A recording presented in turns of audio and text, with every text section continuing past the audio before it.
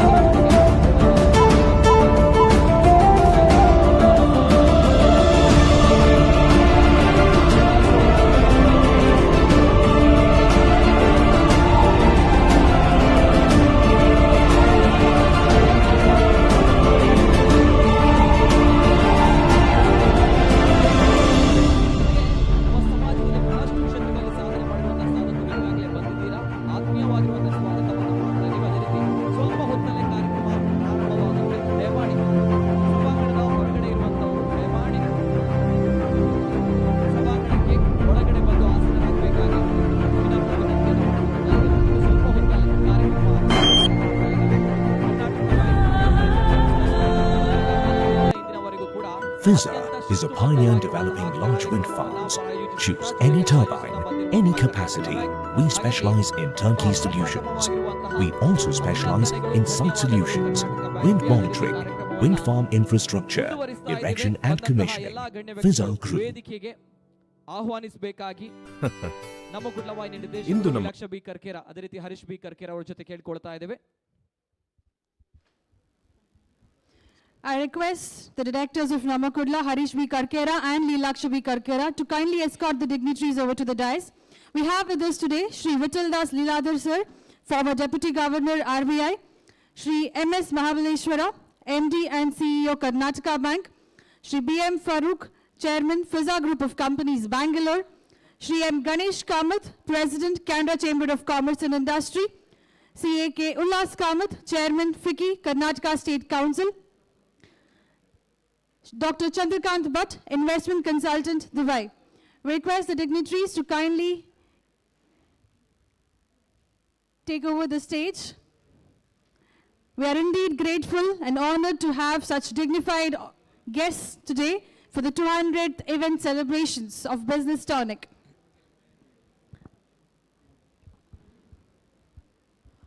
ಅತ್ಯಂತ ಹೆಮ್ಮೆಯಿಂದ ಜೊತೆಗೆ ಸಂತೋಷದಿಂದ ಅತ್ಯಂತ ಆತ್ಮಾಭಿಮಾನ ಗೌರವದಿಂದ 200ನೇ episode Karnataka bank presents Business Tonic ಕಾರ್ಯಕ್ರಮವನ್ನು ನಾವು ಇವತ್ತು ಆಯೋಜನೆ ಮಾಡ್ತಾ ಇದ್ದೇವೆ.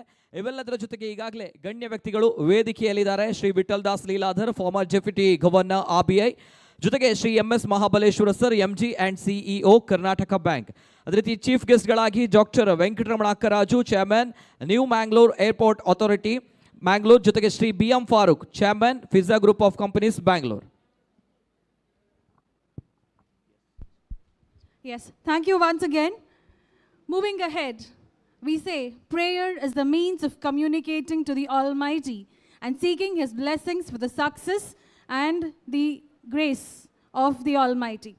I request Sri Muralidhar Shanaiji to lead us into prayer through his melodious voice.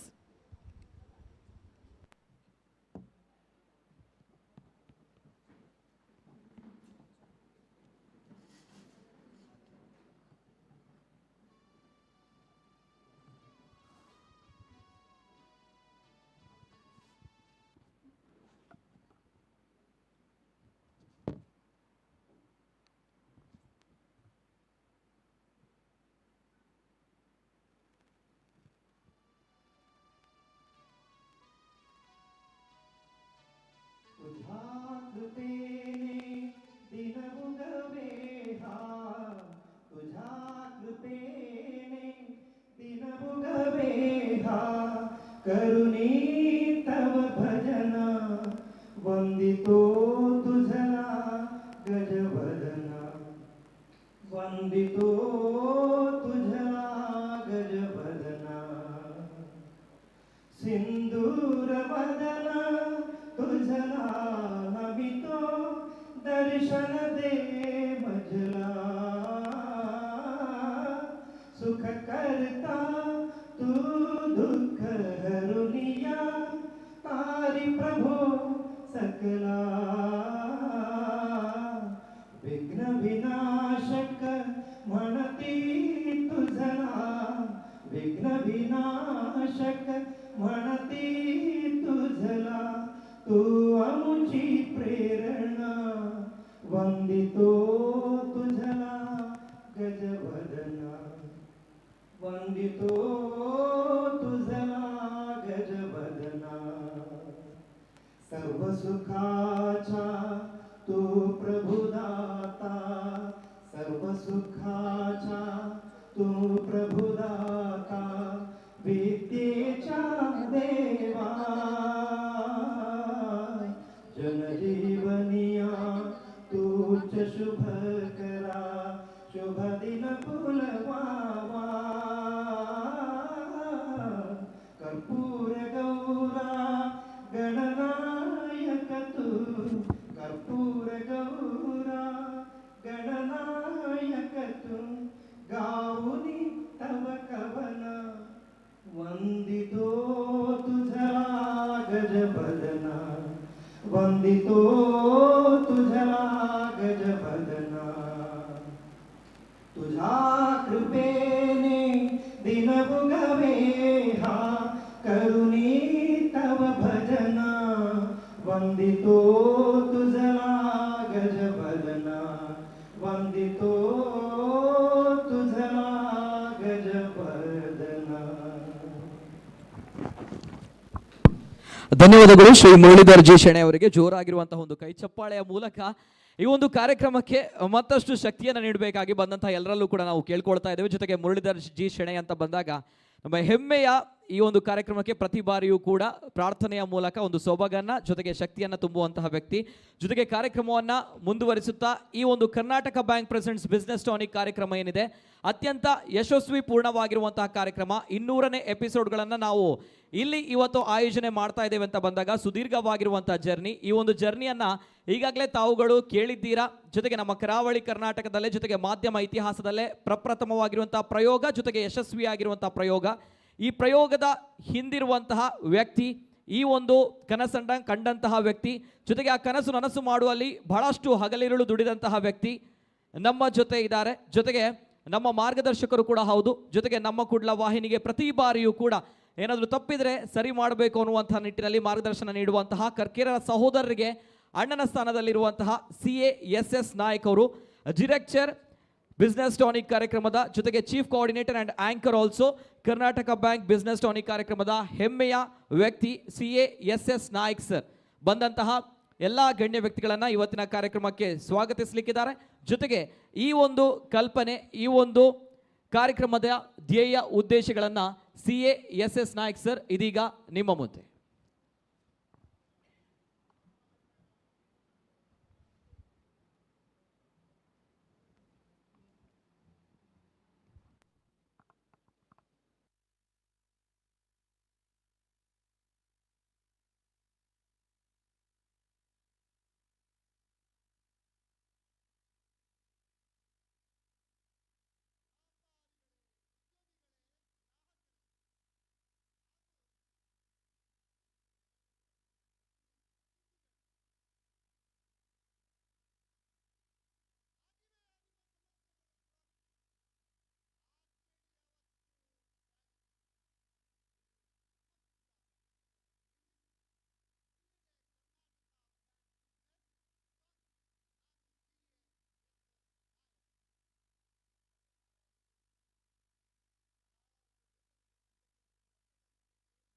ಪರಿಸ್ಥಿತಿ ಈಗ. ಯಾಕಂದರೆ ಎಲ್ಲ ಟಿ ವಿ ಮಾಧ್ಯಮದಲ್ಲಿ ವರ್ಣರಂಜಿತ ಬೇರೆ ಬೇರೆ ಕಾರ್ಯಕ್ರಮ ಬರುವಾಗ ಈ ಬಿಸ್ನೆಸ್ ಟಾನಿಕ್ ಕಾರ್ಯಕ್ರಮ ಯಾಕೆ ಮಾಡ್ತಾರಪ್ಪ ಅಂತೇಳಿ ಜನರ ಮನಸ್ಸಿನಲ್ಲಿ ಇತ್ತು. ಆದರೆ ಈ ಒಂದು ಸಂದೇಹ ನಾವು ಪ್ರಥಮವಾಗಿ ಬ್ಯಾಟಿಂಗ್ ಮಾಡುವಾಗ ಹಗುರ ಬ್ಯಾಟಿಂಗ್ ಮಾಡುವಾಗ ಇವನು ಔಟ್ ಆಗ್ತಾನೆ, ಇಲ್ಲೂ ಔಟ್ ಆಗ್ತಾನೆ, ಬಹುಶಃ ಔಟ್ ಆಗ್ತಾನೆ ಅಂತ ಔಟೇ ಆಗಲಿಲ್ಲ. ಇವತ್ತು 200 ನಾಟ್ ಔಟ್ ಅಂತ ಹೇಳಲಿಕ್ಕೆ ಬಹಳ ಒಂದು ಸಂತೋಷ ಆಗ್ತದೆ. ಈ ಕ್ರಿಕೆಟ್ ಆಡುವಾಗ ನಮಗೆ ಬೌಲರ್ ಬೇಕು, ಬ್ಯಾಟ್ಸ್ಮ್ಯಾನ್ ಬೇಕು, ವಿಕೆಟ್ ಕೀಪರ್ ಬೇಕು, ಅಂಪೈರ್ ಬೇಕು, ಥರ್ಡ್ ಅಂಪೈರ್ ಬೇಕು, ಹಾಗೂ ವೀಕ್ಷಕರು ಕೂಡ ಬೇಕು. ಸೊ ಈ ಒಂದು ಕಾರ್ಯಕ್ರಮ ಬ್ಯಾಟ್ಸ್ಮ್ಯಾನ್ ಆಗಿ ನಾನು, ನನ್ನೊಂದಿಗೆ CA ಯಶಸ್ವಿನಿ ಇರ್ಬೋದು, CA MN ಪೈ ಅವರು ಇರ್ಬೋದು, CA ಪ್ರತೀಕ್ಷಾ ಪೈ ಅವರು ಇರ್ಬೋದು, CA ಶಬಾನ ಅವರು ಇರ್ಬೋದು, ಅನೇಕರು, ನಮ್ಮ ನಿತಿನ್ ಕೂಡ ಆ್ಯಂಕರ್ ಆಗಿ ಬಂದಿದ್ದಾರೆ. ನಿಮಗೆಲ್ಲರೂ ಇವರೆಲ್ಲರೂ ಒಟ್ಟಾಗಿ ನಾವು ಇವತ್ತು 200 ನಾಟ್ಔಟ್ ಮಾಡಲಿಕ್ಕೆ, ನಾಟ್ಔಟ್ ಆಗಿ 200 ಬಾರಿಸಲಿಕ್ಕೆ ಸಾಧ್ಯ ಆಯಿತು ಅಂತ ಹೇಳ್ತೇವೆ. Bowling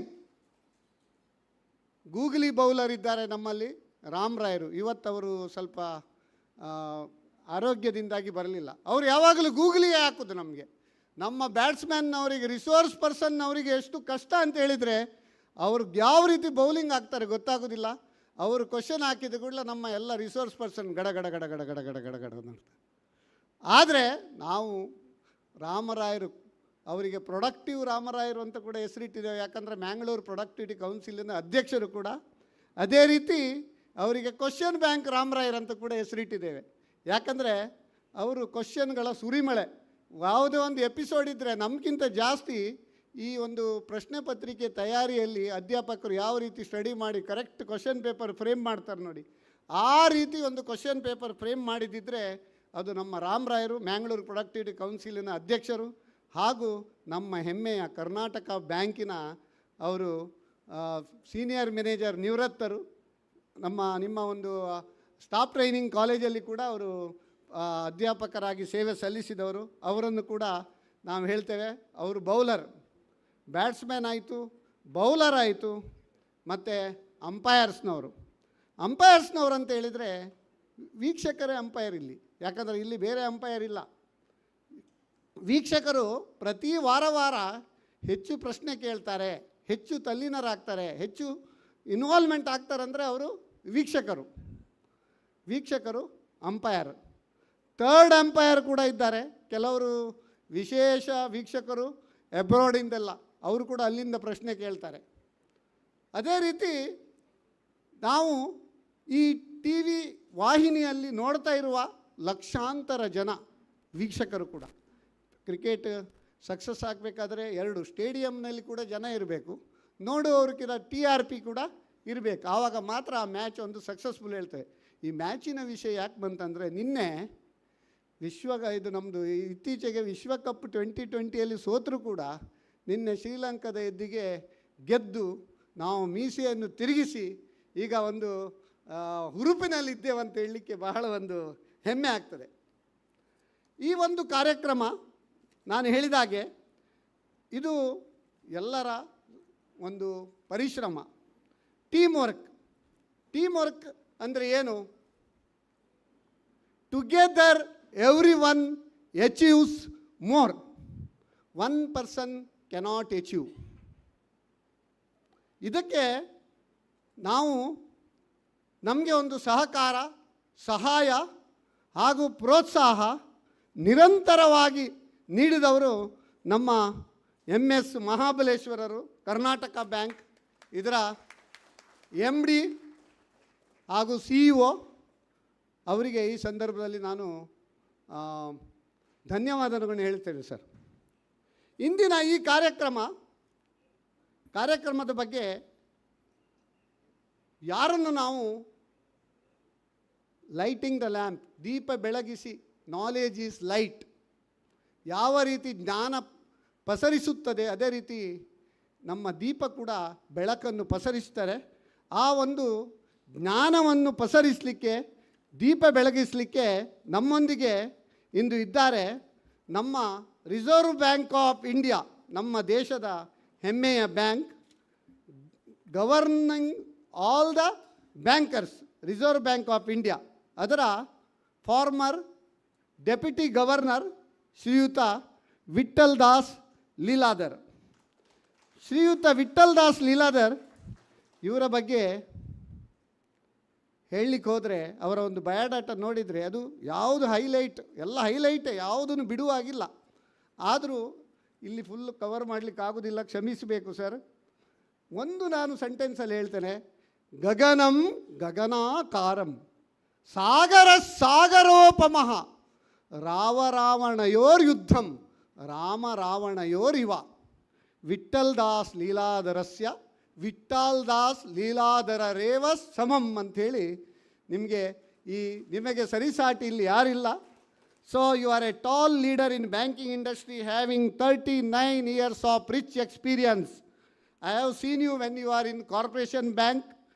His nature is very humble, he is able, honest and what not. We cannot explain, as I already mentioned. ಇವರ ಒಂದು ಪಬ್ಲಿಕ್ ಸೆಕ್ಟರ್ ಬ್ಯಾಂಕ್ನಲ್ಲಿ ಇವರ ಒಂದು ವೃತ್ತಿ ಜೀವನ, ಕಾರ್ಪೊರೇಷನ್ ಬ್ಯಾಂಕ್ ಇರ್ಬೋದು, ಆಮೇಲೆ ಈ became executive director of bank of Maharashtra, chairman and managing director of Vijaya bank, ಅದೇ ಅಲ್ಲದೆ chairman and managing director of Union Bank of India. Thereafter, after seeing his proficiency and leadership qualities, he has been appointed as a deputy governor of Reserve Bank of India in the year 2004. So, ನಮ್ಮ ಎಲ್ಲ ಬ್ಯಾಂಕ್ಗಳನ್ನು ಕಡಿವಾಣ ಹಾಕುವ bank ಅಂದರೆ reserve bank of India.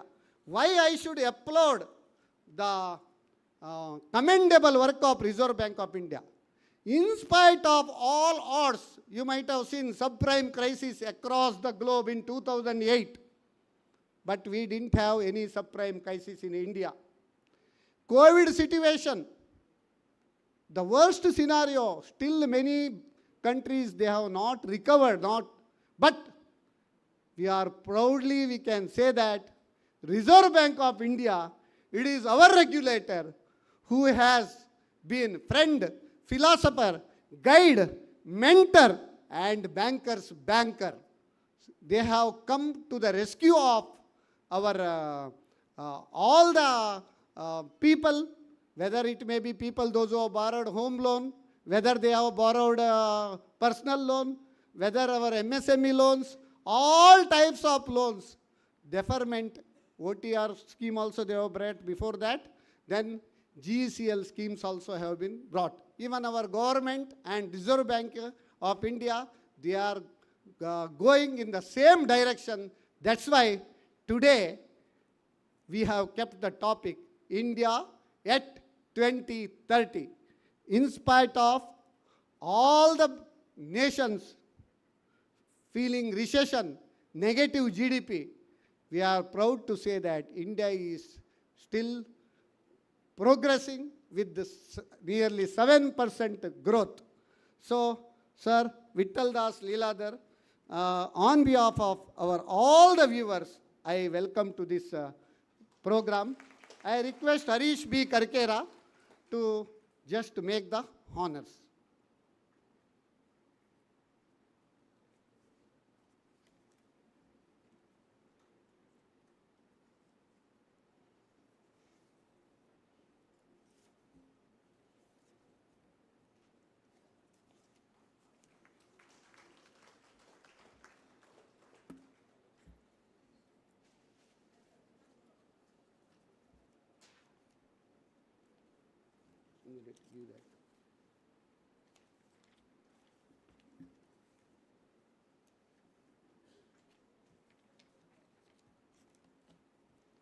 Shri MS Mahabaleshwar,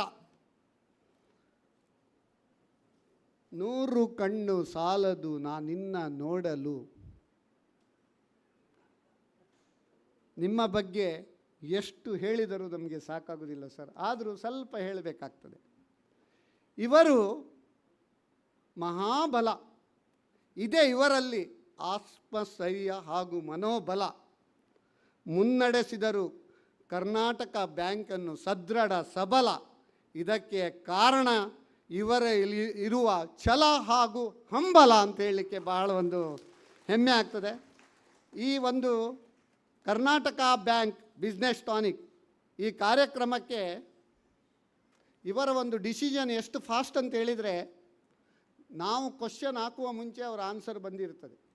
ನಾವು ಹೇಳಿದ್ದೇವೆ 2018 in the month of December Kavoor branch ಇನಾಗ್ರೇಷನಿಗೆ ನಮ್ಮ MS ಮಹಾಬಲೇಶ್ವರ್ ಅವರು ಇನಾಗ್ರೇಟರ್ ಆಗಿ ಬಂದಿದ್ದರು. ಆವಾಗ ನಮ್ಮನ್ನು ಕೂಡ ಕರೆದಿದ್ದರು, ನಾನು ಹೋಗಿದ್ದೆ, ಲೀಲಾಕ್ಷರು ಕೂಡ ಇದ್ದರು.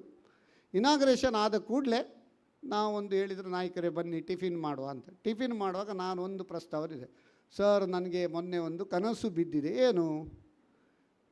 ಒಂದು ಕಾರ್ಯಕ್ರಮ ಮಾಡುವಂತಿದ್ದೇವೆ ನಮ್ಮ ಕುಡ್ಲದಲ್ಲಿ. ಏನದು? ಬಿಸ್ನೆಸ್ ಟಾನಿಕ್ ಅಂತ. ಭಾಳ ಒಳ್ಳೆ ಮಾರ್ರೆ, ಬಿಸ್ನೆಸ್ ಟಾನಿಕ್. ಅದನ್ನು ಸ್ವಲ್ಪ ನಾವು ಹೆಸರು ಚೇಂಜ್ ಮಾಡುವ. ಏನು? ಕರ್ನಾಟಕ ಬ್ಯಾಂಕ್ ಬಿಸ್ನೆಸ್ ಟಾನಿಕ್ ಮಾಡುವಲ್ಲ ಅಂತೇಳಿ. ಅಂದರೆ ನಾವು ಎಷ್ಟು ಆಲೋಚನೆ ಮಾಡ್ತೇವೆ ಅದಕ್ಕಿಂತ one step is ahead. So that is the quality of a successful leader. He who does not know that he does not know, he is a fool, avoid him. He who knows that he does not know, he is a student, teach him. He who does not know that he knows, he is sleeping, awake him. He who knows and knows that he knows, he is a leader, follow him. So, sir, you have posted a record net profit in this centenary year of your bank. Already in mid 22-23, that is September 22, 411.47 of record profit, 228% jump in profit year on year ಅಂತ ಹೇಳಲಿಕ್ಕೆ ಹೆಮ್ಮೆ ಆಗ್ತದೆ.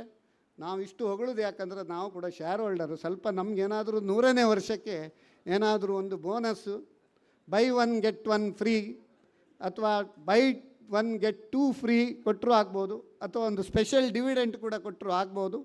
ಆದ್ದರಿಂದ ದಯವಿಟ್ಟು consider ಮಾಡಿ.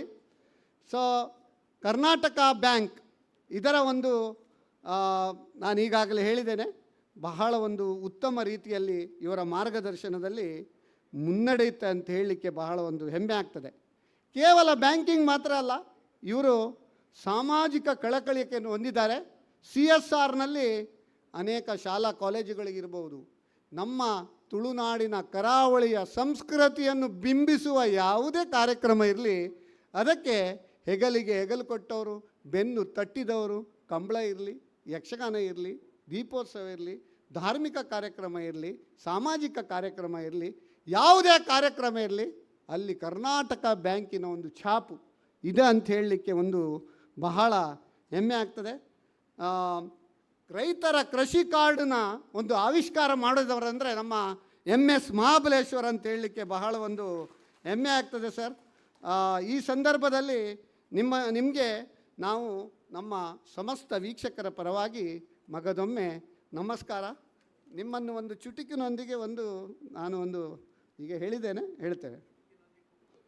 875 ಶಾಖೆಗಳ ಮಹಾಪೂರ, ಉತ್ಕೃಷ್ಟ digital ಬ್ಯಾಂಕಿನ ಹರಿಕಾರ, ಬ್ಯಾಂಕಿನ ಸಿಬ್ಬಂದಿಗಳ ನೇತಾರ, ಅನೇಕ ರೈತರ ಉದ್ಯಮಿಗಳ ಸ್ವಪ್ನವನ್ನು ಸಾಕಾರ,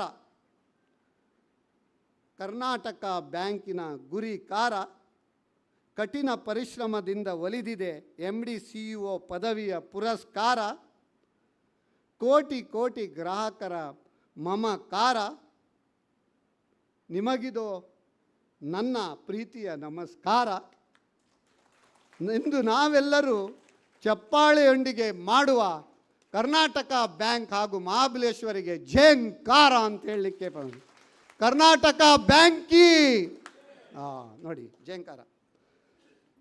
ಈಗ ನಮ್ಮ BM ಫರೂಕ್, ಉಲ್ಲಾಸ್ ಕಾಮತ್ ನಮ್ಮ ಆನ್ ಬಿಹಾಫ್ ಆಫ್ ನಮ್ಮ Kudla Karnataka bank business tonic Shri MS Mahabaleshwara ಇವರಿಗೆ ಲೀಲಾಕ್ಷ ಬಿ ಕರ್ಕೇರ್ರವರು ಗೌರವಿಸಬೇಕಾಗಿ ಕೋರ್ತೇನೆ.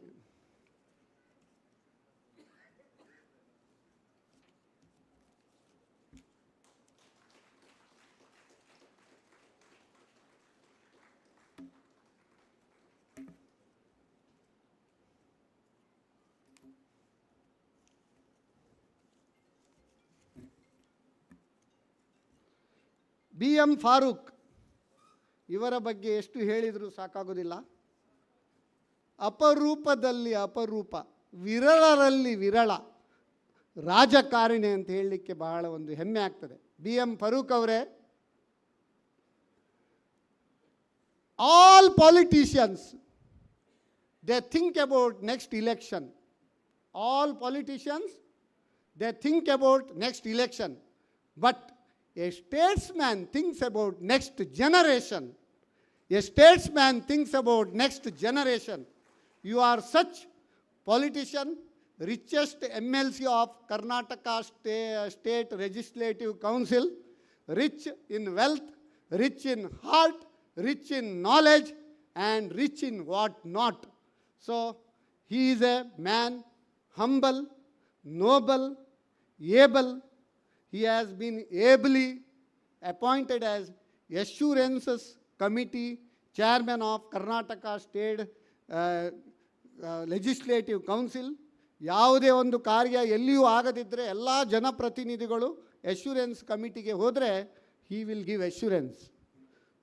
ಓಕೆ, ಕೇವಲ ಭರವಸೆ ಅಲ್ಲ, ಭರವಸೆಯನ್ನು ಕಂಪ್ಲೀಟ್ ಮಾಡಲಿಕ್ಕೆ ಕೂಡ ಅವರು ಅದಕ್ಕೆ ಒಂದು ರೋಡ್ ಮ್ಯಾಪ್ ಕೂಡ ಕೊಡ್ತಾರೆ.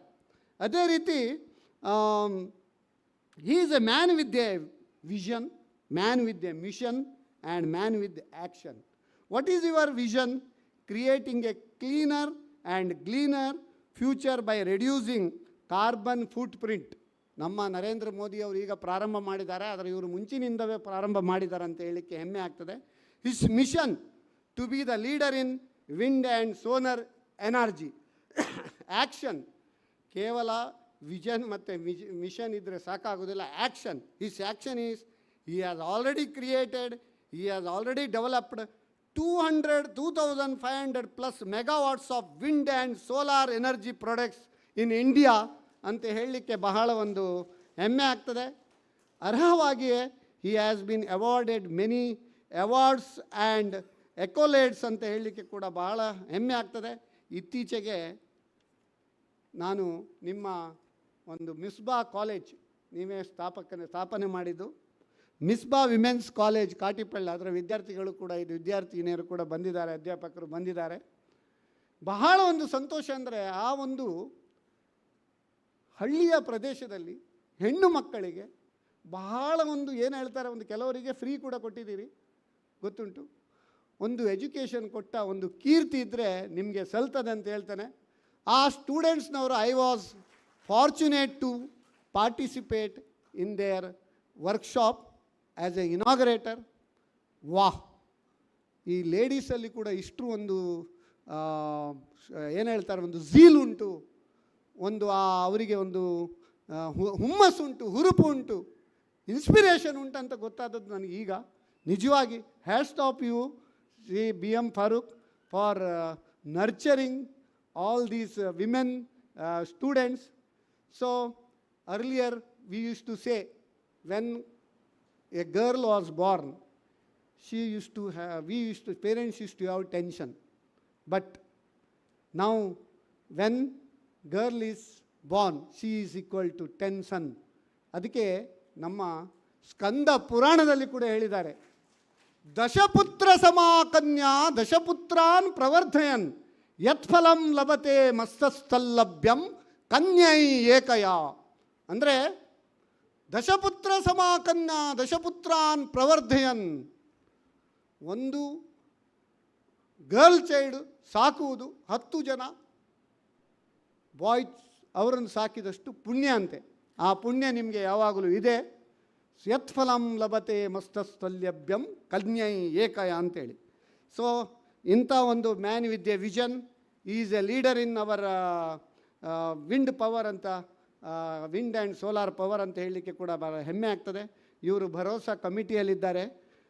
ಅಧ್ಯಕ್ಷ ಕಮಿಟಿ ಕಾ ಭರೋಸಾ, ಕಾಮ್ ಕಬಿ ಬಿ ನಹಿ ರಾಮ್ ಭರೋಸಾ ಅಂಥೇಳಿ ನಿಮಗೆ ನಮ್ಮ ಸಮಸ್ತ ವೀಕ್ಷಕರ ಪರವಾಗಿ ಆಹ್ವಾನಿಸ್ತೇವೆ. ಶ್ರೀಯುತ ಮೋಹನ್ ಕರ್ಕೇರ, ನೀವು ಇವರಿಗೆ ಗೌರವಿಸಬೇಕು.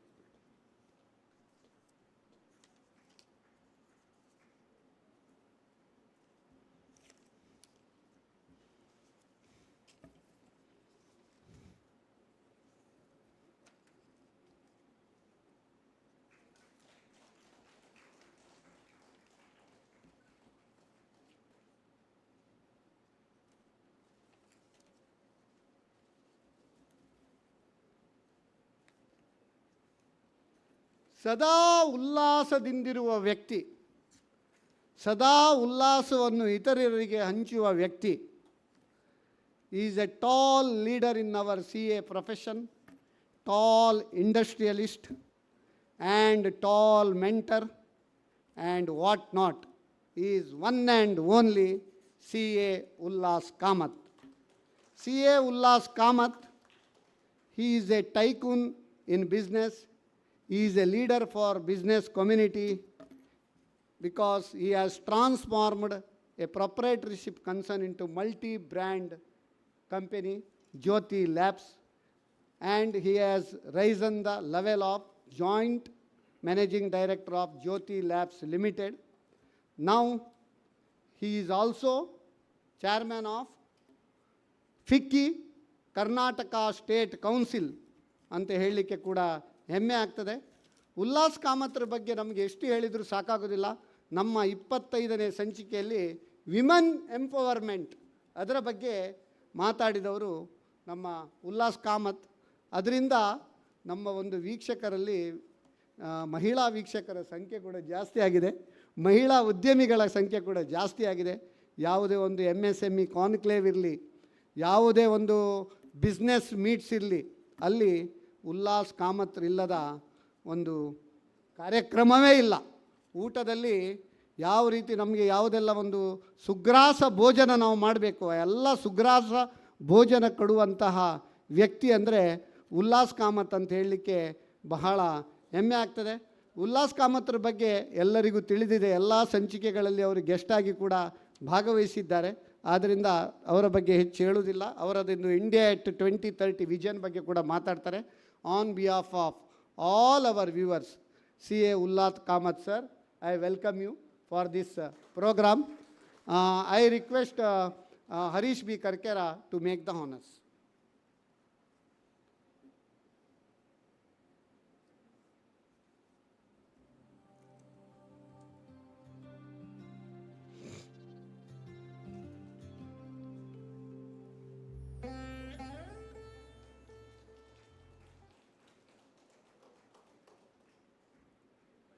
ಗಣೇಶ್ ಕಾಮತ್ ನಮ್ಮ ಕರಾವಳಿ ಕರ್ನಾಟಕದ ಹೆಮ್ಮೆಯ trade body Canara Chamber of Commerce and Industry. It has also its footprints more than 100 years. So ಅದರ ಒಂದು ಅಧ್ಯಕ್ಷರಾಗಿ ಶ್ರೀ ಗಣೇಶ್ ಕಾಮತ್ ಅವರು ನಮ್ಮೊಂದಿಗಿದ್ದಾರೆ. Ganesh Kamath is active Rotarian, he is in pharma business also. He has been in various positions in various organizations. Then he is a voracious orator also. He was the assistant governor of Rotary District 3180 ಕೂಡ ಆಗಿದ್ರು. He is the past secretary of South Canara District Chemist and Druggist Association. So Canara Chamber of Commerce and Industry, they are bridging between the policy makers and the stakeholders. How they will bridge?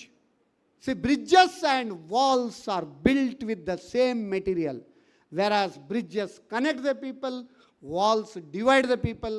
Canara Chamber of Commerce and Industry is here to bridge between policy makers, government and members and stakeholders. On behalf of Karnataka Bank Business Tonic, I request Leelaksha B. Karkera to make the honors to Shri Ganesh Kamath.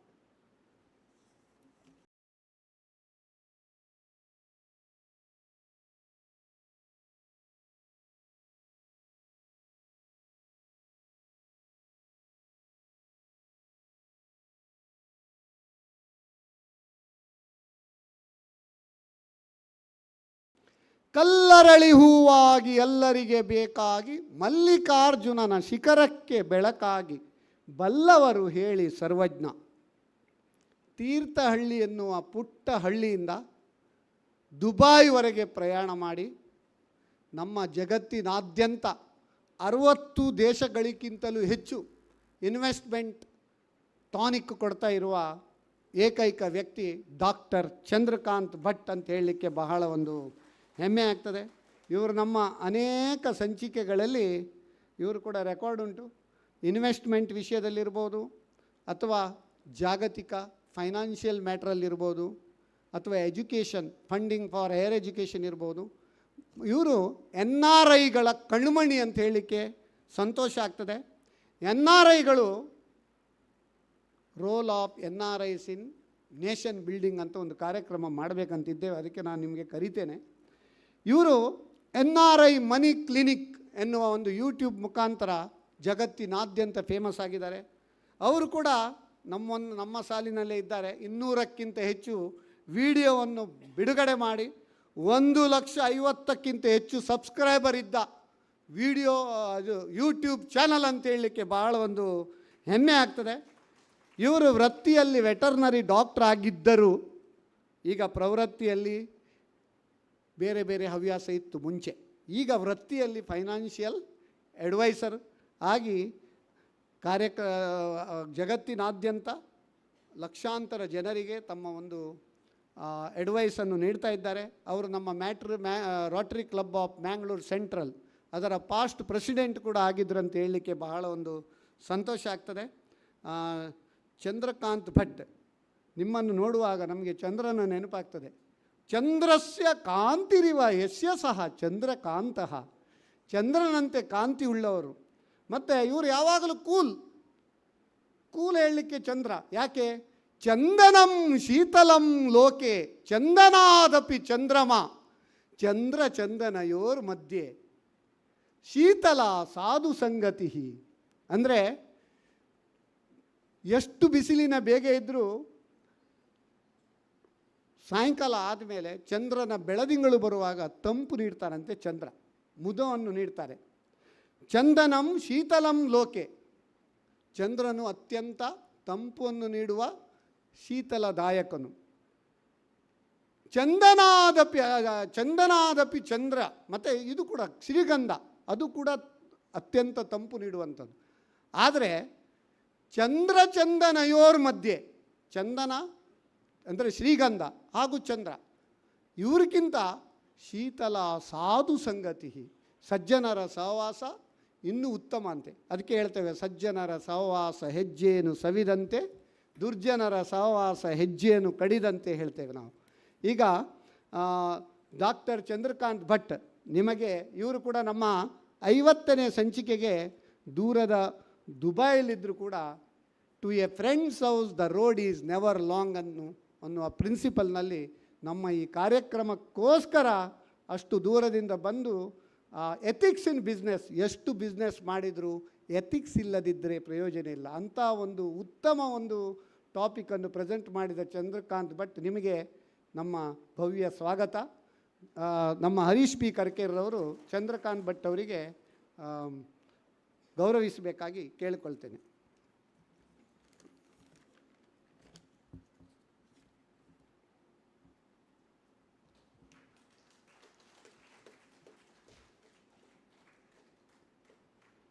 ನಮ್ಮ ಕರ್ಕೇರ ಸಹೋದರರು, ಆದರ್ಶ ಅಣ್ಣ ತಮ್ಮಂದಿರು ಯಾರು ಕೇಳಿದರೆ ಕರ್ಕೇರ ಸಹೋದರರು ಅಂತ first prize ಬರ್ತದೆ. ಆದರ್ಶ ದಂಪತಿಗಳ ಒಂದು ಪ್ರೈಸ್ ಇದ್ದರೆ ಅದು ಕೆಲವರಿಗೆ ಸಿಗ್ತದಲ್ಲ, ಅದೇ ರೀತಿ ಆದರ್ಶ ಅಣ್ಣ ತಮ್ಮಂದಿರು ಯಾರಂದರೆ ಕರ್ಕೇರ ಸಹೋದರರು.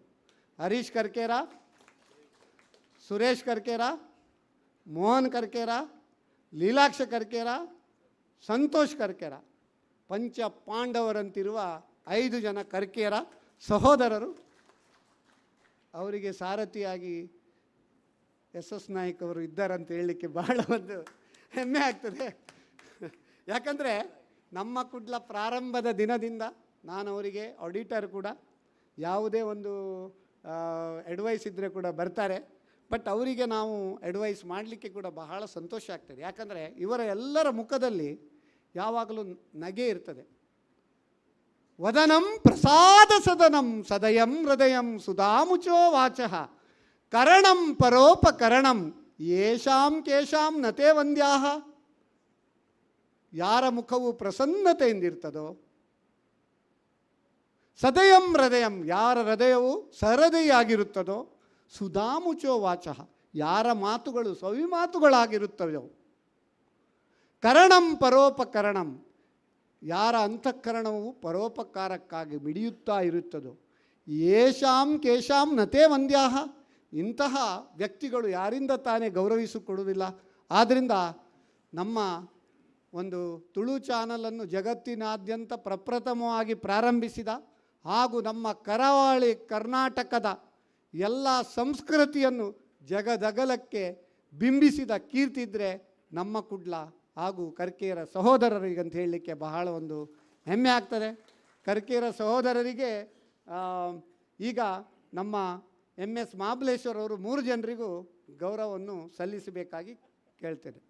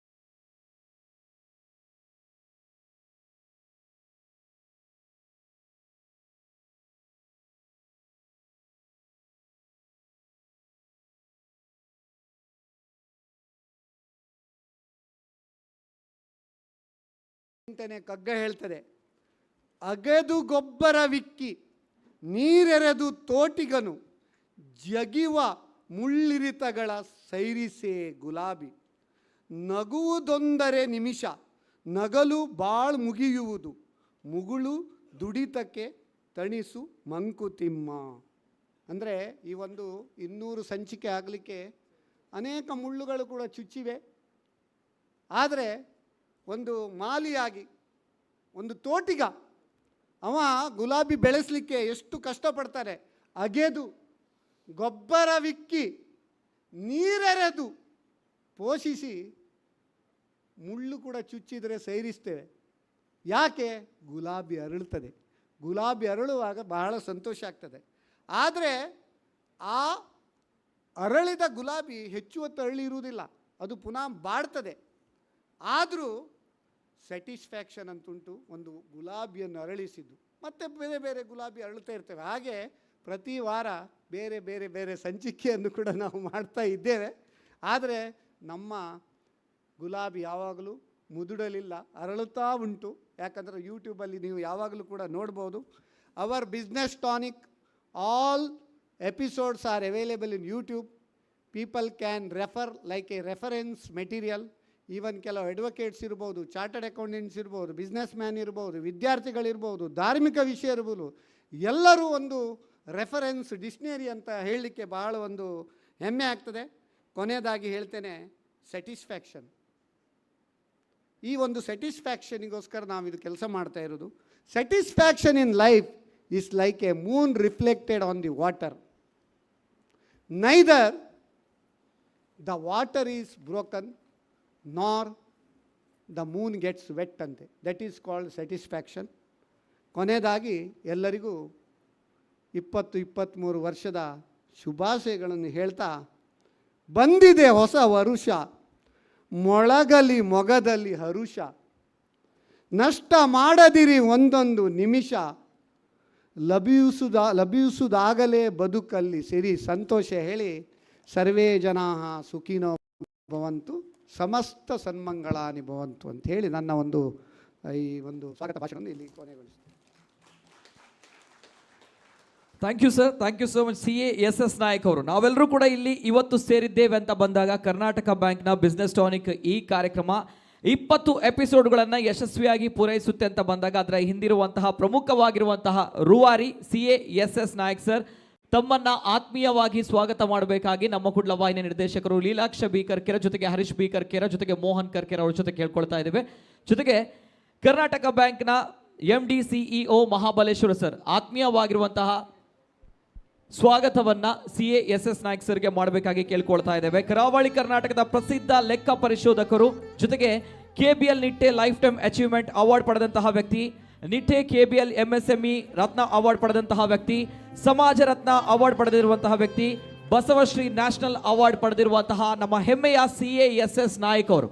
ಈಗಾಗಲೇ ಹೇಳಿದಾಗೆ ನಮ್ಮ ಕುಡ್ಲ ವಾಹಿನಿಯ ಕರ್ಕೇರ ಸಹೋದರರಿಗೆ ಪ್ರತಿ ಬಾರಿಯೂ ಕೂಡ ಅಣ್ಣನ ಸ್ಥಾನದಲ್ಲಿ ಇದ್ದು ಮಾರ್ಗದರ್ಶನವನ್ನು ನೀಡ್ತಾ ಇರುವಂತಹ ವ್ಯಕ್ತಿ.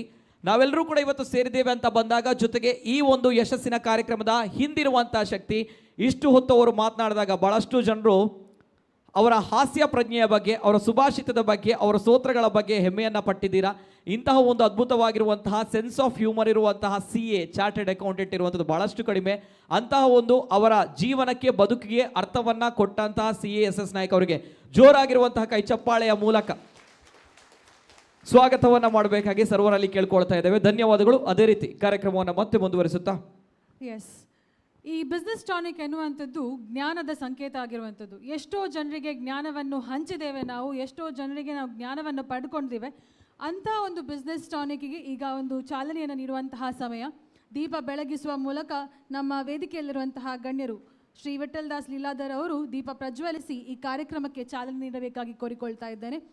ಅದೇ ರೀತಿ we also recognise the presence of doctor Devadas Rai, the past district governor. ಒಂದು ಅರ್ಥಪೂರ್ಣವಾಗಿರುವಂತಹ ಕಾರ್ಯಕ್ರಮ ನಡೀತಾ ಇದೆ.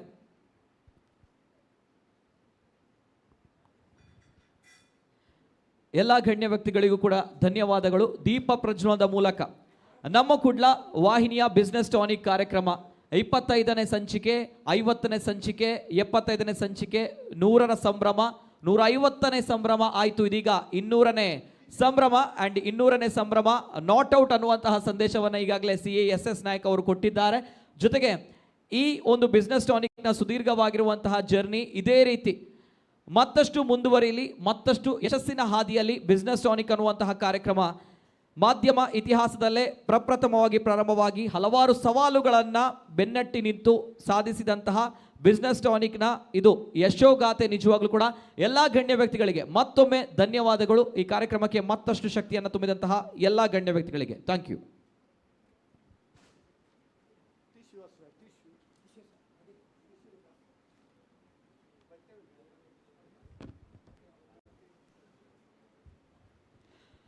ಅದೇ ರೀತಿ ಕಾರ್ಯಕ್ರಮವನ್ನು ಮತ್ತೆ ಮುಂದುವರಿಸುತ್ತಾ ಇದೀಗ ಕರ್ನಾಟಕ ಬ್ಯಾಂಕ್ನ ಬಿಸ್ನೆಸ್ ಟಾನಿಕ್ 200ನೇ ಎಪಿಸೋಡ್ನ ಸಂಭ್ರಮದಲ್ಲಿ ನಾವೆಲ್ಲರೂ ಕೂಡ ಇದ್ದೇವೆ ಅಂತ ಬಂದಾಗ ಈ 151ನೇ ಎಪಿಸೋಡ್ನಿಂದ 200ನೇ ಎಪಿಸೋಡ್ವರೆಗೆ ನಾವು ಬಂದಿರುವಂತಹ ಜರ್ನಿ ಯಾವ ರೀತಿಯ ಕಾರ್ಯಕ್ರಮಗಳಿತ್ತು, ಹೇಗಿತ್ತು ಈ ಒಂದು ಸುದೀರ್ಘವಾಗಿರುವಂತಹ ಜರ್ನಿ, ಇದರ ಬಗ್ಗೆ ಸಂಪೂರ್ಣವಾಗಿರುವಂತಹ ಸಮಗ್ರವಾಗಿರುವಂತಹ ಚಿತ್ರಣ ಇದೀಗ ನಿಮ್ಮ ಮುಂದೆ ಈ ಡಾಕ್ಯುಮೆಂಟರಿಯನ್ನು ರಿಲೀಸ್ ಮಾಡಲಿಕ್ಕಿದ್ದಾರೆ Shriyuta MS Mahabaleshwara MD and CEO Karnataka bank.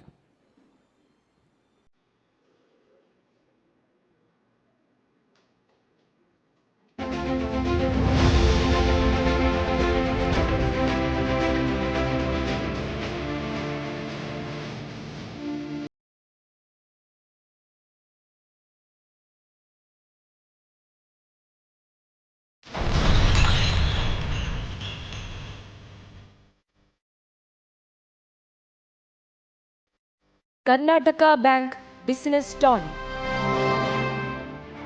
ವ್ಯಾಪಾರಿಗಳೇ, ಉದ್ಯಮಿಗಳೇ, ಗ್ರಾಹಕರೇ, ವಿದ್ಯಾರ್ಥಿಗಳೇ ಹಾಗೂ ಪೋಷಕರೇ, ಆಗಿವೆ ನಿಮ್ಮ ಸಮಸ್ಯೆಗಳು ಕ್ರಾನಿಕ್, ಆಗಬೇಡಿ ಯಾವತ್ತು ಪ್ಯಾನಿಕ್. ಇದು ನಮ್ಮ ಕುಡ್ಲ ಬಿಸ್ನೆಸ್ ಕ್ಲಿನಿಕ್. ಇಲ್ಲಿದೆ ಕರ್ನಾಟಕ ಬ್ಯಾಂಕ್ ಬಿಸ್ನೆಸ್ ಟಾನಿಕ್. ನಾನು CA ನಾಯಕ್. ನಾನು CA ಯಶಸ್ವಿನಿ ಕೆ ಅಮನ್. ನಾನು CA MN bye.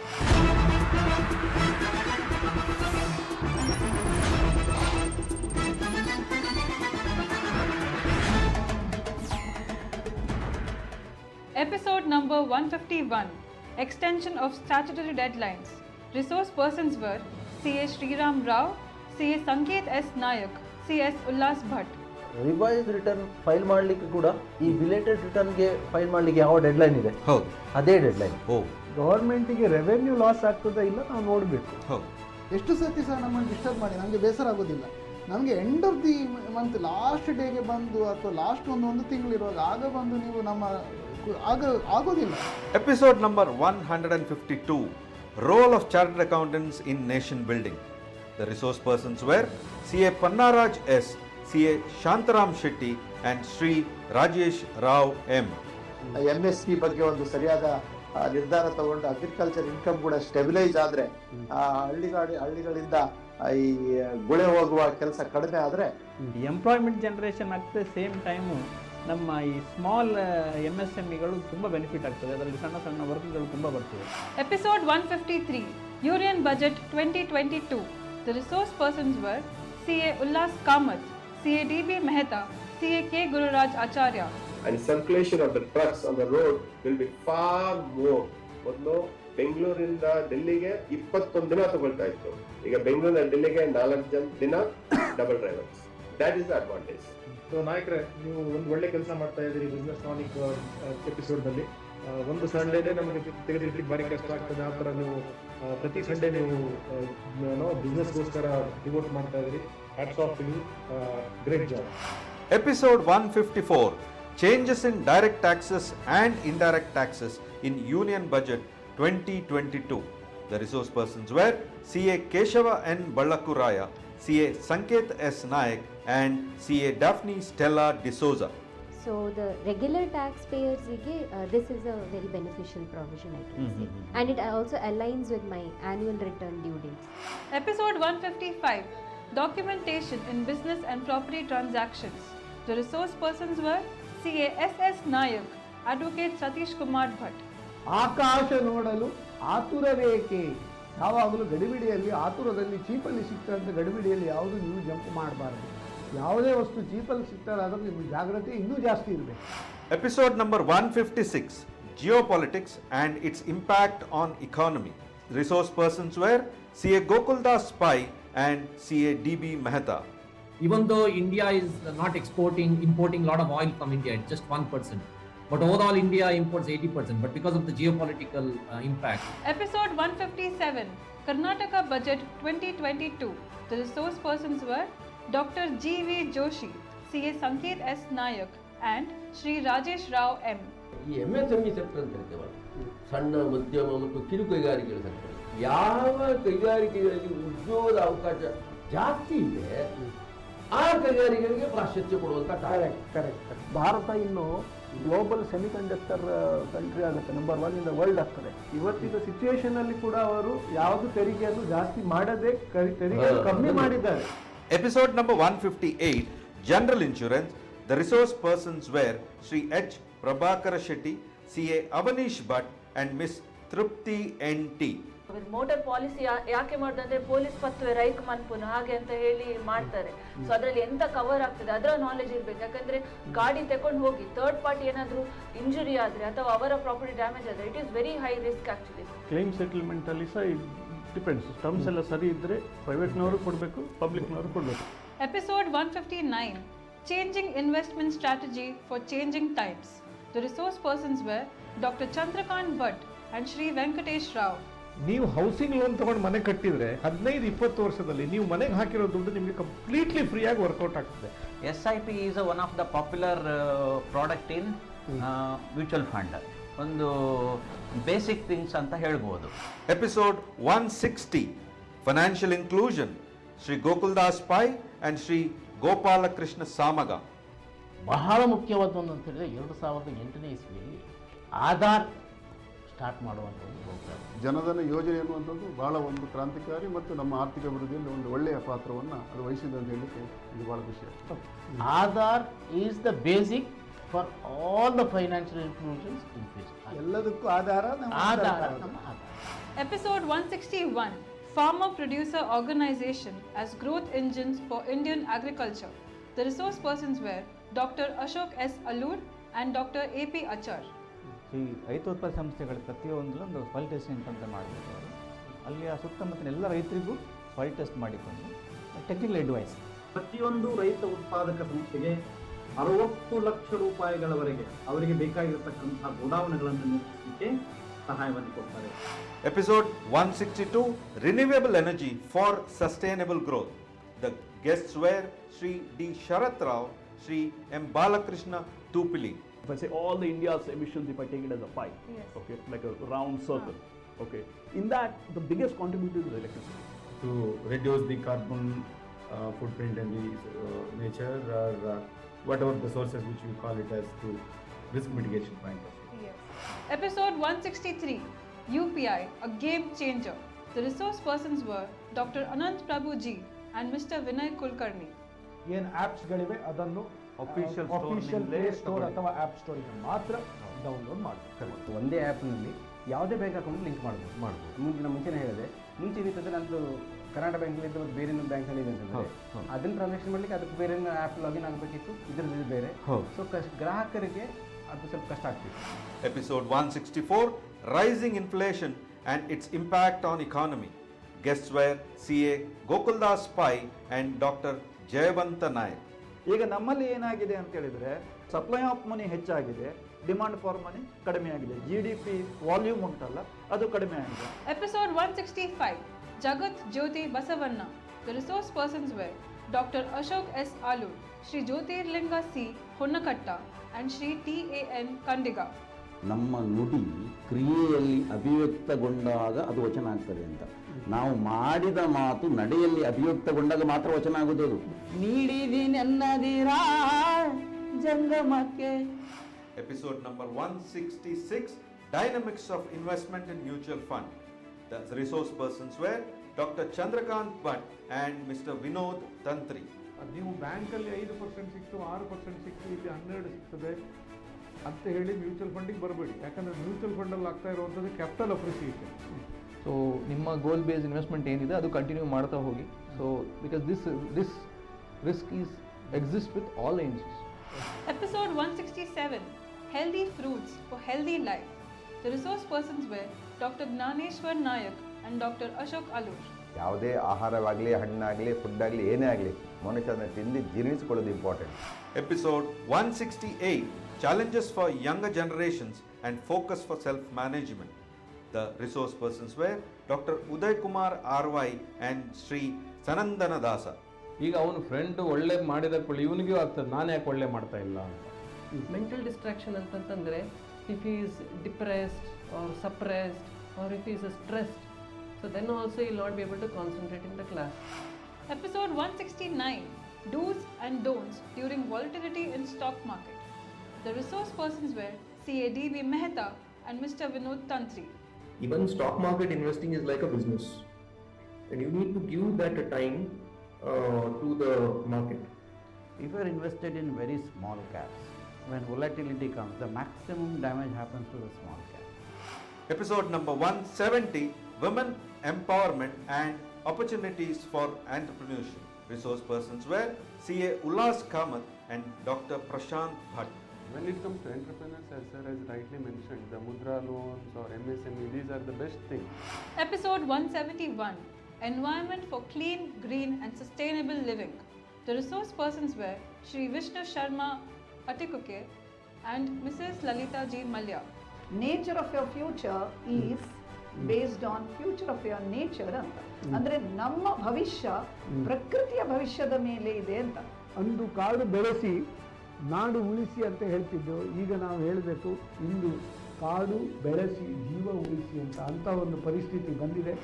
Episode 172, Yoga for Health and Happiness. Resource persons were Sri Eknath Baliga and Sri Kushalappa Gowda N. Corporate ಸೆಕ್ಟರ್ನವರಿಗೆ ಬೇಕಾದಂಥ ಬಹಳ ಪರಿಣಾಮಕಾರಿ ಪ್ರಾಣಾಯಾಮ ಅಂತ ಹೇಳಿದರೆ ಭ್ರಾಮರಿ ಪ್ರಾಣಾಯಾಮ. ಪ್ರತ್ಯಾಹಾರ ಅಂತ ಹೇಳಿದರೆ ಇಂದ್ರಿಯದ ಮೇಲೆ ಹತೋಟಿಯನ್ನು ಸಾಧಿಸುವಂಥ, ಅದು ಅಭ್ಯಾಸ ಮಾಡ್ತಾ ಮಾಡ್ತಾ ನಮಗೆ ಗೊತ್ತಿಲ್ಲದ ಸಾಧನೆ ಆಗ್ತಾ ಹೋಗ್ತದೆ. Episode 173, Opportunities and Challenges for MSMEs. The resource persons were CA S.S. Nayak and Shri Hanumantappa N. Agriculture ಬಿಟ್ಟರೆ second largest employment generation sector ಅಂತ ಹೇಳಿದರೆ MSME ಸೆಕ್ಟರ್ ನಮ್ಮ ದೇಶದಲ್ಲಿ ಹೇಳಲಿಕ್ಕೆ ಹೆಮ್ಮೆ ಆಗ್ತದೆ. ಸಿಬಿಲ್ ಸ್ಕೋರ್ ಹೆಚ್ಚು ಕಡಿಮೆ ಆಗಿದ್ರೆ ಬ್ಯಾಂಕುಗಳು ಅದನ್ನು ಒಂದು ಓವರಾಲ್ ವ್ಯೂ ಅಲ್ಲಿ ನೋಡಿ ಯಾವ ಪೀರಿಯಡಲ್ಲಿ ಸಿಬಿಲ್ ಸ್ಕೋರ್ ಡೌನ್ ಆಗಿದೆ ಅಂತಂದೇಳಿ ಸ್ಟಡಿ ಮಾಡ್ತಾರೆ. ಕನ್ಕ್ಲೂಷನ್ ಆಗಿ ಹೇಳಬೇಕಂದ್ರೆ MSME definitely is going to contribute to the Indian economy. Episode 174, Importance of Branding for Business and FPO. The resource persons were Sri Canny Mendonza and Dr. Ashok S. Alur. 20 years, 50 years, 100 years down. Yes, you should have a vision. Episode 175, Income Tax Return and Filing, Do's and Don'ts. The resource persons were C.A. Sriram Rao and C.A. Sanket S. Nayak. ಯಾರಿಗೆ income tax income ಇದೆಯೋ ಅವರು proper ಆಗಿ income tax return ಅನ್ನು file ಮಾಡಿ. Episode 176, Impact of Global Debt Crisis and Inflation. The resource persons were C.A. D.B. Mehta, C.A. Gokuldas Pai and Sri Rajesh Rao M.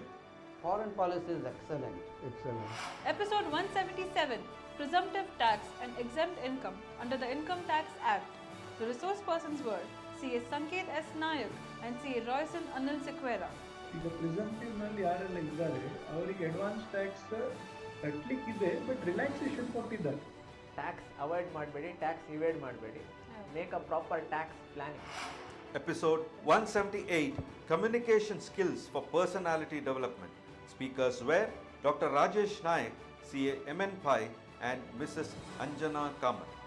And identify mails where you are receiving, which you are receiving directly, give them first priority and then attend to mails where you are only copied. And even on the emails, these days, the artificial intelligence softwares read the mails. You know, people use social media. We are always interested to know what is happening in other person's life. So, Episode 179, Recent Changes in GST. The resource persons were C.A. Keshava N. Balakuraya and C.A. Shabana. Without check post, removal of check post ಒಂದು ಉತ್ತಮ ಬೆಳವಣಿಗೆ. Cash ledger ಅಲ್ಲಿ ನಿಮ್ಮದೇನಾದ್ರೂ cash balance ಉಳಿದಿದೆ, ನಿಮ್ಗೆ ಇನ್ನೊಂದು ಅಂದ್ರೆ sale ಪಾನಲ್ಲಿ ಇನ್ನೊಂದು registration ಇದೆ ಅಂದ್ರೆ ನೀವು ಅಲ್ಲಿಗೆ ಟ್ರಾನ್ಸ್ಫರ್ ಮಾಡ್ಬೋದು ಅಂತ, ಬಟ್ ಅದನ್ನು ನೋಟಿಫೈ ಮಾಡಿರಲಿಲ್ಲ.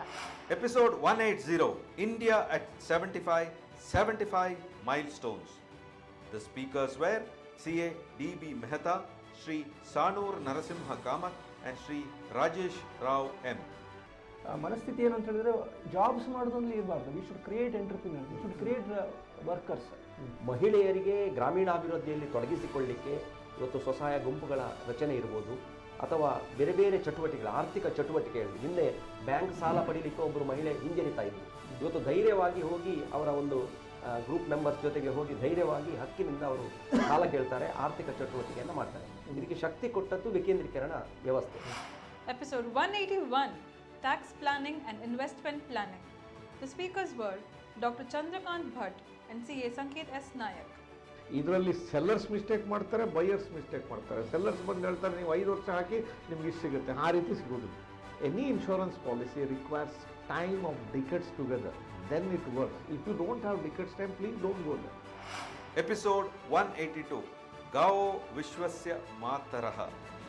ದೇಶಿ ಗೋವು ತಳಿಯಿಂದ ಗ್ರಾಮೀಣ ಆರ್ಥಿಕ ಸಬಲತೆ. The resource persons were Sri G. Ramakrishna Achar and Mrs. Savita R. Achar. ಮೊದಲಿನ ಹಾಲಲ್ಲಿ ಅಮೃತ ಹೇಳ್ತಾ ಇದ್ವಿ.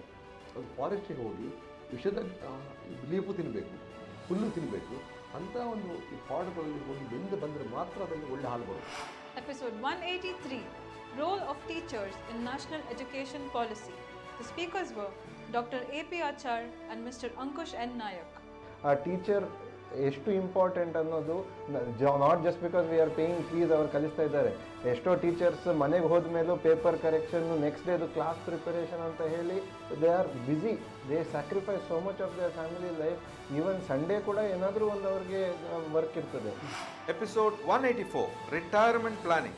The resource persons were Dr. Chandrakant Bhatt and Sri Shamant S. Suvarna. Fixed income ರಿಟೈರ್ಮೆಂಟಲ್ಲಿ ಬೇಕೇ ಬೇಕು. ಆ್ಯಂಡ್ ಬೆಸ್ಟ್ ಆಪ್ಷನ್ ಇವನ್ ಸಣ್ಣ amount even lower middle class ಅವರಿಗೆ ಕೂಡ ನೀವು ಅರ್ಲಿ ಸ್ಟಾರ್ಟ್ ಮಾಡಿ ಇವನ್ 2000 ಸೇವ್ ಮಾಡಿದ್ದು monthly for 30 years you can be able to live a good. Episode 185, Digital Media to Leverage Business.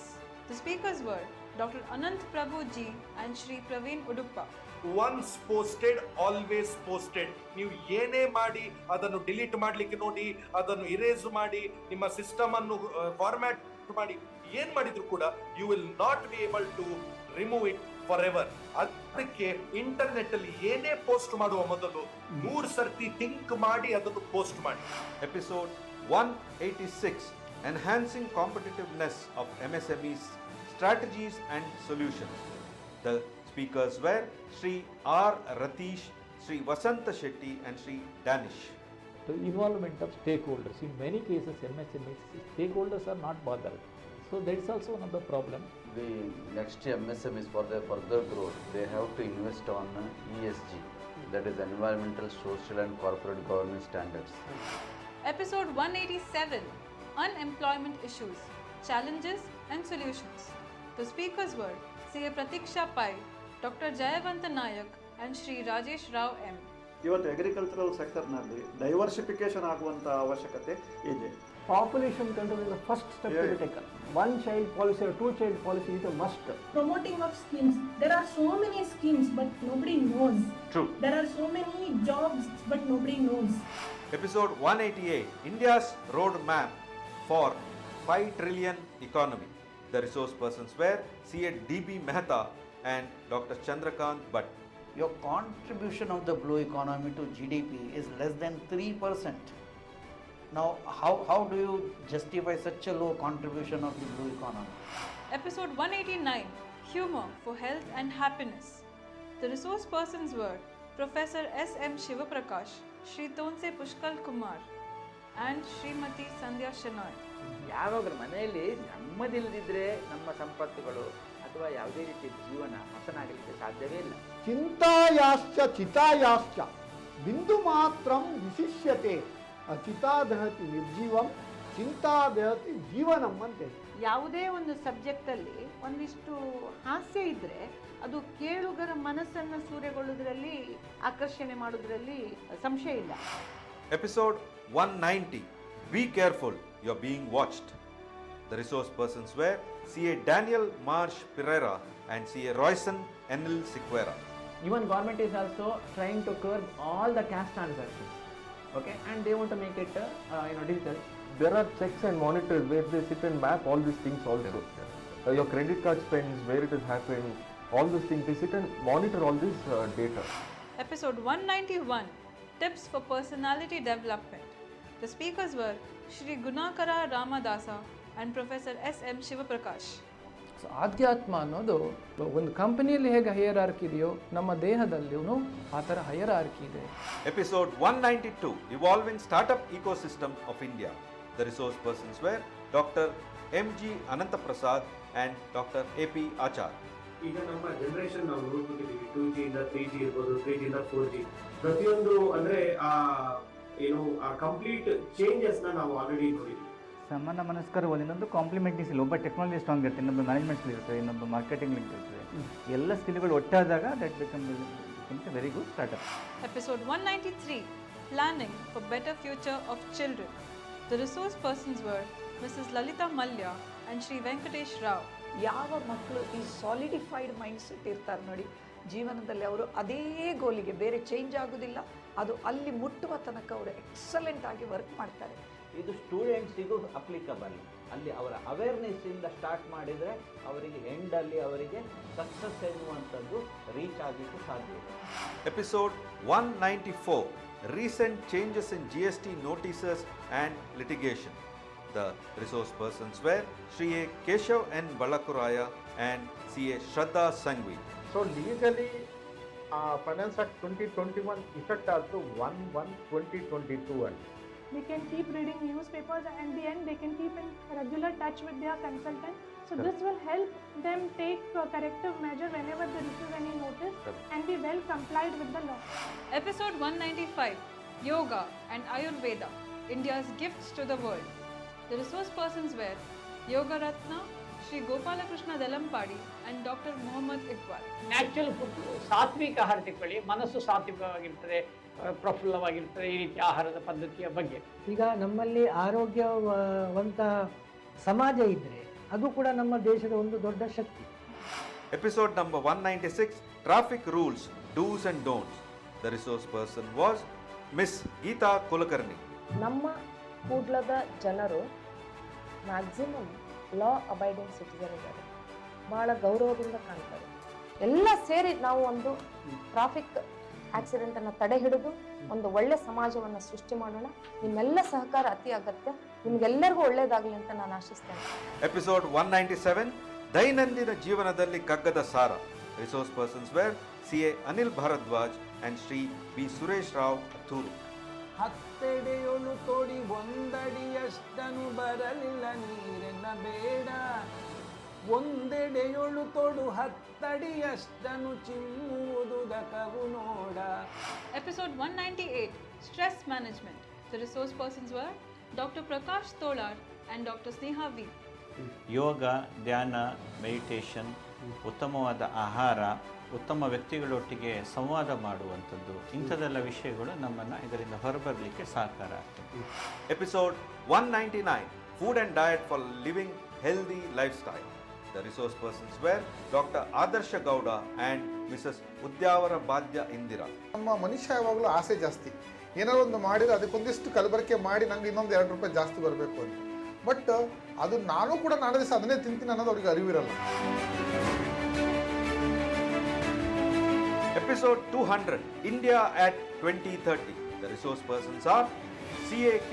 Ullas Kamath, CA D.B. Mehta, CA Gokuldas Pai and Dr. Chandrakant Bhatt.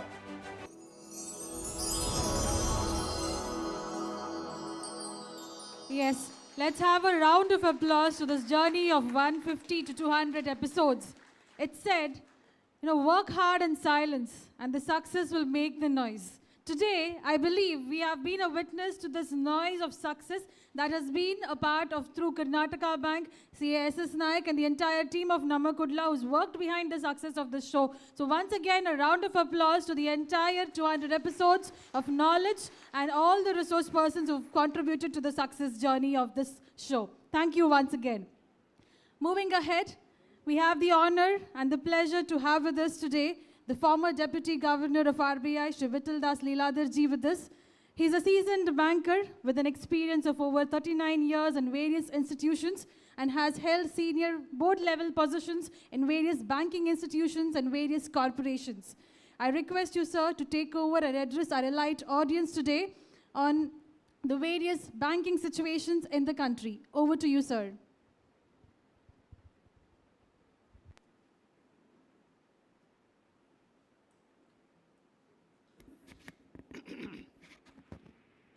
My dear friends, at the outset, I am grateful to CASS Naik, the chairman of Karnataka Bank, and the TV channel Namakudla.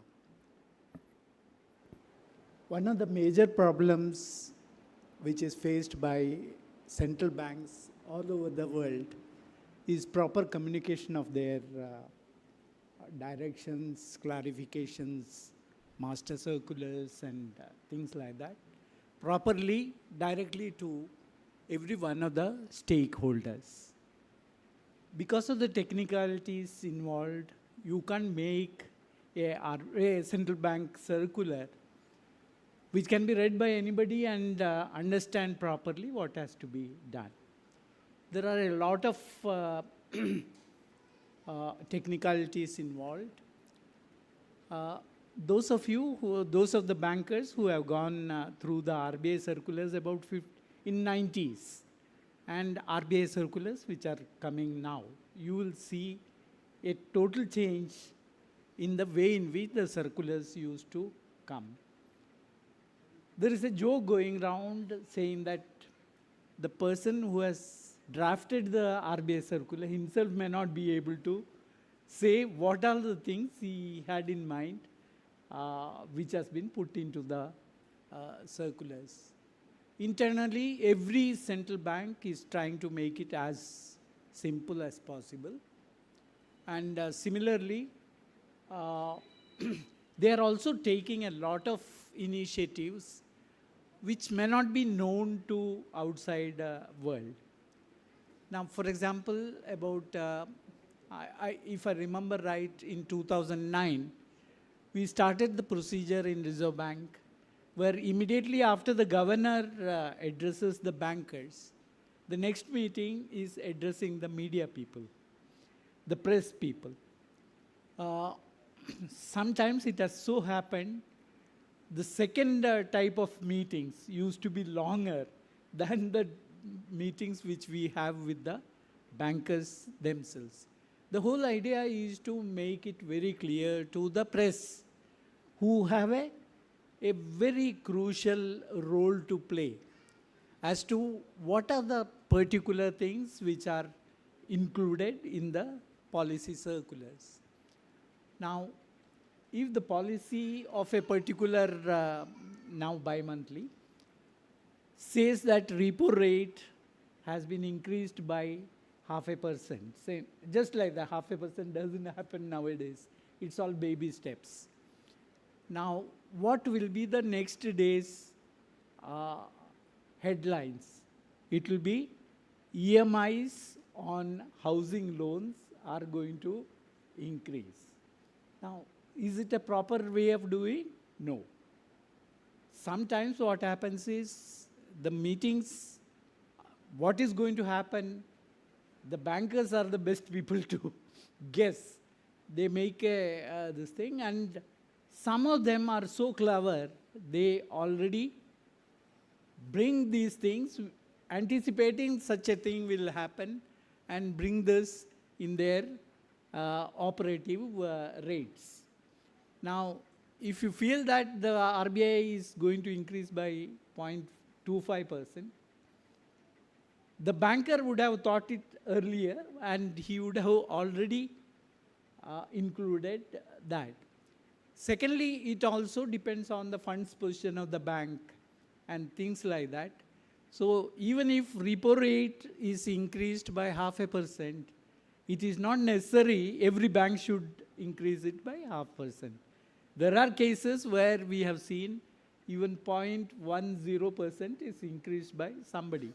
They take this as an opportunity for getting better rates than those banks which are having funds problems and things like that.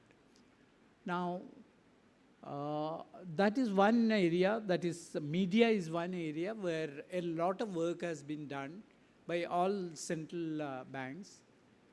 But ultimately, it is the people who are using the bank, using the services of the bank, which will have to decide how this can be done. In that area, that vacuum is filled up by initiatives like what is happening in Mangalore. Fortunately, in Mangalore, you have a set of people, stakeholders, who are extremely proactive and extremely good. Now, a bank like Karnataka Bank has taken the responsibility of sponsoring this project for 200 this thing and all. Chairman was, MD was telling me that it is not 200, it is much more. You started early, and from the day one, Karnataka Bank is with them for doing this. It's an extremely good step, a very proactive step, and it has, the very fact that it has gone on for 200 episodes and all that shows the interest of the people, the way they ask questions. I am told that the audience can, from wherever they are, they can put questions and they get their this thing replied. It's a great thing. Now, I can only say that this endeavor continues for hundreds of episodes here afterwards, so that one even getting people who are capable of explaining without jargons, without this thing, is a Herculean task. And for each episode, you have about minimum three outside experts coming and explaining. It's a difficult task, and that has been done so nicely by this team.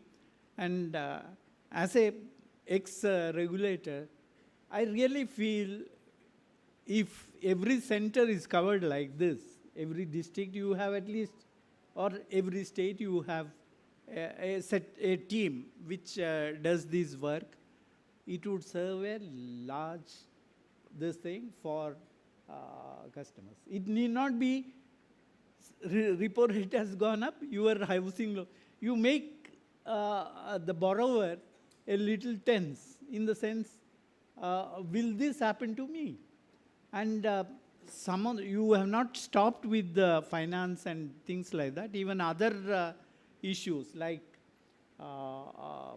traffic rules and things like that I'm sure it will go a long way to help people understand the mystery of regulator and their circulars. I wish all the three members of this team the best to come in the years to see. And maybe I will start from next Sunday onwards looking at what you are doing. So that as a user of the bank services, I should also keep myself up to date. So thank you very much. Thank you very much for giving me this opportunity to come before you. And thank you. Thank you. Thank you very much, sir. Your humbleness and the clarity of thoughts that you've presented before us has indeed inspired all of us to take you as a role model in our future. May the Almighty bless you with all the goodness and greatness for the years to come. Thank you once again for standing tall amidst us with your simplicity and down-to-earth nature. Thank you. Thank you Vittal Das Leeladhar sir. ಅದೇ ರೀತಿ ನಮ್ಮ ಕುಡ್ಲ ವಾಹಿನಿ ಬೆಳೀತಾ ಇದೆ. 1999ರಲ್ಲಿ ಪ್ರಾರಂಭವಾಗಿರುವಂತಹ channel ಪ್ರಪ್ರಥಮವಾಗಿ ತುಳು ವಾರ್ತಾ ವಾಹಿನಿಯಾಗಿ, ತದನಂತರ 24 ಗಂಟೆಗಳ ನಿರಂತರ ಸುದ್ದಿ ವಾಹಿನಿಯಾಗಿ ಕಾರ್ಯನಿರ್ವಹಿಸ್ತಾ ಇರುವಂತಹ ನಮ್ಮ ಕುಡ್ಲ ವಾಹಿನಿ ವೀಕ್ಷಕರ ಒಂದು ಪ್ರೋತ್ಸಾಹದಿಂದ ಬೆಳೀತಾ ಇದೆ. ಹಾಗಾಗಿ ಸಮಾಜ ಕಟ್ಟುವಂತಹ ಧನಾತ್ಮಕವಾಗಿರುವಂತಹ ಚಿಂತನೆಯ ಕಾರ್ಯಕ್ರಮಗಳನ್ನು ನಾವು ಅಳವಡಿಸಿಕೊಳ್ತಾ ಇದ್ದೇವೆ. ಹಾಗಾಗಿ ಅದಕ್ಕೆ ಕಾರಣ ಎಂಬಂತೆ ಸಾಕ್ಷಿ ಎಂಬಂತೆ ಕರ್ನಾಟಕ ಬ್ಯಾಂಕ್ನ ಬಿಸ್ನೆಸ್ ಟಾನಿಕ್ ಕಾರ್ಯಕ್ರಮ. ಅದೇ ರೀತಿ ಮತ್ತೊಂದು ಹೊಸ ಕನಸಿನ ಜೊತೆ ನಾವು ನಿಮ್ಮ ಮುಂದೆ ಬಂದಿದ್ದೇವೆ. ಆ ಕನಸು ಏನು, ಆ ಕನಸು ಯಾವ ರೀತಿ ಇರುತ್ತೆ, ಆ ಕಾರ್ಯಕ್ರಮ ಯಾವ ರೀತಿ ಇರುತ್ತೆ, ಅದರ ಬಗ್ಗೆ ಇದೀಗ ವೇದಿಕೆಯಲ್ಲಿ Shri Vittal Das Leeladhar sir, former deputy governor RBI, ಈ ಒಂದು ಕಾರ್ಯಕ್ರಮಕ್ಕೆ, ಹೊಸ ಕಾರ್ಯಕ್ರಮಕ್ಕೆ ಚಾಲನೆಯನ್ನು ನೀಡಬೇಕಾಗಿ ಕೇಳ್ಕೊಳ್ತಾ ಇದ್ದೇವೆ. ನಮ್ಮ ಕುಡ್ಲ ರಿಯಲ್ ಹೀರೋಸ್ ಅನ್ನುವಂತಹ ಕಾರ್ಯಕ್ರಮ ನಮ್ಮ ಸಮಾಜದ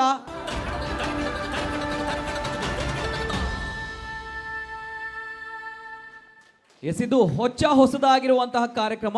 ನಮ್ಮ ಕುಡ್ಲ ರಿಯಲ್ ಹೀರೋಸ್ ಅನ್ನುವಂತಹ ಕಾರ್ಯಕ್ರಮ. ಯಾಕಂದ್ರೆ ನಾನು ಆಗಲೇ ಹೇಳಿದಾಗೆ ಮಾಧ್ಯಮಗಳು ಅಂತ ಬಂದಾಗ ಈಗಾಗಲೇ ರಾಜಕೀಯ ಬೆಳವಣಿಗೆಗಳು, ವಿವಾದಾತ್ಮಕ ಹೇಳಿಕೆಗಳು, ಕಾಂಟ್ರವರ್ಸಿಗಳು, ಇದು ಬಿಸಿ ದೋಸೆಯಂತೆ ಸೇಲ್ ಆಗ್ತಾ ಇರುವಂತಹ ಒಂದು ಸರಕುಗಳು. ಇವೆಲ್ಲದರ ನಡುವೆ ಧನಾತ್ಮಕವಾಗಿರುವಂತಹ ಸಮಾಜ ಕಟ್ಟುವಂತಹ ಕೆಲಸಗಳು ಬಹಳಷ್ಟು ಕಡಿಮೆ ಆಗ್ತಾ ಇದೆ ಮಾಧ್ಯಮಗಳಲ್ಲಿ. ಹಾಗಾಗಿ ನಾವು ಪ್ರಾರಂಭ ಮಾಡಿರುವಂತಹ ಕರ್ನಾಟಕ ಬ್ಯಾಂಕ್ ಬಿಸ್ನೆಸ್ ಟಾನಿಕ್ ಅತ್ಯದ್ಭುತವಾಗಿರುವಂತಹ ಯಶಸ್ಸನ್ನು ಕಂಡಿದೆ. ಅದೇ ಒಂದು ಹುಮ್ಮಸ್ಸಿನಿಂದ ಸಮಾಜ ಕಟ್ಟುವಂತಹ, ನಮ್ಮ ಸಮಾಜದಲ್ಲಿ ಸ್ಫೂರ್ತಿಯಾಗಿರುವಂತಹ ಅನೇಕ ವ್ಯಕ್ತಿಗಳು ನಮ್ಮ ಕರಾವಳಿ ಭಾಗದಲ್ಲಿ, ನಮ್ಮ ರಾಜ್ಯದಲ್ಲಿದ್ದಾರೆ. ಅವರ ಸಾಧನೆಯ ಹಾದಿಯಲ್ಲಿ ಬಂದಂತಹ ಸವಾಲುಗಳು, ಆ ಸವಾಲುಗಳನ್ನು ಬೆನ್ನಟ್ಟಿ ನಿಂತು ಸಾಧಿಸಿದಂತಹ ಸಾಧಕರ ಕಥೆಯನ್ನು ನಮ್ಮ ಕುಡ್ಲ ರಿಯಲ್ ಹೀರೋಸ್ ಕಾರ್ಯಕ್ರಮ ಪ್ರಸ್ತುತಪಡಿಸ್ತಾ ಇದೆ. ಅದೇ ರೀತಿ ನಿಮ್ಮ ಪ್ರೀತಿ ಪ್ರೋತ್ಸಾಹ ಚಪ್ಪಾಳೆಯ ಮೂಲಕ ಬರಬೇಕಾಗಿ ಕೇಳ್ಕೊಳ್ತಾ ಇದ್ದೇವೆ, ನಿಮ್ಮ ಆಶೀರ್ವಾದ. Thank you. ಅದೇ ರೀತಿ ಈ ಒಂದು ಕಾರ್ಯಕ್ರಮಕ್ಕೆ ನಮಗೆ ಪ್ರಪ್ರಥಮವಾಗಿ ಆಶೀರ್ವಾದವನ್ನು ಕೊಟ್ಟವರು ಶ್ರೀಯುತರು, ಅವರನ್ನು ಆತ್ಮೀಯವಾಗಿ ಮತ್ತೊಮ್ಮೆ ಸ್ವಾಗತವನ್ನು ಮಾಡ್ತಾ ಇದ್ದೇವೆ. ಇವತ್ತಿನ ನಮ್ಮ 200ನೇ ಎಪಿಸೋಡ್ನ ಕಾರ್ಯಕ್ರಮದ ಯಶಸ್ಸಿನ ಹಿಂದಿರುವಂತಹ ಅತ್ಯದ್ಭುತವಾಗಿರುವಂತಹ ಶಕ್ತಿ ಇವರು ಕೂಡ ನಮ್ಮ ಕುಡ್ಲ ರಿಯಲ್ ಹೀರೋಸ್ ಕಾರ್ಯಕ್ರಮದ ಪ್ರಥಮ ಎಪಿಸೋಡ್ನಲ್ಲಿ ನಿಮ್ಮ ಮುಂದೆ ಬರಲಿಕ್ಕಿದ್ದಾರೆ. ಅತ್ಯಂತ ಕಡು ಬಡತನದಿಂದ ಕೃಷಿ ಕುಟುಂಬದಲ್ಲಿ ಜನಿಸಿದಂತಹ ವ್ಯಕ್ತಿ, ಇಂದು ದೇಶದ ಪ್ರತಿಷ್ಠಿತ ಅಗ್ರಗಣ್ಯ ಬ್ಯಾಂಕ್ನ MD CEO ಆಗಿರುವಂತಹ ಶ್ರೀಯುತ MS ಮಹಾಬಲೇಶ್ವರ ಸರ್ ಇವತ್ತಿನ ನಮ್ಮ ಕಾರ್ಯಕ್ರಮದಲ್ಲಿ ಬಿಸ್ನೆಸ್ ಟಾನಿಕ್ ಕಾರ್ಯಕ್ರಮದ ಬಗ್ಗೆ ತಮ್ಮ 2 ಮಾತುಗಳು ಸರ್.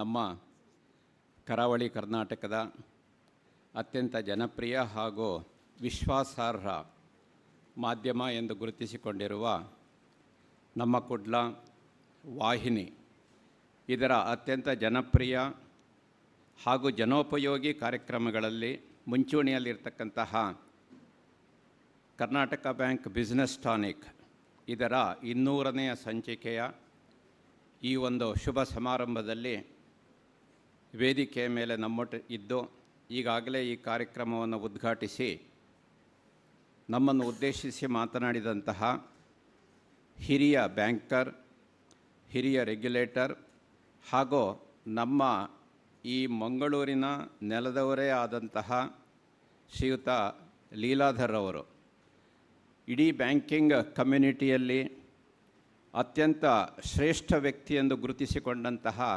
ನಮ್ಮೂರಿನವರು, ನಮ್ಮ ಮಂಗಳೂರಿನವರು, ಇದೇ ಕಾರ್ಪೊರೇಷನ್ ಬ್ಯಾಂಕ್ನಲ್ಲಿ ಉದ್ಯೋಗವನ್ನು ಆರಂಭಿಸಿ ತದನಂತರ ಭಾರತದ ವಿವಿಧ ಬ್ಯಾಂಕ್ಗಳಲ್ಲಿ ವಿವಿಧ ಹುದ್ದೆಗಳನ್ನು ಅಲಂಕರಿಸಿ ಮ್ಯಾನೇಜಿಂಗ್ ಡೈರೆಕ್ಟರ್ ಆ್ಯಂಡ್ CEO ಆಗಿ ಯೂನಿಯನ್ ಬ್ಯಾಂಕ್ ಆಫ್ ಇಂಡಿಯಾದಲ್ಲಿಯೂ ಸಹ ಕಾರ್ಯನಿರ್ವಹಿಸಿ ತದನಂತರ ರಿಸರ್ವ್ ಬ್ಯಾಂಕಿನ ಡೆಪ್ಯೂಟಿ ಗವರ್ನರ್ ಆಗಿಯೂ ಸಹ ವಿಶೇಷವಾದಂಥ ಕಾರ್ಯದಲ್ಲಿ ತೊಡಗಿಸಿಕೊಂಡು ತನ್ನ ಛಾಪನ್ನು ಮೂಡಿಸಿದಂಥ ಅತ್ಯಂತ ಶ್ರೇಷ್ಠ ವ್ಯಕ್ತಿ ಶ್ರೀಯುತ ಲೀಲಾಧರ್ ಅವರು. ಅವರ ಉಪಸ್ಥಿತಿಯನ್ನು ಗೌರವಿಸಿ ಮತ್ತೊಮ್ಮೆ ಸುದೀರ್ಘವಾದ ಚಪ್ಪಾಳೆಯ ಮೂಲಕ ಅವರಿಗೆ ಗೌರವವನ್ನು ಸೂಚಿಸುತ್ತಾ ಈ ವೇದಿಕೆಯಲ್ಲಿ ಇಂದು ಉಪಸ್ಥಿತರಿರುವ ನಮ್ಮ ಕುಡ್ಲ ವಾಹಿನಿಯ ಎಲ್ಲ ಅಭಿಮಾನಿ ಬಂಧುಗಳೇ, ವೇದಿಕೆಯ ಮುಂಭಾಗದಲ್ಲಿ ಆಸೀನರಾಗಿರ್ತಕ್ಕಂತಹ ಎಲ್ಲ ಸರ್ವಸಜ್ಜನರೇ, ಮುಖ್ಯವಾಗಿ ನಮ್ಮ ಬ್ಯಾಂಕಿನ ಜನರಲ್ ಮ್ಯಾನೇಜರ್ ಆಗಿರ್ತಕ್ಕಂತಹ ಶ್ರೀಯುತ ಅಭಿಷೇಕ್ ಅವರು, ರಮೇಶ್ ಭಟ್ ಅವರು ಹಾಗೂ ನಿರ್ಮಲ್ ಕುಮಾರ್ ಅವರು ಹಾಗೂ ಬೇರೆ ಬೇರೆ ಬ್ಯಾಂಕಿನ ಎಲ್ಲ ಅಧಿಕಾರಿ ಮಿತ್ರರು, ಶ್ರೀಯುತ ಆಚಾರ್ಯವರು ಸಹ ಇಲ್ಲಿದ್ದಾರೆ, ಕೆನರಾ ಬ್ಯಾಂಕ್ನವರು. ನಿಮ್ಮೆಲ್ಲರ ಉಪಸ್ಥಿತಿಯನ್ನು ಹಾಗೂ ಮಾಧ್ಯಮದವರ ಉಪಸ್ಥಿತಿಯನ್ನು ಗೌರವಿಸುತ್ತಾ 200ನೇ ಸಂಚಿಕೆ ಕರ್ನಾಟಕ ಬ್ಯಾಂಕ್ ಬಿಸ್ನೆಸ್ ಟಾನಿಕ್ ಇದಕ್ಕೆ ವಿಶೇಷವಾದ ಅಭಿನಂದನೆಗಳನ್ನು, ಶುಭಾಶಯಗಳನ್ನು ನನ್ನ ಪರವಾಗಿ, ನಮ್ಮ ಕರ್ನಾಟಕ ಬ್ಯಾಂಕಿನ ಪರವಾಗಿ ಹಾಗೂ ನಿಮ್ಮೆಲ್ಲರ ಪರವಾಗಿ ಹೇಳಲಿಕ್ಕೆ ಭಾಳ ಸಂತೋಷ ಪಡ್ತೇನೆ. ಆರಂಭ ಶೂರರು ಅಂತ ಕೆಲವರು ಇರ್ತಾರೆ. ಅವರು ಕಾರ್ಯಕ್ರಮವನ್ನು ಬಹಳ ಜೋರಾಗಿ ಆರಂಭ ಮಾಡ್ತಾರೆ ಮತ್ತು ಅದು ಎಲ್ಲಿ ಹೋಗುತ್ತೆ ಅಂತ ಯಾರಿಗೂ ಗೊತ್ತಿರೋದಿಲ್ಲ. ಆದರೆ ನಮ್ಮ ಕುಡ್ಲದವರು ಬಹಳ ವಿಭಿನ್ನವಾದ್ದು. ಅವರ ಕಾರ್ಯಯೋಜನೆಯೇ ಬೇರೆ. ಭಾಳ ಸರಳವಾಗಿ ಆರಂಭ ಮಾಡ್ತಾರೆ. ಆದರೆ ಆರಂಭದಲ್ಲಿ ಆ ಸರಳತೆಯ ಹಿಂದೆ ಅಷ್ಟೇ ಗಟ್ಟಿತನವೂ ಸಹ ಅವರಲ್ಲಿ ಇರ್ತದೆ. 2018ನೇ ಇಸವಿಯಲ್ಲಿ ನಡೆದಂಥ ಘಟನೆಯನ್ನು ಶ್ರೀಯುತ SS ನಾಯಕ್ ಅವರು ನೆನಪಿಸಿಕೊಂಡರು. ನನ್ನ ಮನಪಟಲದಲ್ಲೇ ಅದು ಯಾವತ್ತಿಗೂ ಸಹ ಹಸಿರಾಗಿದೆ, ಮುಂದೆಯೂ ಸಹ ಹಸಿರಾಗಿಯೇ ಇರ್ತದೆ. ನಾವು ಕಾವೂರಿನಲ್ಲಿ ನಮ್ಮ ಶಾಖೆಯನ್ನು, ಹೊಸ ಶಾಖೆಯನ್ನು ಉದ್ಘಾಟನೆ ಮಾಡ್ತಕ್ಕಂಥ ಸಂದರ್ಭದಲ್ಲಿ SS ನಾಯಕರವರು ಹಾಗೂ ಶ್ರೀಯುತ ಲೀಲಾಕ್ಷ ಕರ್ಕೆರವರು ಈ ಒಂದು ಪ್ರಸ್ತಾಪವನ್ನು ನನ್ನ ಮುಂದೆ ಇಟ್ಟಿದ್ದರು. ನಾವು ಹೀಗೆ ಬಿಸ್ನೆಸ್ ಟಾನಿಕ್ ಅಂತ ಮಾಡ್ತಾ ಇದ್ದೇವೆ ಅಂತ. ಆ ಹೆಸರಿನಲ್ಲೇ ಏನೋ ಒಂದು ಆಕರ್ಷಣೆ, ಹಾಗೂ ಯಾರಿಗೆ ಇವರು ಟಾನಿಕ್ ಕೊಡಲಿಕ್ಕೆ ಹೊರಟಿದ್ದಾರೆ, ಅವರು ಟಾಂಟ್ ಕೊಡಲಿಕ್ಕೆ ಹೊರಟಿರೋದಲ್ಲ, ಟಾನಿಕ್ ಕೊಡಲಿಕ್ಕೆ ಹೊರಟಿರುವಂಥದ್ದು, ಅದು ಒಂಥರ ಮನಸ್ಸಿಗೆ ಖುಷಿ ಕೊಡ್ತು. ಲೀಲಾಧರ್ ಅವರು ಹೇಳಿದ ಹಾಗೆ ಸಮಾಜದಲ್ಲಿ ಒಳ್ಳೆಯ ರೀತಿಯ ಚಿಂತನೆಗಳನ್ನು ನಾವು ಹಂಚಿಕೊಳ್ಳಬೇಕು, ಅದಕ್ಕೆ ಒಳ್ಳೆಯ ವಾತಾವರಣವನ್ನು ಕಲ್ಪಿಸಿಕೊಡಬೇಕು, ಅದನ್ನು ನಾವು ಪ್ರಯೋಜಿಸಬೇಕು ಅನ್ನತಕ್ಕಂಥ ಮನಸ್ಥಿತಿ ಇರತಕ್ಕಂಥ ಬ್ಯಾಂಕು ಕರ್ನಾಟಕ ಬ್ಯಾಂಕು. ಹಾಗಾಗಿ ನಾನು ಆ ಸಂದರ್ಭದಲ್ಲಿ ಅವರಿಗೆ ಸ್ಪಾಟ್ ಡಿಸಿಷನ್ ಹೇಳಿದ್ದೆ, ಅದನ್ನು ಕರ್ನಾಟಕ ಬ್ಯಾಂಕ್ ಬಿಸ್ನೆಸ್ ಟಾನಿಕ್ಕಾಗಿ ಮಾಡುವ, ನಿಮ್ಮೊಡನೆ ನಾನು ಇರ್ತೇವೆ ಅಂಥೇಳಿ. ಬಹಳ ಖುಷಿ ನನಗೆ. ಯಾಕೆ ಅಂದರೆ ಆರಂಭದ ಪ್ರಥಮ ಸಂಚಿಕೆಯ ಉದ್ಘಾಟನಾ ಸಂದರ್ಭದಲ್ಲೂ ಸಹ ನಾನಿದ್ದೆ. ಅದರ ಜೊತೆಗೆ ಪ್ರಥಮ ಸಂಚಿಕೆಯ ಬ್ಯಾಂಕಿಂಗ್ ಕ್ಷೇತ್ರದ ಬಗ್ಗೆ ಅದನ್ನು ಸಹ ನಾನು ನಡೆಸಿಕೊಟ್ಟಿದ್ದೆ. ತದನಂತರ ನನ್ನ ಅದೃಷ್ಟ ನೋಡಿ 50ನೇ ಸಂಚಿಕೆಯ ಒಂದು ಸಮಾರಂಭದಲ್ಲಿ, ಹಾಗೆ 100ನೇ ಸಂಚಿಕೆಯ ಆ ಒಂದು ಯಶಸ್ಸಿನ ಸಮಾರಂಭದಲ್ಲಿ, ತದನಂತರ 150, ಇವತ್ತು 200. ದೇವರು ಎಷ್ಟು ಒಳ್ಳೆಯ ಅವಕಾಶಗಳನ್ನು ನನಗೆ ಕಲ್ಪಿಸಿಕೊಡ್ತೇನೆ. ನನ್ನಷ್ಟು ಅದೃಷ್ಟವಂತರು ಯಾರೂ ಇಲ್ಲ ಅಂತ ಇವತ್ತು ನಾನು ಅಂದ್ಕೊಳ್ತಾ ಇದ್ದೇನೆ. ಹಾಗಾಗಿ 200ನೇ ಸಂಚಿಕೆಯಲ್ಲೂ ಸಹ ನನಗೆ ಭಾಗವಹಿಸಲಿಕ್ಕೆ ಬಹಳ ಖುಷಿ ಆಗ್ತಾ ಇದೆ. ಮುಖ್ಯ ಕಾರಣ ಇಬ್ಬರು ಅನ್ನೋದು ನಿರ್ವಿವಾದ. ಪ್ರಪ್ರಥಮವಾಗಿ ಈ ಸಂಚಿಕೆ ಅಥವಾ ಈ ಒಂದು ಕಾರ್ಯಕ್ರಮದ ಮುನ್ನೆಲೆಯಲ್ಲಿ ಇರತಕ್ಕಂತಹ CA ನಾಯಕ್ ಹಾಗೂ ಅವರ ತಂಡ, ಹಾಗೂ ಹಿನ್ನೆಲೆಯಲ್ಲಿರ್ತಕ್ಕಂತಹ ಕರ್ಕೇರ ಕುಟುಂಬದವರು. ಈ ಇಬ್ಬರು ವ್ಯಕ್ತಿಗಳನ್ನು ನೀವು ಎಷ್ಟು ಶ್ಲಾಘಿಸಿದರೂ ಎಷ್ಟು ಗೌರವಿಸಿದರೂ ಸಹ ಕಡಿಮೆ. ಹಾಗಾಗಿ ಈ 200ನೇ ಸಂಚಿಕೆಯ ಈ ಶುಭ ಸಂದರ್ಭದಲ್ಲಿ ನಮ್ಮ ಕರ್ನಾಟಕ ಬ್ಯಾಂಕಿನ ಪರವಾಗಿ ಹಾಗೂ ನಿಮ್ಮೆಲ್ಲರ ಪರವಾಗಿ ಶ್ರೀಯುತ CA ನಾಯಕ್ರವರನ್ನು ಹಾಗೂ ಕರ್ಕೇರ ಕುಟುಂಬದ ನಮ್ಮ ಚಾನಲ್ ಪರಿವಾರದ ಪ್ರತಿನಿಧಿಯಾಗಿ ಶ್ರೀಯುತ ಲೀಲಾಕ್ಷ ಕರ್ಕೇರ ಇವರನ್ನು ನಾನು ಈ ವೇದಿಕೆಯಲ್ಲಿ ಗೌರವಿಸಬೇಕು ಅಂತ ಅಂದ್ಕೊಂಡಿದ್ದೇನೆ. ನೀವೆಲ್ಲರೂ ಸಹ ಇದಕ್ಕೆ ಪ್ರೋತ್ಸಾಹದ ಚಪ್ಪಾಳೆಯ ಮೂಲಕ ಅವರಿಬ್ಬರಿಗೂ ಸಹ ಗೌರವವನ್ನು ಸೂಚಿಸಬೇಕು ಅಂತ ಕೇಳಿ.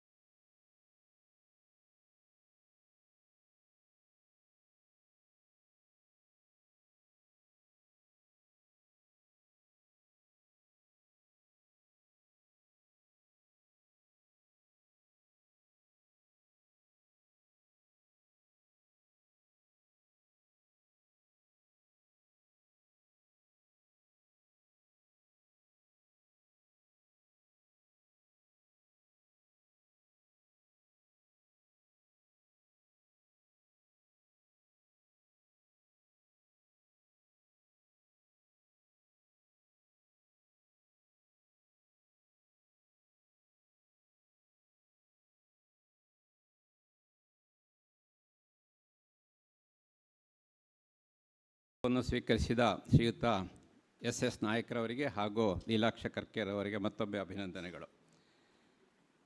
ಗೌರವ, ಪದವಿ, ಪ್ರಶಸ್ತಿಗಳು ನಮ್ಮನ್ನು ಅರಸಿ ಬರ್ತವೆ. ಆದರೆ ಆ ರೀತಿಯ ಪ್ರಶಸ್ತಿಗಳು, ಗೌರವಗಳು ಬಂದಾಗ ನಮ್ಮ ಜವಾಬ್ದಾರಿಯನ್ನು ಅದು ಮತ್ತಷ್ಟು ಹೆಚ್ಚಿಸ್ತದೆ. ಆ ಒಂದು ವಿಶ್ವಾಸ ಹಾಗೂ ನಂಬಿಕೆಯನ್ನು ಶ್ರೀಯುತ ನಾಯಕ್ರವರು ಹಾಗೂ ಕರ್ಕೇರ ಸಹೋದರರು ಮುಂದೆಯೂ ಸಹ ಉಳಿಸಿಕೊಂಡು ಹೋಗ್ತಾರೆ ಅನ್ನತಕ್ಕಂಥ ಭರವಸೆ ನನ್ನದು. ಅವರಿಗೆ ನಿಮ್ಮೆಲ್ಲರ ಹಾಗೂ ನಮ್ಮೆಲ್ಲರ ಒಂದು ಶುಭ ಹಾರೈಕೆ, ದೇವರ ಅನುಗ್ರಹವನ್ನು ಈ ಸಂದರ್ಭದಲ್ಲಿ ಕೋರೋಣ. 2023 ಹಾಗೂ 24 ಇದು ವಿಶೇಷವಾದಂಥ ವರ್ಷ. ನಮ್ಮ ಕುಡ್ಲ ಚಾನಲ್ನ ಕರ್ನಾಟಕ ಬ್ಯಾಂಕ್ ಬಿಸ್ನೆಸ್ ಟಾನಿಕ್ ಯಾವ ರೀತಿಯಲ್ಲಿ 200ನೇ ಸಂಚಿಕೆಯನ್ನು ಇವತ್ತು ಕಾಣ್ತಾ ಇದೆಯೋ, ಹಾಗೆ ಕರಾವಳಿ ಕರ್ನಾಟಕದ ಹೆಮ್ಮೆ, ಕರ್ನಾಟಕದ ಹೆಮ್ಮೆ, ಇವತ್ತು ಭಾರತದಾದ್ಯಂತ ಮನೆ ಮಾತಾಗಿರುವ ನಮ್ಮ ಕರ್ನಾಟಕ ಬ್ಯಾಂಕ್, ಇದರ ಶತಮಾನೋತ್ಸವ ವರ್ಷವೂ ಸಹ 2023 ಹಾಗೂ 24ರಲ್ಲಿ ನಡೀತಾ ಉಂಟು. 1924ರಲ್ಲಿ ಇದೇ ಪೇಟೆಯ ಡೊಂಗರಕೇರಿಯಲ್ಲಿ ಆರಂಭವಾದಂತಹ ಕರ್ನಾಟಕ ಬ್ಯಾಂಕು ಇವತ್ತು ಅಲ್ಲಿಯೂ ಸಹ ನಮ್ಮ ಸ್ಥಾಪಕರ ಶಾಖೆ ಉಂಟು. ವಿಶ್ವದಾದ್ಯಂತ ಪಸರಿಸಿ ಇವತ್ತು ಖಾಸಗಿ ರಂಗದ ಬ್ಯಾಂಕ್ಗಳಲ್ಲಿ ಅಗ್ರಸ್ಥಾನವನ್ನು ಪಡೆಯುವ ಒಂದು ನಿಟ್ಟಿನಲ್ಲಿ ಮುನ್ನುಗ್ತಾ ಇದೆ. ಅಂತಹ ಬ್ಯಾಂಕಿನ ಶತಮಾನೋತ್ಸವದ ಸಂದರ್ಭ.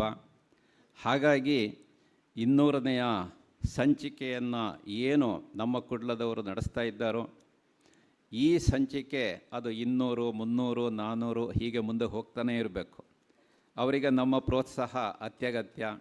ಹಾಗಾಗಿ ನಮ್ಮ ಶತಮಾನೋತ್ಸವದ ಶುಭ ನೆನಪಿಗಾಗಿ ಮುಂದಿನ 100 ಸಂಚಿಕೆಗಳನ್ನು ಕರ್ನಾಟಕ ಬ್ಯಾಂಕು ಪ್ರಾಯೋಜಿಸುತ್ತೆ ಅನ್ನತಕ್ಕಂಥ ಒಂದು ಆಶ್ವಾಸನೆ ಅಷ್ಟೇ ಅಲ್ಲ, ನಮ್ಮ ಪೂರ್ಣ ಪ್ರಮಾಣದ ಸಹಕಾರವನ್ನು ಸಹ ನಿಮಗೆ ನಾವು ಕೊಡಲಿಕ್ಕೆ ಬದ್ಧ. ನಿಮ್ಮ ಕಾರ್ಯಕ್ರಮ ಇದೇ ರೀತಿ ಜನಪ್ರಿಯವೂ ಆಗಿರಬೇಕು ಹಾಗೂ ವಿಶ್ವಾಸಾರ್ಹವೂ ಆಗಿರಬೇಕು. ಆ ಜವಾಬ್ದಾರಿ ನಿಮ್ಮದು.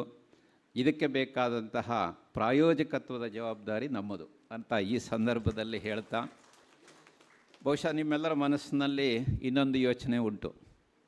100 ಆಯಿತು, 200 ಆಯಿತು, 300 ಹೇಗಿದ್ದರೂ ಆಗುತ್ತೆ. ಎಲ್ಲಿವರೆಗೆ ಇದು ಹೋಗಬೇಕು ಅಂಥೇಳಿ.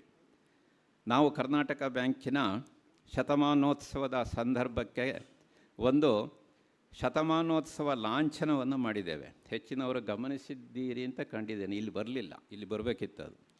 ಅದರಲ್ಲಿ ಶತಮಾನೋತ್ಸವ ಲಾಂಛನ 1 ಹಾಗೂ ಇನ್ಫಿನಿಟಿಯನ್ನು ಹಾಕಿದ್ದೇವೆ. ಸೊ ಲಾಂಛನ ಏನು ಹೇಳುತ್ತೆ ಅಂದರೆ, 1 ಅಂದರೆ number 1, we will continue to be number 1 in the banking sector. And 2 ಅದು ಇನ್ಫಿನಿಟಿ ಹಾಗೆ ನಾವು ಹೇಳಿದ್ದೇವೆ. ಇನ್ಫಿನಿಟಿ ಅಂದರೆ never ending. So number 1 for ever, that is the spirit of Karnataka bank centenary year emblem.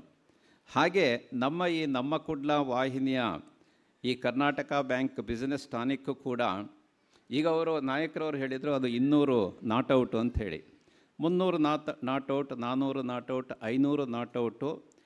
ತನ್ನ ಆ ಒಂದು ವಿಶ್ವಾಸಾರ್ಹತೆಯನ್ನು ಉಳಿಸಿಕೊಳ್ಳೋದರ ಮೂಲಕ ಅದು ಮುಂದೆ ಹೋಗಬೇಕು. ನನಗೊಂದು ಕನಸುಂಟು, ಇಡೀ ಟಿ ವಿ ಮಾಧ್ಯಮದಲ್ಲಿ ಒಂದು ದಾಖಲೆಯನ್ನು ನಮ್ಮ ಕುಡ್ಲದವರು ಮಾಡಬೇಕು, ನಮ್ಮ ಕುಡ್ಲ ವಾಹಿನಿಯವರು ಮಾಡಬೇಕು ಅಂತ. ಬಹುಶಃ ಆ ದಾಖಲೆ 1,000 ಸಂಚಿಕೆಗಳು ಆಗುವಾಗ ಆಗುತ್ತೆ ಅಂತ ಕಾಣುತ್ತೆ. ಹಾಗಾಗಿ ನಾವೆಲ್ಲರೂ ಸಹ ದೊಡ್ಡ ಕನಸನ್ನು ಕಾಣಬೇಕು. ನಾನು ನಮ್ಮ ಉದ್ಯೋಗಿಗಳನ್ನು, ನನ್ನ ಸ್ನೇಹಿತರನ್ನು, ನನ್ನ ಸಹೋದ್ಯೋಗಿಗಳನ್ನು ಕುರಿತು ಮಾತಾಡುವಾಗ ಹೇಳೋದುಂಟು, always think big and aim high ಅಂಥೇಳಿ. ಆ ಥರ ಇದ್ದಾಗ ಹಾಗೆ ನಮ್ಮ ಕುಡ್ಲ ವಾಹಿನಿಯ ಕರ್ನಾಟಕ ಬ್ಯಾಂಕ್ ಬಿಸ್ನೆಸ್ ಟಾನಿಕ್ ಕೂಡ ಕನಿಷ್ಠ ಪಕ್ಷ 1,000 ಸಂಚಿಕೆಗಳನ್ನು ತಲುಪಿ ಇಡೀ ಮಾಧ್ಯಮಕ್ಕೆ ಒಂದು ಹೊಸ ಭಾಷ್ಯವನ್ನು ಬರೆದಂತಹ, ಹೊಸ ವಿಕ್ರಮವನ್ನು ಮೆರೆದಂತಹ ಕಾರ್ಯಕ್ರಮ ಆಗಬೇಕು ಅಂತ ನಾವೆಲ್ಲ ಕನಸು ಕಾಣೋಣ. ಅಷ್ಟೇ ಅಲ್ಲ, ಆ 1,000 ಸಂಚಿಕೆಯಲ್ಲಿ ನಾವೆಲ್ಲ ಭಾಗವಹಿಸುವಾಗೆ ದೇವರು ನಮಗೆ ಆಯಸ್ಸು ಕೊಡಲಿ ಅಂತಲೂ ಸಹ ಬೇಡಿಕೊಳ್ಳುತ್ತಾ ಈ ಕಾರ್ಯಕ್ರಮಕ್ಕೆ ಮತ್ತೊಮ್ಮೆ ಸಂಪೂರ್ಣ ಯಶಸ್ಸನ್ನು ಕೋರ್ತಾ ಇದ್ದೇನೆ. ಎಲ್ಲರಿಗೂ ಸಹ ಶುಭವಾಗಲಿ.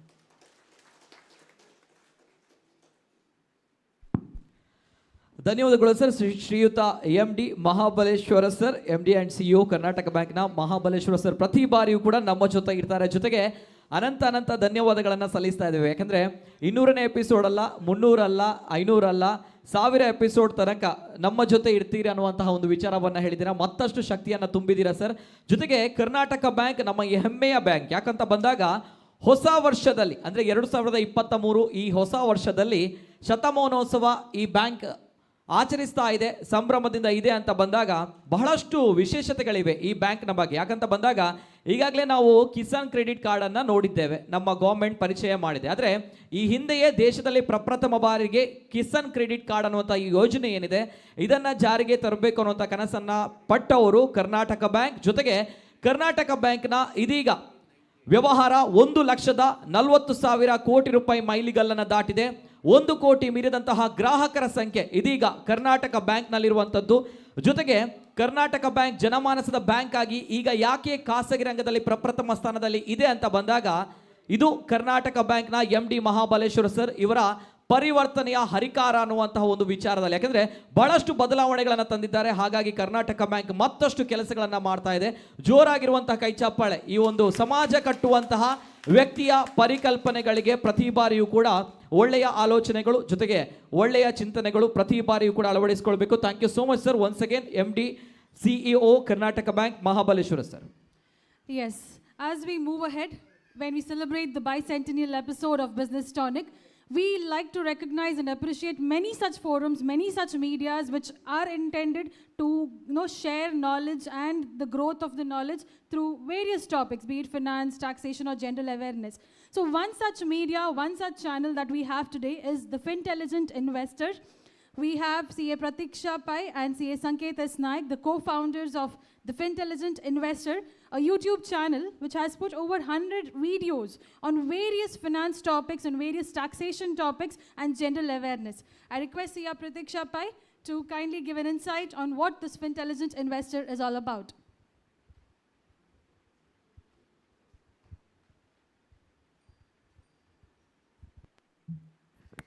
Thank you, Yashaswini.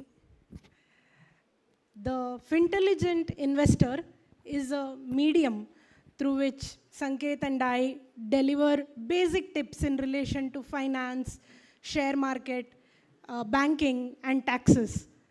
Every initiative should have a brain and a tongue.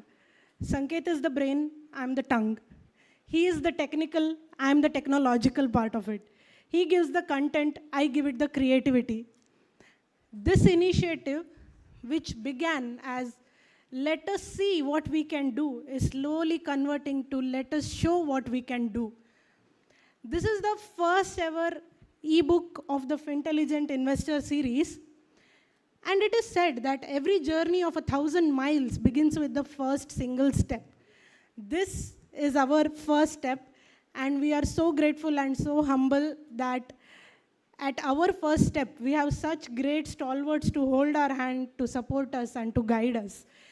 And we will definitely go on not only 1,000 steps, but 1,000,000 and billion more steps. Our content is available in video format and written article format. And today we are going to launch in infographic format. And very soon we are also going to launch in audio format. We are available on YouTube, Instagram, and Twitter. And very soon we will also be available on totally 10 media platforms. That is Facebook, Reddit, LinkedIn, Quora, Pinterest, Telegram, and blog post. Our thanks to CA SS Nayak sir for firstly being an in-house role model, mentor, and advisor, and also to give us an opportunity to launch our ebook at this prestigious event today. I'll sign off with my signature line. This is CA Pratiksha Pai telling you, be a fintelligent investor. And I request CA Ullas Kamath sir to kindly do the honor of launching our first ebook.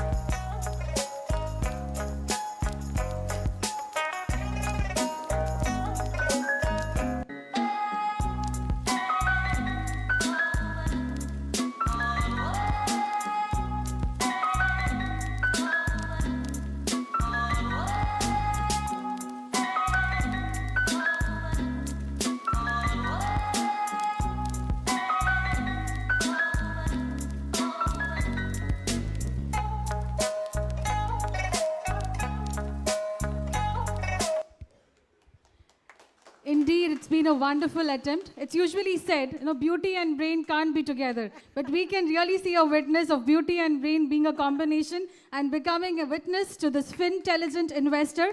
And this A Minute to Fin IT is a wonderful initiative. Thank you, CA Sanket S. Nayak and CA Pratiksha Pai ma'am. And thank you, Ullas sir, for launching this ebook. It's indeed going to be a present to every layman because it's in such a simple language and a very innovative way this book has been brought out. Thank you once again. Moving ahead, today we have an eminent business personality, Shri B.M. Farooq ji, who has over 3 decades of rich experience in the field of business and also a person who's conceptualized the renewable energy and made a lot of projects all over India and made it a reality to how renewable energy can be used across the country.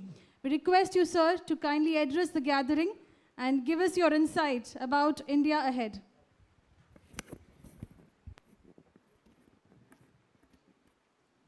Wishing you all a happy and prosperous New Year.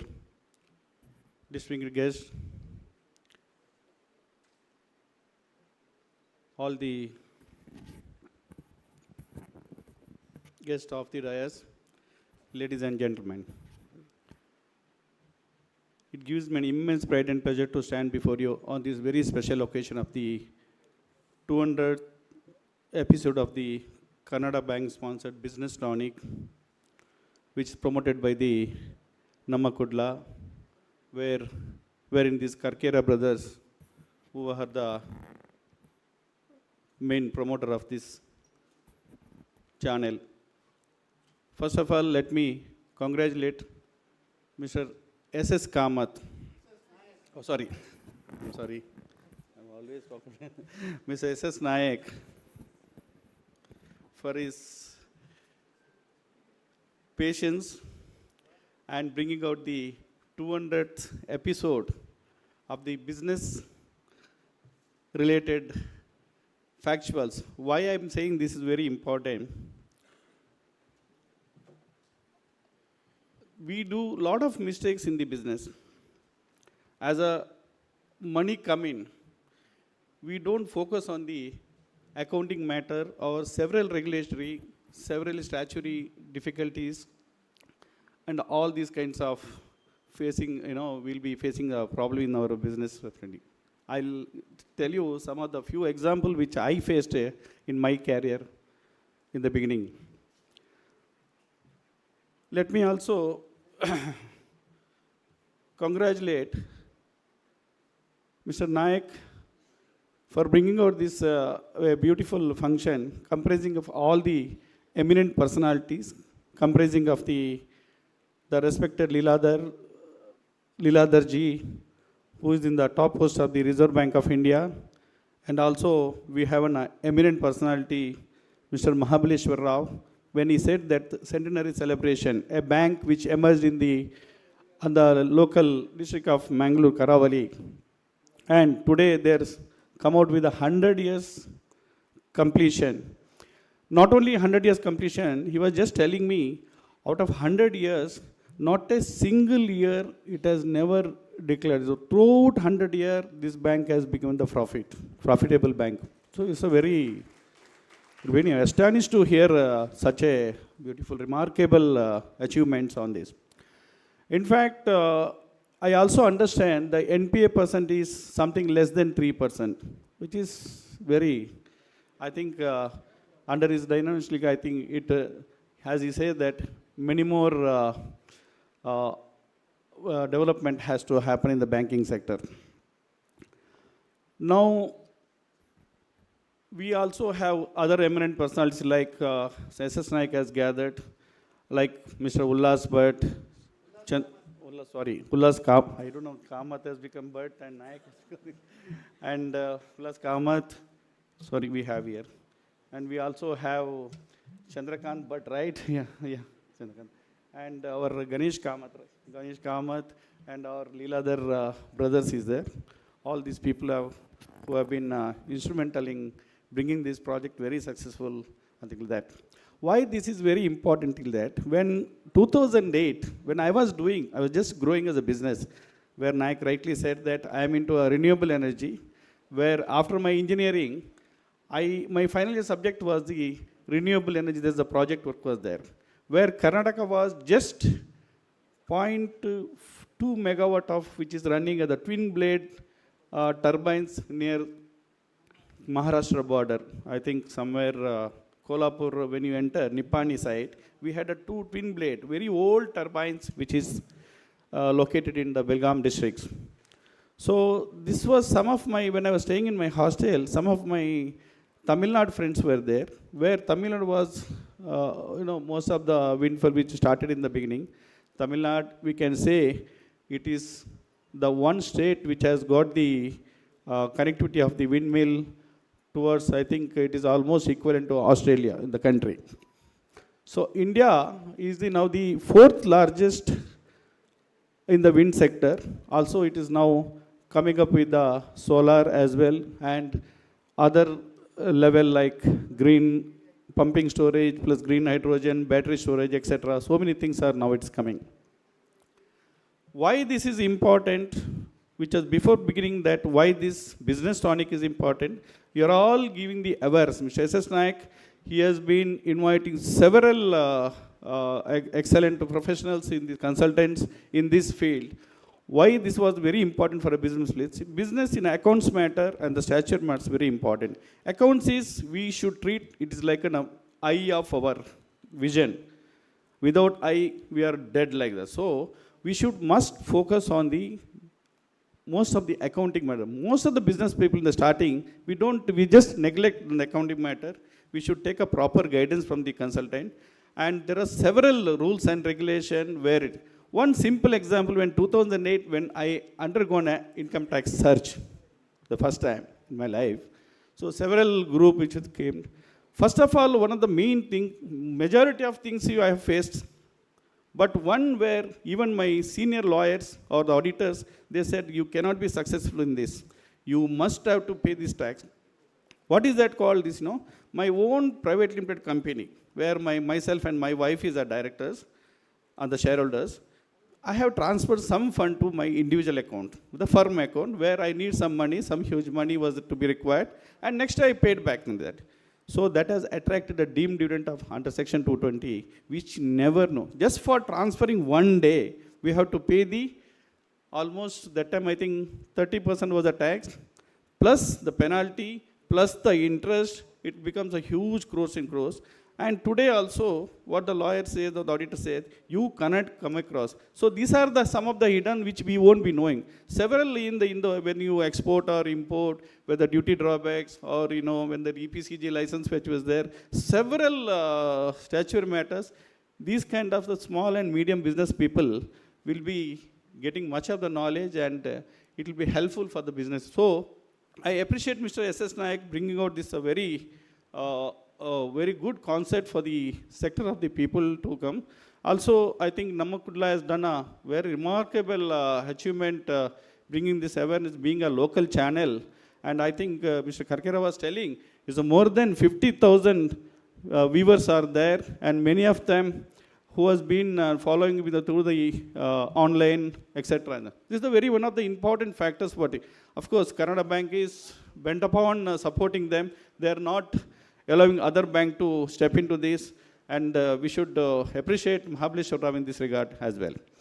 And coming back to Nayak told me, SS Nayak told me that you must also say something about the renewable energy, because many people doesn't know about the green hydrogen or the pumping storage or the hybrid projects and all that. Now I'm coming back, see, the whole nation is in a distress now. I mean, whole universe I'm talking. We must save our planet. What is the way out that by every country, maybe now in the past 2012, that the Paris Accord was there, where they promoted the Kyoto Protocol, where must and should every polluting industry, nation must and should produce so much green emission to cut through to curtail the environmental issues. So what has happened is now that the climate change has become a bigger havoc in the universe. So globally, what we have to do, you have to bring down the temperature. Once the sea level is rising, Mount Alps is melting.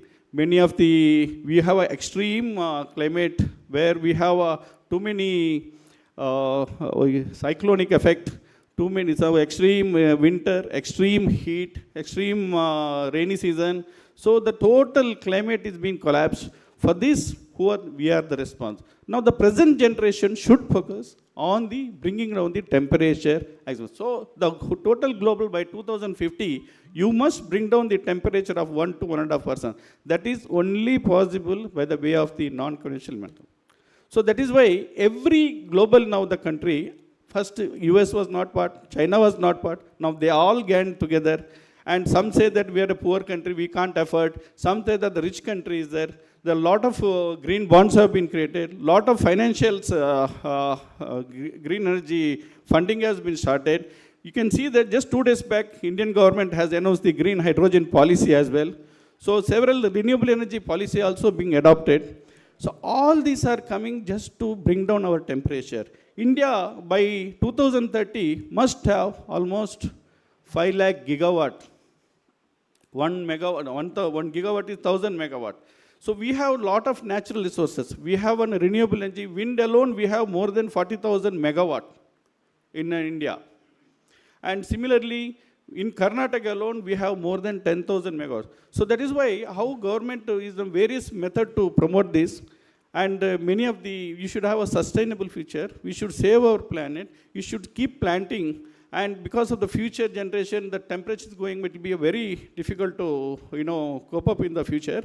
That's how we need to come up with the very innovative ideas. Even our Mahabeshwar was telling, if anything on the renewable project, we can fund it. So these kind of the promotion, awareness should be required today. Why I'm telling that? Now the new technology which has come, when India was started with the wind. Now when I started the project, the wind turbine was a 200 kilowatts machine, where the 25 meter hub height and the 25 meter rotor dia. Now the technology of India alone is having a 3.6 megawatt, where 156 meter hub height and 150 meter rotor dia, the machines have come now. So that means one turbine will generate almost around 1.3 lakh unit, 1 crore 30 lakhs unit it will generate per year. So to support this, government has got many images. Now the first time when our respected Abdul Kalam ji, who was the President of India, the first electricity policy, then it was announced after the independence, where you can wheel the power from Kashmir to Kanyakumari. There is a first new electricity act also been changed. Then after that, several discoms and other things, they started coming out this. Now coming back to this, what is this hybrid? Hybrid is nothing but the mixture of solar and wind. You have to have a 25% of solar and 70% wind, or 70% of solar and 25%. That's called the hybrid. Now next is that you need to have a pump storage. Pump storage is also one of the best concept. The daytime you have a sunny for the solar can generate. Nighttime the wind will be there. So, but we need a continuous power for the commercials or the IT sector or anything. For that, we need to have a storage. So storage is now the pump storage which has come. Either there are two-way storage we can do the electricity. One thing through the battery. The next one is through the what is that called? The pump storage. Pump storage is 1 TMC of water. You take solar and wind. You store it almost we can oscillate and keep it for 7 hours. So this is where we can supply the continuous. Next comes the green hydrogen, where Mangalore is very potential. Green hydrogen is nothing but you draw the water from the sea and you divide the water, H2O. You divide into hydrogen and oxygen. So oxygen, of course, is a little long process to store it, but hydrogen is coming in a big way. I think the South Canara must look into that. I think more than crores of investment will, thousands of crores of investment come. We have very bad, environment here. As the Assurance Committee Chairman, Mike Naik said, it's not that, I have assuring. The person, the legislator or the minister, government who has been assured in the floor of the House by any questions asked by the ruling party member or the opposition member, if he say that, yes, I will get it done, or I will look into that, means it become an assurance. That assurance should be implemented within 2 months. Maybe it's various reasons, because financial or legal, it cannot be taken up. That's why this committee is being recommended. This committee is comprising of all the political party legislators, wherein we have whatever the pending issues have been called out. And the first step, as Assurance Committee Chairman, on some of the subject which I raised on the MRPL and neighboring issues were created on the health hazard and issues, pollution issues. So we came here and we was shocked to see that Mangalore, these MRPLs, they spent crores of for the investment date. The employment is just a 500. And in that 500 members, there's local employment is not there. So, and we have seen the primary health center when the DHO came in with a report, said that enormous various of carcinogenic products have been emissioned. Lot of cancerous patients have been increased. Colon cancer, skin cancers, breast cancer, so many types of cancers have been increased, for which the committee has recommended, asked third party to evaluate for the NEERI by spending more than 3.5 crore rupees by the BASF and ISPR and MRPL. And besides, we also conduct health studies for the nearly spending 4 crores. I asked government not to spend a single pie, take a money from these people to spend it, see the fact of the finding, then we'll submit a report to the government. But these are all the basic report which are, I don't much of the time, I think we'll have some other occasion too, because I need to explain a lot of things on that. As the Assurance Committee, we have to do something which is for the, particularly taken at the district level, bring this environment. And I was also telling government to promote much of the tourism sector in the district, in the coastal belt, because if you create a whole Karnataka state budget can be created in the coastal by creating a more port and tourism. We don't have a single 5-star hotel in this. because there is no proper policies being given. So this is the kind of atmosphere also facing. We need to cut throat of all this ISPRL, the storage of maybe the world, there are 13 industries, I mean, storage is there. ISPRL is the one, crude oil is being stored. Many of the well we inspected, the committee went and inspected, so all we can see the oil in the well, open wells. So the issues they say that's why we are given on Niri, what is happening in the Mangalore, why this skin. We should remember the Srinivas Malya and the TMA Pai who has really gotten us something which is great. But none of things are, after that everything is a poisonous. Let us focus more on to renewable in the future. I thank you one and all for bestowing me an opportunity to this occasion. Thank you one and all.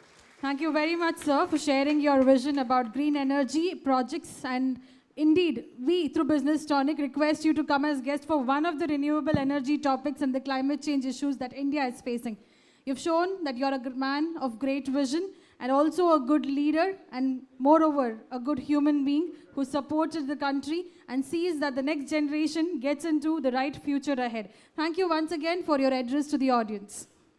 Thank you sir, thank you so much BM Farooq sir. ಒಳ್ಳೆಯ ಉದ್ಯಮಿ, ಎಲ್ಲರೂ ಕೂಡ ಮಹದೀರಿಯಾಗಿರುವಂಥ ಉದ್ಯಮಿ, ಇವೆಲ್ಲದರ ಜೊತೆಗೆ ಒಳ್ಳೆಯ ರಾಜಕಾರಣಿ ಕೂಡ ಹೌದು, ವಿಧಾನ ಪರಿಷತ್ ಸದಸ್ಯರು ಕೂಡ ಹೌದು BM ಫಾರೂಕ್ ಅವರು. ಇವೆಲ್ಲಕ್ಕಿಂತ ಮಿಗಿಲಾಗಿ ಒಳ್ಳೆಯ ಸಮಾಜ ಸೇವಕರು, ಹೆಣ್ಮಕ್ಕಳು ಅವರ ವಿದ್ಯಾಭ್ಯಾಸ, ಅವರ ಸಬಲೀಕರಣಕ್ಕೆ ಬಹಳಷ್ಟು ಕೊಡುಗೆಯನ್ನು ಕೊಡ್ತಾ ಇರುವಂತಹ ವ್ಯಕ್ತಿ BM ಫಾರೂಕ್ ಸರ್. ನಿಮ್ಮಿಂದ ಒಂದು ಸಣ್ಣ ಮನವಿ ಇದೆ ಸರ್. ನಾವು ಈಗಾಗಲೇ ಗಣ್ಯರ ಸಮ್ಮುಖದಲ್ಲಿ ನಮ್ಮ ಕುಡ್ಲ ರಿಯಲ್ ಹೀರೋಸ್ ಕಾರ್ಯಕ್ರಮವನ್ನು ನಾವು ಇಲ್ಲಿ ಉದ್ಘಾಟನೆ ಮಾಡಿದ್ದೇವೆ. ಅದೇ ರೀತಿ ನಮ್ಮ ಕುಡ್ಲ ರಿಯಲ್ ಹೀರೋಸ್ನ ಪ್ರಥಮ ಹೀರೋ ಯಾರು ಅನ್ನುವಂಥದ್ದನ್ನು ನಾವು ಡಿಕ್ಲೇರ್ ಮಾಡಬೇಕು ಆ್ಯಂಡ್ ಇನೋಗ್ರೇಷನ್ ಮಾಡಬೇಕು ಅನ್ನೋದು ನಮ್ಮ ಒಂದು ಸಣ್ಣ ರಿಕ್ವೆಸ್ಟ್. BM ಫಾರೂಕ್ ಸರ್, ನಮ್ಮ ಕುಡ್ಲ ರಿಯಲ್ ಹೀರೋಸ್ ಸಾಧಕರ ಬದುಕಿನ ಹಾದಿಯ ಪ್ರಥಮ ಹೀರೋ ಇದೀಗ ನಿಮ್ಮ ಮುಂದೆ ಪ್ರಥಮ ಎಪಿಸೋಡ್ ರಿಯಲ್ ಹೀರೋಸ್ ಕಾರ್ಯಕ್ರಮದಲ್ಲಿ ನಮ್ಮ ಕುಡ್ಲ ರಿಯಲ್ ಹೀರೋಸ್ ಕಾರ್ಯಕ್ರಮದಲ್ಲಿ ಅದ್ಭುತವಾಗಿರುವಂತಹ ವ್ಯಕ್ತಿ ಇದ್ದಾರೆ. ನಮ್ಮ ಕರಾವಳಿ ಭಾಗದ ಪುಟ್ಟ ಹಳ್ಳಿಯಿಂದ ಬಂದಂತಹ ವ್ಯಕ್ತಿ ಇದೀಗ ನಮ್ಮ ದೇಶದ ಅಗ್ರಗಣ್ಯವಾಗಿರುವಂತಹ ಬ್ಯಾಂಕ್ಗಳಲ್ಲಿ ಜೊತೆಗೆ ದೇಶದ ಪ್ರತಿಷ್ಠಿತ ಬ್ಯಾಂಕ್ಗಳಲ್ಲಿ ಒಂದಾಗಿರುವಂತಹ ಕರ್ನಾಟಕ ಬ್ಯಾಂಕಿನ MD ಆಗಿ CEO ಆಗಿ ಅನೇಕ ಯುವಕರಿಗೆ ಸ್ಫೂರ್ತಿಯಾಗಿದ್ದಾರೆ. ಸಾಧನೆ ಮಾಡದ ಸಾವಿಗೆ ಮಾಡುವ ಅವಮಾನ, ಇನ್ನೊಬ್ಬರ ಜೀವನವನ್ನ, ಇನ್ನೊಬ್ಬರ ಬದುಕನ್ನ ಹಸನಾಗಿಸದ ಬದುಕಿಗೆ ಮಾಡುವ ಅವಮಾನ. ಇವತ್ತಿನ ನಮ್ಮ ಸಾಧಕ ವ್ಯಕ್ತಿಯಾಗಿ ಶ್ರೀಯುತ MS ಮಹಾಬಲೇಶ್ವರ.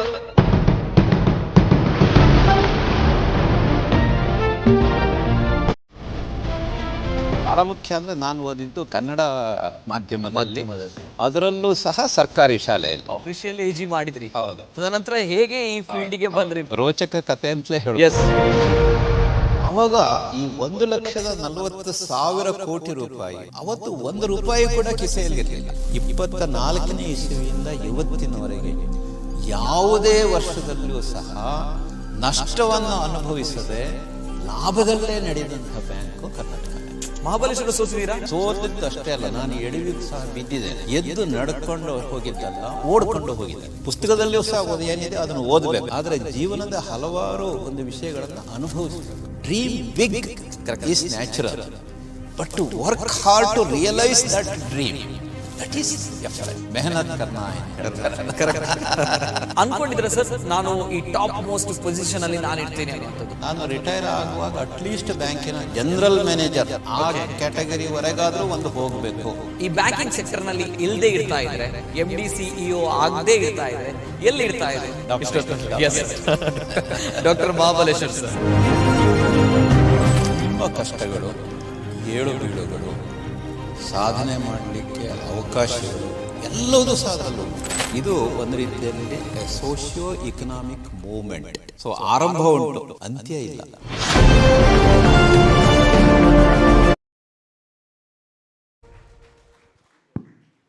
ಇದು ನಮ್ಮ ಕುಡ್ಲ ರಿಯಲ್ ಹೀರೋಸ್ ಕಾರ್ಯಕ್ರಮದ ಪ್ರಥಮ ಹೀರೋ, ಪ್ರಥಮ ಎಪಿಸೋಡ್ನಲ್ಲಿ ಶ್ರೀಯುತ MD and CEO Karnataka bank Mahabaleshwar sir. ಜೋರಾಗಿರುವಂತಹ ಕೈ ಚಪ್ಪಾಳೆ ಬೇಕು. ಯಾಕಂತ ಹೇಳಿದ್ರೆ ನಾನು ಇವ್ರ ಜೊತೆ ಮಾತನಾಡಿದಾಗ ಬಹಳಷ್ಟು ಕಲಿಯುವಂಥದ್ದು ನಮ್ಮಂಥ ಯುವಕರಿಗೆ ಸಿಕ್ಕಿತು. ಯಾವ ರೀತಿ ಅಂತ ಬಂದಾಗ ಕನ್ನಡ ಮಾಧ್ಯಮದಲ್ಲಿ ಕಲಿತು ಬಹಳಷ್ಟು ಸಮಸ್ಯೆಗಳು ಬಡತನ ಇದ್ರೂ ಕೂಡ ಏನಾದರೂ ಮಾಡಬೇಕು ಅನ್ನುವಂತಹ ನಿಟ್ಟಿನಲ್ಲಿ ಬಂದಂತಹ ವ್ಯಕ್ತಿ. ಬಹುಶಃ ಅದೆಷ್ಟೋ ಜನರಿಗೆ ಗೊತ್ತಿಲ್ಲ, ಕೃಷಿ ವಿಶ್ವವಿದ್ಯಾನಿಲಯದಿಂದ ಕೃಷಿ ವಿಜ್ಞಾನದ ಸ್ನಾತಕೋತ್ತರವನ್ನು ಪದವಿ ಪಡೆದುಕೊಂಡಿರುವಂತಹ ವ್ಯಕ್ತಿ ಇಂದು ಪ್ರತಿಷ್ಠಿತ ಅಗ್ರಗಣ್ಯ ಬ್ಯಾಂಕ್ನ MD CEO ಆಗ್ತಾರೆ ಅಂತ ಬಂದಾಗ ಹಂತ ಹಂತವಾಗಿ ಇವರು ಶ್ರಮಪಟ್ಟು ದುಡಿದಂತಹ ರೀತಿ ಅದೆಷ್ಟೋ ಜನರಿಗೆ ಈ ಕಾರ್ಯಕ್ರಮ ಸ್ಫೂರ್ತಿಯಾಗುತ್ತೆ ಅನ್ನುವಂತಹ ನಂಬಿಕೆ. ಹಾಗಾಗಿ ಪ್ರಥಮ ಎಪಿಸೋಡ್ ಮಹಾಬಲೇಶ್ವರ ಸರ್ ಅಂತ ಬಂದಾಗ ಪ್ರತಿ ಬಾರಿ ಕೂಡ ಬ್ಯಾಂಕಿಂಗ್ ಕ್ಷೇತ್ರ ಅಂತ ಬಂದಾಗ ಅದು ಲಕ್ಷ್ಮಿ ಅಂತ, ಹಾಗಾಗಿ ಮಹಾಬಲೇಶ್ವರ ಸರ್ ನಮಗೆ ಅದೃಷ್ಟ ಲಕ್ಷ್ಮಿ ಇದ್ದ ಹಾಗೆ. ಹಾಗಾಗಿ ಈ ಕಾರ್ಯಕ್ರಮದ ಈ ಸೀರೀಸ್ನ ಪ್ರಥಮ ಎಪಿಸೋಡ್ ಮಹಾಬಲೇಶ್ವರ ಸರ್ ಅವರಿಂದ ನಾವು ಪ್ರಾರಂಭ ಮಾಡ್ತಾ ಇದ್ದೇವೆ. ಇದೇ ಶುಕ್ರವಾರದಿಂದ 13 ತಾರೀಕಿನಂದು ಪ್ರತಿ ಶುಕ್ರವಾರ 7 ಗಂಟೆಗೆ ಈ ಕಾರ್ಯಕ್ರಮ ಪ್ರಾರಂಭವಾಗುತ್ತೆ. ನಮ್ಮ ಕುಡ್ಲ ವಾಹಿನಿಯ ಸಮಸ್ತ ವೀಕ್ಷಕರು ಕೂಡ ಪ್ರತಿಯೊಂದು ಸಮಾಜ ಕಟ್ಟುವಂತಹ ಧನಾತ್ಮಕವಾಗಿರುವಂತಹ ಚಿಂತನೆಗಳ ಕಾರ್ಯಕ್ರಮವನ್ನು ಬೆನ್ನು ತಟ್ಟಿ ಪ್ರೋತ್ಸಾಹಿಸಿದ್ದೀರಾ. ಅದೇ ರೀತಿ ಈ ಕಾರ್ಯಕ್ರಮವನ್ನು ಪ್ರೋತ್ಸಾಹಿಸ್ತೀರಿ, ಜೊತೆಗೆ ಯಶಸ್ಸಿನ ದಾರಿಯಲ್ಲಿ ನಡೆಸ್ತೀರಿ ಅನ್ನುವಂತಹ ನಂಬಿಕೆಯ ಜೊತೆಗೆ ಒನ್ಸ್ ಅಗೇನ್ ಧನ್ಯವಾದಗಳು BM ಫಾರೂಕ್ ಸರ್ ಈ ಕಾರ್ಯಕ್ರಮವನ್ನು ಉದ್ಘಾಟನೆ ಮಾಡಿದ್ದಕ್ಕೆ. ನಮ್ಮ ಕುಡ್ಲ ರಿಯಲ್ ಹೀರೋಸ್, ಸಾಧಕರ ಬದುಕಿನ ಯಶೋಗಾಥೆ ಇನ್ನು ಮುಂದೆ ನಮ್ಮ ಕುಡ್ಲ ವಾಹಿನಿಯಲ್ಲಿ. Yes, as Nitin rightly said, this program will also be successful because if you all remember, Business Tonic episode also started with the episode of Shri M.S. Mahabaleshwara sir, and today we witness the success of the Business Tonic through Karnataka Bank support and the telecast by Namma Kudla. Thank you once again sir for being the chief guest here. ಒಂದು request, ಈ ಒಂದು ಕಾರ್ಯಕ್ರಮವನ್ನು ಎಲ್ಲರೂ ಕೂಡ ವೀಕ್ಷಣೆ ಮಾಡಬೇಕು. ಯಾಕಂದರೆ ಇವತ್ತು ಮಹಾಬಲೇಶ್ವರ ಸರನ್ನು ನಾವೆಲ್ಲರೂ ಕೂಡ ನೋಡ್ತಾ ಇದ್ದೇವೆ. ಅಂದು ಇವರು ಹೇಳಿದಂತಹ ಕೆಲವು ಕಥೆಗಳು, ಅಂದರೆ ವರ್ಷಕ್ಕೆ ಒಂದೇ ಜೊತೆ ಚಪ್ಪಲಿಯನ್ನು ಹಾಕ್ತಾ ಇದ್ರು, ಜೊತೆಗೆ 6 ತಿಂಗಳಿಗೆ ಒಂದೇ ಸೋಪನ್ನು ಬಳಕೆ ಮಾಡ್ತಾ ಇದ್ರು MS ಮಹಾಬಲೇಶ್ವರ ಸರ್. ಯಾಕಂದರೆ ಅಂಥ ಬಡತನ ಇತ್ತು. ಹಾಗಾಗಿ ಆ ಬಡತನದಿಂದ ಬೆಳೆದು ಬಂದವರು ದುಡ್ಡಿನ 1 ರೂಪಾಯಿ ಬೆಲೆ ಗೊತ್ತಿದೆ, ಕೋಟಿ ರೂಪಾಯಿಯನ್ನು ಈಗ ನೋಡಿದ್ದಾರೆ ಅಂತ ಬಂದಾಗ ಆ ಒಂದು ಬದುಕಿನ ಹಾದಿ ನಿಜವಾಗ್ಲೂ ಕೂಡ ಇನ್ಸ್ಪಿರೇಷನ್ ಸರ್, ಸ್ಫೂರ್ತಿದಾಯಕವಾಗಿರೋದು. Thank you so much once again sir. Thank you. Yes. Moving ahead, we have with us as our chief guest Shri M. Ganesh Kamath, a man with 40 years of experience in business, 4 decades, an enterprising entrepreneur, a great leader and a Rotarian for over 30 years. He started off his journey from Aloysius, and today we see him as the president of Canara Chamber of Commerce and Industry, Mangaluru. Over to you, sir, to address the audience and give us an insight of how KCCI has been over the years. Dignitaries on the dais, with whom I'm privileged to share the stage with today, esteemed guests, and the global viewers of Namakudla. When SS Naik made his welcome address today, he touched on 2 points which is my interest as well. One, the business clinic. I'm a pharmaceutical distributor, and when the word clinic comes, I'm naturally interested in it. Second is a tonic, which is the products which I distribute. And third, cricket, which is our passion. So coming to this clinic and tonic, what I noticed was I went into the dictionary meaning of tonic. What is a tonic? It's a medicinal substance which gives you a feeling of well-being or vigor. It's also a stimulant. So every Sundays at 10:30, I think so stimulation is what his business tonic does. A thought-provoking address, stimulates our mind, a thought-provoking topics, as well as there is a lot of vigor which the viewers will get after watching this program. So it has definitely achieved this objective in terms of tonic, the business tonic, as its name suggests. The variety of topics that have been covered have already been showed in the detailed documentary. The journey from 1 to 200 has been covered, but he said 200 not out. That is very important, and that's where the cricket aspect I would like to touch. The legendary Sunil Gavaskar always said how it was possible for him to convert his small scores into big ones, his 50s into hundreds, his hundreds into double hundreds, and he was the first batsman to cross 10,000 runs in the history of cricket. How did he do it? Every time when he was on 50 or every time when he scored a century, he would say that was the time when the batsman would get a little distracted. The bowlers would get an edge there. They would like to distract the batsman or some sort of sledging from the field, from the slip fielders or the wicket keeper, and that is where the batsman would lose his concentration. Or the batsman himself would have felt, okay, I've done 100. This is enough. I think so I've played well for my team. Good enough. I'll just try to fuel my passion a bit and play the shots I would like. But he would never do it. What he said was, on reaching 100, what Sunil Gavaskar always did was, he took a fresh guard. He would ask the umpire to give him a fresh guard, take his stance again, and then think he is on zero. And from that is how he went from 100 to 200. And I think so today, this program is at this juncture where it is going to introspect. That's why it's gone from 150 to 100, 100 to 150, and 150 to 200. And as Mahabaleshwar said, from 200 to infinity, 1,000 or even more. If it has to go, I think so time and again they'll take a fresh guard and decide on what is to be done. Introspect, what is the way forward? Multifarious programs, more people to address with. I'm sure these are the sort of ideas that Business Tonic will come up with in future. More reputed speakers, good topics, and so many other things. And with Karnataka Bank having given their assurance of being the backbone, being the sponsor for this program, I'm sure it'll travel a long way. Coming to my role here today, why SS Nayak wanted me here, why we are here, I'm representing the Canara Chamber of Commerce and Industry. Well, on this medium here, even though this is the time is running out, a very short glimpse for the Aam Aadmi, for the general public. What would a Chamber of Commerce mean? All the dignitaries here, all the esteemed guests, for you all, a knowledgeable crowd here, you all definitely know the role that a chamber would have been playing. But to the viewers, in a nutshell, if you were to tell, maybe if you ask 10 out of 9 people, they would think it has got something to do with import-export, or something that has got to do with some sort of a thing with the budget, or some sort of a thing with the trade, or any connections that way. But if you are to imagine Mangalore as it is, if you are to think of South Canara as it is, if you are arriving in the international flights into Mangalore, if you are traveling out of Mangalore by train, or if our new Mangalore port is handling tons and tons of cargo and luxury cruises are berthing there in their deck, then it has got to do with the person called Srinivas Mallya, as Farooq sir just now mentioned in a space, who was the parliamentarian of Mangalore, who represented Mangalore, and the past leaders of Canara Chamber, who time and again represented all the necessities of the city, what is needed for the city to develop. Mr. Srinivas Mallya, I must say, posthumously, he is living through his projects in Mangalore. Because if we can go to Mangalore to Kundapur today, a simple distance of Mangalore to Kundapur would have taken days, I think so, without the bridges, without the railway connections, the Mangalore train connectivity, the Hassan-Mangalore broad gauge conversion. Everything happened time and again, because of the efforts of our past leaders, because of the efforts that the past leaders of Canara Chamber of Commerce and Industry, from time to time they enlightened the government about what needs to be done. But resting on the past laurels, I'll just go fast forward. How are we relevant in the new millennium? What is the chamber doing now? That is all the past. We are enjoying the benefits of the past. We need to be relevant today. What is it that the chamber is doing today that it needs to be relevant? Come 2000, the chamber, once again, the Coastal Agenda Task Force was set up. There were so many prominent citizens and business persons of Mangalore who were in the limelight in the Coastal Agenda Task Force. Now, education had been imparted. People got good education and they were going all over the globe. So there was nobody left in Mangalore.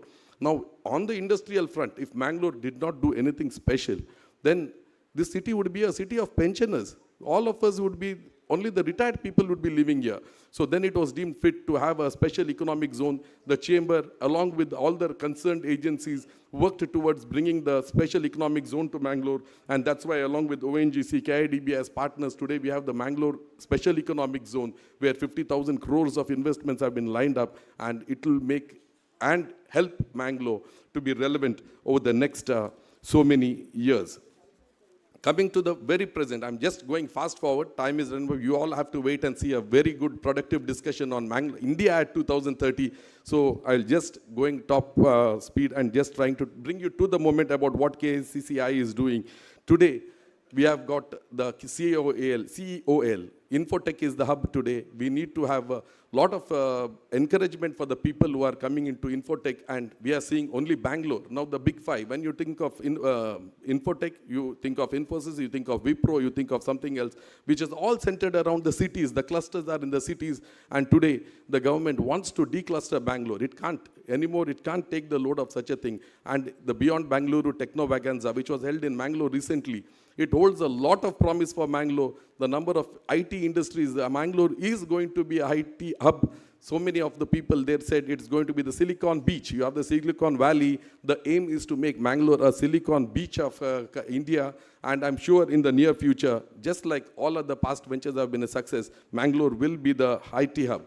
Now, how will all this happen? What else is KCCI doing? If all this has to happen, infrastructure is a very big necessity. Time and again, we have been pressing for good roads, good connectivity, and very recently, all of you are frequent travelers here. And if you take the Bangalore connectivity has been a major concern from the last 4 to 5 years. What was taking 10 years, about so many years ago, to travel from Bangalore to Mangalore, about 10 hours of journey, 8 to 10 hours of journey, is even today it's taking 8 to 10 hours, and we are talking national, pan-India speeds of 100 kilometers on the national highways. Bangalore-Mysore is going to be 1 hour. It's time, all of us, this SS Naik sir, along with this media, we should fight for our infrastructure, and I think so, Bangalore also, anybody, because we have very few flights, and the last minute tariffs are 12,000 rupees for a one-way journey. So it may not be economical for anybody to book a last minute ticket and travel out of Mangalore to Mangalore and Bombay. Only a few airlines are operating. We have Indigo and just in Air India also 1 or 2 airlines operating. We need more airlines to come here. The road connectivity has to improve. Bangalore has to be 4-5 lane, and this was one area where, along with our elected representatives and every forum KCC has been pressing, and I'm happy to tell, just 10 days back we have our Honorable MP of Mangalore, Mr. Nalin Kumar, has received a letter from the Transport Minister. The 4-laning of Bangalore highway will be taken up. The DPR for the tunnel, which we have been pressing for very much, the tunnel project between Mangalore and Bangalore, the DPR is in its final stage, and by April it is expected that the DPR will be finalized, as well as the immediate repairs of that structure is going to be done soon. So these are some of the things, starting incubators for ABL. We have a ADR center as well. All this and more is happening in KCCI. I'm proud to tell KCCI is totally a political body. All organizations or different sections of the trade and industry are involved in this, and today it stands tall as a temple of dedicated for the development of trade and industry in this region. I dedicate, if at all it has reached here today, all these efforts are dedicated to the past leaders, the past presidents, and all of them who have put the trade, the sponsors. Our yearly conclave is a very big affair.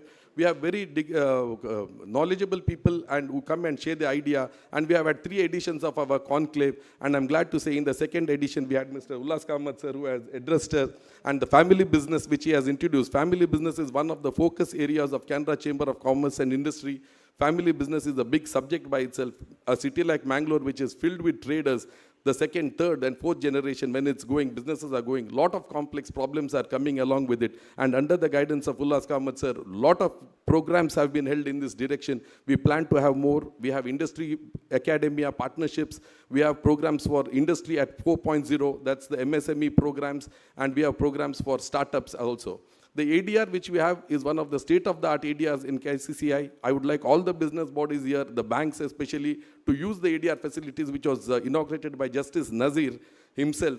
And in his inaugural address, he said, ADR is going to be the way forward, because if disputes have to be solved, courts will not be the solution. Business-related disputes will remain there for decades and you will not find a solution. So amicably coming to such ADRs and resolving it, if the MRPL, banks and other people can have it in their clause that to include the ADR as a center of dispute redressal, it would be a great way forward. I think so that's all in the nutshell. Since we have the next program to go, I would like to thank the organizers, the Namma Kudla, for having given us this stage today. Wish the program Business Tonic very well for the future. Let the tonic stimulate and give vigor for all the business community here, for all the viewers. Let them become more knowledgeable. Wish you all the very best in the days and years to come. Thank you. Thank you very much, sir, for giving us an insight about KCCI. It's rightly said, a good leader knows the way, goes the way, and shows the way. So we believe that under your leadership, KCCI will be reaching new heights. Mangalore will see a new phase, and you will be getting more accolades and awards towards Mangalore. Thank you once again for your wonderful address. ಅದೇ ರೀತಿ ನಮ್ಮ Karnataka bank presents business tonic ಕಾರ್ಯಕ್ರಮದ ಯಶಸ್ಸಿಗೆ ಎಲ್ಲ ವೀಕ್ಷಕರು ನಮ್ಮ ಜಾಹೀರಾತುದಾರರಾಗಿರುವಂತಹ Karnataka bank ಪ್ರಮುಖವಾಗಿರುವಂತಹ ಕಾರಣ. ಇವೆಲ್ಲದರ ಜೊತೆಗೆ ಈ ಇಬ್ಬರು ವ್ಯಕ್ತಿಗಳು ಕೂಡ ಕಾರಣ. ಹಾಗಾಗಿ ಈ ಇಬ್ಬರು ವ್ಯಕ್ತಿಗಳನ್ನು ಪ್ರಮುಖವಾಗಿ ನಾವು ಗೌರವಿಸ್ತಾ ಇದ್ದೇವೆ ಇವತ್ತಿನ ಕಾರ್ಯಕ್ರಮದಲ್ಲಿ. ಶ್ರೀಯುತ ಶ್ರೀ ರಾಮರಾವ್ ಸರ್ ಈಗಾಗಲೇ ತಮ್ಮ ಭಾಷಣದಲ್ಲಿ CA SS ನಾಯ್ಕ್ ಸರ್ ಇವರ ಬಗ್ಗೆ ಉಲ್ಲೇಖವನ್ನು ಮಾಡಿದರು. ಪ್ರೊಡಕ್ಟಿವ್ ರಾಮರಾವ್ ಸರ್, ಯಾಕಂದರೆ ಪ್ರತಿಯೊಂದು ಎಪಿಸೋಡ್ನಲ್ಲಿ ಅತ್ಯದ್ಭುತವಾಗಿರುವಂತಹ ಪ್ರಶ್ನೆಗಳ ಸುರಿಮಳೆಯನ್ನು ಕೇಳುವಂತಹ ಪ್ರೊಡಕ್ಟಿವ್ ರಾಮರಾವ್ ಸರ್ ಈಗಾಗಲೇ ಜಾಯಿನ್ ಆಗಿದ್ದಾರೆ. ಇವರಿಗೆ ಗೌರವದ ಒಂದು ಸನ್ಮಾನ ಅತಿಥಿಗಳ ಸಮ್ಮುಖದಲ್ಲಿ. ಮಹಾಬಲೇಶ್ವರ ಸರ್ ದಯಮಾಡಿ ರಾಮರಾವ್ ಸರ್ ಇವರಿಗೆ ಗೌರವದ ಸನ್ಮಾನವನ್ನು ಮಾಡ್ತಾ ಇದ್ದಾರೆ.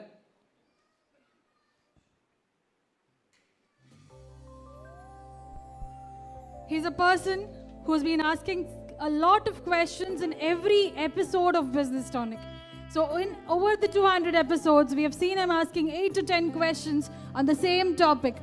I believe the amount of research that we do, even Ram Rao sir does the same amount of research on every topic. He's been so keen on asking who are the resource persons, what is the episode, so that he can well prepare himself to ask the questions, to throw googlies to all the resource persons. Thank you, sir, once again for your cooperation, your support. We request you to support us throughout the other episodes as well. Thank you sir, thank you Ramarao sir. ಅದೇ ರೀತಿ ಒಂದು ವಿಚಾರ ಈ ಸಂದರ್ಭ ಹೇಳಬೇಕು. ನಿನ್ನೆ SS Nayak sir ಇವರ ಬಗ್ಗೆ ಹೇಳ್ತಾ ಇದ್ರು. ಅಂದರೆ ಇವರ 2 ವೀಲರಲ್ಲಿ ಗಾಡಿಯಲ್ಲಿ ಈ ಒಂದು ಕಾರ್ಯಕ್ರಮದ ಇನ್ವಿಟೇಷನ್ಗಳನ್ನು ಪ್ರತಿಯೊಬ್ಬರಲ್ಲಿಗೂ ಹೋಗಿ ಹತ್ರ ಹೋಗಿ ಇವರು ಅವರಿಗೆ ಕೊಟ್ಟು ಬರ್ತಾ ಇದ್ರು. ಅಂತಹ ಒಂದು ಪ್ರಾಮಾಣಿಕವಾಗಿರುವಂಥ ಸೇವೆ ಸಲ್ಲಿಸ್ತಾ ಇದ್ದಾರೆ ಈ ಒಂದು ಕಾರ್ಯಕ್ರಮಕ್ಕೆ. ಧನ್ಯವಾದಗಳು ಸರ್ ರಾಮರಾವ್ ಸರ್. ಅದೇ ರೀತಿ ಮತ್ತೊಬ್ಬ ವ್ಯಕ್ತಿ, ಇವರ ಒಂದು ಸುಶ್ರಾವ್ಯವಾಗಿರುವಂಥ ಹಾಡಿನ ಮೂಲಕ ಪ್ರತಿ ಬಾರಿಯೂ ಕೂಡ ನಮ್ಮ ಕಾರ್ಯಕ್ರಮಕ್ಕೆ ಶಕ್ತಿ ತುಂಬಿರುವಂತಹ ವ್ಯಕ್ತಿ ಶ್ರೀಯುತ ಮುರಳೀಧರ್ ಶೆಣೈ ಅವರು. ಸರ್ ದಯಮಾಡಿ ವೇದಿಕೆಗೆ ಬರಬೇಕು. ಮುರಳೀಧರ್ ಶೆಣೈ ಅವರಿಗೆ ಜೋರಾಗಿರುವಂತಹ ಕೈ ಚಪ್ಪಾಳೆ. ಇವರ ಒಂದು ಪ್ರಾರ್ಥನೆಯ ಮೂಲಕ ಕರ್ನಾಟಕ ಬ್ಯಾಂಕ್ ಬಿಸ್ನೆಸ್ ಟಾನಿಕ್ 25ನೇ ಕಾರ್ಯಕ್ರಮ, 50ನೇ ಕಾರ್ಯಕ್ರಮ, 100ನೇ ಸಂಚಿಕೆ, 150ನೇ ಸಂಚಿಕೆ, ಇದೀಗ 200ನೇ ಸಂಚಿಕೆ, ಇನ್ನು ಮುಂದಕ್ಕೆ 300 500 ಸಂಚಿಕೆಗಳು ಏನಿದೆ ಎಲ್ಲ ಸಂಚಿಕೆಗಳಿಗೂ ಕೂಡ ಮುರಳೀಧರ್ ಶೆಣೈ ಅವರ ಹಾಡು, ಅವರ ಸುಶ್ರಾವ್ಯವಾಗಿರುವಂತಹ ಹಾಡು ಜೊತೆಗೆ ಅವರ ಭಕ್ತಿ ಪೂರ್ವಕವಾಗಿರುವಂತಹ ಹಾಡಿನ ಮೂಲಕ ನಮಗೆ ಶಕ್ತಿಯನ್ನು ತುಂಬುತ್ತಾ ಇರುವಂತಹ ವ್ಯಕ್ತಿ ಮುರಳೀಧರ್ ಶೆಣೈ ಅವರು. ಗೌರವದ ಸನ್ಮಾನ. Thank you sir, thank you so much. ಅದೇ ರೀತಿ Suresh Shenoy sir, the man no need introduction ಬಹುಶಃ, ಯಾಕಂದರೆ ನಮ್ಮ ಕುಡ್ಲ ವಾಹಿನಿಗೆ ಪ್ರತಿ ಬಾರಿಯೂ ಕೂಡ ಕಾರ್ಯಕ್ರಮಗಳು ಅಂತ ಬಂದಾಗ ನಮ್ಮ ಜೊತೆ ಬೆನ್ನೆಲುಬಾಗಿ ನಿಂತಿರುವಂತಹ ವ್ಯಕ್ತಿ ಮುರಳೀಧರ ಶೆಣೈ ಅವರು ಯಾವ ರೀತಿ ಇದ್ದಾರೆ, ಅದೇ ರೀತಿ ಸುರೇಶ್ ಶೆಣೈ ಅವರು. ಸುರೇಶ್ ಶೆಣೈ ಅವರಿಗೆ ಗೌರವದ ಸನ್ಮಾನ. ಸಮಾಜ ಸೇವಕರು ಜೊತೆಗೆ ಕರ್ನಾಟಕ ಬ್ಯಾಂಕ್ ಬಿಸ್ನೆಸ್ ಟಾನಿಕ್ ಈ ಕಾರ್ಯಕ್ರಮಕ್ಕೆ, ಸರಣಿ ಕಾರ್ಯಕ್ರಮಕ್ಕೆ ಪ್ರತಿ ಬಾರಿಯೂ ಕೂಡ ಬೆನ್ನು ತಟ್ಟಿ ಪ್ರೋತ್ಸಾಹಿಸಿದಂತಹ ವ್ಯಕ್ತಿ Suresh Shenoy. A man who shows that age is just a number. You would have seen him going from pillar to post just to see that all the arrangements are done properly. The lights, the camera, the people, the arrangements, everything is in charge. We indeed are thankful, grateful to you, sir, for helping us throughout all these episodes that we have conducted. Thank you once again. Thank you sir. ಯಾವ ರೀತಿ ಕರ್ನಾಟಕ ಬ್ಯಾಂಕ್ನ ಒಂದು ಪ್ರೋತ್ಸಾಹ ಜೊತೆಗೆ ಎಲ್ಲ ವೀಕ್ಷಕರ ಒಂದು ಆಶೀರ್ವಾದ ಇವೆಲ್ಲದರ ಜೊತೆಗೆ ಇವರುಗಳ ನಿಷ್ಕಲ್ಮಶವಾಗಿರುವಂತಹ ಪ್ರಾಮಾಣಿಕವಾಗಿರುವಂತಹ ಪ್ರಯತ್ನ. ಧನ್ಯವಾದಗಳು ಸರ್. ಎಲ್ಲ ಅತಿಥಿಗಳಿಗೂ ಗಣ್ಯರಿಗೂ ಕೂಡ ಧನ್ಯವಾದಗಳು. ಅದೇ ರೀತಿ ಕಾರ್ಯಕ್ರಮದ ಪ್ರಮುಖ ಹಂತ ಇವತ್ತಿನ ಸಭಾ ಕಾರ್ಯಕ್ರಮ ಏನಿದೆ, ಈ ಕಾರ್ಯಕ್ರಮವನ್ನು ವೋಟ್ ಆಫ್ ಥ್ಯಾಂಕ್ಸ್ ಮೂಲಕ ನಮ್ಮ ಕುಡ್ಲ ವಾಹಿನಿ ನಿರ್ದೇಶಕರು ಲೀಲಾಕ್ಷ ಬಿ ಕರ್ಕೇರ್ ಅವರು ಬಂದಂತಹ ಎಲ್ಲ ಗಣ್ಯ ವ್ಯಕ್ತಿಗಳಿಗೆ ನೆನಪಿನ ಸ್ಮರಣಿಕೆಯನ್ನು ನೀಡ್ತಾ ಇದ್ದಾರೆ. ನಮ್ಮ ಕುಡ್ಲ ವಾಹಿನಿ ನಿರ್ದೇಶಕರು ಲೀಲಾಕ್ಷ ಬಿ ಕರ್ಕೇರ್ ಅವರು ಮೊದಲನೇದಾಗಿ ಈ ಒಂದು ಕಾರ್ಯಕ್ರಮಕ್ಕೆ ಶಕ್ತಿಯನ್ನು ತುಂಬಿರುವಂತಹ ವ್ಯಕ್ತಿ ಕೂಡ ಹೌದು. ಅದೇ ರೀತಿ ಶ್ರೀಯುತ ಶ್ರೀ ವಿಠಲ್ ದಾಸ್ ಲೀಲಾಧರ್ ಅವರು, ಫಾರ್ಮರ್ ಡೆಪ್ಯೂಟಿ ಗವರ್ನರ್ RBI. ನಮ್ಮ ಕುಡ್ಲ ವಾಹಿನಿ ನಿರ್ದೇಶಕರು ಲೀಲಾಕ್ಷ ಬಿ ಕರ್ಕೇರ್ ಅವರು ಅಭಿನಂದನೆಯನ್ನು ಸಲ್ಲಿಸ್ತಾ ಇದ್ದಾರೆ. ಅದೇ ರೀತಿ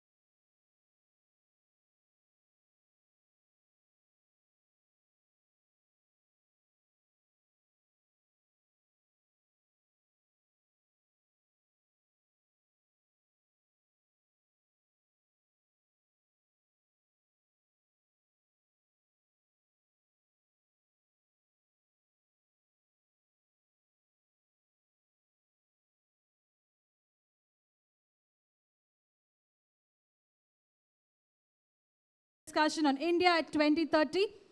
Our panelists will be CA Ullas Kamath, CA DB Mehta, ಇಂದು ನಮ್ಮ CA ಕನಸು Gokul Das Pai ಸಾಕಾರವಾಗಿದೆ. will be ನಮ್ಮ joining this ಕನಸನ್ನ ನನ್ಸ್ ಮಾಡಿದವ್ರು ಯಾರು ಹೇಳಿ? ಇಲ್ಲಿ ನೋಡಿ, ನಮ್ಮ ಮುದ್ದಿನ ಮಗಳು ಬಂದ್ಲು. ಅರೆ ವಾ, ನೀನು ನಮ್ಮ ಕನಸನ್ನು ಸಾಕಾರಗೊಳಿಸಿದಿ ಮಗಳೇ. ಈ ಸಾಧನೆಯ ಹಿಂದೆ ಯಾರಿದ್ದಾರೆ ಹೇಳಿ? ಕಂಗ್ರಾಟ್ಸ್. ಕಂಗ್ರಾಟ್ಸ್. ನನ್ನ ಸಾಧನೆಯ ಹಿಂದೆ ನನ್ನ ಬ್ಯಾಂಕ್ ಇದೆ. ನಿಮ್ಮ ಅಭಿವೃದ್ಧಿಯ ಜೊತೆಗಾರ ಕರ್ನಾಟಕ ಬ್ಯಾಂಕ್, ನಿಮ್ಮ ಕುಟುಂಬದ ಬ್ಯಾಂಕ್, ಭಾರತದಾದ್ಯಂತ. We have one life, one body, one chance.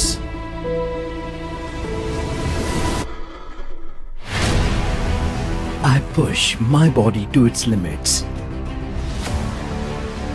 I make choices with long-term benefits. I choose Godama A2 Ghee for my daily nutritional needs.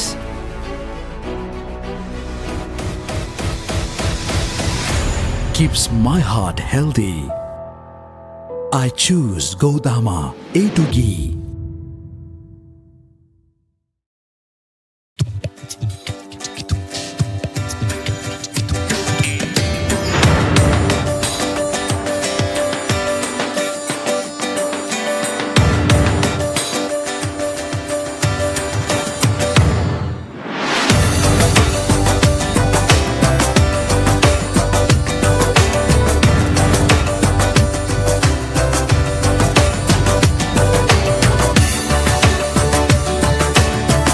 ಕರ್ನಾಟಕದಾದ್ಯಂತ ಮದುವೆ ಸೀರೆಗಳ ಹೆಸರಾಂತ ಮಳಿಗೆ ಜಯಲಕ್ಷ್ಮಿ ಸಿಲ್ಕ್ಸ್ ಉದ್ಯಾವರ.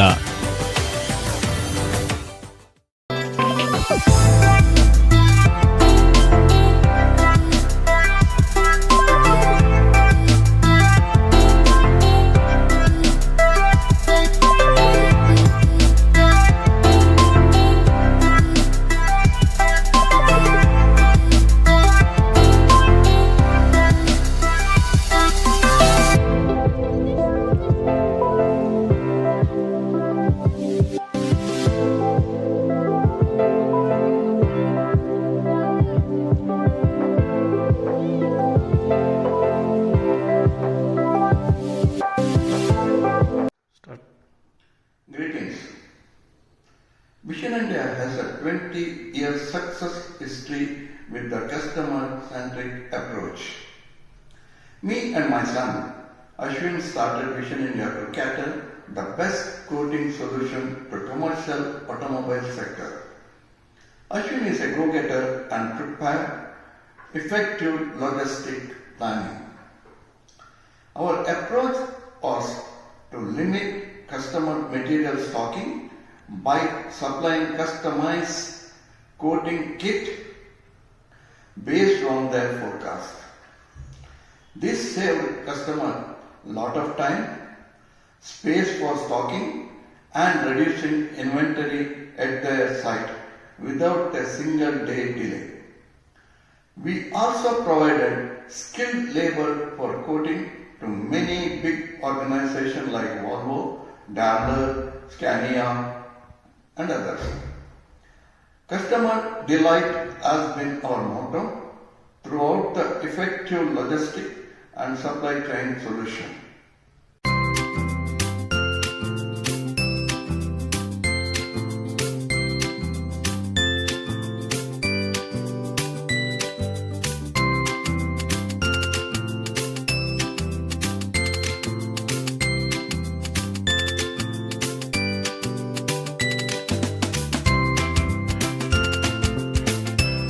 ನಿಮ್ಮ ಯಶಸ್ಸಿನ ಪಯಣದಲ್ಲಿ ಸದಾ ನಿಮ್ಮ ಜೊತೆಗಾರ ಕರ್ನಾಟಕ ಬ್ಯಾಂಕ್, ನಿಮ್ಮ ಕುಟುಂಬದ ಬ್ಯಾಂಕ್, ಭಾರತದಾದ್ಯಂತ.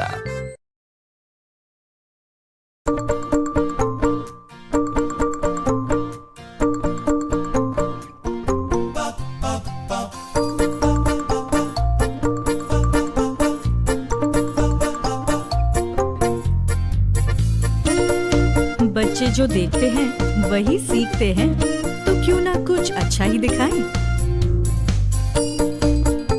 स्वच्छता की ओर कदम बढ़ाएं, चलो भारत को स्वच्छ बनाएं।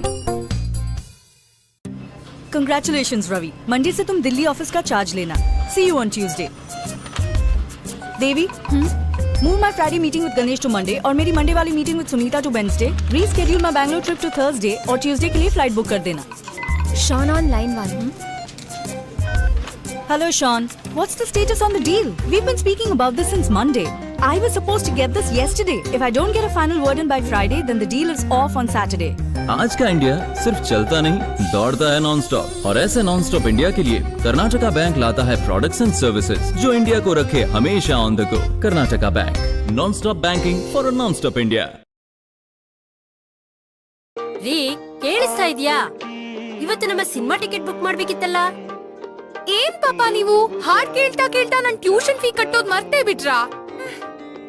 ನಮ್ಮ ಯಾತ್ರೆಯ ಟಿಕೆಟ್ ಯಾವಾಗ ಬುಕ್ ಮಾಡ್ತೀಯ ಮಗನೇ? ಹಲವು ಬೇಡಿಕೆಗಳಿಗೆ ಇದೀಗ ಒಂದೇ ಪರಿಹಾರ. ಕರ್ನಾಟಕ ಬ್ಯಾಂಕಿನ ಮೊಬೈಲ್ ಬ್ಯಾಂಕಿಂಗ್, ಹಣ ವರ್ಗಾವಣೆ, ಬಿಲ್ ಪೇಮೆಂಟ್, ಬ್ಯಾಲೆನ್ಸ್ ವಿವರ ಇತ್ಯಾದಿ ಕ್ಷಣ ಮಾತ್ರದಲ್ಲಿ. KBL mobile banking, Karnataka bank, ನಿಮ್ಮ ಕುಟುಂಬದ ಬ್ಯಾಂಕ್, ಭಾರತದಾದ್ಯಂತ.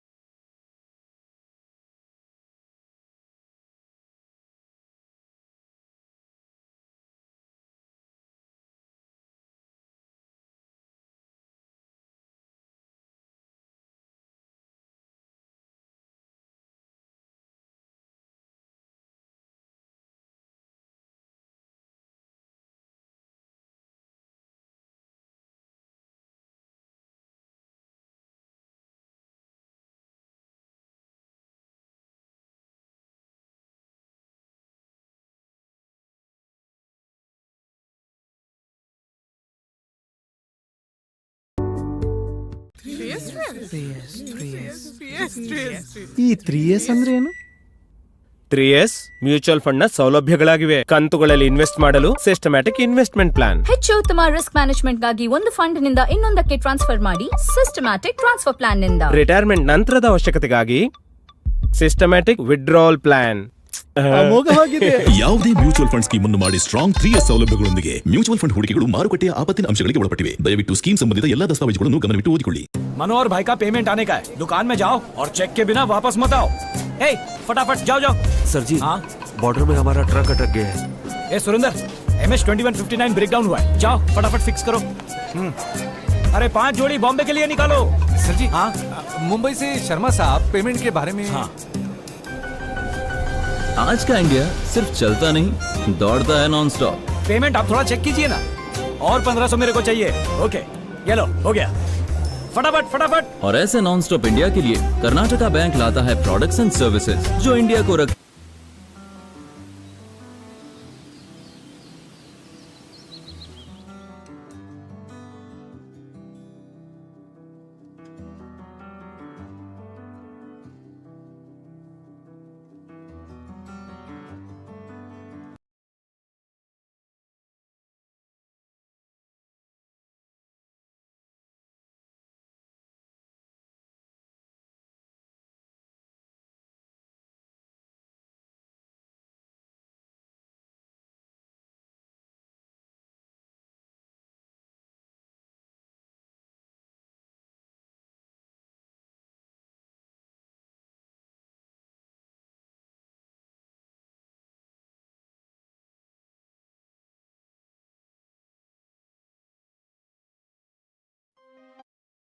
Technology. Fizar Group, turnkey wind farm developers.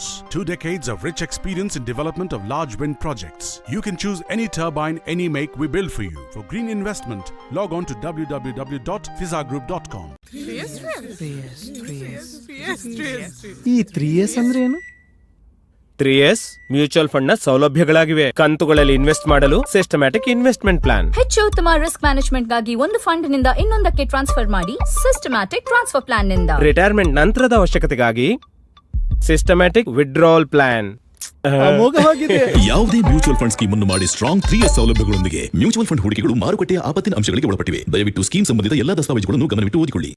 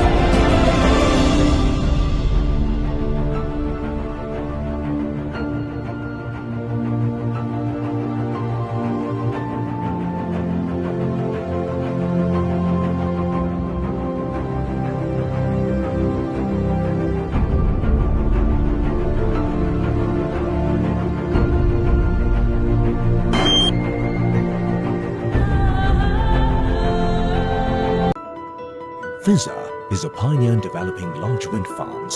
Choose any turbine, any capacity. We specialize in turnkey solutions. We also specialize in site solutions, wind monitoring, wind farm infrastructure, erection and commissioning. FISA Group.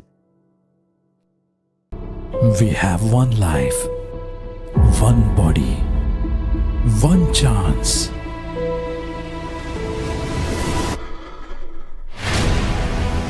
I push my body to its limits. I make choices with long-term benefits. I choose Godama A2 Ghee for my daily nutritional needs.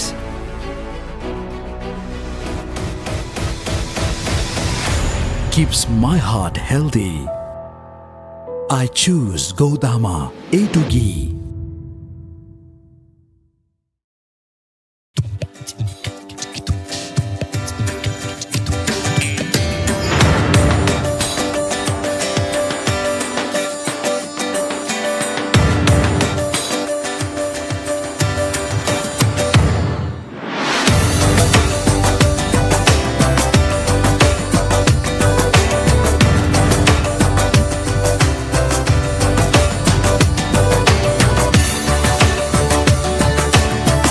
ಕರ್ನಾಟಕದಾದ್ಯಂತ ಮದುವೆ ಸೀರೆಗಳ ಹೆಸರಾಂತ ಮಳಿಗೆ Jayalakshmi silks Udyavara.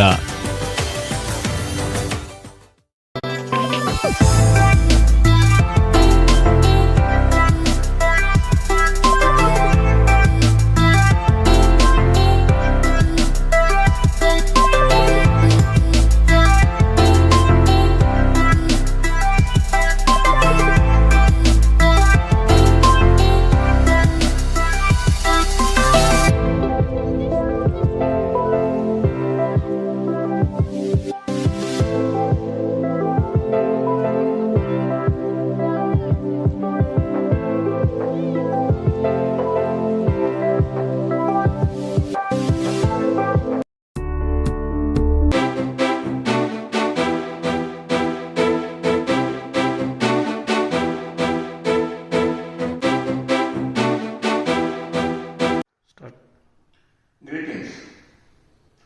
Vision India has a 20-year success history with the customer-centric approach. Me and my son, Ashwin, started Vision India to cater the best quoting solution to commercial automobile sector. Ashwin is a go-getter and prepared effective logistic planning. ದೇಶಕ್ಕಾಗಿ ಏನಾದರೂ ಮಾಡ್ಬೇಕು ಕಣೋ. ಹೌದು ಕಣು. ಆರ್ಮಿಗೆ ಸೇರ್ಕೊಂಡ್ರೆಗೆ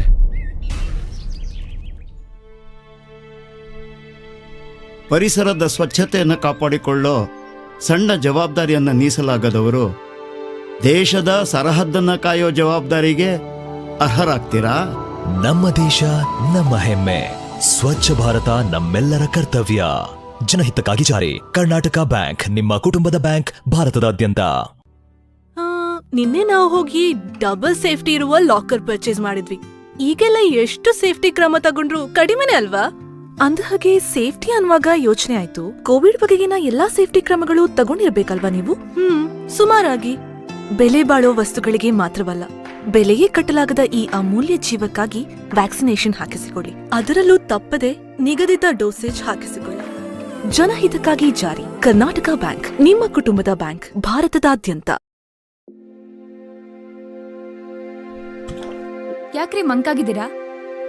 ಈ ಸಲದ ಬಿತ್ತನೆಗೆ ಸಮಯ ಬಂದಿದೆ, ಆದ್ರೆ ಯಾರತ್ರ ಹೋಗಿ ಬೀಜ ಗೊಬ್ಬರ ಕೇಳೋದು ಅಂತಾನೆ ಗೊತ್ತಾಗ್ತಿಲ್ಲ. ಛೇ, ಅಷ್ಟೇನಾ? ಅದಕ್ಕೆಲ್ಲ ಟೆನ್ಷನ್ ಮಾಡ್ಕೊಳ್ಳೋ ಅಗತ್ಯನೇ ಇಲ್ಲ. ಈ ಸಲ ನಮ್ಮ ಹತ್ರ ಇರೋ ಬಂಗಾರದಿಂದನೇ ಬೆಳೆ ಬೆಳಿಬಹುದು. ಏನ್ ಮಾತಾಡ್ತಾ ಇದೀಯಾ? ಬಂಗಾರದಿಂದ ಬೆಳೆ ಬೆಳೆಯಕ್ಕಾಗತ್ತಾ?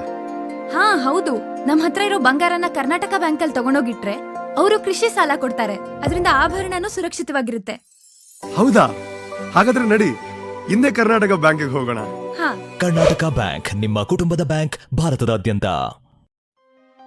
Green technology. Fiza Group, turnkey wind farm developers. 2 decades of rich experience in development of large wind projects. You can choose any turbine, any make, we build for you. For green investment, log on to www.fizagroup.com. ಈ 3S ಅಂದ್ರೆ ಏನು? 3S mutual fund ನ ಸೌಲಭ್ಯಗಳಾಗಿವೆ. ಕಂತುಗಳಲ್ಲಿ invest ಮಾಡಲು systematic investment plan. ಹೆಚ್ಚು ಉತ್ತಮ risk management ಗಾಗಿ ಒಂದು ಫಂಡ್ ನಿಂದ ಇನ್ನೊಂದಕ್ಕೆ ಟ್ರಾನ್ಸ್ಫರ್ ಮಾಡಿ ಸಿಸ್ಟಮ್ಯಾಟಿಕ್ ಟ್ರಾನ್ಸ್ಫರ್ ಪ್ಲಾನ್ ನಿಂದ. ರಿಟೈರ್ಮೆಂಟ್ ನಂತರದ ಅವಶ್ಯಕತೆಗಾಗಿ ಸಿಸ್ಟಮ್ಯಾಟಿಕ್ ವಿಡ್ರಾವಲ್ ಪ್ಲಾನ್. ಯಾವುದೇ ಮ್ಯೂಚುವಲ್ ಫಂಡ್ ಸ್ಕೀಮ್ ಅನ್ನು ಮಾಡಿ ಸ್ಟ್ರಾಂಗ್ 3S ಸೌಲಭ್ಯಗಳೊಂದಿಗೆ. ಮ್ಯೂಚುವಲ್ ಫಂಡ್ ಹೂಡಿಕೆಗಳು ಮಾರುಕಟ್ಟೆಯ ಆಪತ್ತಿನ ಅಂಶಗಳಿಗೆ ಒಳಪಟ್ಟಿವೆ. ದಯವಿಟ್ಟು ಸ್ಕೀಮ್ ಸಂಬಂಧಿತ ಎಲ್ಲಾ ದಸ್ತಾವೇಜುಗಳನ್ನು ಗಮನವಿಟ್ಟು ಓದಿಕೊಳ್ಳಿ.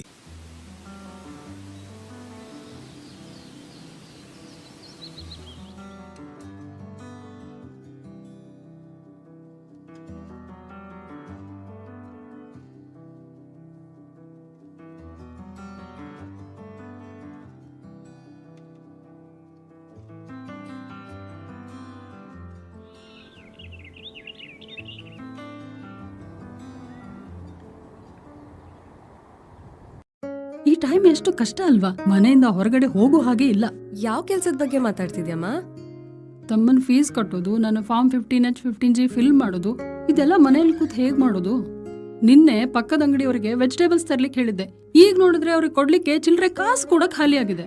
ಅಯ್ಯೋಮ್ಮ, ಅಷ್ಟೇನಾ ನಿನ್ ಕೆಲ್ಸ? ಈಗ ನೋಡು, ಈ KBL ಮೊಬೈಲ್ ಪ್ಲಸ್ ಆಪ್ ನಲ್ಲಿ ಎಲ್ಲಾ ಕೆಲ್ಸಗಳನ್ನ ಮನೆಯಿಂದಲೇ ಸುಲಭವಾಗಿ ಮಾಡ್ಬೋದು. ಕರ್ನಾಟಕ ಬ್ಯಾಂಕ್, ನಿಮ್ಮ ಕುಟುಂಬದ ಬ್ಯಾಂಕ್, ಭಾರತದಾದ್ಯಂತ.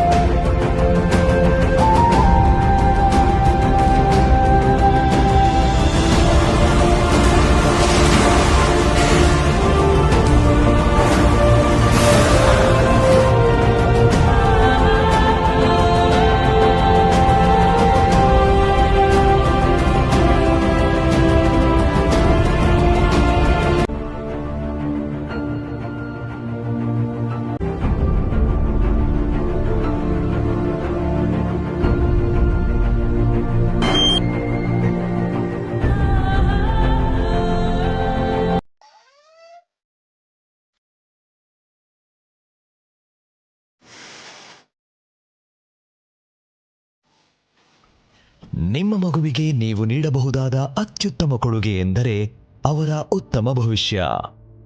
ಅವರ ಭವಿಷ್ಯ ನಮ್ಮ ಪರಿಸರದಲ್ಲಿದೆ. ಇಂದು ನೀವು ನಿಮ್ಮ ಮಗುವಿಗೆ ಉಡುಗೊರೆಯಾಗಿ ಕೊಡುವ ಒಂದು ಗಿಡ ಪರಿಸರದ ಹಸಿರನ್ನು ಜೀವಂತವಾಗಿರಿಸುತ್ತದೆ. ಜನಹಿತಕ್ಕಾಗಿ ಜಾರಿ. ಕರ್ನಾಟಕ ಬ್ಯಾಂಕ್, ನಿಮ್ಮ ಕುಟುಂಬದ ಬ್ಯಾಂಕ್, ಭಾರತದಾದ್ಯಂತ.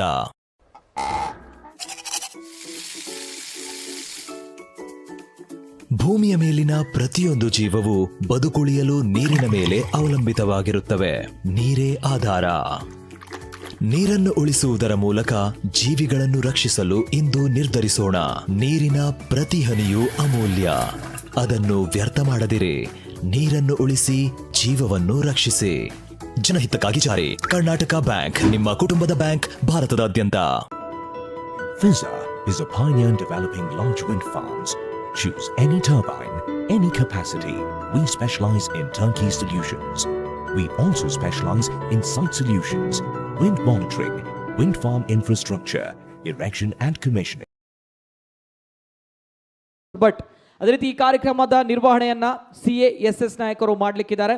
ಈಗಾಗಲೇ ಟೀ ಬ್ರೇಕ್ನ ನಂತರ ದಯಮಾಡಿ ಎಲ್ಲರೂ ಕೂಡ ಸಭಾಂಗಣದ ಮುಂಭಾಗಕ್ಕೆ ಬರಬೇಕು. ಸಭಾಂಗಣದೊಳಗೆ ಬಂದು ಆಸೀನರಾಗಬೇಕಾಗಿ ಕೇಳ್ಕೊಳ್ತಾ ಇದ್ದೇವೆ. ಸ್ವಲ್ಪ ಹೊತ್ತಲ್ಲೇ, ಇದೀಗ ಕೇವಲ 1 ನಿಮಿಷಗಳಲ್ಲೇ ಇದೀಗ ಪ್ಯಾನೆಲ್ ಡಿಸ್ಕಷನ್ ಪ್ರಾರಂಭವಾಗಲಿಕ್ಕಿದೆ. ಇಂಡಿಯಾ ಆಟ್ 2030, 2030ರಲ್ಲಿ ನಮ್ಮ ಭವ್ಯ ಭಾರತದ ಆರ್ಥಿಕ ಪರಿಸ್ಥಿತಿ ಜೊತೆಗೆ ನಮ್ಮ ಭವ್ಯ ಭಾರತದ ಪರಿಕಲ್ಪನೆ, ಈ ಒಂದು ವಿಚಾರಧಾರೆಯ ಬಗ್ಗೆ ಇವತ್ತಿನ ನಮ್ಮ ಕಾರ್ಯಕ್ರಮದಲ್ಲಿ ಪ್ಯಾನಲಿಸ್ಟ್ಗಳು ಅವರ ವಿಚಾರವನ್ನು ಮಂಡನೆ ಮಾಡಲಿಕ್ಕಿದ್ದಾರೆ. CA ಉಲ್ಲಾಸ್ ಕಾಮತ್ ಅವರು, ಅದೇ ರೀತಿ CA DB ಮೆಹ್ತಾ ಅವರು, CA ಗೋಕುಲ್ ದಾಸ್ ಪೈ, ಅದೇ ರೀತಿ ಡಾಕ್ಟರ್ ಚಂದ್ರಕಾಂತ್ ಭಟ್ ಅವರು. ಎಲ್ಲ ಅತಿಥಿಗಳು ದಯಮಾಡಿ ಸಭಾಂಗಣದ ಒಳಗಡೆ ಬರಬೇಕಾಗಿ ಆತ್ಮೀಯವಾಗಿ ಸ್ವಾಗತವನ್ನು ಕೋರ್ತಾ ಇದ್ದೀವಿ. ಆಫ್ಟರ್ ಟೀ ಬ್ರೇಕ್ ಈ ಕಾರ್ಯಕ್ರಮ ಇದೀಗ ಶುರುವಾಗುತ್ತೆ. ಅದೇ ರೀತಿ ನಮ್ಮ ಕುಡ್ಲ ವಾಹಿನಿಯಲ್ಲಿ ಯೂಟ್ಯೂಬ್ ಮುಖಾಂತರ, ಅದೇ ರೀತಿ ಚಾನಲ್ ಮುಖಾಂತರ ನೇರವಾಗಿರುವಂತಹ ನೇರ ಪ್ರಸಾರ ಕಾರ್ಯಕ್ರಮ ನಡೀತಾ ಇದೆ. ಅಟ್ ಎ ಟೈಮ್ ಏಕಕಾಲದಲ್ಲಿ 35 ಲಕ್ಷ ಮನೆಗಳಿಗೆ ಈ ಒಂದು ಕಾರ್ಯಕ್ರಮ ನೇರ ಪ್ರಸಾರದ ಮೂಲಕ ಹೋಗ್ತಾ ಇದೆ. ಇವೆಲ್ಲದರ ಜೊತೆಗೆ ಫೇಸ್ಬುಕ್ಗಳಲ್ಲಿ, ಯೂಟ್ಯೂಬ್ಗಳಲ್ಲಿ, TV ಮಾಧ್ಯಮಗಳಲ್ಲಿ ಈ ಒಂದು ಕಾರ್ಯಕ್ರಮ ನಮ್ಮ ಕುಡ್ಲ ವಾಹಿನಿ ಮುಖಾಂತರ ನಿಮ್ಮ ಮನೆಗಳಲ್ಲಿ ನಮ್ಮ ಕುಡ್ಲ ವಾಹಿನಿಯ Karnataka bank presents business tonic 200ನೇ ಸಂಭ್ರಮ. ಮತ್ತೊಮ್ಮೆ ಎಲ್ಲ ಪ್ರಾಯೋಜಕರಿಗೆ ಕೂಡ ಧನ್ಯವಾದಗಳನ್ನು ಸಲ್ಲಿಸ್ತಾ ಇದ್ದೀವಿ. ಅದೇ ರೀತಿ ಈ ನಮ್ಮ ಕಾರ್ಯಕ್ರಮದ ಪ್ರಮುಖ ಪ್ರಾಯೋಜಕರು Karnataka bank, powered by new Mangalore port authority, Al Badriya wood industries, Fiza developers and infrastructure private limited, Godama SKF elixir India private limited, Canara Robeco mutual fund. ಅದೇ ರೀತಿ ಇವತ್ತಿನ ನಮ್ಮ ಕಾರ್ಯಕ್ರಮಕ್ಕೆ ಗಿಫ್ಟ್ ಹ್ಯಾಂಪರ್ಗಳನ್ನು ಸ್ಪಾನ್ಸರ್ ಮಾಡಿರುವಂಥವರು Bhandari school book private limited, Bandar Mangalore, Jayalakshmi silks Udyavara. ತಮಗೂ ಕೂಡ ಧನ್ಯವಾದಗಳನ್ನು ಸಲ್ಲಿಸ್ತಾ ಇದ್ದೇವೆ. Yes, over to CASS Naik, the moderator, to take up the session and give us an insight on India at 2030. Good afternoon. We have with us eminent panelists today, CA Gokul Das Pai, who is on Zoom from Washington DC, USA. CA Gokul Das Pai, you are welcome to our show, India at 2030. We have with us CA Ullas Kamath, Chairman, Karnataka State Council FICCI. Sir, you are also welcome to this show. We have our eminent economic expert, CA DB Mehta. He is the Vice Chairman of Karnataka Credit, as well as he is CA, then he is IRS, then he has qualified law also. Sir, you are also welcome to this show as economic expert. We have already introduced Dr. Chandrakant Bhatt, investment consultant from Dubai. You are also welcome to the show. Before starting the event, this session, India at 2030. See, we have been listening $5 trillion economy by our Prime Minister, and almost all the forums we say $5 trillion economy, that is the immediate target of India. So before starting this, I would like to brief some statistics. Global wealth in US dollars, in 2000 it was 15 trillion, in 2020 it is $155 trillion. China, in 2000 it was only 5 trillion, but in 2020 it is 100 trillion. And global wealth it is 15 trillion in 2000, 2020 it was 155 trillion. China 5 trillion in 2000, now it is 100 trillion.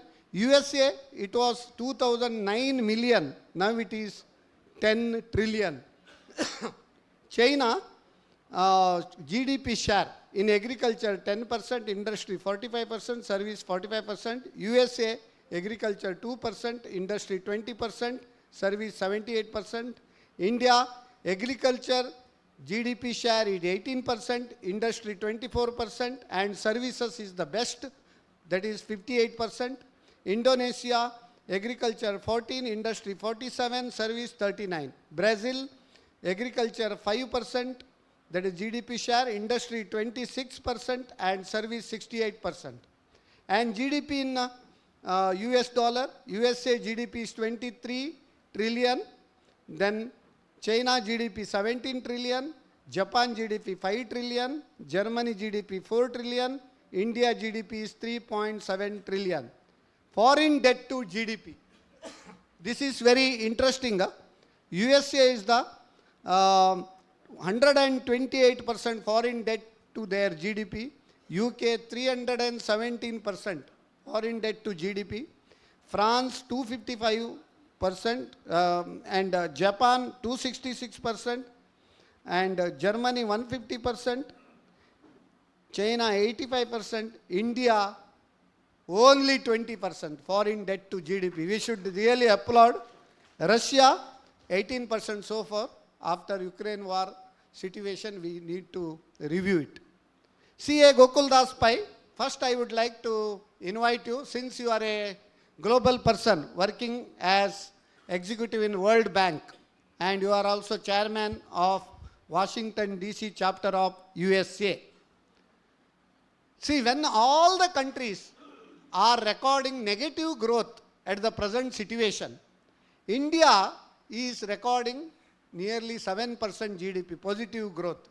Jagavella malagiralu avanobba yedda, avane Gautama Buddha. So, why it is so, and whether this trend will continue, your views on this. CASS Naik, hope I'm audible.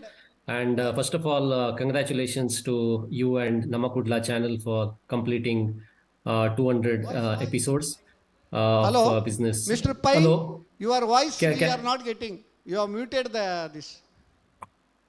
Can you hear me? Hello? Hello? Hello?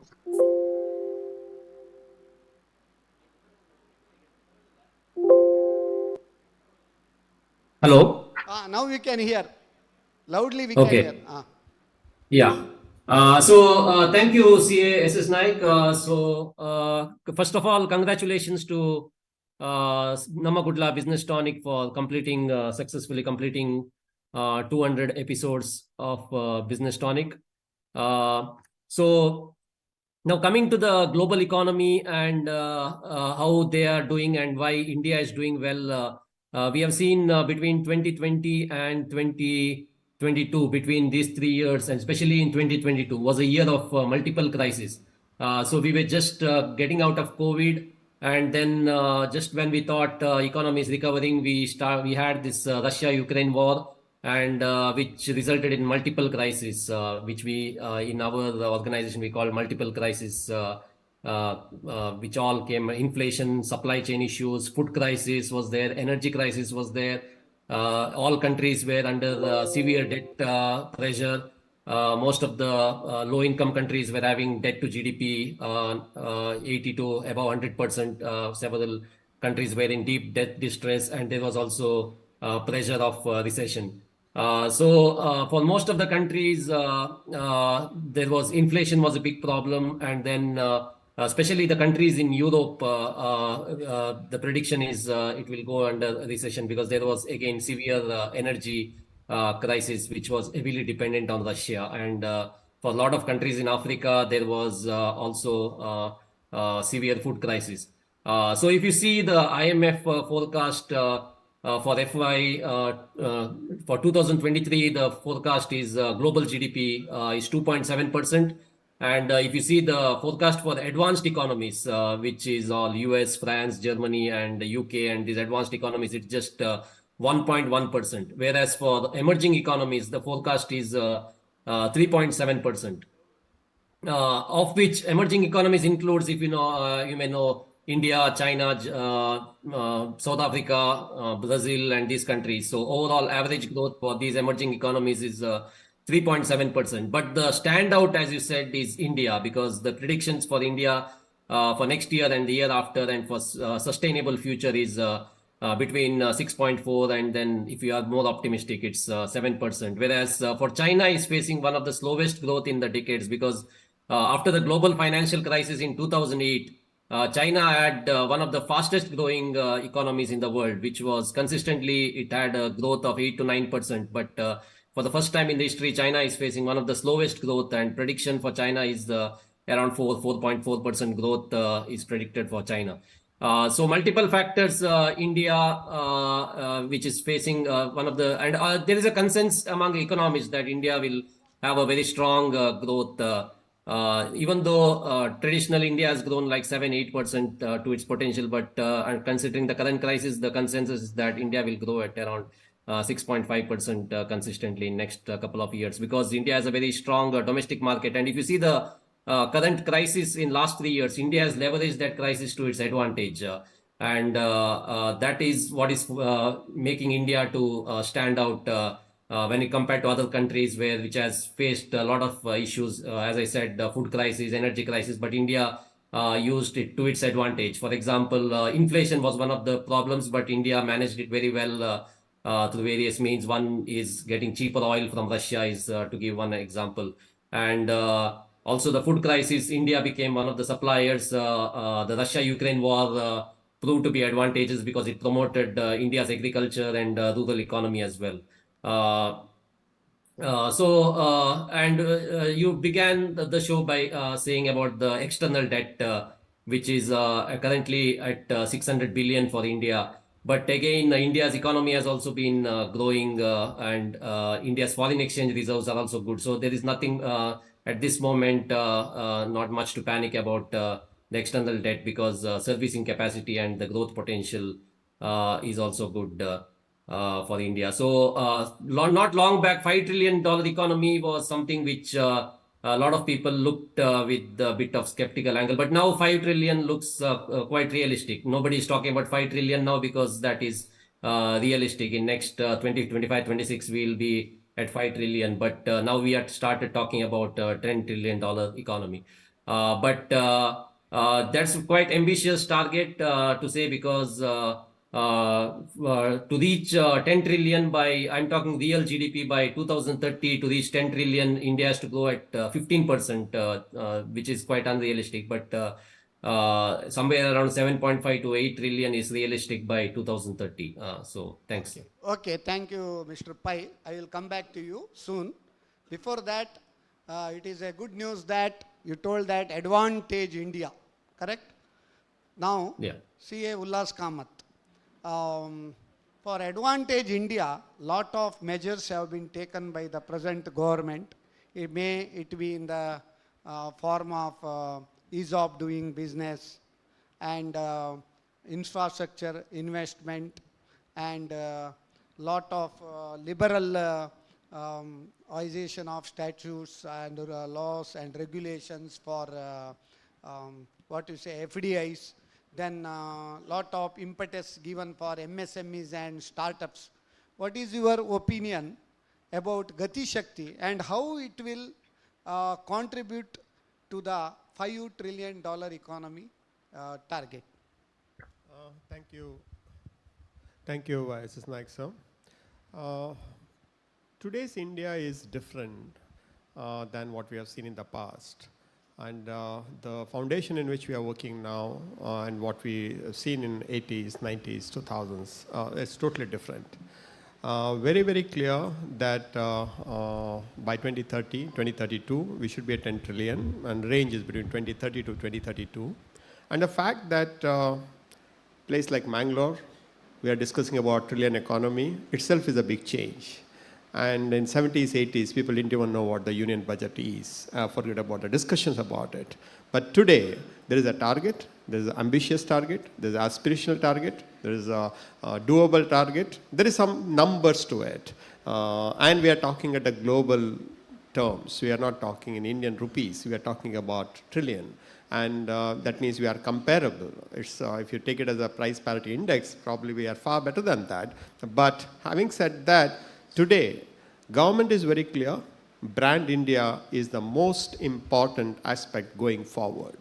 We have 1.4 billion population. Probably by 2030-32, we might be the largest populous country also in the world. So the consumption is here, and the whole world is talking about India, and India has brought in lot of changes, some by talking about it, some without talking about it, the changes have happened. Indian businessmen are seen as a far better, superior citizens than it used to be in 16s, 17s, 80s. That itself is a big change. The taxpayer has been respected much, much better than what it used to be in the past. So to that extent, you will see number of changes which has happened in the last probably 7-8 years after the new government coming in, and the solid leadership. We have shown our might in demonetization. We have shown our might in GST implementation, which most of the people were thinking that it may not be practical because some of the countries in the rest of the world have withdrawn the GST after implementing it without naming them. But we felt that it may not, but it is doing extremely well. And today, most of the people know that India collects about 1,40,000 crore every month as a GST. Itself is a huge advantage what India has. What you have seen the brain drains of 70s, 80s, 90s, today you see the reverse brain drain happening from US, from UK to India, because finally the birds will come back to their nest. Now this is where they come with the knowledge, they come with the money, they come with the contacts, and also we have demonstrated the leadership qualities either at a corporate level, at a regulator level, at a government level, at a ministry level, and we do have eminent ministers in most of the states. Though the change what I'm talking about, advantage India, is ease of doing business is the best at this point in time when compared to the past. Red tapeism is going towards the red carpet for the most of the industrialists who want to invest in India. And India is ahead of thinking when compared to other countries. India is as good as what we were, but for the fact that the rest of the world is not doing great, generally we tend to get that advantage. US has its own problem, Europe has its own problem, Russia, Ukraine, we don't know when it lasts, how long it will last, and what is the impact of that. And China has its own internal problem, external problem. So sometimes somebody's loss is somebody's gain, sometimes somebody's expenditure is somebody's income. And during COVID time, we ourselves as citizens felt that we are capable of manufacturing our own vaccine and giving vaccine to our own citizens, amounting to those days 200 crore. Added to that, we were able to supply vaccine to 60 odd countries free of cost. When we got independence, when turnover, our population was 35 crore, then we had food deficit. After 75 years, population is 135 crore and we are food surplus. And there are so many aspects country has proved that we are far, far better than any other developing country, even though we call ourselves an emerging country. While these are all the things which are upside of 2030, 2040, 2050, we have lots of internal problems to solve: education, health, nutrition, teaching, doctors, nurses. Hundreds of things are there, I'm sure. All of you are working towards that. Most of the governments are working on that. And you will see real Amrit Kal in the next 25 years for the reason that the population for the next 25 years will be younger population when compared to the rest of the world. Thank you. Thank you, sir. I will come back to you. Our CA DB Mehta is an economic expert. First of all, let's give him a big round of applause because in our 200 episodes, maximum number of times he has appeared in our channel, 20 times. Hats off you to sir. And that shows your wisdom.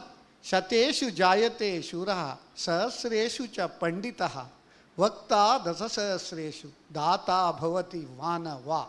So we will get very few people like DB Mehta and CA Ullas Kamath, wise people. Among wise men, you have been economic expert also. Now this, our 2030, our target is $10 trillion GDP. As already mentioned by our CA Gokul Das Pai. It is difficult because we need to go with the pace of 15% GDP rate. And in such case, due to the inflationary situation, even though our GDP rate is nearly 7%, inflation is also nearing 7%. The growth is now at the same pace, there will not be any growth if there is inflation and GDP. In such case, when we can achieve $5 trillion economy and when we can achieve $10 trillion economy with reference to GDP and inflation. See, let us understand what before starting the answer, all audience, if you have any questions, you can pose your questions. Last 15 minutes, we will keep for question and answer session. Any questions, relevant questions regarding this topic only, please you can ask.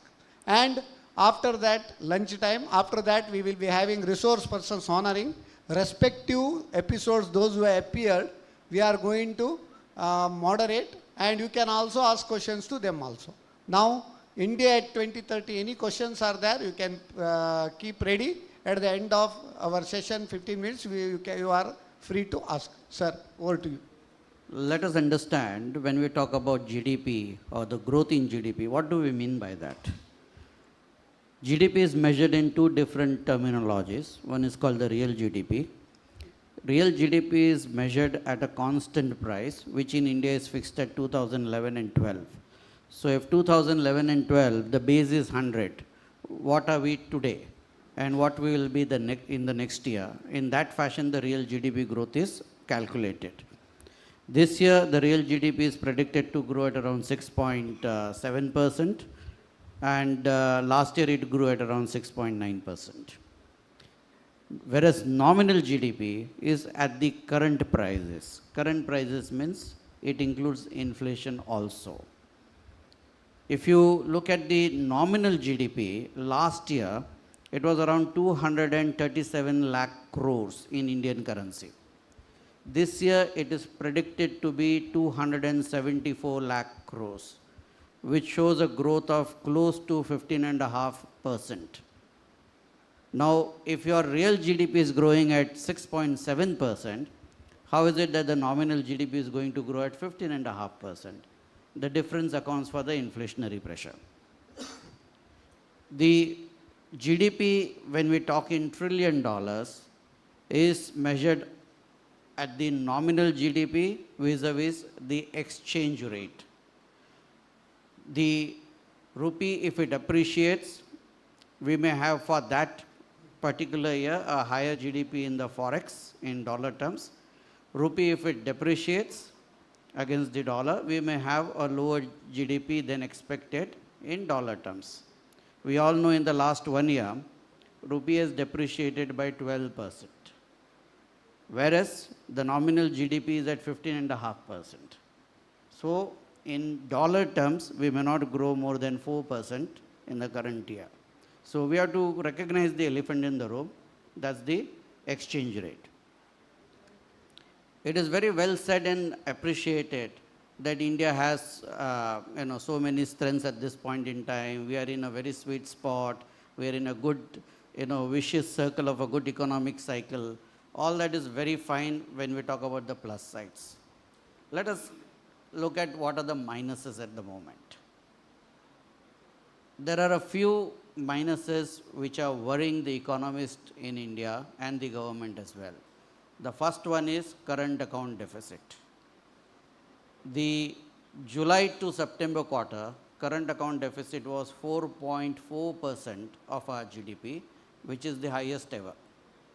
Even in this quarter, it is expected to be above 4%, and the last quarter of this financial year, it would be around 3.5%. Now, current account deficit of 3% for the year on an average is not going to help rupee to stabilize. It may be still weakening as we move forward, which will be putting pressure on the calculation of GDP in dollar terms. What is the second elephant in the room? The second elephant in the room is global recession. If you look at in the past, what is the connection between the growth in the developing, developed economy growth and India's growth? We measure it in a factor called beta. We have a beta of 2.8. If the foreign economy with the developed market grows at 2%, we will grow at around 5.6%. If they grow at 3%, we will grow at around close to 7.5% real GDP. For 2023, the developed economies is predicted to grow at only 1.1%. Would we be in a position to break out of this beta of 2.8 and achieve maybe 6% or 7% growth when the developed economy is slated to grow at only 1.1%? We have a few silver lining in this area, and that's the very, very positive steps taken by the government of India. In which way we can break this nexus is A, Prime Minister Gati Shakti scheme, B, production linked incentive scheme, PLI, C, a huge boost on infra investment, 4, positive reforms in different segments. Still it's slow, but it's at a much faster pace than we have seen in the past. D, slowdown of China is a positive for India. And if you look at all these factors, possibly we may not go down below 5% in 2023. So this will be the first time after a long period we will be breaking this beta of 2.8, and this is thanks to the very positive steps taken by the government of India. Now coming to the prediction of 5 trillion and 10 trillion, I have already mentioned A, rupee will be under pressure. B, GDP growth will be under pressure because of the slowdown in the global growth. C, current account deficit will create further pressure on rupee and the Indian economy. D, we are at a very high fiscal deficit. If you combine the union and the state's deficit, this year is predicted to be close to 10%, which is a very, very high fiscal deficit. And when you are talking about this kind of high fiscal deficit, to keep inflation under control, to keep your rupee under check from depreciating, to get more than 6% GDP will be a Herculean task and a very stiff challenge. My prediction is 5 trillion in the year 2028, 10 trillion in the year 2033, not before that. Thank you. You are a little bit disappointed us. We were going in a very faster pace. You have made us to little bit take a pause. Okay. So now we have to take a pause. Before taking pause, our Dr. Chandrakant Bhatt. So you are practicing in Dubai as an investment consultant, correct? What are the transformational shifts which are driving India towards glory in 2030? Definitely we will have glory in 2030, but whether it is 10 trillion glory or lesser than that, that we have to see. But what are the transformational shifts which are driving India? For a change, most of the time I and Mr. Mehta sit on the same side. For a change today, we'll change the sides. Okay? See, if I am a batsman, he is a bowler, and he is a bowler, and I am going to be a batsman. He said rupee is going to be... That means both are all-rounders. Right. So if he says rupee is going to be coming under pressure, I will take the side that the rupee is going to be stable. And I'll put my arguments here. In the short term, whatever Mr. Mehta said is 100% right. It might put pressure on the rupee in the short run. But there are major changes which are brewing in the country which have far-reaching effects into the future. If you have been a careful watcher of the news, NRI community poured in over $100 billion into this country this year, which means to say a source of forex could be the NRI remittances. Why NRIs will remit here? Maybe an FCNR rate is higher. Maybe the banks are allowed to fix a particular rate. Banking safety is there here. Yeah, banking. So these things have been taken into account. They poured about $100 billion. Why our forex reserves always come under the pressure? It's because of 2 or 3 primary reasons. One, we are a country which used to import defense equipment. So this is a huge forex outgo. Now you see what is happening in Make in India and the defense reliance, and it is being manufactured in the country. It is not something which will happen in 3 months, 6 months, or 1 year or 2 years. It's a work in progress, but nevertheless, this will bring down our pressure on the forex. You manufacture inside, this will bring down your reliance from outside the world. Technology you can develop inside. And it has a positive spin to it. Instead of being an importer, when you start manufacturing it yourself, you will be able to export it outside. That means what is a forex negative will turn to be a forex positive also. Likewise, you will be able to dictate your soft power or hard power in the world economy or in the geopolitics as well. Today, the West countries will arm twist you because they know that you have a defense requirement and their industry is going to supply to you. They can arm twist you. And they have a vested interest to keep the subcontinent under boiling, just to make sure that the military industrial complex has some business to come from that. So that could change. That could be one game changer. It's a good work in progress. Second is the de-dollarization of the trade. Now the world is depending on dollars to carry out the international trade, the forex. And now the world has seen during this crisis now how risky it is to depend on the dollars. Now we saw between Russia and Ukraine, the Americans, they blocked $550 billion by taking out Russia from the SWIFT system. I don't get into the topic of whether it is right, wrong, nothing. But the question is that is there in my mind. I park my money with somebody else and I am at his mercy to take back this particular money. So the world has found a risk in that if we depend on the US SWIFT system and we park all our money in one single country, then I am at risk. So an alternative mechanism has to be done.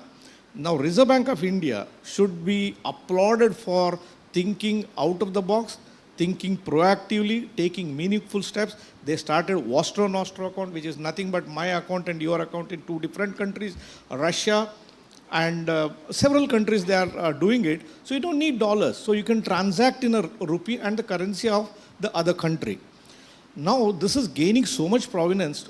Right now, more than 35 countries are interested in this. India has a swap arrangement with Japan. Russian trade is almost, I think, started already. UAE, KSA, which account for a big chunk of the trade, international trade, they have agreed or almost on the verge of agreeing to transact in Indian rupee for their trade. That means you don't need dollars. If you don't need dollars, then the pressure on the rupee will come down. So this is another big thing. And the third thing is, why we are dependent on dollars. That is for our import needs. What do we import? We import defense, which I answered. The other import is the crude. Crude is the Achilles tendon of India. We are depending on outside for the crude requirement. Now you see the beauty here now. 2 things are simultaneously happening. One, India is trying to develop a rupee trade with Russia and the Middle East or the West Asian countries where you can transact using the rupee. So you get your energy using the rupee. And Russia is prepared to give you oil against the rupee. So that is coming down. And parallelly, now we have heard the industrialist who spoke in the morning about how renewable energy is being pushed here, solar energy, wind energy, pushed towards the green hydrogen. That means our dependence on crude at percentage time would drop, but quantitatively it could be still more. It's a growing economy.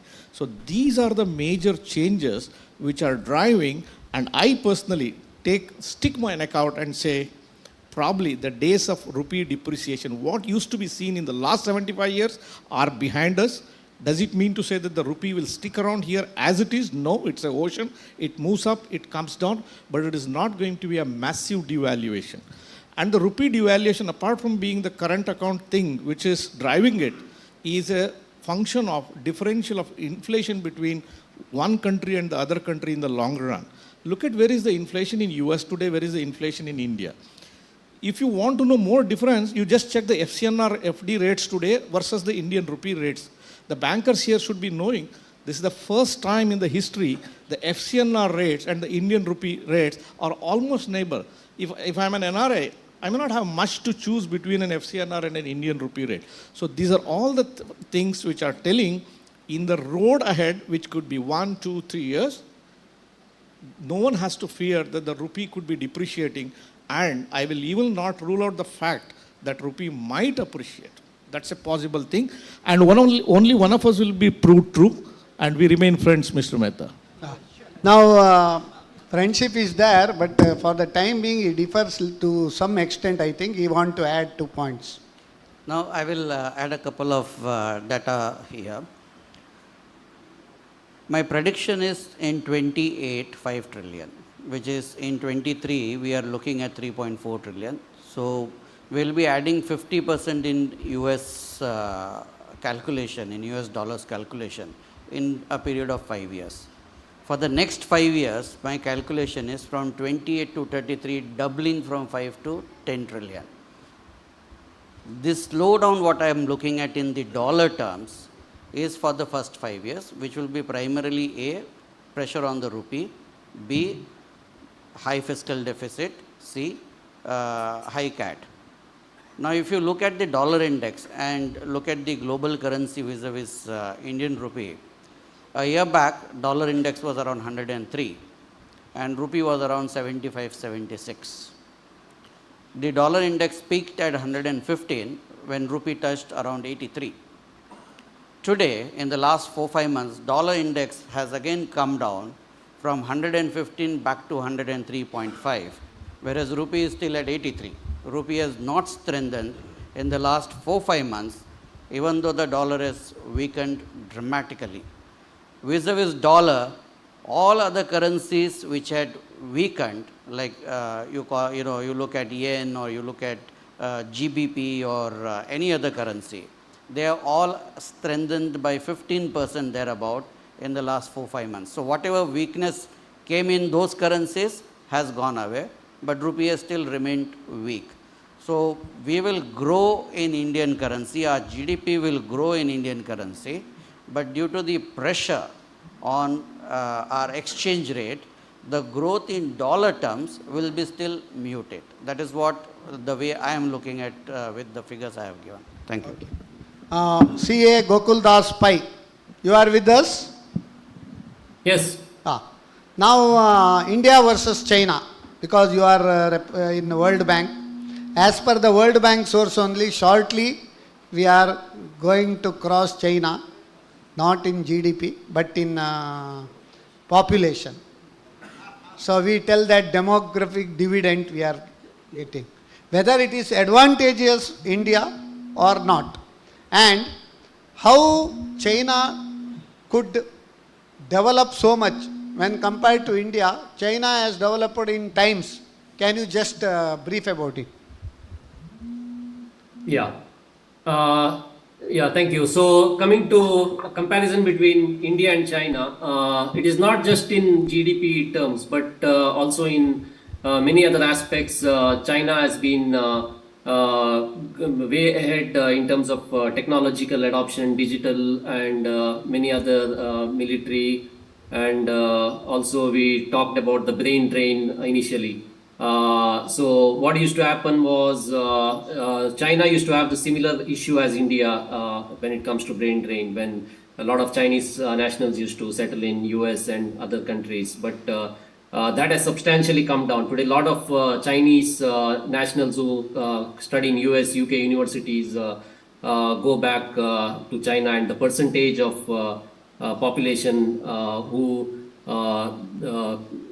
study in Chinese universities, who settle in those countries compared to those who move back has come down substantially.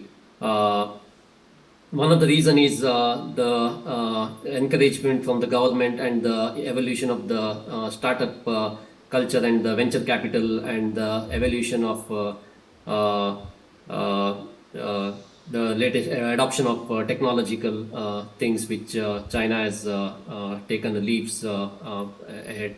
Now coming to talking about the population, you asked whether it is good or bad when India overtakes China in terms of population. Because one thing is it depends like what even if you look at the poverty numbers, India in terms of the absolute number, India today still has largest number of people below the poverty line. Even more than the poorest country in Africa. In terms of percentage, maybe India has reduced the number of poverty. I think it's around less than 20% the overall poverty rate. But in terms of the absolute numbers, the number of people who are below poverty line, which is below $2 as per the World Bank term, is still the highest in India. And when it comes to increasing the population of India, you see the statistics like where which areas the population increases, and it is inadvertently the places where there is more poverty. And if the population increases in those, because we were talking about GDP, 5 trillion, 10 trillion, but as the population increases, there is another measure called GDP per capita, which is still below, quite low in India at 1900, very close to 2000 dollars per annum, which is GDP per capita, which is even below Bangladesh now. Bangladesh recently overtook it's around 2200, 2100 around GDP, which India's per capita GDP is below Bangladesh. And compared to advanced countries like US, which has a GDP per capita of 55,000, and a lot of European Nordic countries have 80, above some countries have about 100,000, and even China as substantially ahead of India in terms of GDP per capita. Now coming to China, why it grew substantially was that because compared to India's growth story, China's growth revolves around manufacturing, whereas India's missed around that manufacturing cycle, and India's growth directly moved from, usually when a country grows from underdeveloped to the developing economy to the advanced economy, it flows through agriculture to manufacturing, which is a job creating sector, whereas India's growth came from agriculture to service directly, compared to China's from agriculture to manufacturing, which is a job creating sector, whereas India, even though now we are pushing a lot on manufacturing through various government schemes, but China took that advantage from the 1980s when they opened up their economy much faster than India when they started. And Chinese economy had one of the fastest growth from 2008 to 2016-17 when they were growing substantially. So one thing is China started much earlier ahead of India, at least 12 to 15 years ahead of India when they started their reforms, whereas India started their major reforms only in if you read through the Indian economic history, India had a very closed economy till 1980s, and it's only in 1984 when Rajiv Gandhi became the prime minister when India slowly started opening up the economy. But then again, but in 1991, it slowly started making some major reforms, and then from 2000. There were several other reforms which privatization and opening up the economy. So there has been a lot of timing mismatch, and the sectors which we prioritized and missing on the manufacturing growth. So those are some of the factors which, but taking advantage now, if you see a lot of countries like US are trying to diversify their manufacturing away from China and trying to look for other countries, and this is where India is one of the countries, and you see a lot of investments happening in India. Thank you. CA Ullas Kamath, you are the startup committee chairman of FICCI in All India, correct? Now, Co-chair. Huh? Co-chair. Co-chair, okay, whatever it may be, mentor, co-chair, guide, philosopher, friend, whatever. Now, India is the third largest startup ecosystem in the world, but there is a lot of gap between second and third prize, correct? When first and third, there is still much gap.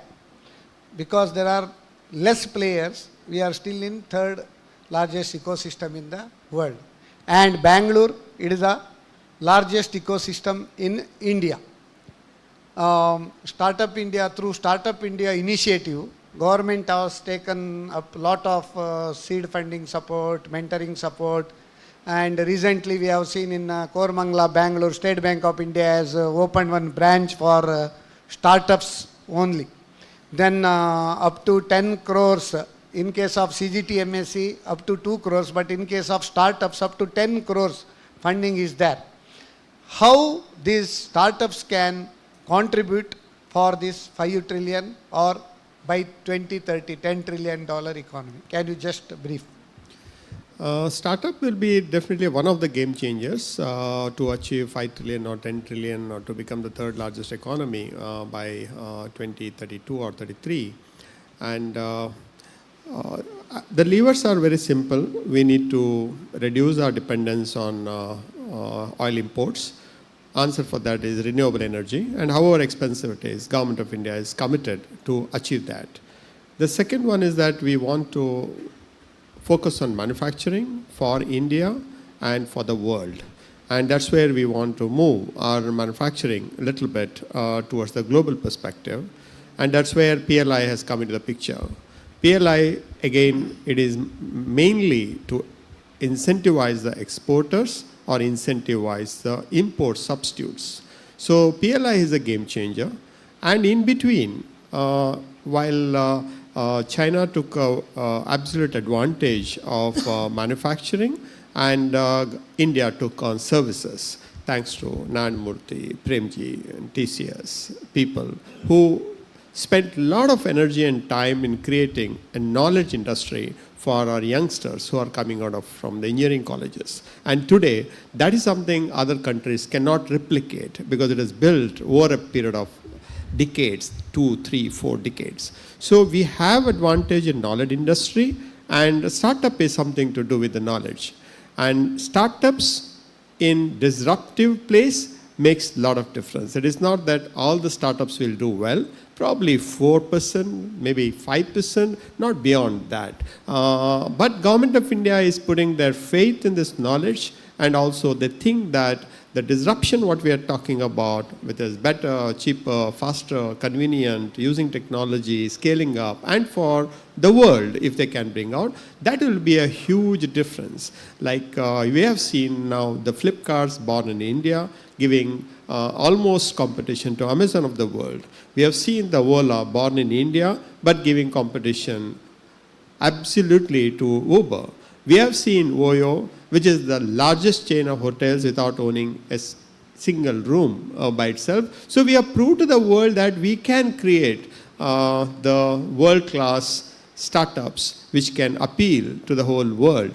And that's where we feel that the next game changer for the country in terms of creation of jobs, in getting the dollar into the country, and also going beyond India. If you see the lens card, which today in US, you can buy lens card, which will be delivered in 3 days' time, and Gokul Das Pai can try that, and it will be delivered to in Washington, his house, in 3 days' time, because they do have that logistics to help them to deliver the glasses in Washington in 3 days' time, but it is coming out of India. So to that extent, whether it's a pharma, whether it's agri, whether it's agri-tech, we are trying to see what best can be brought in. And in the startup, we are seeing the sunrise industry doing extremely well. When we say sunrise industry, I mean that robotics and the machine learning, artificial intelligence, and medical intervention through the technology and developing life sciences product. And COVID has taught us that we need to be self-reliant in pharma. So all these things together will help us to achieve. I'm a very practical person. I really do not give too much of importance whether it's 23 or 24 or 25. As long as we're in the right direction, that is good enough for us to reach.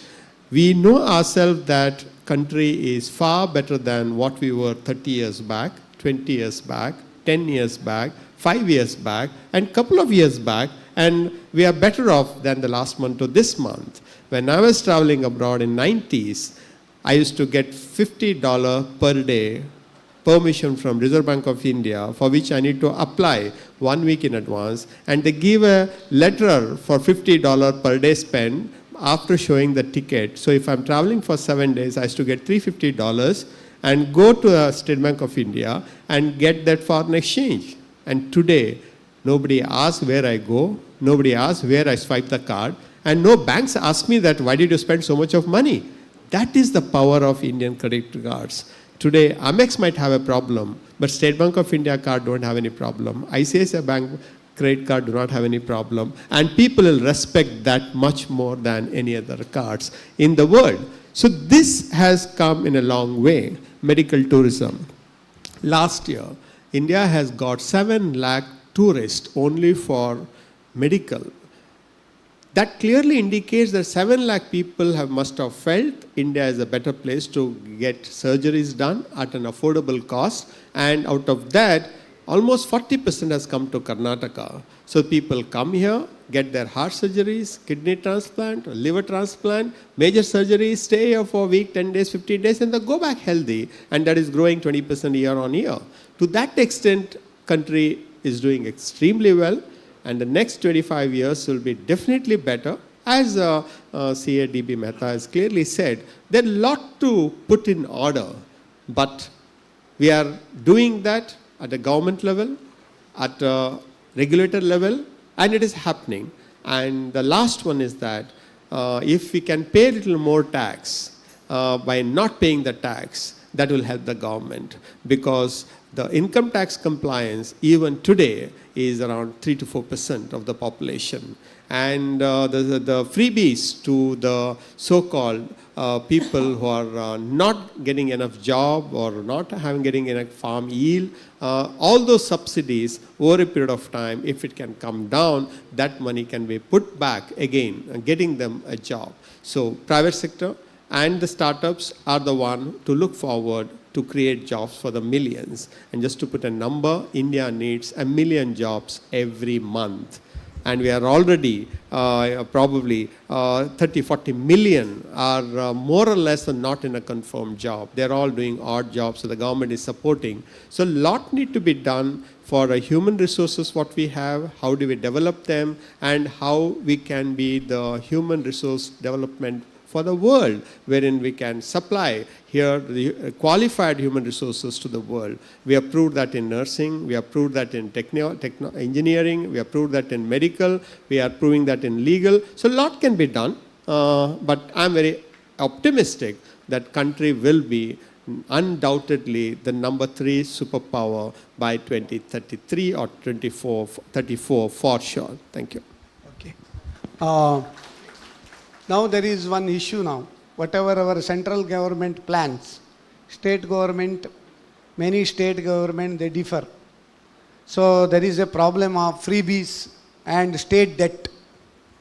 Especially to win the votes, state governments are competing in such a way that almost all they are getting free. Even if they don't work, they can sit in home and lead their livelihood. That is the situation in most of these states.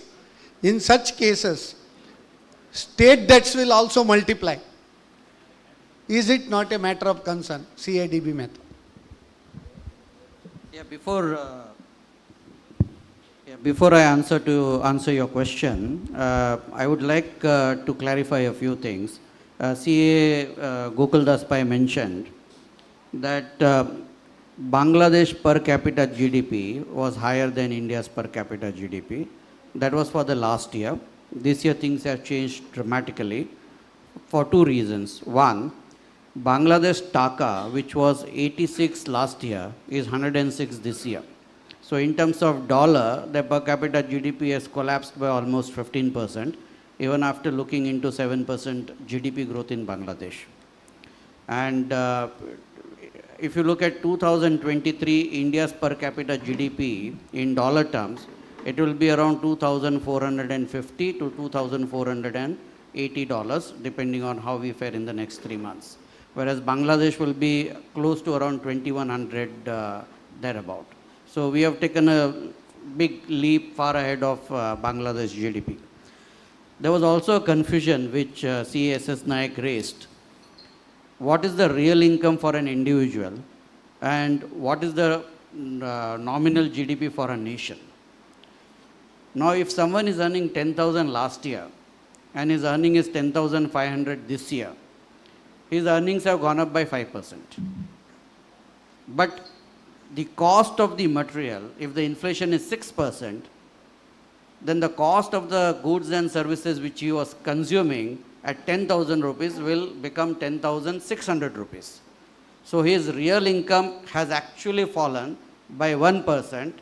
In case his income increases by 5% and inflation increases by 6%. Whereas when you calculate nominal GDP, the inflation does not nullify the real growth. The definition of nominal GDP is real growth plus inflation and not minus inflation. I'll give you an example. If you're selling one item at 100 rupees last year, this year you are selling two items at 110 rupees. What will be your turnover this year? 220 rupees compared to 100. So your real growth has, your nominal growth has gone up by 120% and not by 100%. So nominal GDP, inflation will always get added to the real GDP. So that confusion many have, and that should be sorted out. Now the question of state freebies. The central government had passed an act called FRBM, Fiscal Responsibility and Balance and Budget Management. States have given this particular FRBM, they have simply thrown that to the winds. For a simple reason, the penalties which the central government imposed under the FRBM on the state is so minuscule that the local politicians would rather want to be in power by declaring more and more freebies and by violating FRBM than to get that little additional grant, little additional contribution from the central government if they follow the FRBM. And that is a very, very negative trend which we have seen of late, followed by different state governments and political parties.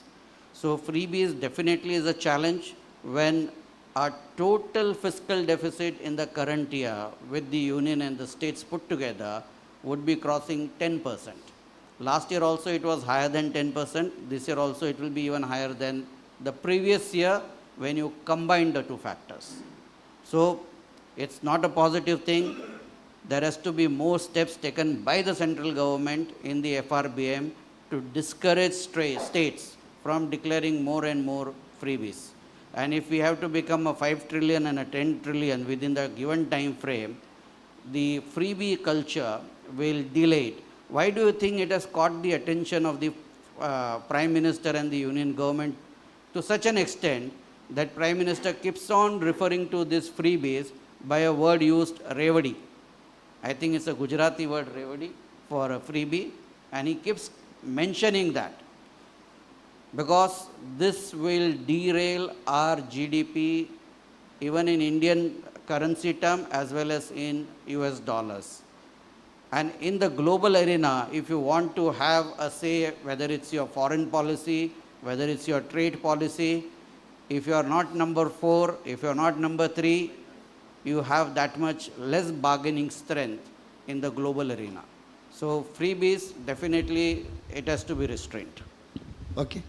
Dr. Bhatt, now everybody's interest is in interest.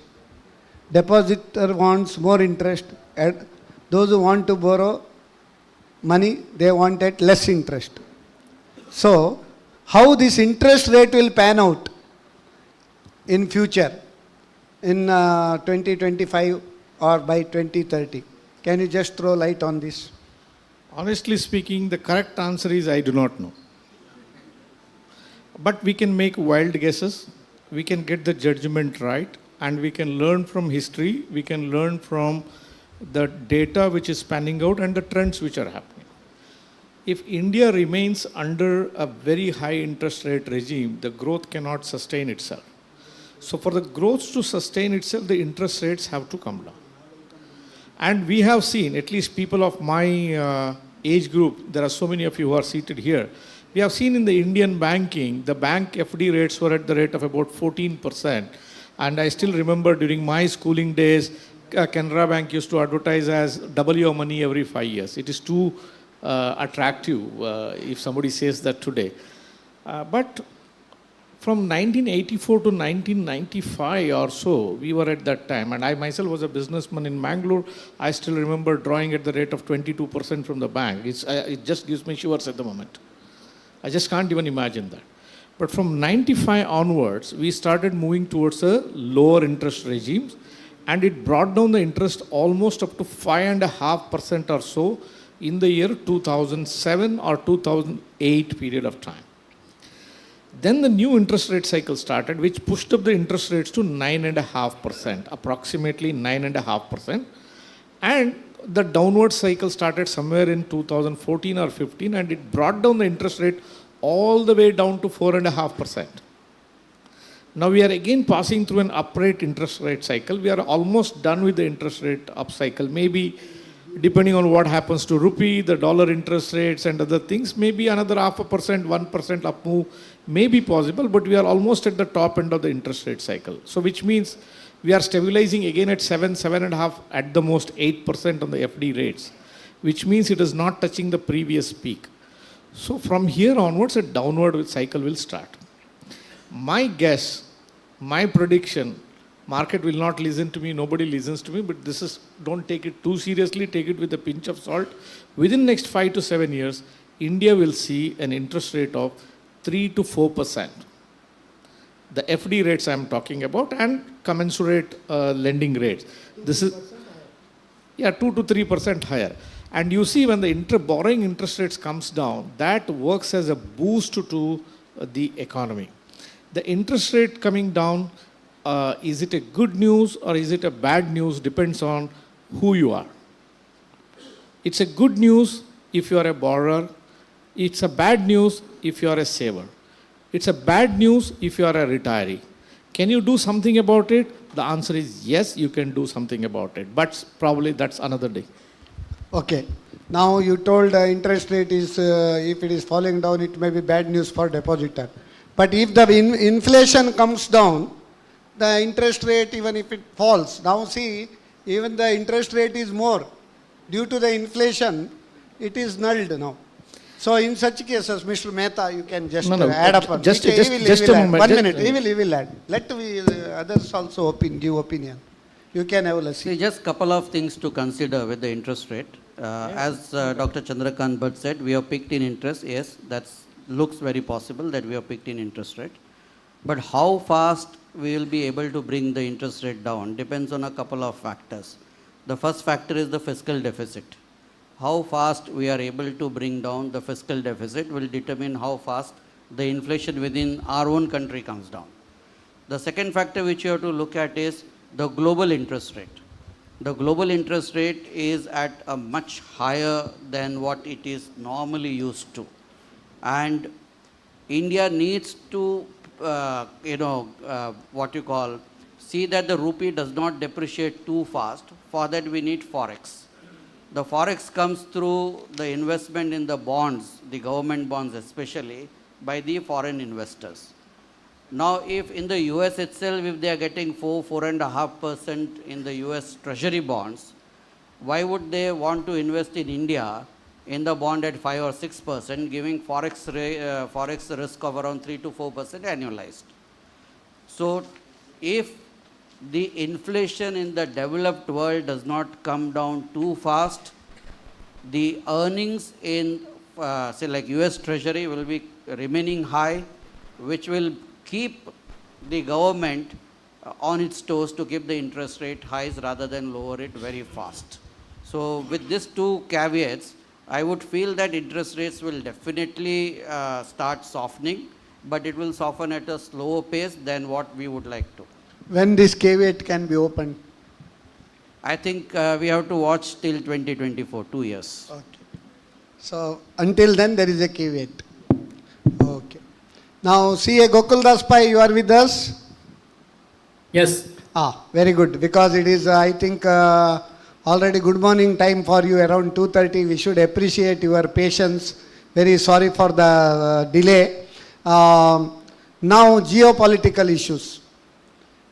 Now Russia-Ukraine war, China-Taiwan issue, Israel-Iran issue, and Japan and China issue. Can you just throw light due to that, how it will affect other economies as well as Indian economies in nutshell? Yeah, thank you. Yeah, so coming to these crises, each one has its own impact on India.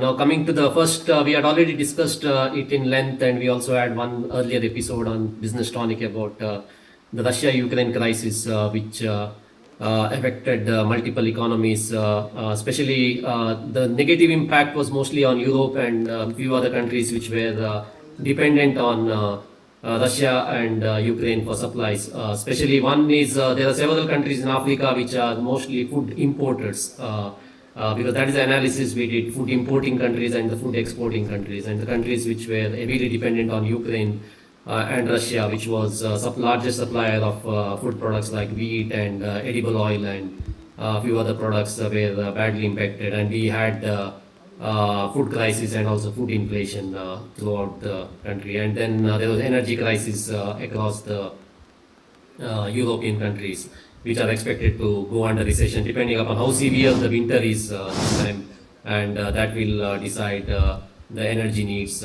from Russia for these European countries.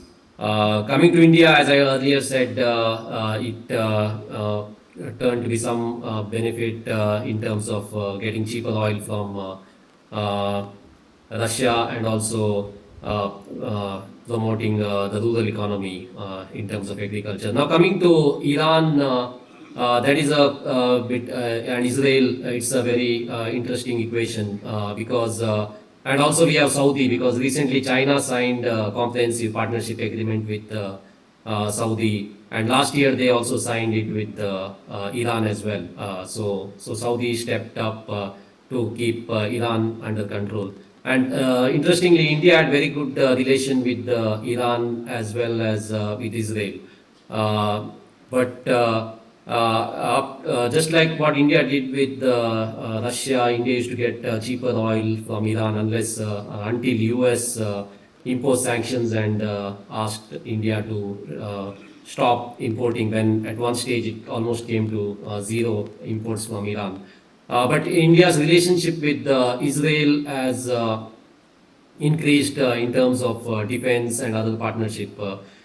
Same thing with Saudi as well. So India has to play very strategically, because as per India's policy, they do not take any side. And one of the biggest crises, which is we are talking about the GDP growth, but one of the constraints and the things we have to be skeptical about is China, because China has two big threats. One is their potential invasion of Taiwan, which has been the talk, and US has always been saying that it is just a matter of few years when China makes a full-blown attack on Taiwan. And so that will is closely watched by Japan as well as US and India, because Taiwan is one of the major partners for India because Taiwan is one of the major suppliers of semiconductor. And if you see Taiwan's supply to South Asia, 80% of their trade goes to India. And Taiwan is also investing quite a bit in India. They have made, I don't have the specific numbers, but several partnership to open several investment things in India. So that is also going to affect India. And then India has to be careful about China's own ambitions in the northeast, where which could blow up because we know the cost of war from this Russia-Ukraine. So any full-fledged or even the minor escalations in these East Asian countries will be closely watched. So yeah, thank you. Over to CA Ullas Kamath now. Small drops of water make a mighty ocean. Together can make mighty ocean. MSMEs, they contribute globally nearly 90% to the GDP, whereas in India only 30% of the GDP it is contributed by MSMEs. How it can be strengthened, MSMEs can be strengthened, and how their contribution to GDP of country can be increased so that at a faster pace we can reach this target of 5 trillion and $10 trillion economy. Can you just throw light on it? MSMEs are the backbone of any economy, even in India. Almost upward of 50% GDP comes from MSME industries in the country, and about 80% of the jobs are created by them. And during COVID time, they did manage to pay their employees, and some of them, despite closing the factories, they did pay to the employees. It comes with a good heart. Having said that, the efficiency, the productivity, the speed to adopt technology, the availability of the money for them, they always start the business with the problem, does the business with the problem, and ends the business with the problem. And any MSME enclave we go, it's always it's not so good. The conditions are, and borrowing the money and borrow short term to long term, and there is no adequate capital brought in. So generally, the MSMEs are hit by two things. One, their capital, bringing the capital into the business has come down drastically. They have already borrowed enough. They cannot borrow more. They are not able to adapt to the new technology. They are not able to get into the disruption mode of business. They do not want to disrupt their existing business. Family is growing. Next generation is coming in. Requirement of money is high. And at the same time, the big players are consolidating, and big players are one who have the scale, and they'll be able to manage your business in more meaningful way. So you will see lots of small and medium enterprises are selling out themselves either as a business or as a real estate, and new emerging MSMEs can do wonders to the country. What I mean to say that today's startup is tomorrow's MSME. They will be coming into MSME at some point in time, and the new age business has to happen through MSMEs, which will happen, and existing MSMEs have to reorganize their capital. They need to be getting the capital access as quickly as possible, and they need to have marketing assistance. They need to have the global reach. They need to have the scale. They need to have the unit economics in place. They need efficiency. They need productivity, and they need to have a trained labor. And again, that's a big skill gap what we have in the country. Olden days we used to have ITIs.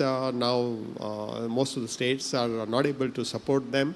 So there are lots to answer, but having worked with MSME and having seen how MSME can be grown, I'm very optimistic that the generation next in the MSME will adapt to the new challenges and face the challenges, and they will be funded adequately so that they can bring the difference to the economy very positively. There are many more questions to be covered. Now, because of paucity of time, we will directly go to Q&A session. If any audience, if any questions are there, please ask. Let it be relevant to this topic only. Let us, Dr. G.V. Joshi, he is an economist also. Please. Thank you. Learned resource persons have thrown some light on the possibility of employment generation. In fact, a resource person who is invited by you has spoken from United States also about it in brief. But we don't have a clear picture at all, according to me. Would the learned resource person highlight it? This is such an urgent problem. Employment generation. We can't wait for 2030 at all. No, that is ruled out. Therefore, what should the center do? What should the states do? And for employment generation, ordinary employment generation, what should the local bodies do? Well, center-state financial relationship. Center is particular, states lag behind in their budgetary operation. Therefore, it would be extremely useful to the learned audience here if some specific light is thrown on employment generation, sector-wise employment generation, and the relation between the center and the states. Excellent question. CA Gokuldas Pai, can you just throw light on this employment generation, how to quickly generate employment in India? Yeah. I mean, it's a very good question. And just to, before I answer, let me go back to our history in 2004, because we are talking about a lot about growth, and there is no doubt that India is growing and it is becoming one of the top 3 powers very soon, overtaking Germany and Japan. And but in one of the lot of economists are saying that this is jobless growth. I mean, the growth is there, but there are no jobs. So what that means essentially is the growth is only in the top percentile is benefiting from this. So that's what it's implied. So just to give an example, what happened in 2004, we had 3 political leaders who did very good for their respective. One was Chandrababu Naidu, who was the Chief Minister of Andhra Pradesh. One was S.M. Krishna, who was the Chief Minister of Karnataka. And then the third was our Vajpayee, who was the Prime Minister of India. All 3 did an excellent job and were expected to win the election, because Andhra Pradesh was growing phenomenally under Naidu. Karnataka became like Singapore under S.M. Krishna, and Vajpayee, we were saying India shining. But all 3 lost the elections. Why? Because probably the common consensus was that the growth experience did not, everybody did not experience the fruits of that growth. So I think that is a lesson we have learned from our history, where when our GDP grows and that should benefit all the segment of the population. And one of the target is that majority of the Indian population should come to the middle class. And that can happen only by generating employment. So now how do you create employment at a wider scale? Because it should not be like small jobs where you just keep adding, and then should not be like a gig economy where we have people doing odd jobs and then count it, but really stable employment. So as I said earlier, I gave an example of Bangladesh, Vietnam, and those countries where garment industry is one thing which has they have really invested and promoted huge factories. And so today we see Bangladesh, it has, even though one more statistics is some of these countries like Bangladesh, and their tax to GDP ratio is only 10%, 9%, but their economy has grown substantially in last few years. That was because, again, the kind of jobs generated to a wider population, which only manufacturing sector can provide. So that is something India should look at, promoting industries and manufacturing, and then non-agricultural jobs in the rural areas, and try to upskill the population and try to get investment, and then these factories will generate a lot of jobs, and then startups is one thing, but I think unless you have these job generating industries, it will not, the benefit of growth will not flow to other segments. But I will leave it to other panelists who will have better views on how we can operationalize job generation in India. Thank you. CA DB Mehta, how to quickly generate jobs? Can you quickly brief? I'll give you 2-3 parameters here. Subsidy or freebies is inversely related to employment generation, point 1. So the more we do subsidy, the more we give freebies, employment will not be generated. The second direct correlation is education and skilling are directly related to employment generation. This government has done a lot of good work in skilling. Education still is going very slow, it's work in progress. The third aspect of employment generation is, if you have public capital which is generated, it does not generate, it does not have that high velocity of employment generation.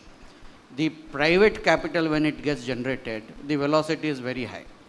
The multiplier effect of private capital generation is almost twice than that of the government investment, and therefore the employment generation is also much faster. You must have noticed in the last few years, it is the public investment which is driving our GDP. You know, you look at PM Gati Shakti scheme, or you look at, you know, investments in infrastructure, or whatever you call it. It is more driven by the public sector rather than the private capital generation. Looks like the next decade, there will be a lot of private generation of capital, a lot of private investments in various commercial activities, industrial activities, which will bring more positive employment. The negative side of the next couple of years will be tech slowdown. So the very skilled tech workers who are employed in all these IT industries will see some kind of slowdown.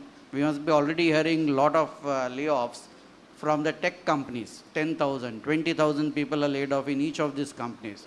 That's a big worry for the next 2-3 years. As the global recession grips the developed economy, would we have slowdown in the tech employment? That's a worry.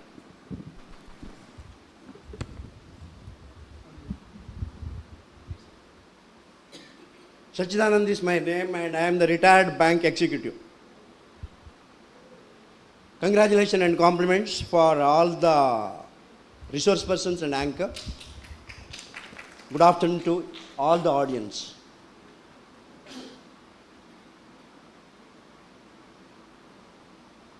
ಎಷ್ಟೇ ಒಂದು ನುರಿತ ಆರ್ಥಿಕ ತಜ್ಞರಾದರೂ ಕೂಡ, ಅಥವಾ ಪ್ರಖ್ಯಾತ ಆರ್ಥಿಕ ತಜ್ಞರಿಗೂ ಕೂಡ ಆರ್ಥಿಕತೆಗೆ ಭವಿಷ್ಯ ಬಗ್ಗೆ ಹೇಳಲಿಕ್ಕೆ ಆಗುವುದಿಲ್ಲ. ಇದು ನಿತ್ಯ ಸತ್ಯ. I am not speaking negatively or controversially, but at the same time ಕೇವಲ ಸಚ್ಚಿದಾನಂದ ಮಾತ್ರ ಆನ್ಸರ್ ಕೊಡಬಹುದಲ್ವಾ? No, the thing is that, okay, the given circumstances as it is, the dollar rate at the rate of 12% increase, and the current account deficit is there, fiscal deficit is there, inflation is there, and already my friend has told that unemployment. Under this situation, it has been predicted that GDP has been increased. When the GDP has been increased, the employment generation would have been increased, and the number and the percentage of employment should have been increased. For the last 16 months, the employment has been gone down. It may be a question to either maybe a Kamath Mehta or Pai. And ಈ ಜಾಗತಿಕ ಆರ್ಥಿಕತೆಯ ಕರಿನೆರಳು ಉಂಟಲ್ಲ, ಅದು ನಮ್ಮ ರಫ್ತಿನ ಮೇಲೆ ತುಂಬ ಬಿದ್ದಿದೆ. ಅದನ್ನು ಓವರ್ಕಮ್ ಆಗಬೇಕಾದ್ರೆ, ಈ ಸಂದಿಗ್ಧ ಪರಿಸ್ಥಿತಿಯಿಂದ ನಾವು ಹೊರಗೆ ಬರಬೇಕಾದ್ರೆ, what best efforts and the strategies we can take, that is the most important thing. What was the economy in 2019, 20, 21, 22, and the next year we cannot predict. Let all the people question be brief. Then only we can answer. I want it to be very concise. In 1 minute ಗಿಂತ 1 second ಕೂಡ ಹೆಚ್ಚಿಗೆ ಮಾತಾಡೋದಿಲ್ಲ, 1 ನಿಮಿಷಕ್ಕಿಂತ 1 second ಕೂಡ ಹೆಚ್ಚಿಗೆ ಮಾತಾಡೋದಿಲ್ಲ. As far as MSME is concerned, almost I want it to be brief. They are in the verge of coming out from their most difficult times. And what best, the most pathetic thing is that, ಈಗ ಜಾಗತಿಕವಾಗಿ ಆರ್ಥಿಕ ಹಿಂಜರಿತದ ಎಲ್ಲ ದೇಶಗಳು ಕಾಡ್ತಾ ಇರುವಾಗ, ಈ ನಮ್ಮ ದೇಶ ಈ ಸಂದಿಗ್ಧ ಪರಿಸ್ಥಿತಿಯಿಂದ ಹೇಗೆ ಬರ್ಬೋದು ಅನ್ನೋಂಥದ್ದು ಹೇಳ್ತಾ ಇದ್ದೇನೆ. Sorry, I have many more questions to speak, but I wanted to stop it here. During lunch time. Thank you very much. No, yes, after that I may get sleep. Okay. Okay. Now, our CA Ullas Kamath. In spite of Jagatika, he tells that all, in your question itself, answer is there. ಜಾಗತಿಕ ಕರಿನೆರಳು ಇಂಡಿಯಾದಲ್ಲಿ ಸಂದಿಗ್ಧ ಪರಿಸ್ಥಿತಿಯಲ್ಲಿ ತಂದೊಡ್ಡಿಲ್ಲ. ಯಾಕಂದರೆ ಜಾಗತಿಕ ಎಲ್ಲ GDP negative ಇರುವಾಗ India is posing the positive GDP. Inflation across the globe is alarming, but inflation in India is under control. In such situation, but still there is a matter of concern is there because of geopolitical issues, oil issues, various other issues. I think various measures have been taken, and how those measures will give results. Can you just talk? Let me be very clear that there will be enough pain will be there in the next 3 to 8 years, maybe 10 years before we see the gain in the employment. We can avoid that question, but avoiding will not be able to solve that question. Our graduates are not employable. That's all. You go to any college today and ask them what is GDP, they will not be able to answer. You ask them how to calculate the GDP, they will not be able to answer. They ask them what is the HRA, they will not be able to know what is the HRA is also. But they are all qualified. Today, education has become an industry, unfortunately, and they are growing. Education is not to impart the knowledge. Education has become a P&L and balance sheet. And that is the sad part. The new education policy which is coming in, try to fix as much as possible, but it is we who should decide, should I put 8 lakhs rupees behind an MBA or should I start a small industry at 8 lakhs rupees? And the people are foolish enough to put 8 lakhs rupees on an MBA course and stand in the queue for joblessness rather than putting that 8 lakhs rupees in a job market. Second, skill do not have any value in the technology market. Today, decisions are taken by the machine, not by the people. Because machine do not ask for coffee, tea, overtime, and the leave and the CTC, nothing. It's one-time investment. We are growing, everybody are growing. Why employment is not growing is Sachidananda's question. Is that to grow, you don't need people.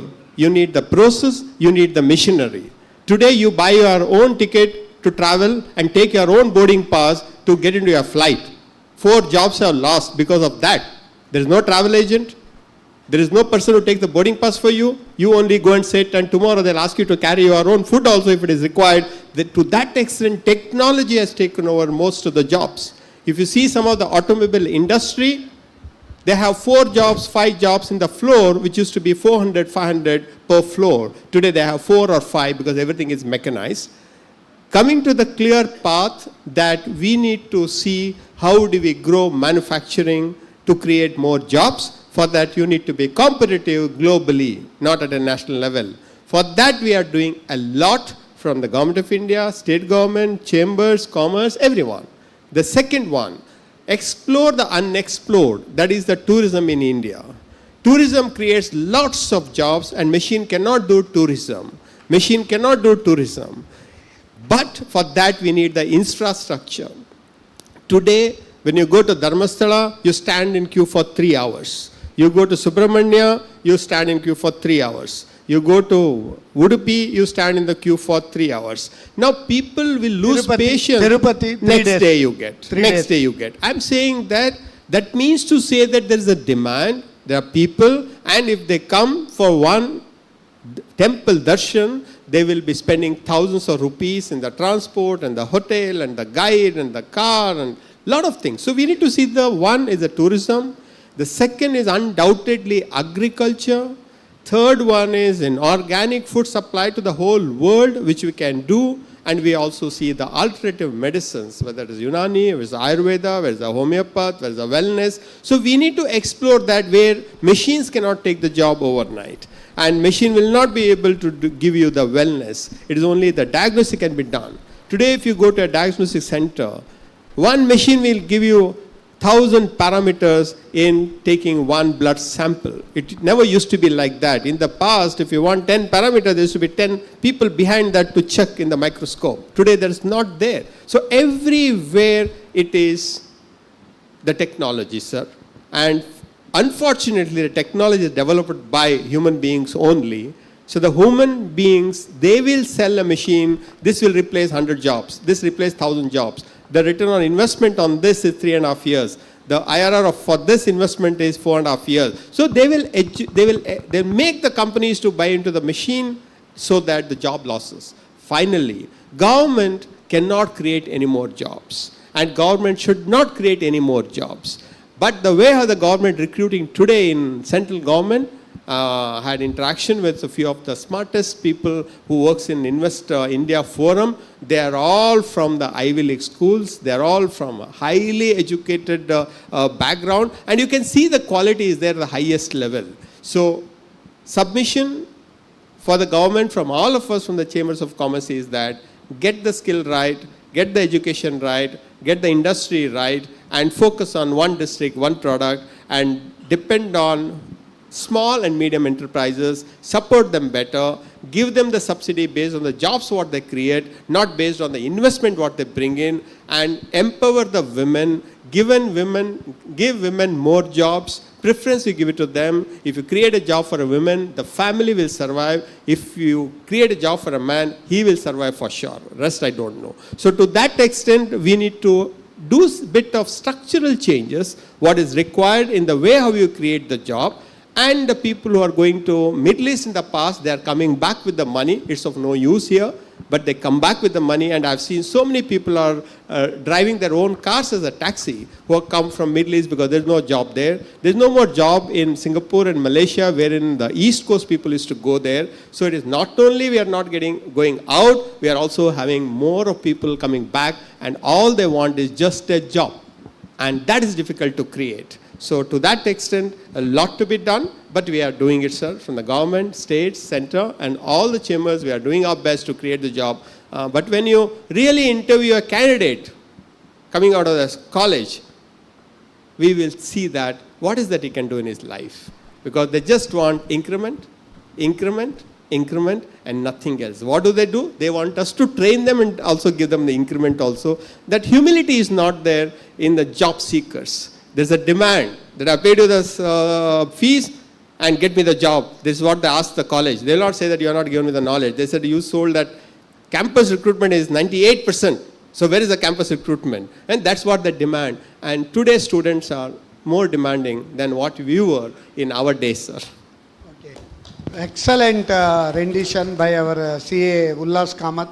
See, our banking ecosystem, MSME ecosystem, it is best in the globe. We can make use of all these ecosystem and create more and more jobs for themselves and for others also. Hello. This I am Damodar Padvidri. My question is to Ullas Kamath. This is with regard to Sunrise Industries, what he has mentioned few minutes back. Apart from medical tourism and whatever jobs he was mentioning, I want a brief idea on jobs in unorganized sectors. Not jobs, but as entrepreneurial ideas. I request him to provide some ideas briefly for this audience, because we have come here only for hearing more ideas, not economic statistics. We are not interested in statistics. What actually we require, what will benefit our homes, that we require. The cottage industries will come back. The small self-employment groups will come back. Support will be there from the government. And you can think of going back to organic in a major way. It is the attraction of the whole world. And there is also a concept called farm to the fork, the tracking of the food from the farm to the fork. All these things, new age things, based on the nature, based on which helps the climate change. And if you are going back to your farm, there is somebody to buy that, and the technology will help you there. For example, there is a statistics that if the if the food wastage which is happening in this world can be fed to the 1/3 of the hungry in the world.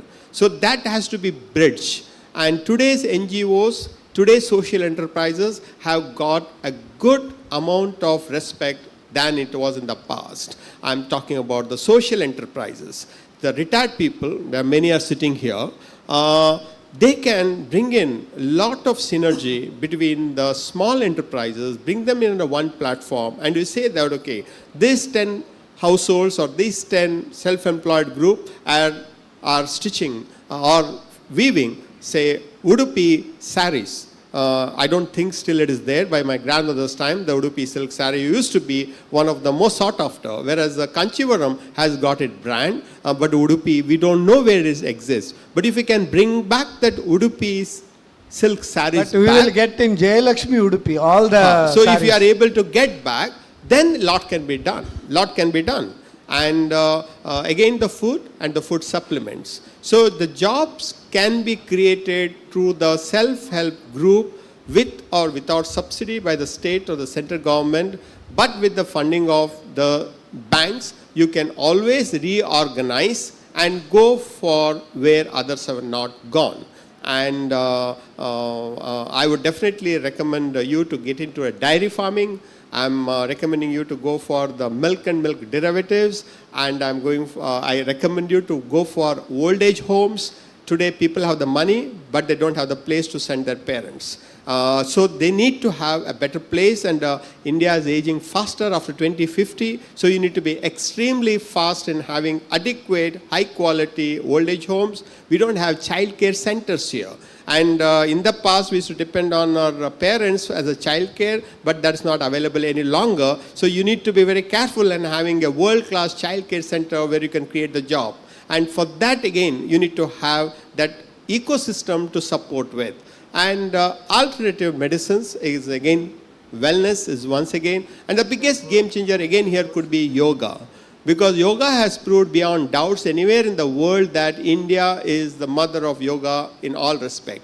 That's where you don't need any technology. Learn for 2-3 years, get some mastery on that, and teach everyone your health, their health, everybody's health will be better. And that can be a good industry, which is already in Mysore as the capital of yoga. And estimated 5 lakh people come every year and get trained in Mysore and they go. So that is the way we need to bring out our own ethnic advantage, what we have. Probably we should work on that.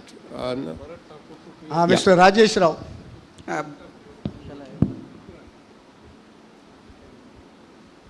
I am confident that India is going to become the economic powerhouse of the 21st century for the following reasons. We can also become, our Indian rupee can also become the 5th prime currency, global prime currency also by 2030 for the following reasons again. One is de-dollarization, the FTA with 35 countries, and rupee becoming the international currency, and the rupee trade being conducted in major economies, and exports are being done, PLI is there, Atmanirbhar is there, all positive signs are there for India to become a powerhouse, plus a global currency, Indian rupee. Along with that, the e-rupee that has been introduced. Do you agree with me?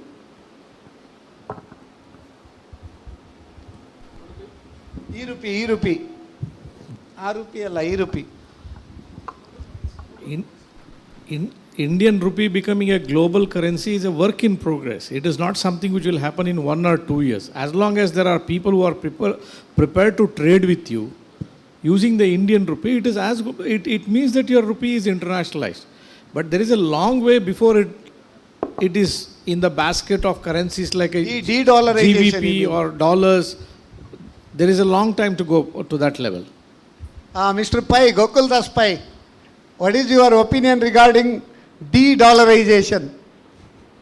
Yeah, so the common consensus is de-dollarization will happen, but very slowly. It is not that it's an overnight process, because right now there is no alternative, because dollar is, at one time it used to be like 79% of the global traded volume. Now it's fallen down to 59%, and it will fall down in coming years. There is no doubt about that, because the current Russia-Ukraine crisis, which we discussed earlier in the panel, when the countries have realized the risk of holding the currencies in dollars and reserves in dollars, and so countries are looking for alternative mechanisms, and India has already started rupee trading mechanism, and 35 countries have already expressed interest, especially right now the countries which have reserve issues and dollar issues, and countries which are facing sanctions from US are the ones who are more likely to come to this.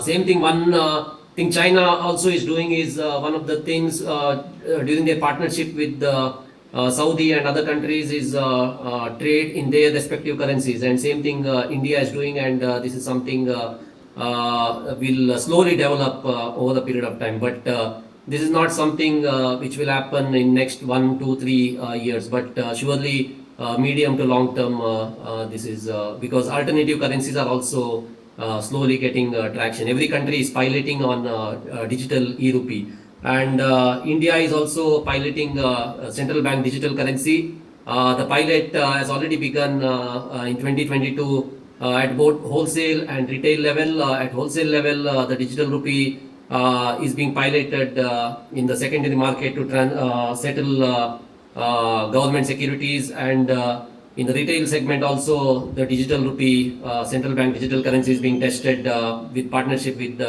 around 5 banks with several few retail transactions, and as this pilot grows this will be expanded to include more until it is being implemented, rolled out live. But as far as de-dollarization is concerned, that is inevitable to happen. I think since we are talking 2030, we should see where it will be, but alternative payment mechanisms will substantially pick up in next 5 to 8 years is my prediction. Thank you. Our CPO of Karnataka Bank, Gokul Das Pai, can you just add? Yeah, I am GDP from Karnataka Bank, Gokul Das Pai. I really thank all the panelists for their good insight about the countries for 2030. And with the special reference to, hats off to Mr. Ullas Kamath. When the question of employment generation came, lot of issues he has told, and with a special reference to agriculture. More than 50% of the population in India is dependent on agriculture. It's giving a lot of employment. I still feel there is lot of opportunities for employment generation. You take it post-harvest technology, food preservation, supply chain, and whatnot. Maybe, as on date, maybe around 15 to 20% of what is being explored now. I think if we really focus on agriculture, which is the backbone for our country, and it is giving employment generation and food, I think I feel agriculture will have a future till this Mother Earth is there. That's all, that's my view. Anything to add in agriculture? Dr. Bhatt. Now, one question to add on the agriculture. We recently see a lot of agriculturists moving from agriculture to industrialization. We see a lot of crisis in agricultural labor as a big problem for every agriculturist. A person who has about 2 acres, 10 acres, 15 acres are now facing a big problem in getting the agriculture labor. So what is your opinion as to how we can convert this industrial labor? The normal people are converting from agricultural labor to industrial labor.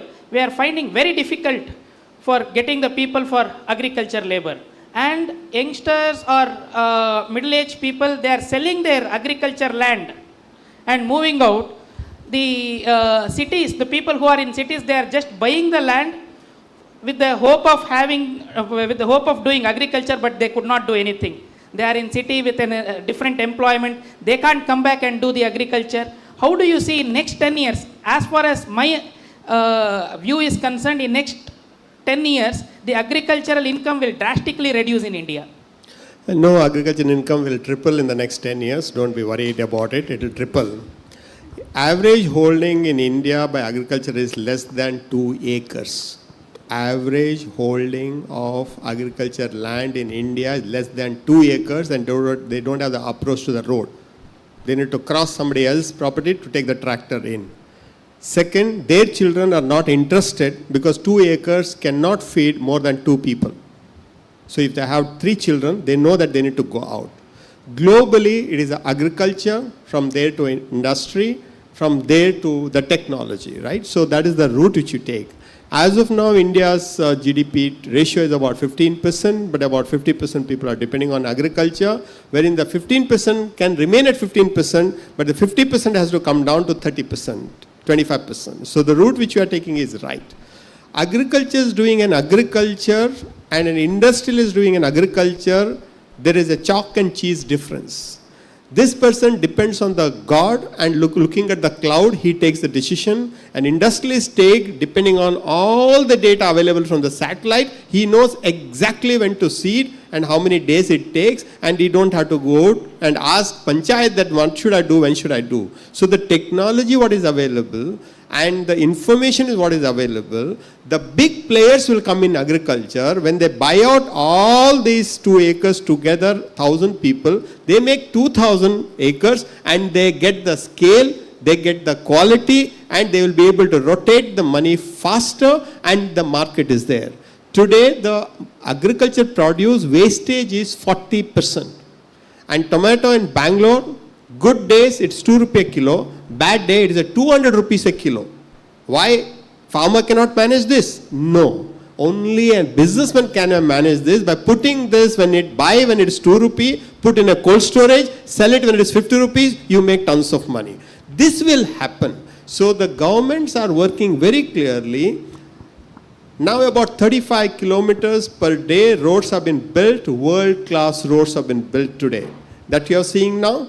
Now every 100 kilometers you have warehousing facility on public-private partnership happening between the central government, state government and the private employer, private entrepreneur. The rule there is use and pay, not pay and use.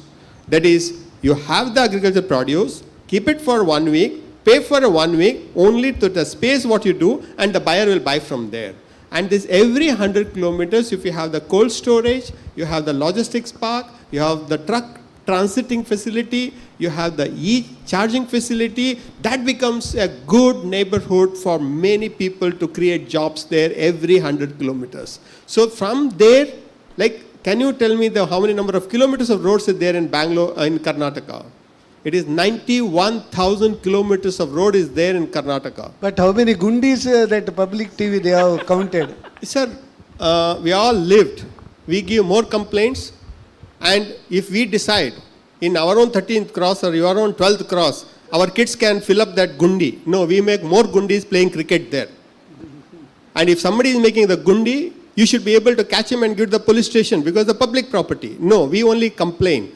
Let us be nationalist. First, let us have the respect for the road for which we have paid the taxes. And nothing will happen without your knowledge. If somebody is cutting the road, is in front of your house, ask him the permission. If not, call the police. No. We'll also do that some other time. No. So to that extent, we should stop complaining to the public, complain to the government, and do your job. In India, we are different. When you go outside India, we are different. So we need to be behaving the same way how we behave elsewhere in the country, right? Elsewhere when you go to the world. Here we litter, there we don't litter. So to that extent, coming here, agriculture produce, give us the quality, you have a global market for that. And today's agriculture institutes, what we have in India, are the finest in the world. Recognize them.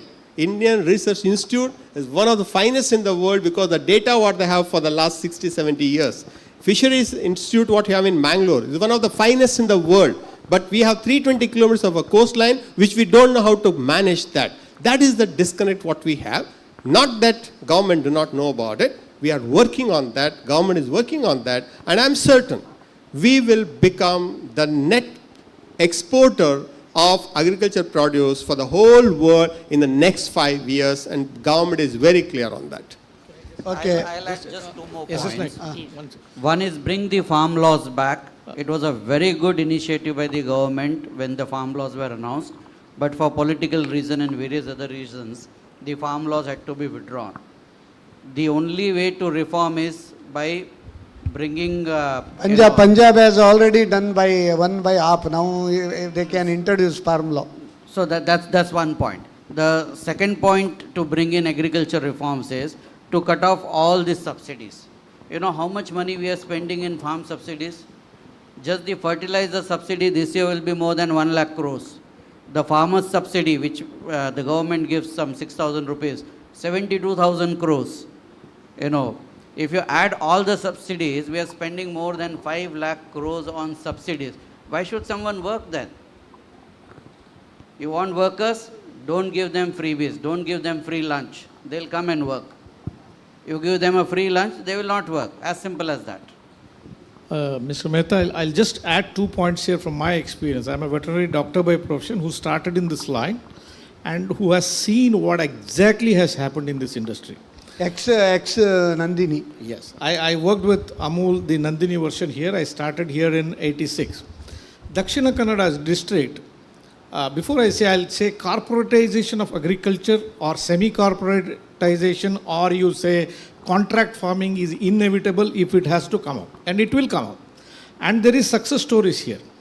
When I came here in 1986, the Department of Animal Husbandry has written off this district, stating that this is unfit for milk production. It has written it off. You know how much it was procuring? 10,000 liters of milk per day in the entire undivided Udupi and Dakshina Kannada put together. Then I was here, I had full conviction on that. We started the artificial insemination program, and I left the DK Milk Union in the year 92.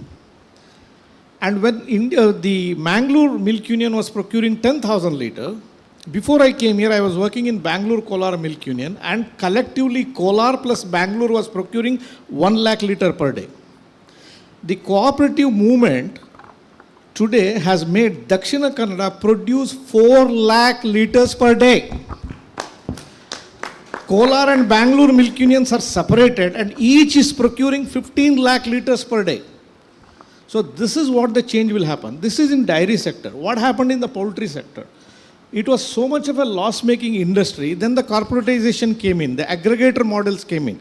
The company will give the seed material, the chicks, the feed, and it will give the know-how. The farmer is required only to provide the shelter and the procurement. Look at where we have reached. Today we are number 1 in the world in milk production. Number 1. Look, the chicken prices haven't greatly increased compared to inflation pricing in the last 30 years. But how much our income has gone up and how much money it has moved to the villages. We had made a calculation. If a milk society procures just 100 liters per day in a village, its turnover was somewhere close to coming to 1 crore of rupees. So it's like a mini corporate. So the agriculture has a great future, and I was listening to one of the videos by Nitin Gadkari where he says a farmer will be replaced as a food producer to an energy producer with ethanol and so many changes that they are working on. It is our MD MS Mahabaleshwar. He has already told. Only one sector which has got culture, that is agriculture. Okay. Now, Ram Rao, Question Bank Ram Rao, or our Mangalore Productivity Council President. Last question from your side. Okay. So, thank you, sir. At the outset, I thank Sri S.S. Naik for praising me in the morning. Due to my health condition, I could not attend at 9:15 a.m. itself. Our business tonic has improved your health. Thank you, sir. Thank you, sir. Business tonic is in my blood because I am ex-Karnataka Bank staff. Now, my questions are, petrol and diesel and cooking gas prices is increasing. Russia-Ukraine war is still continuing. Economic condition in Pakistan, Afghanistan, Ceylon is going worse from bad. Pakistan, Ceylon and Nepal coming closer to China. So anyway, at any time, Pakistan, India-China war may take place. And inside India, floods condition, climatic condition playing havoc. Terrorist activities are in increase. Corona may come at any time. Number of income tax, GST and other tax offenders are on the increase. Increase of population, corruption is on the increase. NPA in banks, frauds in banks are causing problems. A lot of internal problems like road accidents, strike by agriculturists, employees of various banks and companies. Anyhow, I am very optimistic. I am not an expert. As a common man, I am asking these questions.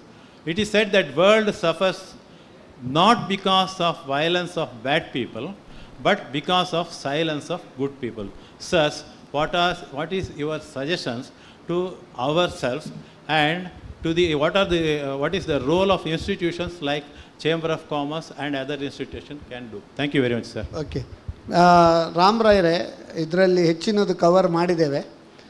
Petroleum price already we are buying from Russia at cheaper rates and petroleum prices are coming down. EV push has been, we are making more and more investment for EV push. Definitely that will get moderated. Geopolitical already spoken by our CA Gokuldas Pai. Climate change and other things has been spoken by our BM Farooq.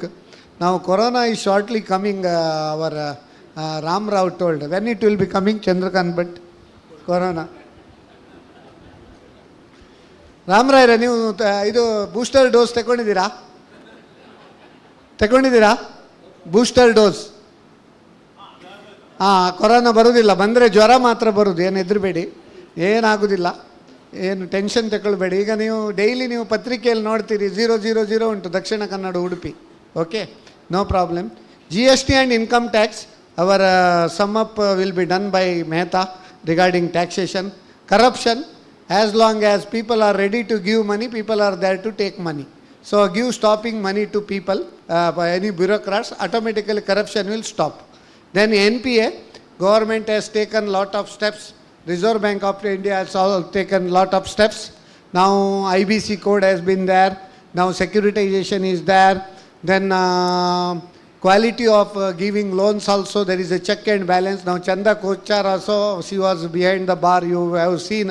Now such things cannot repeat now. Now MPS have been already recovered or it has been written off. Now NPA percentage is coming down. You can, Ram Raire, you are shareholder of Karnataka Bank. There will be good news for you this year. In spite of these all odds, 411 crores profit has been done by Karnataka Bank. If it is NPA increase, how Karnataka Bank can do in half yearly 411 crore profit? So nothing to worry about it. Sorry? 525 crores. Okay, after tax I think I told. Okay. Now let us brief sum up today with the one by one guest. Gokuldas Pai, please sum up. Mr. Pai? Gokuldas Pai? He has already logged out. Okay. Our Mehta regarding the tax, GST and income tax. And sum up. The good news about the taxation is the percentage of tax collected to GDP has improved over the last 3-4 years, and it's come to 12% possibly this year, which is the highest ever percentage of tax to GDP. Despite reduction in corporate taxes, despite reduction in GST taxes vis-a-vis the earlier system of multiple taxes. Despite all that, the GDP, the tax to GDP ratio has improved. That's one very, very good news for our country. And to sum up, as to 5 trillion and 10 trillion, we are on the right path. We have multiple challenges. Government is working very hard to overcome these challenges. It's not that the government is not seized of these difficulties and challenges ahead of us. Maybe the first couple of years, like 2023 and 2024, will be a bit of a trouble. Post that, things will even out. As I said earlier, 5 trillion by 28, 10 trillion by 33. Thank you. CA Ullas Kamath. Be optimistic, everything will be fine, and please have breakfast and lunch on time. Rest of things will fall in place automatically. Take care of your health, and anything which you want to plan, please plan for your younger generation. Most of you are already in the sunset clause, so you don't have to worry. You need to only about your health, and you need to take care of your health and go for a walk every day, 45 minutes in the morning, 45 minutes in the evening, and keep talking about the GDP. It does not affect you positively also, negatively also. Please take care of your children, take care of your grandchildren, and talk to them about India growth story. If at all, if It happens not because of you, because of your children and the grandchildren. And keep that back of your mind. Like our fathers and grandmother used to talk about story of Mahabharata, Ramayana and all. Let us talk about India's 2030 story to our children and grandchildren. Chandrakant, but last sum up. I'm an eternal optimist. I look forward to a day where Business Tonic discusses the Indian economy not in $1 trillion, but in trillion rupees. Let's replace dollar with the rupee. And it will happen during our lifetime. I'm absolutely hopeful about it. And let's commit ourselves for the next generation. Let's not pollute the environment. Let us leave it in a much cleaner way than we received from our parents. Let's take a pledge for that. Okay. So my sum up, India's definitely growth story we have to believe. We have to dream big. Then we should keep the goal. When goal is fixed, we should plan for that. When plan is there, we should be in action. Definitely there will be result. If the result is good, if you have already achieved the goal, revise the goal. If you have not achieved, then try to work again and again until you reach the goal. With this panel discussion, I think we are going to close now. And now it is time to honor our guests. Thank you once again to the entire team of the panelists. It was really a detailed session. We spoke about a lot of things as employment, freebies, and untapped opportunities in India, especially how to create employment. So now I request Sri Lilaksha Karkera sir to felicitate and thank CADB Mehta, our panelists for today, for being the resource person and giving us a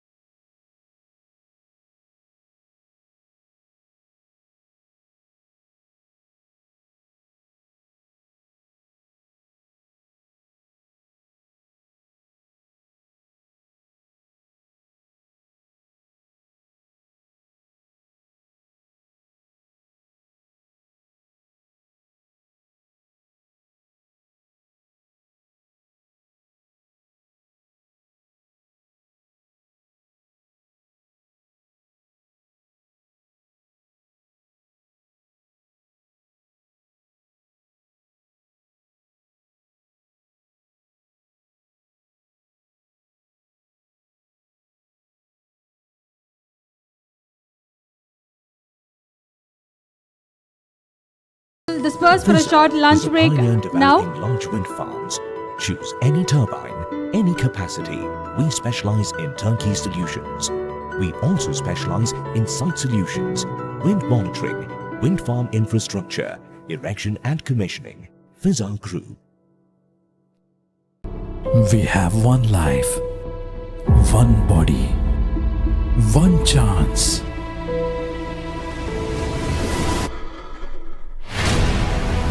I push my body to its limits. I make choices with long-term benefits. I choose Godama A2 Ghee for my daily nutritional needs.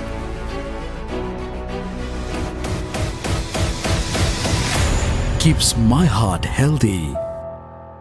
I choose Godama A2 Ghee.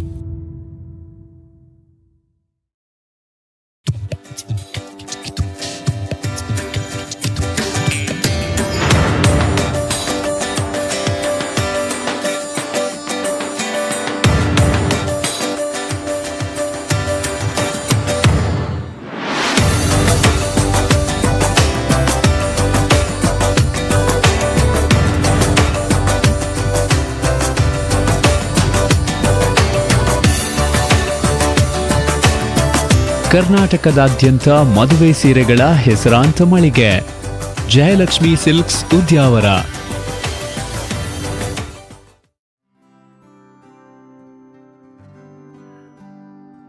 ರೀ, ಏನ್ ಯೋಚನೆ ಮಾಡ್ತಿದ್ದೀರಾ? ಏನೂ ಇಲ್ಲ, ನನ್ನ ಸಾಧನೆಯ ದಾರಿಯನ್ನೊಮ್ಮೆ ನೆನಪು ಮಾಡ್ಕೊಂಡೆ. ನಿಮ್ಮ ಪರಿಶ್ರಮ ಮತ್ತೆ ಆತ್ಮವಿಶ್ವಾಸದಿಂದಾನೇ ನೀವು ಇಲ್ಲಿವರೆಗೂ ಬರೋದಕ್ಕೆ ಸಾಧ್ಯವಾಗಿತ್ತು. ಹೌದು, ಆದ್ರೆ ಅತಿ ಮುಖ್ಯವಾಗಿ ನನಗೆ ಬೇಕಾದ ಆರ್ಥಿಕ ನೆರವು ನನಗೆ ದೊರಕಿದ್ದು ಕರ್ನಾಟಕ ಬ್ಯಾಂಕ್ MSME ಲೋನ್ನಿಂದ. ಇವತ್ತು ನನ್ನ ಸಾಧನೆ ಏನೇ ಇದ್ರೂ ಅದು ಸಾಧ್ಯವಾಗಿದ್ದು ಕರ್ನಾಟಕ ಬ್ಯಾಂಕ್ನಿಂದ. ಕರ್ನಾಟಕ ಬ್ಯಾಂಕ್, ನಿಮ್ಮ ಕುಟುಂಬದ ಬ್ಯಾಂಕ್, ಭಾರತದಾದ್ಯಂತ.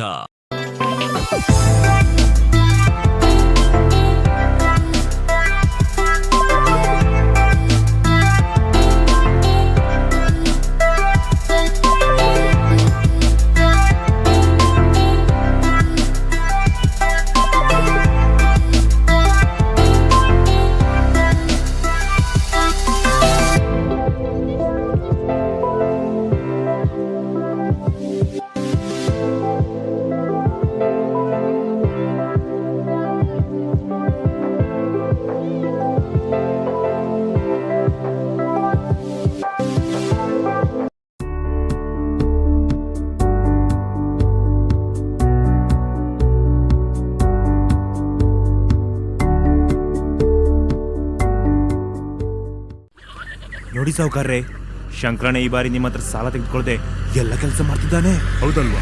ನಡಿ ವಿಚಾರಿಸೋಣ. ಶಂಕರಣ್ಣ, ಓ ನಮಸ್ಕಾರ. ಏನು ನಮ್ ದನಿಗಳ ಹತ್ರ ಬರ್ದಿದ್ರು ಹೊಲದ ಕೆಲಸ ಎಲ್ಲ ಬಾರಿ ಜೋರಾಗಿ ನಡೀತಿದೆ. ಇದೆಲ್ಲ ಸಾಧ್ಯ ಆಗಿದ್ದು ನನ್ನ ರೈತ ಮಿತ್ರ KBL ಕಿಸಾನ್ ಕಾರ್ಡಿಂದ. ಕಾರ್ಡು ಒಂದೇ, ಆದ್ರೆ ಸೌಲಭ್ಯಗಳು ಹಲವಾರು. ಕರ್ನಾಟಕ ಬ್ಯಾಂಕ್ ನಮ್ಮೊಂದಿಗಿರುವಾಗ ಇನ್ನು ನಮ್ಮಂತ ರೈತರು ಚಿಂತಿಸುವ ಅಗತ್ಯ ಇಲ್ಲ. ಕರ್ನಾಟಕ ಬ್ಯಾಂಕ್, ನಿಮ್ಮ ಕುಟುಂಬದ ಬ್ಯಾಂಕ್, ಭಾರತದಾದ್ಯಂತ. Greetings. Vision India has a 20-year success history with the customer-centric approach. Me and my son, Ashwin, started Vision India to cater the best coating solution to commercial automobile sector. Ashwin is a go-getter and prepared effective logistic planning. Our approach was to limit customer material stocking by supplying customized coating kit based on their forecast. This saved customer lot of time, space for stocking and reducing inventory at their site without a single day delay. We also provided skilled labor for coating to many big organizations like Volvo, Daimler, Scania and others. Customer delight has been our motto throughout the effective logistic and supply chain solution. ದೇಶಕ್ಕಾಗಿ ಏನಾದರೂ ಮಾಡ್ಬೇಕು ಕಣೋ. ಹೌದು ಕಣೋ. ಆರ್ಮಿಗೆ ಸೇರ್ಕೊಂಡ್ರೆಗೆ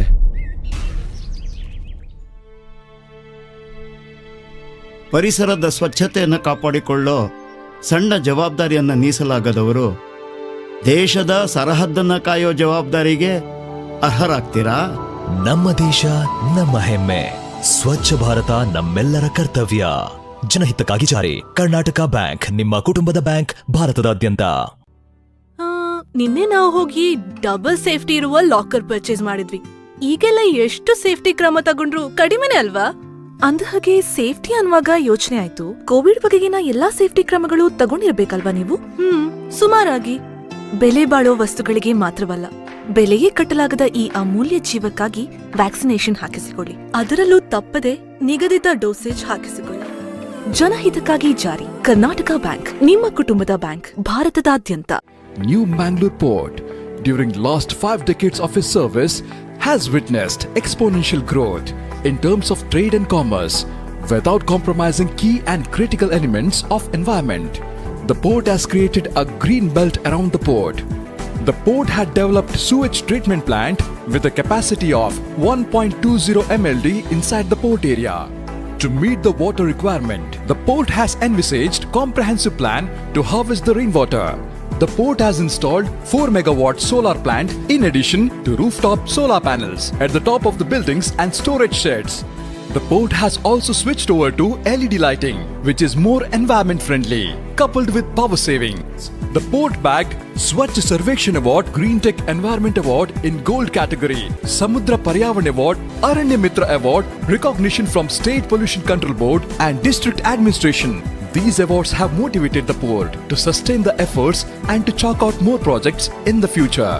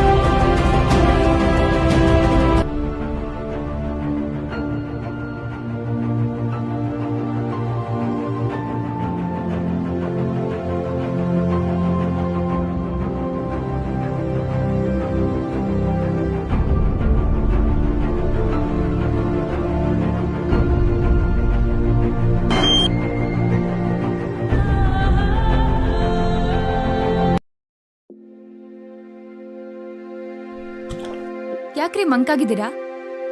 ಈ ಸಲದ ಬಿತ್ತನೆಗೆ ಸಮಯ ಬಂದಿದೆ, ಆದ್ರೆ ಯಾರ ಹತ್ರ ಹೋಗಿ ಬೀಜ ಗೊಬ್ಬರ ಕೇಳೋದು ಅಂತಾನೆ ಗೊತ್ತಾಗ್ತಿಲ್ಲ. ಛೇ ಅಷ್ಟೇನಾ? ಅದಕ್ಕೆಲ್ಲ ಟೆನ್ಷನ್ ಮಾಡ್ಕೊಳ್ಳೋ ಅಗತ್ಯನೇ ಇಲ್ಲ. ಈ ಸಲ ನಮ್ಮ ಹತ್ರ ಇರೋ ಬಂಗಾರದಿಂದನೇ ಬೆಳೆ ಬೆಳಿಬಹುದು. ಏನ್ ಮಾತಾಡ್ತಾ ಇದೀಯಾ? ಬಂಗಾರದಿಂದ ಬೆಳೆ ಬೆಳೆಯಕ್ಕಾಗತ್ತಾ? ಹಾ ಹೌದು, ನಮ್ಮ ಹತ್ರ ಇರೋ ಬಂಗಾರನ ಕರ್ನಾಟಕ ಬ್ಯಾಂಕ್ ಅಲ್ಲಿ ತಗೊಂಡೋಗಿಟ್ರೆ ಅವರು ಕೃಷಿ ಸಾಲ ಕೊಡ್ತಾರೆ. ಅದರಿಂದ ಆಭರಣನೂ ಸುರಕ್ಷಿತವಾಗಿರುತ್ತೆ. ಹೌದಾ? ಹಾಗಾದ್ರೆ ನಡಿ, ಹಿಂದೆ ಕರ್ನಾಟಕ ಬ್ಯಾಂಕಿಗೆ ಹೋಗೋಣ.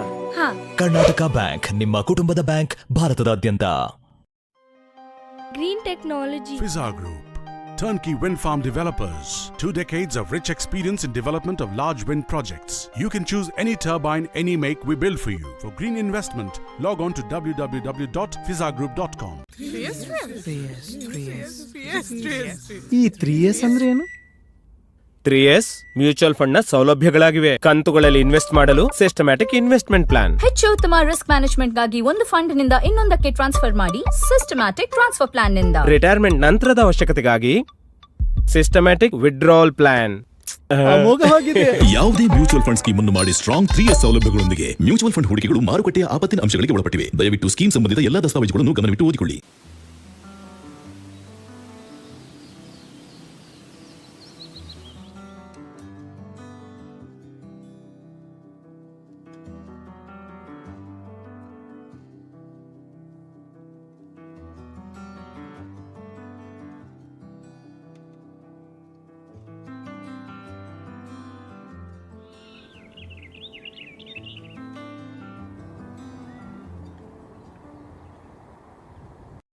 ಈ ಟೈಮ್ ಎಷ್ಟು ಕಷ್ಟ ಅಲ್ವಾ? ಮನೆಯಿಂದ ಹೊರಗಡೆ ಹೋಗೋ ಹಾಗೆ ಇಲ್ಲ. ಯಾವ ಕೆಲ್ಸದ ಬಗ್ಗೆ ಮಾತಾಡ್ತಿದ್ಯಮ್ಮ? ತಮ್ಮನ್ ಫೀಸ್ ಕಟ್ಟೋದು, ನನ್ನ ಫಾರ್ಮ್ 15H 15G ಫಿಲ್ ಮಾಡೋದು, ಇದೆಲ್ಲ ಮನೇಲಿ ಕೂತ್ ಹೇಗ್ ಮಾಡೋದು? ನಿನ್ನೆ ಪಕ್ಕದ ಅಂಗಡಿಯವರಿಗೆ ವೆಜಿಟೇಬಲ್ಸ್ ತರ್ಲಿಕ್ಕೆ ಹೇಳಿದ್ದೆ. ಈಗ ನೋಡಿದ್ರೆ ಅವ್ರಿಗೆ ಕೊಡ್ಲಿಕ್ಕೆ ಚಿಲ್ಲರೆ ಕಾಸು ಕೂಡ ಖಾಲಿ ಆಗಿದೆ. ಅಯ್ಯೋಮ್ಮ, ಅಷ್ಟೇನಾ ನಿನ್ ಕೆಲ್ಸ? ಈಗ ನೋಡು, ಈ KBL ಮೊಬೈಲ್ ಪ್ಲಸ್ ಆಪ್ ನಲ್ಲಿ ಎಲ್ಲಾ ಕೆಲ್ಸಗಳನ್ನ ಮನೆಯಿಂದಲೇ ಸುಲಭವಾಗಿ ಮಾಡ್ಬೋದು. ಕರ್ನಾಟಕ ಬ್ಯಾಂಕ್, ನಿಮ್ಮ ಕುಟುಂಬದ ಬ್ಯಾಂಕ್, ಭಾರತದಾದ್ಯಂತ.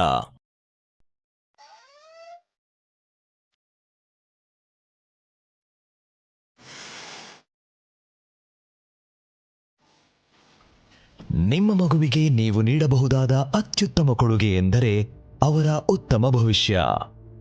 ಅವರ ಭವಿಷ್ಯ ನಮ್ಮ ಪರಿಸರದಲ್ಲಿದೆ. ಇಂದು ನೀವು ನಿಮ್ಮ ಮಗುವಿಗೆ ಉಡುಗೊರೆಯಾಗಿ ಕೊಡುವ ಒಂದು ಗಿಡ ಪರಿಸರದ ಹಸಿರನ್ನು ಜೀವಂತವಾಗಿರಿಸುತ್ತದೆ. ಜನಹಿತಕ್ಕಾಗಿ ಜಾರಿ. ಕರ್ನಾಟಕ ಬ್ಯಾಂಕ್, ನಿಮ್ಮ ಕುಟುಂಬದ ಬ್ಯಾಂಕ್, ಭಾರತದಾದ್ಯಂತ.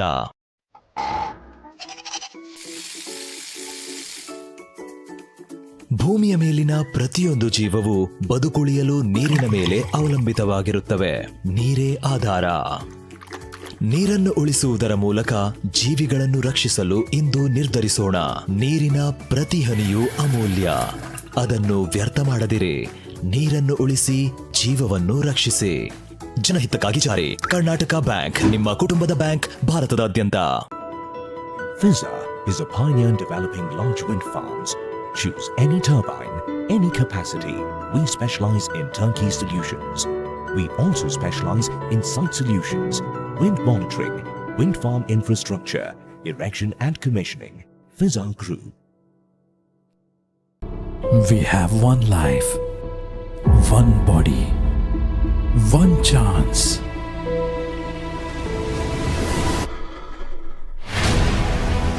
I push my body to its limits. I make choices with long-term benefits. I choose Godama A2 Ghee for my daily nutritional needs.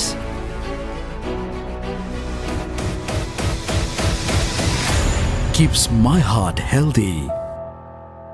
I choose Godama A2 Ghee.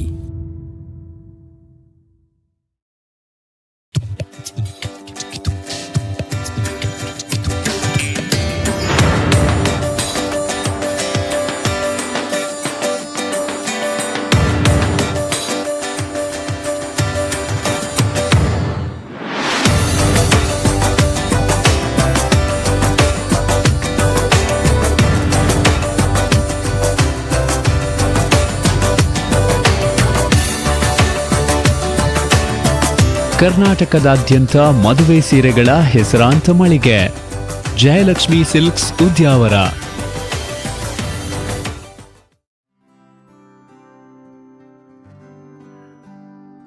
ರೀ, ಏನ್ ಯೋಚನೆ ಮಾಡ್ತಿದ್ದೀರಾ? ಏನೂ ಇಲ್ಲ. ನನ್ನ ಸಾಧನೆಯ ದಾರಿಯನ್ನೊಮ್ಮೆ ನೆನಪು ಮಾಡ್ಕೊಂಡೆ. ನಿಮ್ಮ ಪರಿಶ್ರಮ ಮತ್ತೆ ಆತ್ಮವಿಶ್ವಾಸದಿಂದಾನೇ ನೀವು ಇಲ್ಲಿವರೆಗೂ ಬರೋದಕ್ಕೆ ಸಾಧ್ಯವಾಗಿತ್ತು. ಹೌದು. ಆದ್ರೆ ಅತಿ ಮುಖ್ಯವಾಗಿ ನನಗೆ ಬೇಕಾದ ಆರ್ಥಿಕ ನೆರವು ನನಗೆ ದೊರಕಿದ್ದು ಕರ್ನಾಟಕ ಬ್ಯಾಂಕ್ MSME ಲೋನ್ನಿಂದ. ಇವತ್ತು ನನ್ನ ಸಾಧನೆ ಏನೇ ಇದ್ರೂ ಅದು ಸಾಧ್ಯವಾಗಿದ್ದು ಕರ್ನಾಟಕ ಬ್ಯಾಂಕ್ನಿಂದ. ಕರ್ನಾಟಕ ಬ್ಯಾಂಕ್, ನಿಮ್ಮ ಕುಟುಂಬದ ಬ್ಯಾಂಕ್, ಭಾರತದಾದ್ಯಂತ.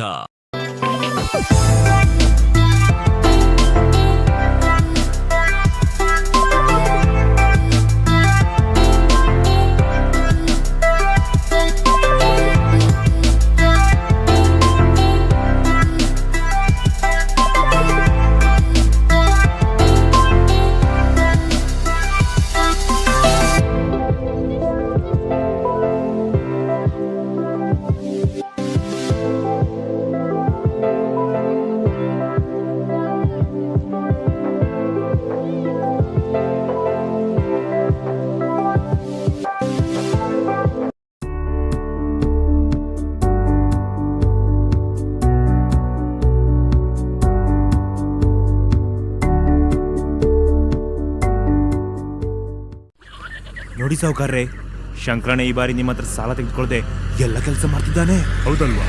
ನಡಿ ವಿಚಾರಿಸೋಣ. ಶಂಕರಣ್ಣ! ಓ ನಮಸ್ಕಾರ. ಏನು ನಮ್ ದನಿಗಳ ಹತ್ರ ಬರ್ದಿದ್ರು ಹೊಲದ ಕೆಲಸ ಎಲ್ಲ ಬಾರಿ ಜೋರಾಗಿ ನಡೀತಿದೆ.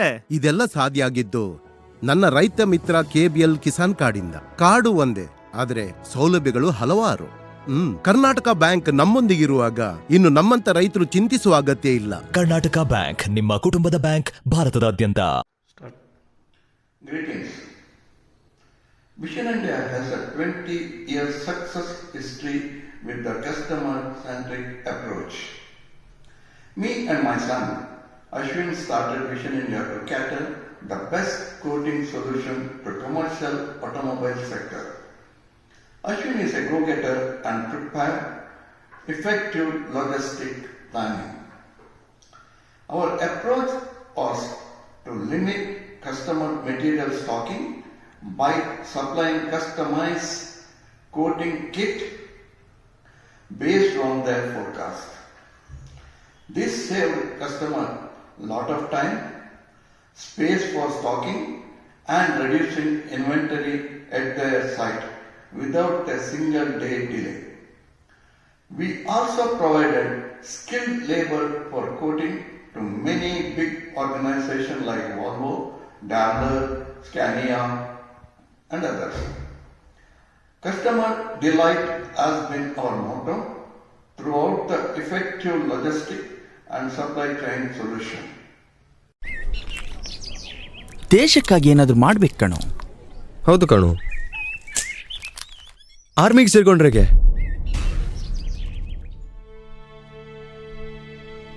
ಪರಿಸರದ ಸ್ವಚ್ಛತೆಯನ್ನು ಕಾಪಾಡಿಕೊಳ್ಳೋ ಸಣ್ಣ ಜವಾಬ್ದಾರಿಯನ್ನು ನೀಸಲಾಗದವರು ದೇಶದ ಸರಹದ್ದನ್ನು ಕಾಯೋ ಜವಾಬ್ದಾರಿಗೆ ಅರ್ಹರಾಗ್ತೀರಾ? ನಮ್ಮ ದೇಶ ನಮ್ಮ ಹೆಮ್ಮೆ, ಸ್ವಚ್ಛ ಭಾರತ ನಮ್ಮೆಲ್ಲರ ಕರ್ತವ್ಯ. ಜನಹಿತಕ್ಕಾಗಿ ಜಾರಿ, ಕರ್ನಾಟಕ ಬ್ಯಾಂಕ್, ನಿಮ್ಮ ಕುಟುಂಬದ ಬ್ಯಾಂಕ್, ಭಾರತದಾದ್ಯಂತ. ನಿನ್ನೆ ನಾವು ಹೋಗಿ ಡಬಲ್ ಸೇಫ್ಟಿ ಇರುವ ಲಾಕರ್ ಪರ್ಚೇಸ್ ಮಾಡಿದ್ವಿ. ಈಗೆಲ್ಲ ಎಷ್ಟು ಸೇಫ್ಟಿ ಕ್ರಮ ತಗೊಂಡ್ರು ಕಡಿಮೆನೆ ಅಲ್ವಾ? ಅಂದಹಾಗೆ ಸೇಫ್ಟಿ ಅನ್ನುವಾಗ ಯೋಚನೆ ಆಯ್ತು, ಕೋವಿಡ್ ಬಗೆಗಿನ ಎಲ್ಲಾ ಸೇಫ್ಟಿ ಕ್ರಮಗಳು ತಗೊಂಡಿರ್ಬೇಕಲ್ವಾ ನೀವು? ಸುಮಾರಾಗಿ. ಬೆಲೆ ಬಾಳೋ ವಸ್ತುಗಳಿಗೆ ಮಾತ್ರವಲ್ಲ, ಬೆಲೆಯೇ ಕಟ್ಟಲಾಗದ ಈ ಅಮೂಲ್ಯ ಜೀವಕ್ಕಾಗಿ ವ್ಯಾಕ್ಸಿನೇಷನ್ ಹಾಕಿಸಿಕೊಳ್ಳಿ. ಅದರಲ್ಲೂ ತಪ್ಪದೆ ನಿಗದಿತ ಡೋಸೇಜ್ ಹಾಕಿಸಿಕೊಳ್ಳಿ. ಜನಹಿತಕ್ಕಾಗಿ ಜಾರಿ, ಕರ್ನಾಟಕ ಬ್ಯಾಂಕ್, ನಿಮ್ಮ ಕುಟುಂಬದ ಬ್ಯಾಂಕ್, ಭಾರತದಾದ್ಯಂತ. New Mangalore Port, during last 5 decades of its service, has witnessed exponential growth in terms of trade and commerce without compromising key and critical elements of environment. The port has created a green belt around the port. The port had developed sewage treatment plant with a capacity of 1.20 MLD inside the port area. To meet the water requirement, the port has envisaged comprehensive plan to harvest the rainwater. The port has installed 4 megawatt solar plant in addition to rooftop solar panels at the top of the buildings and storage sheds. The port has also switched over to LED lighting, which is more environment friendly, coupled with power savings. The port bagged Swachh Sarvekshan Award, Green Tech Environment Award in Gold category, Samudra Paryavan Award, Aranya Mitra Award, recognition from State Pollution Control Board and District Administration. These awards have motivated the port to sustain the efforts and to chalk out more projects in the future.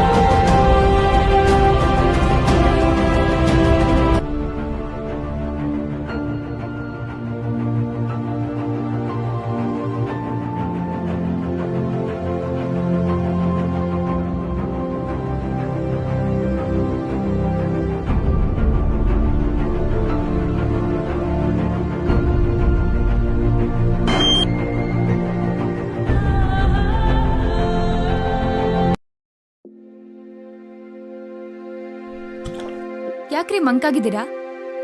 ಈ ಸಲದ ಬಿತ್ತನೆಗೆ ಸಮಯ ಬಂದಿದೆ, ಆದ್ರೆ ಯಾರ ಹತ್ರ ಹೋಗಿ ಬೀಜ ಗೊಬ್ಬರ ಕೇಳೋದು ಅಂತಾನೆ ಗೊತ್ತಾಗ್ತಿಲ್ಲ. ಛೇ, ಅಷ್ಟೇನಾ? ಅದಕ್ಕೆಲ್ಲ ಟೆನ್ಷನ್ ಮಾಡ್ಕೊಳ್ಳೋ ಅಗತ್ಯನೇ ಇಲ್ಲ.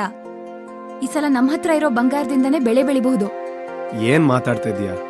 ಬಂಗಾರದಿಂದ ಬೆಳೆ ಬೆಳೆಯಕ್ಕಾಗತ್ತಾ? ಹಾ ಹೌದು, ನಮ್ ಹತ್ರ ಇರೋ ಬಂಗಾರನ ಕರ್ನಾಟಕ ಬ್ಯಾಂಕಲ್ಲಿ ತಗೊಂಡೋಗಿಟ್ರೆ ಅವರು ಕೃಷಿ ಸಾಲ ಕೊಡ್ತಾರೆ. ಅದರಿಂದ ಆಭರಣನೂ ಸುರಕ್ಷಿತವಾಗಿರುತ್ತೆ. ಹೌದಾ? ಹಾಗಾದ್ರೆ ನಡಿ, ಹಿಂದೆ ಕರ್ನಾಟಕ ಬ್ಯಾಂಕಿಗೆ ಹೋಗೋಣ. ಕರ್ನಾಟಕ ಬ್ಯಾಂಕ್ ನಿಮ್ಮ ಕುಟುಂಬದ ಬ್ಯಾಂಕ್, ಭಾರತದಾದ್ಯಂತ. Green technology. Fizza Group, turnkey wind farm developers.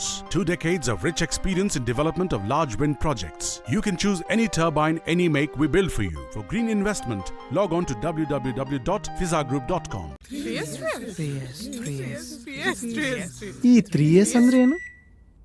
3S mutual fund ನ ಸೌಲಭ್ಯಗಳಾಗಿವೆ. ಕಂತುಗಳಲ್ಲಿ ಇನ್ವೆಸ್ಟ್ ಮಾಡಲು ಸಿಸ್ಟಮ್ಯಾಟಿಕ್ ಇನ್ವೆಸ್ಟ್ಮೆಂಟ್ ಪ್ಲಾನ್. ಹೆಚ್ಚು ಉತ್ತಮ ರಿಸ್ಕ್ ಮ್ಯಾನೇಜ್ಮೆಂಟ್ ಗಾಗಿ ಒಂದು ಫಂಡ್ ನಿಂದ ಇನ್ನೊಂದಕ್ಕೆ ಟ್ರಾನ್ಸ್ಫರ್ ಮಾಡಿ ಸಿಸ್ಟಮ್ಯಾಟಿಕ್ ಟ್ರಾನ್ಸ್ಫರ್ ಪ್ಲಾನ್ ನಿಂದ. ರಿಟೈರ್ಮೆಂಟ್ ನಂತರದ ಅವಶ್ಯಕತೆಗಾಗಿ ಸಿಸ್ಟಮ್ಯಾಟಿಕ್ ವಿಡ್ರಾವಲ್ ಪ್ಲಾನ್.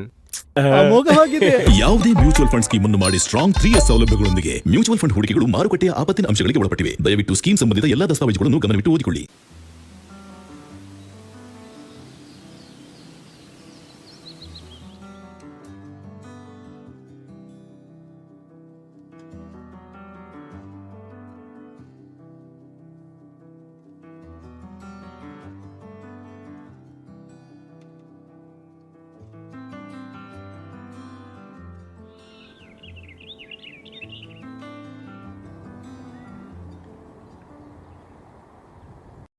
ಈ ಟೈಮ್ ಎಷ್ಟು ಕಷ್ಟ ಅಲ್ವಾ? ಮನೆಯಿಂದ ಹೊರಗಡೆ ಹೋಗೋ ಹಾಗೆ ಇಲ್ಲ. ಯಾವ ಕೆಲ್ಸದ ಬಗ್ಗೆ ಮಾತಾಡ್ತಿದ್ಯಮ್ಮ? ತಮ್ಮನ್ ಫೀಸ್ ಕಟ್ಟೋದು, ನನ್ನ ಫಾರ್ಮ್ 15H 15G ಫಿಲ್ ಮಾಡೋದು, ಇದೆಲ್ಲ ಮನೇಲಿ ಕೂತ್ ಹೇಗ್ ಮಾಡೋದು? ನಿನ್ನೆ ಪಕ್ಕದ ಅಂಗಡಿಯವರಿಗೆ ವೆಜಿಟೇಬಲ್ಸ್ ತರ್ಲಿಕ್ಕೆ ಹೇಳಿದ್ದೆ. ಈಗ ನೋಡಿದ್ರೆ ಅವ್ರಿಗೆ ಕೊಡ್ಲಿಕ್ಕೆ ಚಿಲ್ಲರೆ ಕಾಸು ಕೂಡ ಖಾಲಿ ಆಗಿದೆ. ಅಯ್ಯೋಮ್ಮ, ಅಷ್ಟೇನಾ ನಿನ್ ಕೆಲ್ಸ? ಈಗ ನೋಡು, ಈ KBL ಮೊಬೈಲ್ ಪ್ಲಸ್ ಆಪ್ ನಲ್ಲಿ ಎಲ್ಲಾ ಕೆಲ್ಸಗಳನ್ನ ಮನೆಯಿಂದಲೇ ಸುಲಭವಾಗಿ ಮಾಡ್ಬೋದು. ಕರ್ನಾಟಕ ಬ್ಯಾಂಕ್ ನಿಮ್ಮ ಕುಟುಂಬದ ಬ್ಯಾಂಕ್, ಭಾರತದಾದ್ಯಂತ.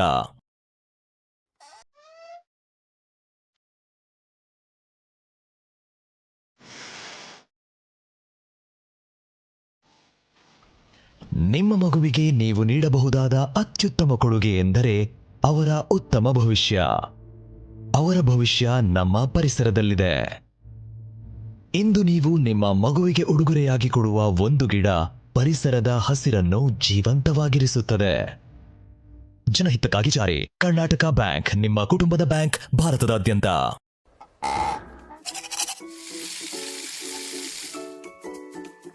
ಭೂಮಿಯ ಮೇಲಿನ ಪ್ರತಿಯೊಂದು ಜೀವವು ಬದುಕುಳಿಯಲು ನೀರಿನ ಮೇಲೆ ಅವಲಂಬಿತವಾಗಿರುತ್ತವೆ. ನೀರೇ ಆಧಾರ. ನೀರನ್ನು ಉಳಿಸುವುದರ ಮೂಲಕ ಜೀವಿಗಳನ್ನು ರಕ್ಷಿಸಲು ಇಂದು ನಿರ್ಧರಿಸೋಣ. ನೀರಿನ ಪ್ರತಿ ಹನಿಯೂ ಅಮೂಲ್ಯ. ಅದನ್ನು ವ್ಯರ್ಥ ಮಾಡದಿರಿ. ನೀರನ್ನು ಉಳಿಸಿ, ಜೀವವನ್ನು ರಕ್ಷಿಸಿ. ಜನಹಿತಕ್ಕಾಗಿ ಜಾರಿ. ಕರ್ನಾಟಕ ಬ್ಯಾಂಕ್ ನಿಮ್ಮ ಕುಟುಂಬದ ಬ್ಯಾಂಕ್, ಭಾರತದಾದ್ಯಂತ. Fizza is a pioneer in developing large wind farms. Choose any turbine, any capacity. We specialize in turnkey solutions. We also specialize in site solutions, wind monitoring, wind farm infrastructure, erection and commissioning. Fizza Group. We have one life, one body, one chance.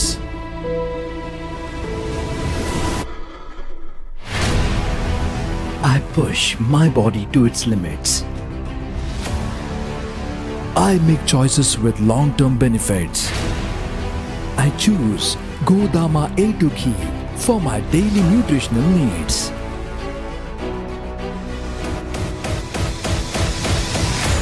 Keeps my heart healthy. I choose Godama A2 Ghee.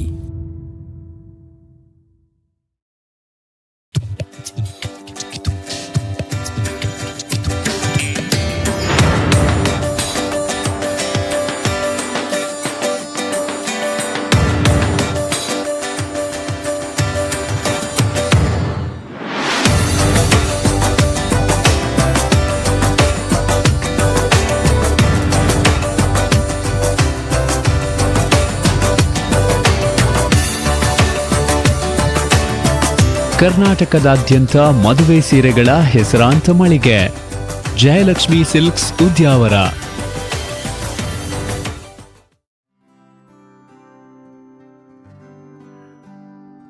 ರೀ, ಏನ್ ಯೋಚನೆ ಮಾಡ್ತಿದ್ದೀರಾ? ಏನೂ ಇಲ್ಲ. ನನ್ನ ಸಾಧನೆಯ ದಾರಿಯನ್ನೊಮ್ಮೆ ನೆನ್ಪು ಮಾಡ್ಕೊಂಡೆ. ನಿಮ್ಮ ಪರಿಶ್ರಮ ಮತ್ತೆ ಆತ್ಮವಿಶ್ವಾಸದಿಂದಾನೆ ನೀವು ಇಲ್ಲಿವರೆಗೂ ಬರೋದಕ್ಕೆ ಸಾಧ್ಯವಾಗಿತ್ತು. ಹೌದು. ಆದ್ರೆ ಅತಿ ಮುಖ್ಯವಾಗಿ ನನಗೆ ಬೇಕಾದ ಆರ್ಥಿಕ ನೆರವು ನನಗೆ ದೊರಕಿದ್ದು ಕರ್ನಾಟಕ ಬ್ಯಾಂಕ್ MSME ಲೋನ್ನಿಂದ.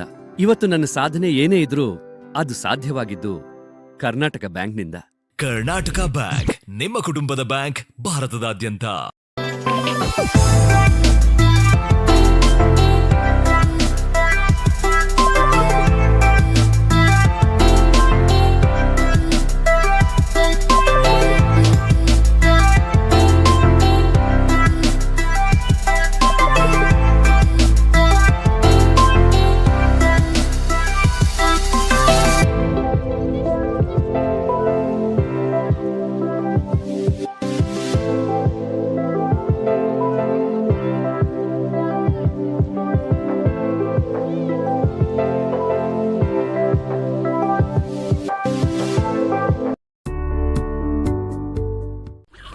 ನೋಡಿ ಸಾವುಕಾರ್ರೆ, ಶಂಕರಣ್ಣ ಈ ಬಾರಿ ನಿಮ್ಮ ಹತ್ರ ಸಾಲ ತೆಗೆದುಕೊಳ್ಳದೆ ಎಲ್ಲ ಕೆಲಸ ಮಾಡ್ತಿದ್ದಾನೆ. ಹೌದಲ್ವಾ?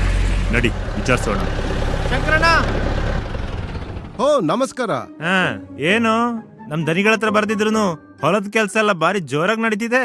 ಇದೆಲ್ಲ ಸಾಧ್ಯ ಆಗಿದ್ದು ನನ್ನ ರೈತ ಮಿತ್ರ KBL ಕಿಸಾನ್ ಕಾರ್ಡಿಂದ. ಕಾರ್ಡು ಒಂದೇ, ಆದ್ರೆ ಸೌಲಭ್ಯಗಳು ಹಲವಾರು. ಕರ್ನಾಟಕ ಬ್ಯಾಂಕ್ ನಮ್ಮೊಂದಿಗಿರುವಾಗ ಇನ್ನು ನಮ್ಮಂತ ರೈತರು ಚಿಂತಿಸುವ ಅಗತ್ಯ ಇಲ್ಲ. ಕರ್ನಾಟಕ ಬ್ಯಾಂಕ್ ನಿಮ್ಮ ಕುಟುಂಬದ ಬ್ಯಾಂಕ್, ಭಾರತದಾದ್ಯಂತ. Greetings. Vision India has a 20-year success history with the customer-centric approach. Me and my son, Ashwin, started Vision India to cater the best coating solution to commercial automobile sector. Ashwin is a go-getter and prepared effective logistic planning. Our approach was to limit customer material stocking by supplying customized coating kit based on their forecast. This saved customer lot of time, space for stocking and reducing inventory at their site without a single day delay. We also provided skilled labor for coating to many big organizations like Volvo, Daimler, Scania and others. Customer delight has been our motto throughout the effective logistic and supply chain solution. ದೇಶಕ್ಕಾಗಿ ಏನಾದರೂ ಮಾಡ್ಬೇಕು ಕಣೋ. ಹೌದು ಕಣು. ಆರ್ಮಿಗೆ ಸೇರ್ಕೊಂಡ್ರೆಗೆ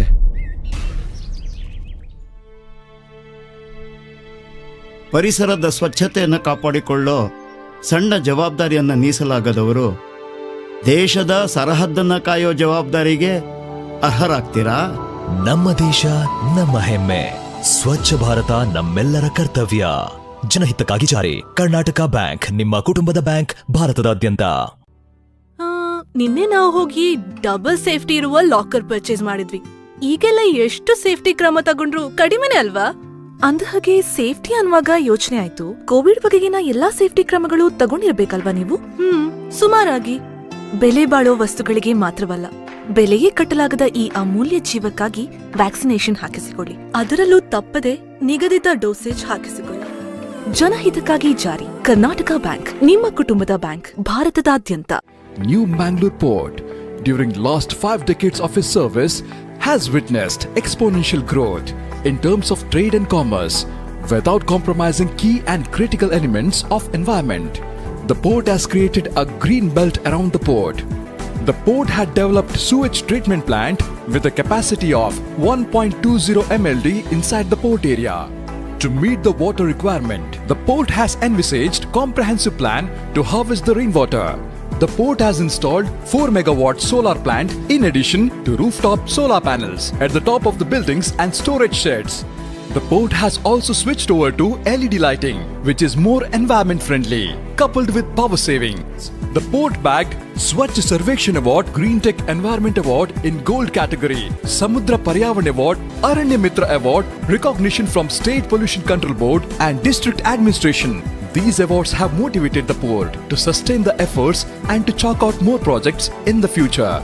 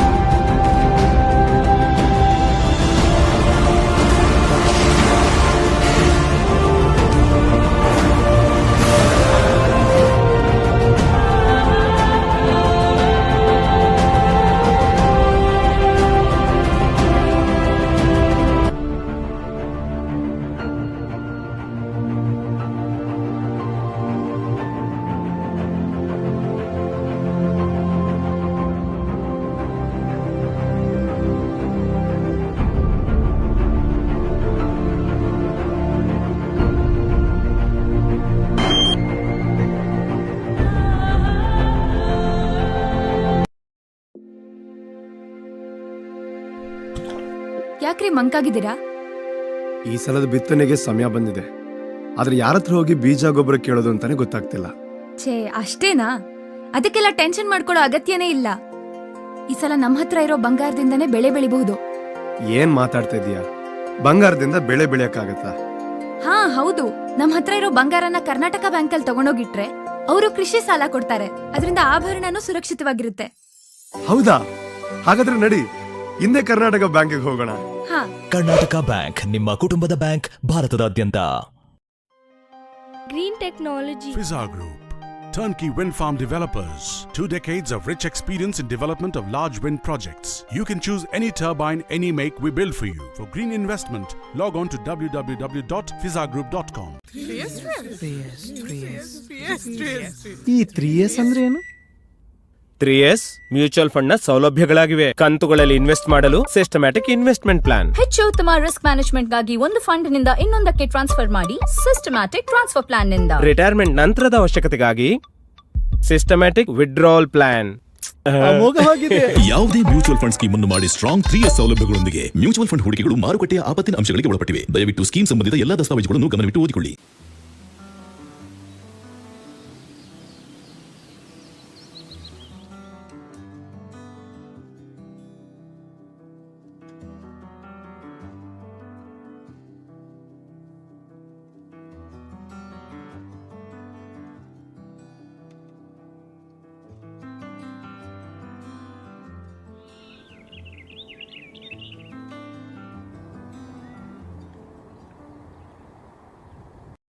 ಈ time ಎಷ್ಟು ಕಷ್ಟ ಅಲ್ವಾ? ಮನೆಯಿಂದ ಹೊರಗಡೆ ಹೋಗೋ ಹಾಗೆ ಇಲ್ಲ.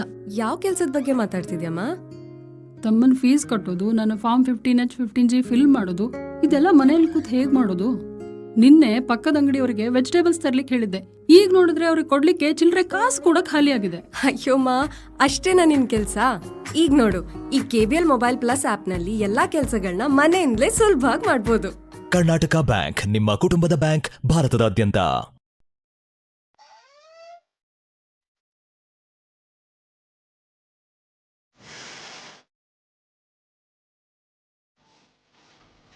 ನಿಮ್ಮ ಮಗುವಿಗೆ ನೀವು ನೀಡಬಹುದಾದ ಅತ್ಯುತ್ತಮ ಕೊಡುಗೆ ಎಂದರೆ ಅವರ ಉತ್ತಮ ಭವಿಷ್ಯ.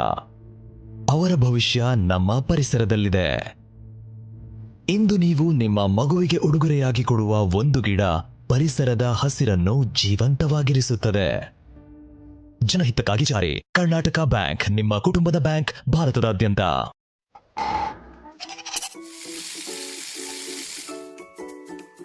ಭೂಮಿಯ ಮೇಲಿನ ಪ್ರತಿಯೊಂದು ಜೀವವು ಬದುಕುಳಿಯಲು ನೀರಿನ ಮೇಲೆ ಅವಲಂಬಿತವಾಗಿರುತ್ತವೆ. ನೀರೇ ಆಧಾರ. ನೀರನ್ನು ಉಳಿಸುವುದರ ಮೂಲಕ ಜೀವಿಗಳನ್ನು ರಕ್ಷಿಸಲು ಇಂದು ನಿರ್ಧರಿಸೋಣ. ನೀರಿನ ಪ್ರತಿ ಹನಿಯೂ ಅಮೂಲ್ಯ. ಅದನ್ನು ವ್ಯರ್ಥ ಮಾಡದಿರಿ. ನೀರನ್ನು ಉಳಿಸಿ, ಜೀವವನ್ನು ರಕ್ಷಿಸಿ. ಜನಹಿತಕ್ಕಾಗಿ ಜಾರಿ. ಕರ್ನಾಟಕ ಬ್ಯಾಂಕ್ ನಿಮ್ಮ ಕುಟುಂಬದ ಬ್ಯಾಂಕ್, ಭಾರತದಾದ್ಯಂತ. Fizza is a pioneer in developing large wind farms. Choose any turbine, any capacity. We specialize in turnkey solutions. We also specialize in site solutions, wind monitoring, wind farm infrastructure, erection and commissioning. Fizza Group. We have one life, one body, one chance.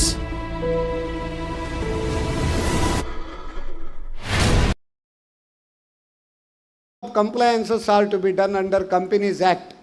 It is sin to float a company, many people tell, because you are allotting sin number. Is it so? And many companies, they float companies, but they run it like a proprietorship concern. There was one seminar of Companies Act, so where one question was told, compliances to be certified by company secretary. One CS Jayaraman from Bangalore, he jovially told, most of the private limited companies are husband and wife companies, and most of the meetings are held in bedroom. So how can I certify what happened in bedroom as a minutes? That was the thing. Is it so? What are the just glimpses of companies' compliances, and if it is violated, what are the consequences? And now after this ease of doing business, one can float company within 24 hours also. Along with the company floating, You will get PAN number, TAN number, PFF, ESIC, all these numbers also. This is also you can just highlight within 1 minute. Good evening, everyone. What sir has said is right. Huge majority of the companies, they are private limited companies.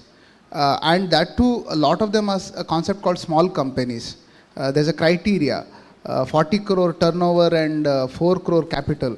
So the companies which have these criteria, they are called as small companies. What happens is, there's a lot of compliances under Companies Act. One is annual filing, things which you have to do every year. One is if there's something called a direct identification number.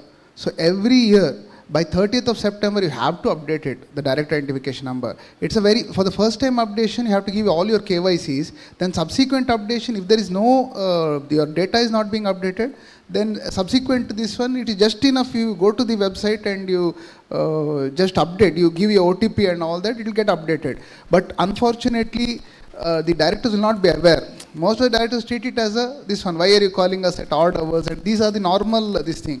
And the consequence is immediately 5,000 rupees penalty, additional fees, not penalty, additional fees will be payable, DIN will be deactivated. There's also a future proposal to completely cancel the DIN if they keep it deactivated for a long time. Secondly, your annual compliances, one is on 29th of October. If your AGM, within 29 days after the AGM date, you have to file your balance sheet, audited balance sheet and the set for all the companies. It's applicable for all the companies. There's a form called AOC4. Then there's a form called MGT 7 or 7A, which is annual return. That has to be filed within 60 days after the AGM date. So normally you can say 29th, one is 30th September is for the DIN, 29th is for the 29th October is for your balance sheet, and 29th November is for your annual return.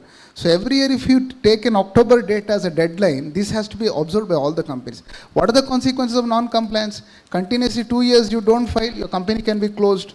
Then after that, and not only that, from the date of the default, it's 100 rupees per day without any upper limit. Disqualification of director under section 164 for a continuous period of 3 years. So then they cannot act as a director in any of the companies. For a continuous period of 5 years. They cannot be a director, they cannot even be promoter also. The main problem in is, bankers, they are interested in only giving the loans. CBO Gokul Das Pai. Bankers are interested in only creation of charge. When the loan is closed, the satisfaction of charge, they are not bothered. But if there is delay in satisfaction of charge, the penalty will be huge amount. There is also another problem, sir. Charge registration, it is generally seen that bankers are not too much aware about the dates. Within 30 days, you'll be having additional fees if you don't file beyond within 29 days. After 120 days, you cannot file the charge itself. And if it is more than 60 days to 120 days delay, for a 10 crore loan and all, it can come to lakhs of rupees. The penalty, additional fees, not penalty. Penalty is something over and above that. So, company has to be very much aware of these compliances. If it is not observed, then it is a continuous case. They will be losing more money than they are gaining, and there is no concept of mens rea. It is not that I intended to defraud somebody, nothing like that. If you don't follow the act, there is a new system called adjudication. And now there's a version 3. So what is happening is automatically everything will get tracked in the system. And you'll start getting, just like income tax faceless compliances, by the end of this year, you may start getting automatic notices if you're not complying on time. Okay, thank you very much enlightening, because we have done the session elaborately. Let them go to YouTube if they want any doubts. Now, role of chartered accountants in nation building. Okay, we have here CA Avanish Bhatt and CA Sanket Nayak. 2 chartered accountants are here. Avanish Bhatt, can you... Avanish Bhatt. CA Avanish Bhatt and Ullas Bhatt, you are not aware about each other. Now you get to know. Okay. Now CA Avanish Bhatt, what is the role of chartered accountant in nation building? See, chartered accountants have a very important role in nation building. Why? Because CAs, every this country's development is mentioned in terms of tax collection. This month, this much tax collection is there. And CAs play a very main role in getting maximum tax collection. It doesn't mean that they make their clients to pay maximum tax, they have to make their clients to pay proper tax. What is they are supposed to pay, that need to be paid. So CAs have to play very good role in in convincing clients to pay as per the provisions of the income tax, proper tax or GST Act, whatever act, proper tax needs to be paid. So that leads to maximum tax collection, and that leads to development in the country. So that is one main role the CA Avanish, but after qualifying as a chartered accountant, he was in a Gulf country in working in corporate for the last 15 years. 13 years. Sorry? 13 years. 13 years. Thereafter he has come and now he is an advisor to Tarjani Insurance Broking Private Limited and CA consulting for insurance company. Really we are proud of you. Thank you. Now our Rajesh Rao. From CA, if you hear what is CA, they will always praise themselves. What is your opinion about role of chartered accountant in nation building? You are in that episode? I'm not there. Your name is included here. Okay, no problem. Okay, no problem. Because my best friend is a leading chartered accountant of the Mangalore and district also. I can have shared, learned many things from him.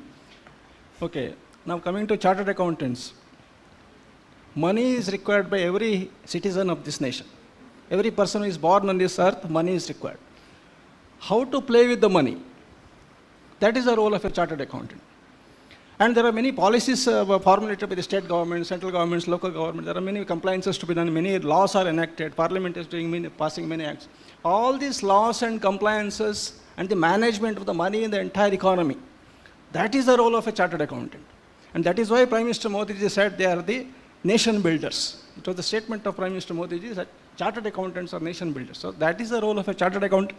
And especially after the GST concept, every businessman, every person who is earning money has to take advice of a chartered accountant.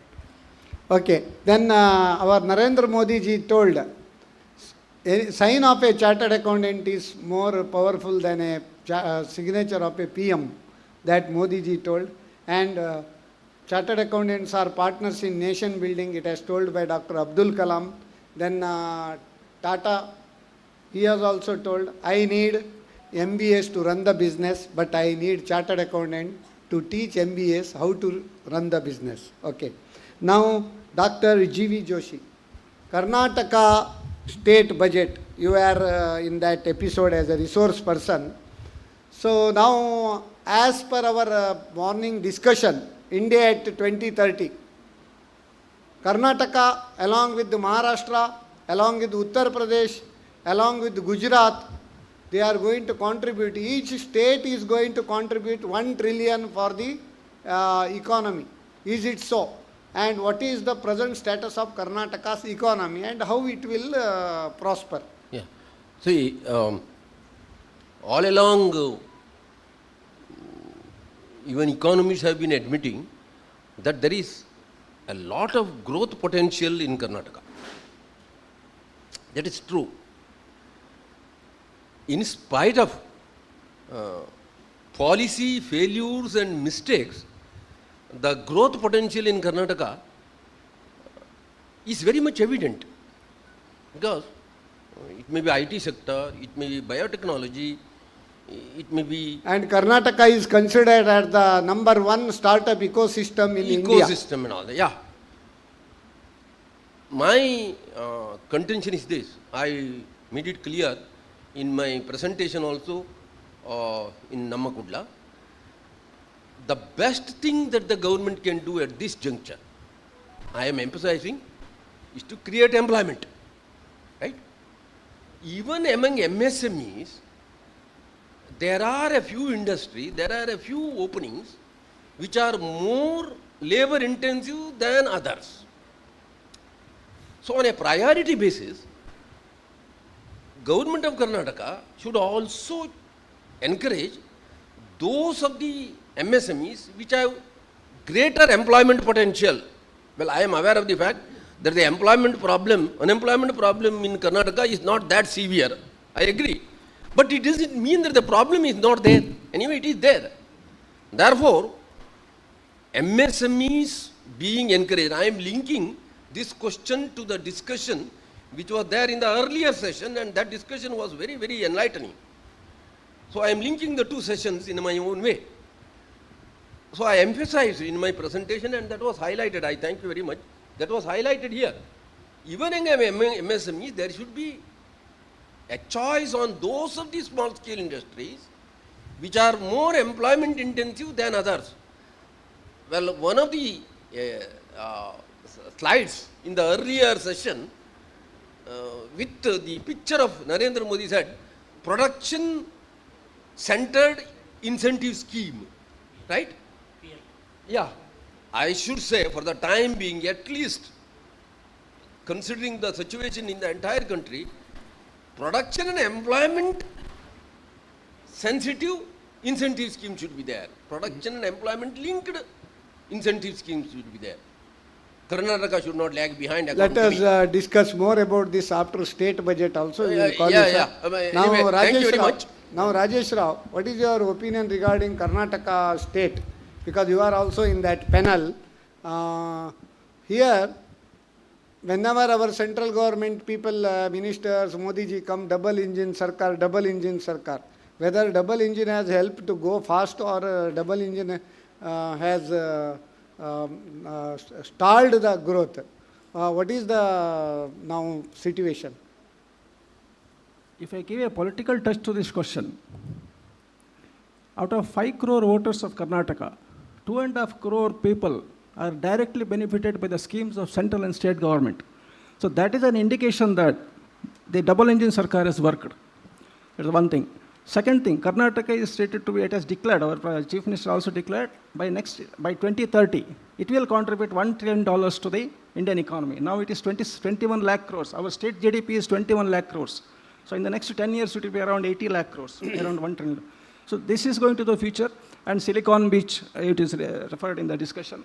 Then innovative hubs will be opened in Karnataka. The Coastal Development Council is working. So in all it, coastal tourism is given push. And every one district, for example, I can quote Uttar Pradesh, one district, one product. So that can be formulated, copied in Karnataka also.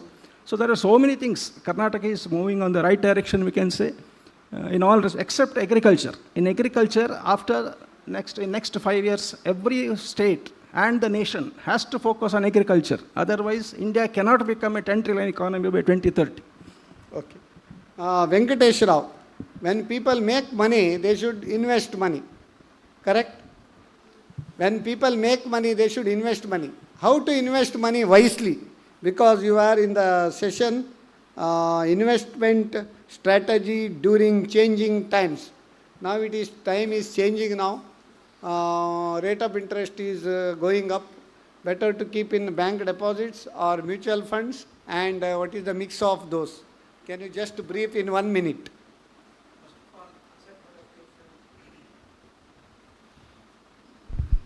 Hello. First of all, asset allocation will help one person to invest. Second thing is inflation beaten return. So inflation, as we witnessed in the morning, 7% is the inflation. If one is getting 6% rate of return, so he is not getting anything into his pocket. Inflation beaten return means something, it should be more than inflation.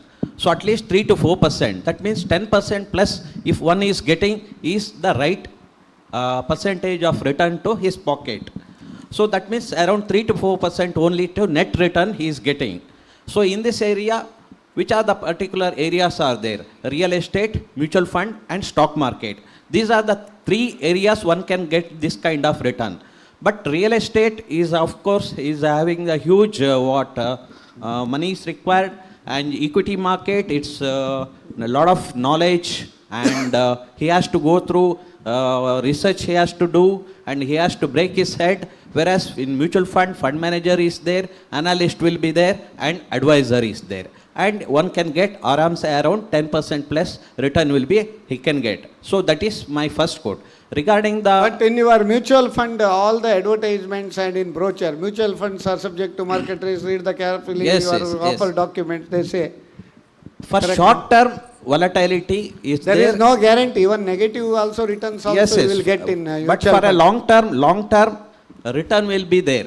Short term, that volatility will be there, so the risk will be also there. So goal-based investment will be always helpful. Whatever the goal, like children education or retirement or whatever the corpus accumulation, it will be helpful. So goal-based investment is the main choice, and asset allocation is the Better to start second. savings from the childhood, correct, no? Childhood, at least he has to invest for a period of 7 to 8 years plus. This is the minimum time duration, I can say. Okay, we have also covered many episodes on investment, including small saving schemes and Sukanya Samriddhi, PPF, NPS, many host of events we have hosted. All are requested to go through in YouTube also. Now, Shri H. Prabhakar Shetty, you have rich experience in the insurance industry, over 35 years being working in public sector. Now you have been the director or managing director of your Tarjani Insurance Broking Private Limited. So what is your advice for business people regarding general insurance? Just brief. See, in insurance, there are 4 types of insurance. One life insurance, one general insurance, and agriculture insurance and credit insurance. So the general insurance covers all assets risk, covers that life insurance covers all life risk, and credit insurance covers all business credits, and agriculture is separate vertical agriculture insurance covering. So business people, see, when they are taking the funds from banks, so same type they have to cover the risk of that asset also. ಇದಕ್ಕೆ ಅವರು insurance ಇದಕ್ಕೆ ಹೋಗಬೇಕಾಗತ್ತೆ, general ಇನ್ಶೂರೆನ್ಸಲ್ಲಿ fire insurance, natural calamities coverage, so ಅದೆಲ್ಲ ಬೇರೆ ಬೇರೆ. But your advice is that you should insure properly. If you under insurance claim also, you will get proportionately. Yes. And if you don't insure, then it is very havoc. So insurance for Gadi is general insurance. Insurance for body is health insurance. Then insurance for the life is life insurance. Insurance for body and insurance for Gadi, that you will get during your lifetime. Insurance for life insurance somebody else will get. Okay. So with this brief, thank you very much for being with us and educating our people in your episode. Now Dr. A.P. Achar is not there. Okay. Now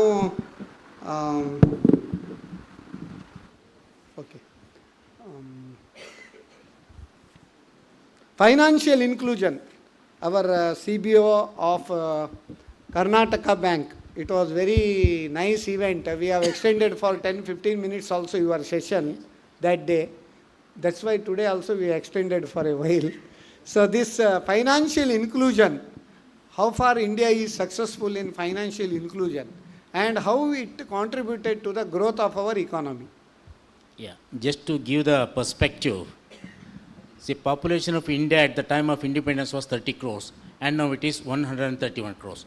So really we can say 100 crores population in 75 years.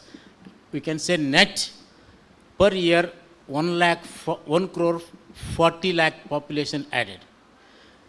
This financial inclusion is nothing but bringing all the persons, all the people in India, population in India to the formal finance. With this bringing all the people under financial inclusion, the bank nationalization started in the year 1969. That is the first motto. And the best example for this is that today's Jan Dhan account. In the last 8 years, 48 crores new accounts have been added, and the balance in these accounts is 1,89,000 crores. It's massive amount of nearly 2 lakh crores. And it amounts to around average 4,000 rupees balance in the account. You can understand a poor person who is not having access to the bank is maintaining 4,000 rupees balance today. And this 4,000, if you go by... And what are the benefits they will get in SB account overdraft facility up to? All those things. They will get the digital banking. They will get the debit cards. No, those are all no. No, I'm telling. Paisa. See, paisa also will they get. See, all the DBT gets transferred to these accounts. Correct. Whatever may be the government. For SB overdraft also they SB overdraft facility is also available. And finally, the formalization of the finance and empowering the people. So this is the main motto. I think India is great, and we are successful to the great extent. Karnataka Bank has also done a lot of Jan-Dhan accounts. Definitely. Really, being a private sector bank, Yeah, also we should have done. applaud Yes, your yes, efforts yes, yes. for doing So, that. say we can say more than 4% of our accounts are Jan-Dhan accounts. Excellent initiative. Thank you. Now, Mr. Vilay Kulakarni, UPI a game changer. How UPI has changed the India's, what you can say that from cash mode transactions to formalized mode of transaction? Yeah. Good afternoon, everyone. It's a big question because so far the regulators, say even RBI, what they were providing the digital channels were either to the customers directly through the banks or to the merchants. This UPI was the first platform, I guess, where the ecosystem was created.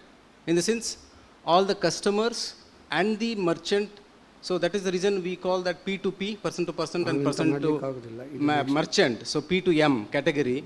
So all ecosystem, and the beauty of this is they gave the free hand to the PSPs. In the sense, earlier only the financial institutions were involved, banks, RTGS system, RBI. So these were only evolved only for giving the services. But in this sector, in this platform, they created the PSP where the other entrants like Google Pay, Paytm, they came into the picture and they created their own apps using UI/UX and based on the AI and ML, so that the ease of customer and the ease of handling the transactions through this UPI platform, that was the biggest change in the ecosystem. That made a difference in the entire UPI transactions.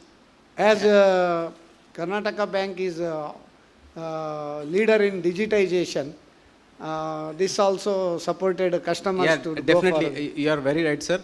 So because Karnataka Bank is one among the top runners in digitalization. So always we are well ahead in the technology and giving best service to the customers. This was one of the platforms where most of the people started through this UPI transactions, ease of transaction anytime, and the best part in this is no need to disclose your account number, bank, IFSC code. And you can give pull and push. Those functionalities has made it to the highest extent. And that is the reason from 2016 it was zero. Now almost 4,000 crores transactions are happening year-wise. Okay, that is excellent. the biggest success of Our the... Professor Dr. Jayavant thank you. Nayak. So rising inflation and its impact on economy. So now inflation is a matter of concern across the globe. India also there is inflation, but now we have contained the inflation. What is the impact on economy, the inflation, rising inflation?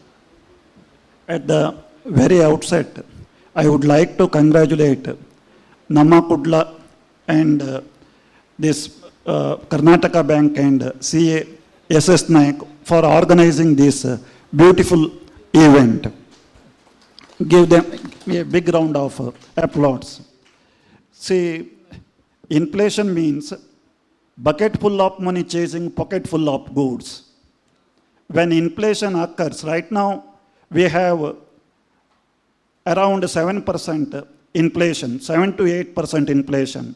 There are different types of inflation: creeping inflation, walking inflation, running inflation, and galloping inflation. Right now we have almost walking inflation. So if it is not checked, then cost of living increases, that poor people, middle class people, upper middle class people, they suffer a lot. How to check this inflation? Inflation is nothing but sustained and persistent rise in price level. Price level continuously increases. Right now, every day you can see rise in price level. Okay. Now, last this 165th episode, Shri T.A.N. Khandige, ಜಗಜ್ಯೋತಿ ಬಸವಣ್ಣ ಅವರ ಬಗ್ಗೆ ಒಂದು ಬಸವ ಜಯಂತಿ ಪ್ರಯುಕ್ತ ನಾವು ಕಾರ್ಯಕ್ರಮ ಮಾಡಿದೆವು. ಆವಾಗ ನಿಮ್ಮ ಒಂದು ಆ ಝಳಕ್ ನಮಗೆ ಗೊತ್ತಾಯಿತು, ಬಸವಣ್ಣನ ಬಗ್ಗೆ ನಿಮ್ಮ ಒಂದು ನೀವು ಕರ್ನಾಟಕ ಪುಸ್ತಕ ಪ್ರಾಧಿಕಾರ ಅದರ ಕೂಡ ಸದಸ್ಯರಾಗಿದ್ದೀರಿ. ಆಳ್ವಾಸ್ ಕಾಲೇಜಲ್ಲಿ ಕೂಡ ಪ್ರೊಫೆಸರ್ ಆಗಿ ಸೇವೆ ಸಲ್ಲಿಸ್ತಾ ಇದ್ದೀರಿ. ಜಗಜ್ಯೋತಿ ಬಸವಣ್ಣನ ಒಂದು 2 ವಚನವನ್ನು ಹೇಳಿದರೆ ಭಾರಿ ಉತ್ತಮ ಇತ್ತು. ಬಿಸ್ನೆಸ್ ಮ್ಯಾನಿಗೆ ಯೂಸ್ ಆಗುವಂಥದ್ದು ಕೂಡ ವಚನ ಹೇಳ್ಬೋದು, ಅಥವಾ ನಾನು ಹೇಳ್ತೇನೆ. ಇಲ್ಲಿಯವರೆಗೆ ಎಲ್ಲರೂ ಹಣದ ಬಗ್ಗೆ, ಹಣದ ವ್ಯವಹಾರ, ಅದನ್ನು ಉಪಯೋಗಿಸುವುದರ ಬಗ್ಗೆಯೇ ಮಾತಾಡಿದರು. ವಚನ ಸಾಹಿತ್ಯ ಮನದ ಬಗ್ಗೆ ಮಾತಾಡ್ತದೆ, ಅದು ಹಣದ ಬಗ್ಗೆ ಅಲ್ಲ. ಹಣವನ್ನು ಕಂಟ್ರೋಲ್ ಮಾಡೋದು ಹೇಗೆ ಅಂತ ನಾವು ಚರ್ಚಿಸಿದ್ದೇವೆ ಇಲ್ಲಿ, ಆದರೆ ಮನಸ್ಸನ್ನು ಕಂಟ್ರೋಲ್ ಮಾಡೋದು ಹೇಗೆ ಅಂತೇಳಿ ವಚನ ಸಾಹಿತ್ಯ ಬಸವಣ್ಣನವರು ಚರ್ಚಿಸಿದ್ದಾರೆ. ನಮಗೆಲ್ಲ ಗೊತ್ತಿರುವ ಹಾಗೆ ಕಳಬೇಡ ಕೊಳಬೇಡ ಹುಸಿಯ ನುಡಿಯಲು ಬೇಡ, ತನ್ನ ಬಣ್ಣಿಸಬೇಡ ಎದಿರು ಹಳಿಯಲು ಬೇಡ, ಇದುವೇ ಅಂತರಂಗ ಶುದ್ಧಿ, ಇದೇ ಬಹಿರಂಗ ಶುದ್ಧಿ, ಇದೇ ನಮ್ಮ ಕೂಡಲ ಸಂಗನ ಒಳಿಸುವ ಪರಿ ಅಂತ ಬಸವಣ್ಣನವರು. ಕಳಬೇಡ ಕೊಲಬೇಡ, ಹೌದು, ಇದು ನಮ್ಮ ಬಿಸ್ನೆಸ್ ಮ್ಯಾನ್ ಅವರಿಗೆ 100% ಹೌದೌದು. ಕಳ್ಳತನ ಮಾಡಬಾರ್ದು ಅಂದ್ರೆ ಟ್ಯಾಕ್ಸ್ ಅನ್ನು ಕಳಬೇಡ, ಹೌದೌದು. ಕೊಲಬೇಡ, ಎದುರು ನಾಡನ್ನು ಕಾಂಪಿಟೇಟರ್ನನ್ನು ಕೊಂದು ಬಿಸ್ನೆಸ್ ಮಾಡಬೇಡ, ಹುಸಿಯ ನುಡಿಯೋಡು ಬೇಡ, ಸುಳ್ಳು ಹೇಳಿ ಸೇಲ್ಸ್ ಟಾಕ್ ಮಾಡಬೇಡ. ಕೆಲವರು ಫೈನಾನ್ಸ್ ಕಂಪ್ನಿಯವರು ಬಡ್ಡಿ, ಫ್ಲ್ಯಾಟ್ ಬಡ್ಡಿ ಹೇಳಿ ನಮ್ಮದು ಬಡ್ಡಿ ಭಾರಿ ಕಮ್ಮಿ ಅಂತೇಳಿ, ಬ್ಯಾಂಕಿಂತ ಕಮ್ಮಿ ಅಂತೇಳಿ ಅಡ್ವರ್ಟೈಸ್ ಕೂಡ ಮಾಡ್ತಾರೆ. ಅನ್ಯರಿಗೆ ಅಸಹ್ಯ ಪಡಬೇಡ, ಬೇರೆಯವ್ರ ಬಗ್ಗೆ ತಾತ್ಸಾರವಾಗಿ ನಿಂದಿಸೋದು, ನಮ್ಮ ಪ್ರಾಡಕ್ಟ್ ಮಾತ್ರ ಒಳ್ಳೆಯದು, ಅವ್ರದ್ದು ಏನೂ ಪ್ರಯೋಜನ ಇಲ್ಲ, ಅದು ಬ್ಯಾಂಕ್ ಲಾಟ್ಬಿಟ್ಟು ಅಥವಾ ಅದು ಇನ್ಸ್ಟಿಟ್ಯೂಷನ್ ಲಾಟ್ಬಿಟ್ಟು. ಅನ್ಯರಿಗೆ ಅಸಹ್ಯ ಪಡಬೇಡ, ಮುನಿಯಬೇಡ, ಕಸ್ಟಮರ್ ಬೈದರೆ ಸಿಟ್ಟು ಮಾಡ್ಕೊಳ್ಬೇಡಿ. ಗೋಕುಲ್ದಾಸ್ ಪೈ ಅವರೇ, ನಿಮ್ಮದು ಸ್ಯಾಂಕ್ಷನ್ ಡಿಲೇ ಆಯ್ತಂತ ಕೆಲವರು ಬೈತಾರೆ, ಅಥವಾ ಏನಾದರೂ ರೀಸನಲ್ಲಿ ಏನಾದರೂ ಬೈತಾರೆ, ಅದು ನಾವು ಆದಷ್ಟು ಅಳವಡಿಸಿಕೊಂಡು ಕರೆಕ್ಟ್ ಮಾಡಿ. ಮುನಿಯಬೇಡ, ಅನ್ಯರಿಗೆ ಅಸಹ್ಯ ಪಡಬೇಡ, ಮುನಿಯಬೇಡ, ತನ್ನ ಬಣ್ಣಿಸಬೇಡ. ನಮ್ಮದು ಎಷ್ಟುಂಟು ಅಷ್ಟನ್ನೇ ನಾವು ಪ್ರೊಜೆಕ್ಟ್ ಮಾಡಬೇಕು, ಅದಕ್ಕಿಂತ ಜಾಸ್ತಿ ನಾವು ಪ್ರೊಜೆಕ್ಟ್ ಮಾಡಬಾರ್ದು. ಇದರೂ ಅಳಿಯನು ಬೇಡ, ಬೇರೆಯವನನ್ನು ಎದುರಿಂದ ನಾವು ಇದು ಮಾಡಬಾರ್ದು, ನಿಂದೆ ಮಾಡಬಾರ್ದು. ಕ್ರಿಟಿಸಿಸಮ್ ಅಂದರೆ constructive criticism should be done, destructive criticism ಇರಬಾರ್ದು. ಅನ್ಯರಿಗೆ ಅಸಹ್ಯ ಬೇಡ, ಮುನಿಯಬೇಡ, ತನ್ನ ಬಣ್ಣಿಸಬೇಡ, ಇದುರು ಅಳಿಯಲು ಬೇಡ, ಇದೇ ಅಂತರಂಗ ಶುದ್ಧಿ, ಇದೇ ಬಹಿರಂಗ ಶುದ್ಧಿ, ಇದೇ ಕೂಡಲ ಸಂಗಮ ನಲಿಯುವ ಪರಿ ಅಂತೇಳಿ. ಇನ್ನೊಂದು ವಚನ ಹೇಳಿದರು,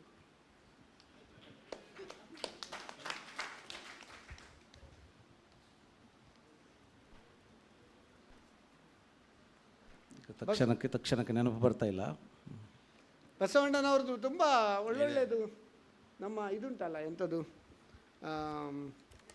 ಉಳ್ಳವರವರು ಶಿವಾಲಯ ಮಾಡುವಲು ನಾನೇನು ಮಾಡಲಿ ಬಡವನಯ್ಯ, ಎನ್ನ ಕಾಲೇ ಕಂಬ ದೇಹವೇ ದೇಗುಲ ಶಿರವೇ ಹೊನ್ನ ಕಳಶವಯ್ಯ, ಕೂಡಲ ಸಂಗಮ ದೇವ. ನನಗೆ ಏನಾಗಿದೆ ಅಂದರೆ ಎಲ್ಲ ನಿಮ್ಮಂಥವ್ರ ಹತ್ರ, ಎಲ್ಲ ಪಂಡಿತರ ಹತ್ರ ಕೇಳಿ ಕೇಳಿ ಕೇಳಿ ಸ್ವಲ್ಪ ಬಾಯ್ಪಟ್ಟಾಗಿ ಹೋಗಿದೆ. 200 ಸಂಚಿಕೆಯಲ್ಲಿ ಭಾಗವಹಿಸಿ ಎಲ್ಲರ ಹತ್ರ. ಈ ವಚನ ಸಾಹಿತ್ಯದಿಂದ ನೀವು ಹೇಳಿದಾಗೆ ಮನಸ್ಸು ಶುದ್ಧೀಕರಣ ಆಗ್ತದೆ ಅಲ್ವಾ, ಬಹಳ ಒಂದು ಉತ್ತಮವಾಗಿ. ಅಂದರೆ ನಾವು ಎಷ್ಟು ಇದು ಮಾಡಿದರೂ ಮನಸ್ಸು ಶುದ್ಧಿ ಇಲ್ಲದಿದ್ದರೆ ನಾವು ಯಾವುದೂ ಸಾಧನೆ ಮಾಡಲಿಕ್ಕೆ ಸಾಧ್ಯ ಇಲ್ಲ. ನಿಮಗೆ ಕೂಡ ಈ ಒಂದು ಕಾರ್ಯಕ್ರಮಕ್ಕೆ ಆ ದಿನ ಉತ್ತಮ ಒಂದು ಏನು ಹೇಳ್ತಾರೆ ರಿಸೋರ್ಸ್ ಪರ್ಸನ್ ಆಗಿ ಭಾಗವಹಿಸಿದ್ದಕ್ಕೆ, ಇವತ್ತು ಬಂದಕ್ಕೆ ಧನ್ಯವಾದಗಳು. ಈಗ ನಾವು it is time to honour all the resource person.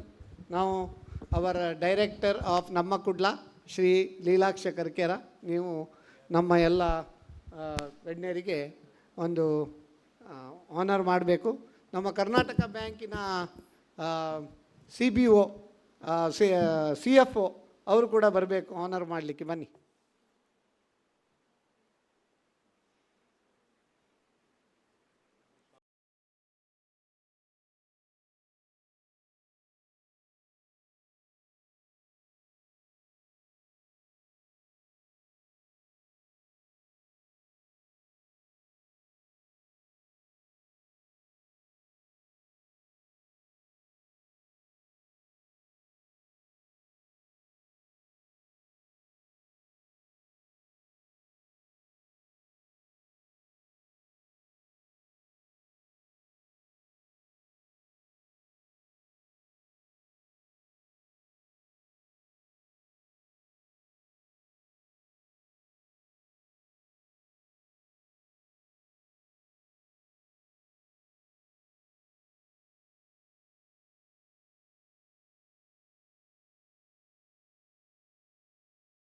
Statutory deadlines, a company secretary who helps a lot of companies to comply with the various deadlines and rules and regulations.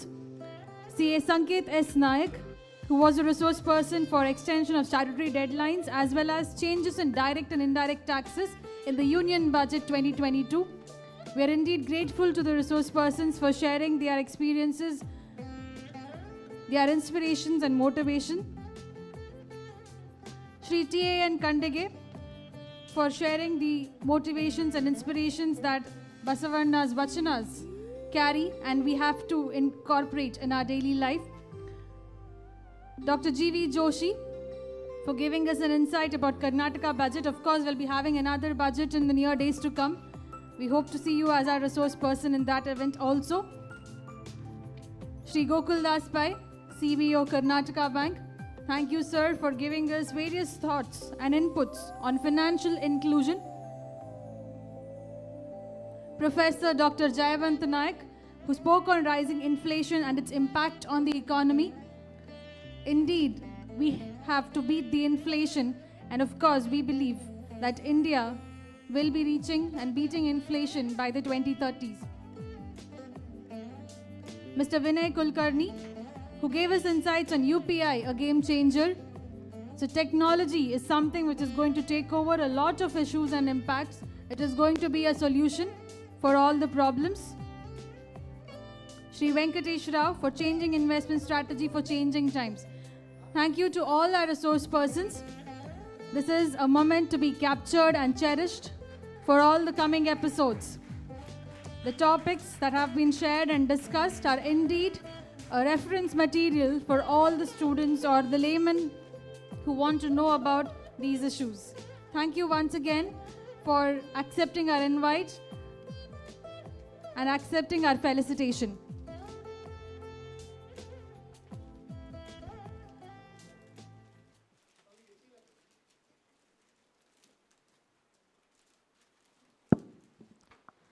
ಧನ್ಯವಾದಗಳು ಎಲ್ಲ ಅತಿಥಿಗಳಿಗೆ. ಅದೇ ರೀತಿ ಇನ್ನು ಮುಂದಕ್ಕೆ 166ನೇ ಎಪಿಸೋಡ್ನಿಂದ ಇನ್ನು ಮುಂದಕ್ಕೆ ಬಂದಿರುವಂತಹ ಗಣ್ಯ ವ್ಯಕ್ತಿಗಳು ವೇದಿಕೆಗೆ ಬರಬೇಕಾಗಿ ಕೇಳ್ಕೊಳ್ತಾ ಇದ್ದೇವೆ. Dynamics of investment in mutual funds, doctor Chandrakant Bhat, mister Vinod Tantri. Healthy fruits for healthy life, doctor Dnyaneshwar Nayak, doctor Ashok Aluru. Challenges for younger generation and focus for self management, doctor Uday Kumar R Y. Shri Sanatana Dasa. ಅದೇ ರೀತಿ dos and don'ts during volatility in stock market, CADB Mehta, mister Vinod Tantri. Women empowerment and opportunities for entrepreneurship, CA Ullas Kamath, doctor Prashanth Bhat. Environment for clean green and sustainable living, Shri Vishnu Sharma, Atikukke. Lalitha G Mallya. Yoga for health and happiness, Shri Eknath Baliga, Shri Kushalappa Gowdayyan. Opportunities and challenges for MSMEs, CASS Nayak, Shri Hanumanthappa N. Importance of branding for business and FPOs, Shri Kani Mendonsa, Dr. Ashok K. Saluru. Income tax return and filing, do's and don'ts, CA Sriram Rao, CA Sanket Yes Naik.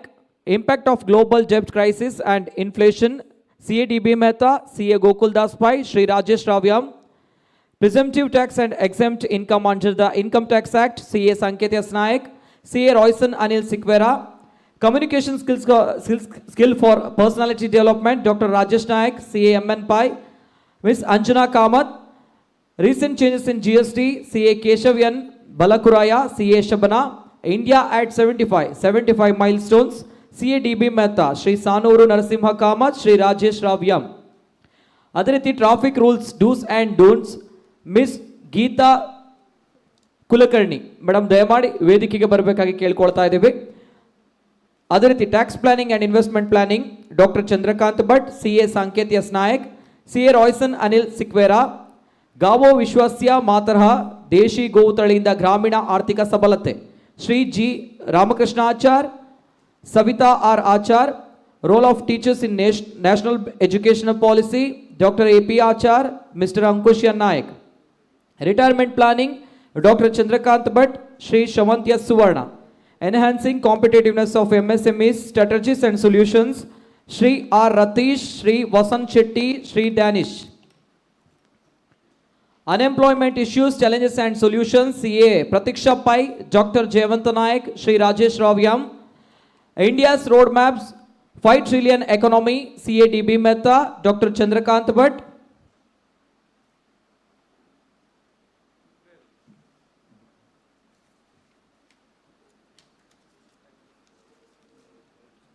ಸಾಕು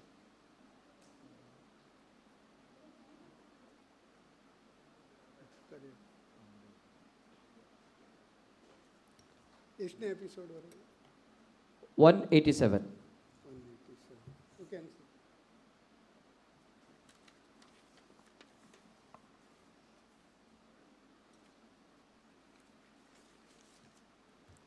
Good afternoon, all the dignitaries and experts and resource persons in our expert topics. We all should honor you because you have been resourceful by sharing your expertise with our viewers and answering all their questions instantly. So thank you very much for the same. Now we have with us Mr. Vinod Tantri. He has come all the way from Bangalore. He is founder of Knowledge Bell Academy in Bangalore. They are educating in the field of share market and your financial market. Mr. Vinod Tantri, on behalf of all our viewers, you are welcome to our show. Then we have with us Shri Hanumantappa. He was region head in Karnataka Bank, Regional Office, Bangalore, presently national head in digital CASA. So current account and saving account mobilization. So you are also welcome to the show. CA Royson Anil Sikwera, young, budding and smart chartered accountant and eligible bachelor also. CA Royson Anil Sikwera. You are also there as a resource person for presumptive tax and exempt income under the Income Tax Act. You are also welcome to our show. We welcome our Uday Kumar R.Y. He is Dr. Uday Kumar R.Y. He was the former director of NIT Jaipur. Presently in NITK also. Sir, you are also welcome. ನೀವು ಈ challenges for younger generation and focus for self management, you are there on that topic and you know very well because in your campus all younger generation students are only there. So you know what are their challenges also. So then Srimati Lalita Malya, environment for clean, green, sustainable living. So she is educationalist as well as environmentalist. You are also welcome to this show. Then our Delampadi ಅವರು ಯೋಗರತ್ನ ದೇಲಂಪಾಡಿ ಅವರು ಇಲ್ಲಲ್ಲ, okay. ನೆಕ್ಸ್ಟಾ? Okay, ಸಾರಿ ನಾ ಮುಂದೆ ಬಂದಾಯ್ತು ಈಗ. ಸರಿ. Sanur Narasimha Kamath. Sanur Narasimha Kamath, you are the director in this one ನಮ್ಮ KMF Mangaluru Dakshina Kannada milk union limited. ನಿಮಗೆ ಕೂಡ ಸ್ವಾಗತ. ಆಮೇಲೆ ನಮ್ಮ ನಗರದ ಪ್ರಖ್ಯಾತ ACP assistant commissioner of police Shrimati miss Geetha Kulkarni ಅವರು ಟ್ರಾಫಿಕ್ ರೂಲ್ಸ್ ಬಗ್ಗೆ ಡೂಸ್ ಆ್ಯಂಡ್ ಡೋಂಟ್ಸ್ ಕೂಡ ಹೇಳಿದ್ದಾರೆ. ಮೇಡಮ್, ನಿಮಗೆ ಕೂಡ ಈ ಕಾರ್ಯಕ್ರಮಕ್ಕೆ ಸ್ವಾಗತ. ಶಮಂತ್ ಸುವರ್ಣ, ಇವರು ಲೈಫ್ ಇನ್ಶೂರೆನ್ಸ್ ಎಕ್ಸ್ಪರ್ಟ್, ಆ್ಯನ್ಯುಯಿಟಿ ಬಗ್ಗೆ, ಇನ್ಶೂರೆನ್ಸ್ ಬಗ್ಗೆ, ಮತ್ತು ಅವರು ಗ್ಯಾರಂಟಿ ಕೂಡ ಕೊಡ್ತಾರಂತೆ. ನಾವು ಇಷ್ಟು ಅಮೌಂಟಿಗೆ ಇಷ್ಟು ಗ್ಯಾರಂಟಿ ಕೊಡ್ತೇವೆ ಅಂತೇಳಿ ಅವ್ರು ಹೇಳ್ತಾರೆ. ಬ್ಯಾಂಕ್ ಆದರೂ ಕೂಡ ಅವರು they are lending to the market. ಅವರ ಹಣದ ರಿಕವರಿ ಮೇಲೆ ಅವ್ರದ್ದು ಸ್ಟೆಬಿಲಿಟಿ. ನಮ್ಮದು ಹಾಗಲ್ಲ, we are all going as per regulated investment, we are more stronger ಅಂತ ಹೇಳ್ತಾರೆ. ಅದೇ ರೀತಿ ನಮ್ಮ Vasantha Shetty is a banking expert. ನಮ್ಮ ಅನೇಕ ಬ್ಯಾಂಕಿಂಗ್ ಇದರಲ್ಲಿ ಅವರು ಬಂದಿದ್ದಾರೆ. Enhancing competitiveness of MSME strategies and solutions, ಅದರ ಬಗ್ಗೆ MSME ಬಗ್ಗೆ ಕೂಡ ಅವರು ಬಹಳ ಒಂದು ಕಳಕಳಿ ಹೊಂದಿದ್ದಾರೆ. ಅದೇ ರೀತಿ ಶ್ರೀ ಡ್ಯಾನಿಶ್, ಇವರು ಕೂಡ presently is the youngest region head ಅಂತ ಹೇಳ್ಬೋದು of Karnataka bank Mangalore region. ಅವರು ಕೂಡ MSMEs ಸ್ಟ್ರಾಟಜೀಸ್ ಆ್ಯಂಡ್ ಸೊಲ್ಯೂಷನ್ ಈ ಒಂದು ರಿಸೋರ್ಸ್ ಪರ್ಸನ್ ಆಗಿ ಭಾಗವಹಿಸಿದ್ದಾರೆ. ಅದೇ ರೀತಿ CA Prateeksha Pai, she has addressed about unemployment issues, challenges and solutions. ನಿಮಗೆ ಕೂಡ ಈ ಕಾರ್ಯಕ್ರಮಕ್ಕೆ ಸ್ವಾಗತ. ಈಗ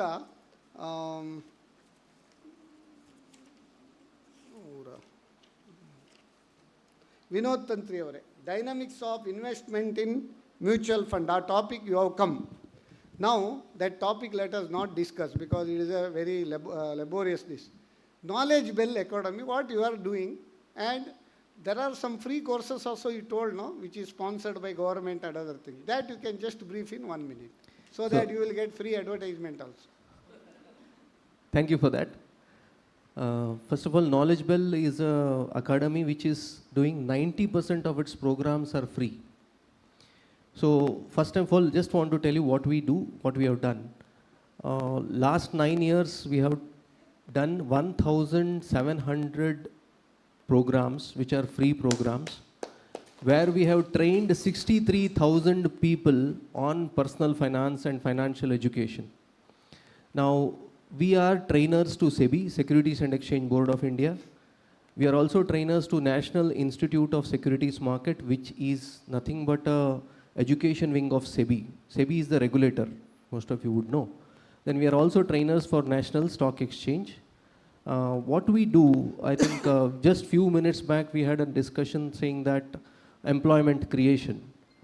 What we are doing is we are telling colleges, one, there is lot of employment as well as self-employment opportunities available only in personal finance domain.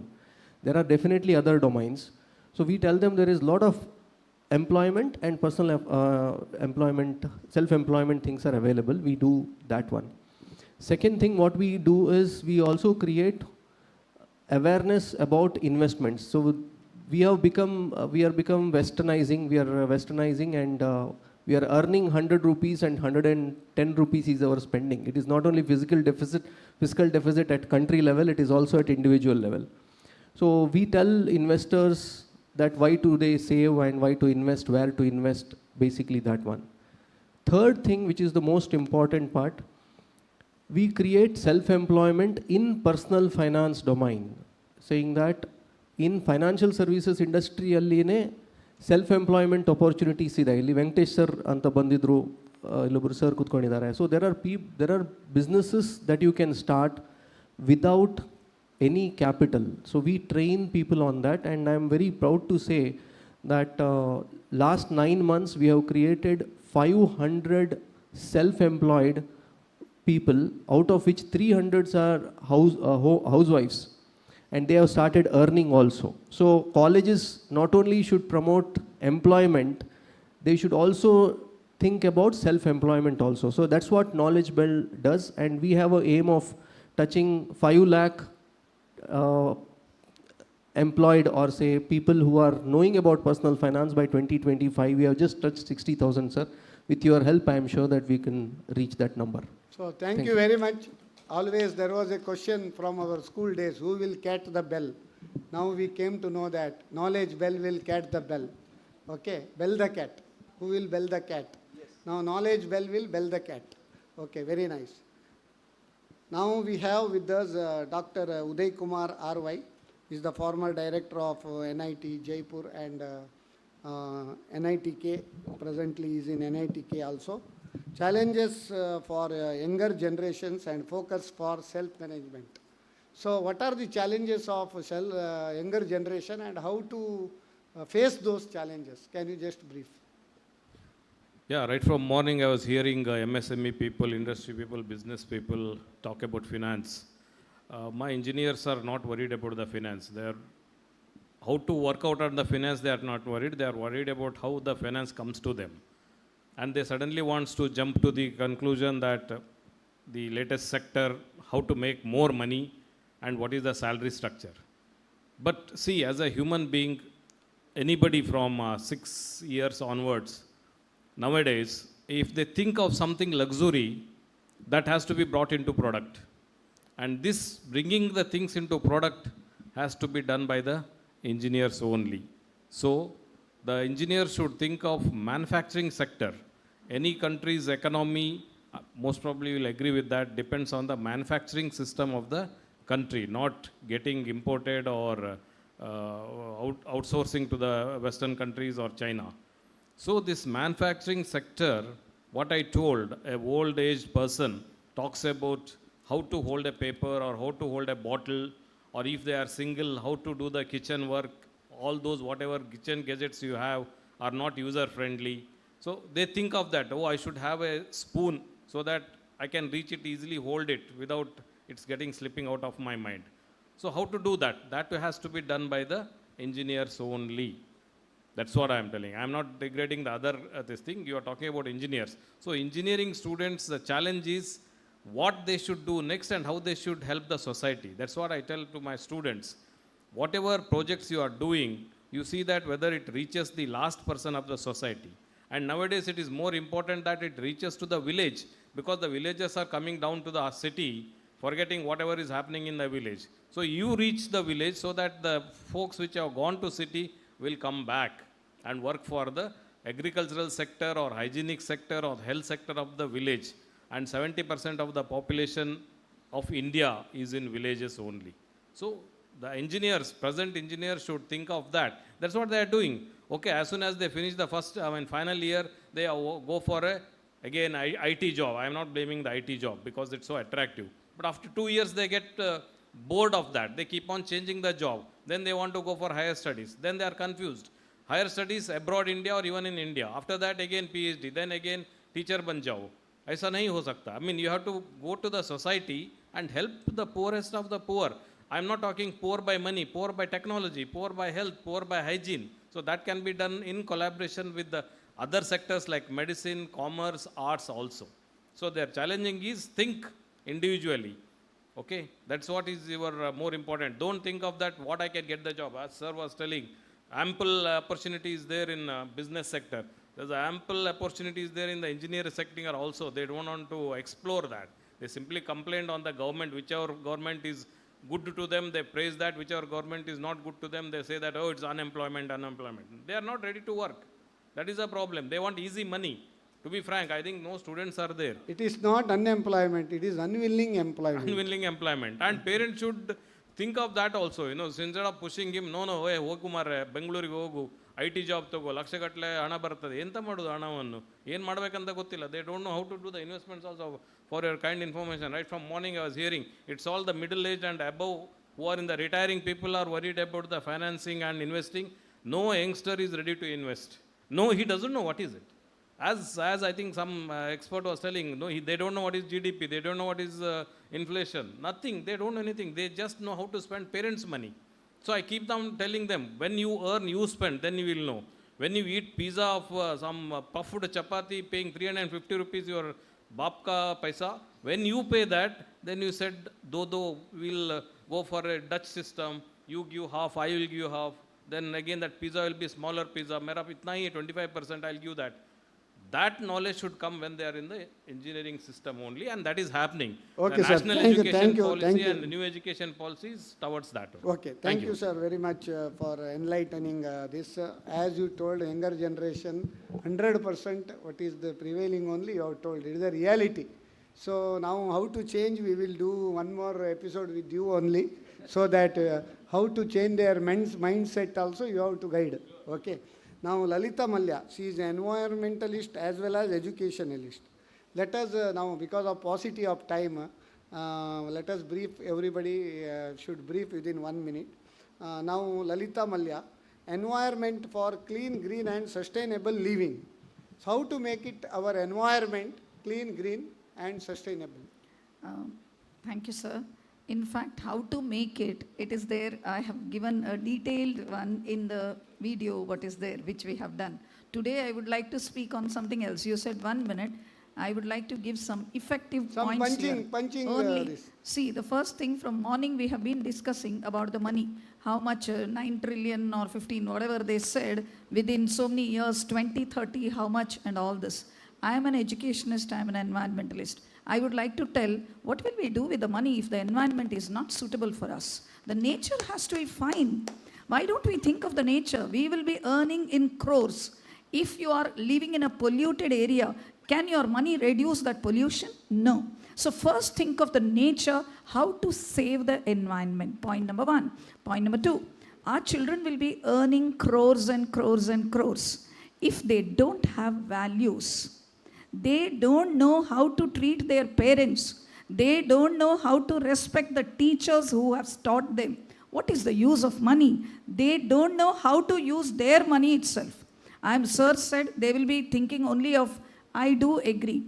Nowadays, the younger generation, they think of getting the best annual packages. But do they know what they have to do with the money? When they get higher packages, they spend it unnecessarily, they spend it. So have the proper ethical values. The culture has to be there in the child, how to spend the money and respect the parents and all that. That will make a better life. So please, this too, being an environmentalist and educationalist, I emphasize only on two things today. The first thing is that please see that our nature, because nature of our future depends on future of our nature.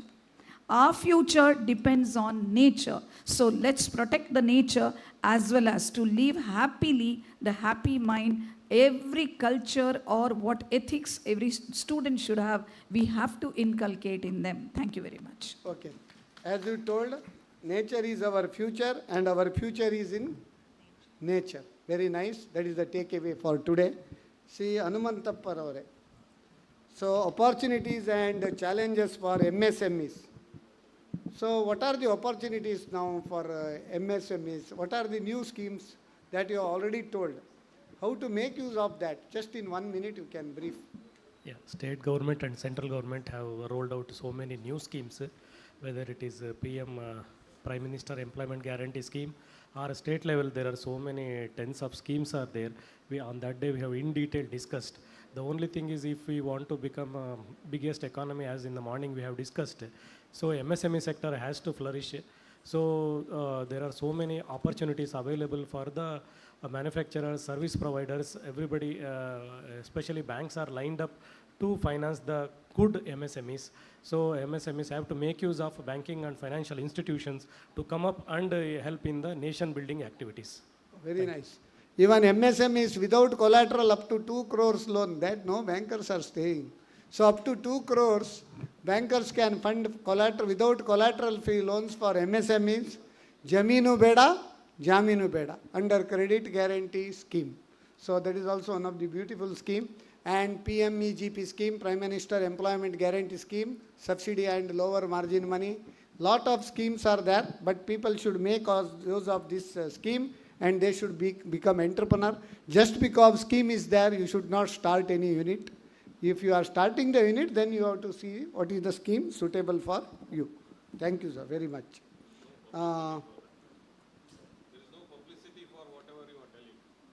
Publicity is there, but people should, our business tonic itself is publicity.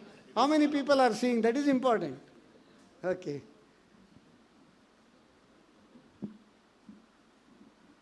Sanuru Narasimha Kamath. Azadi Ka Amrit Mahotsav. Recently we have celebrated. Next 25 years Amrit Kala of India. So we have done the episode India at 75 with the 75 milestones. It was astonishing session.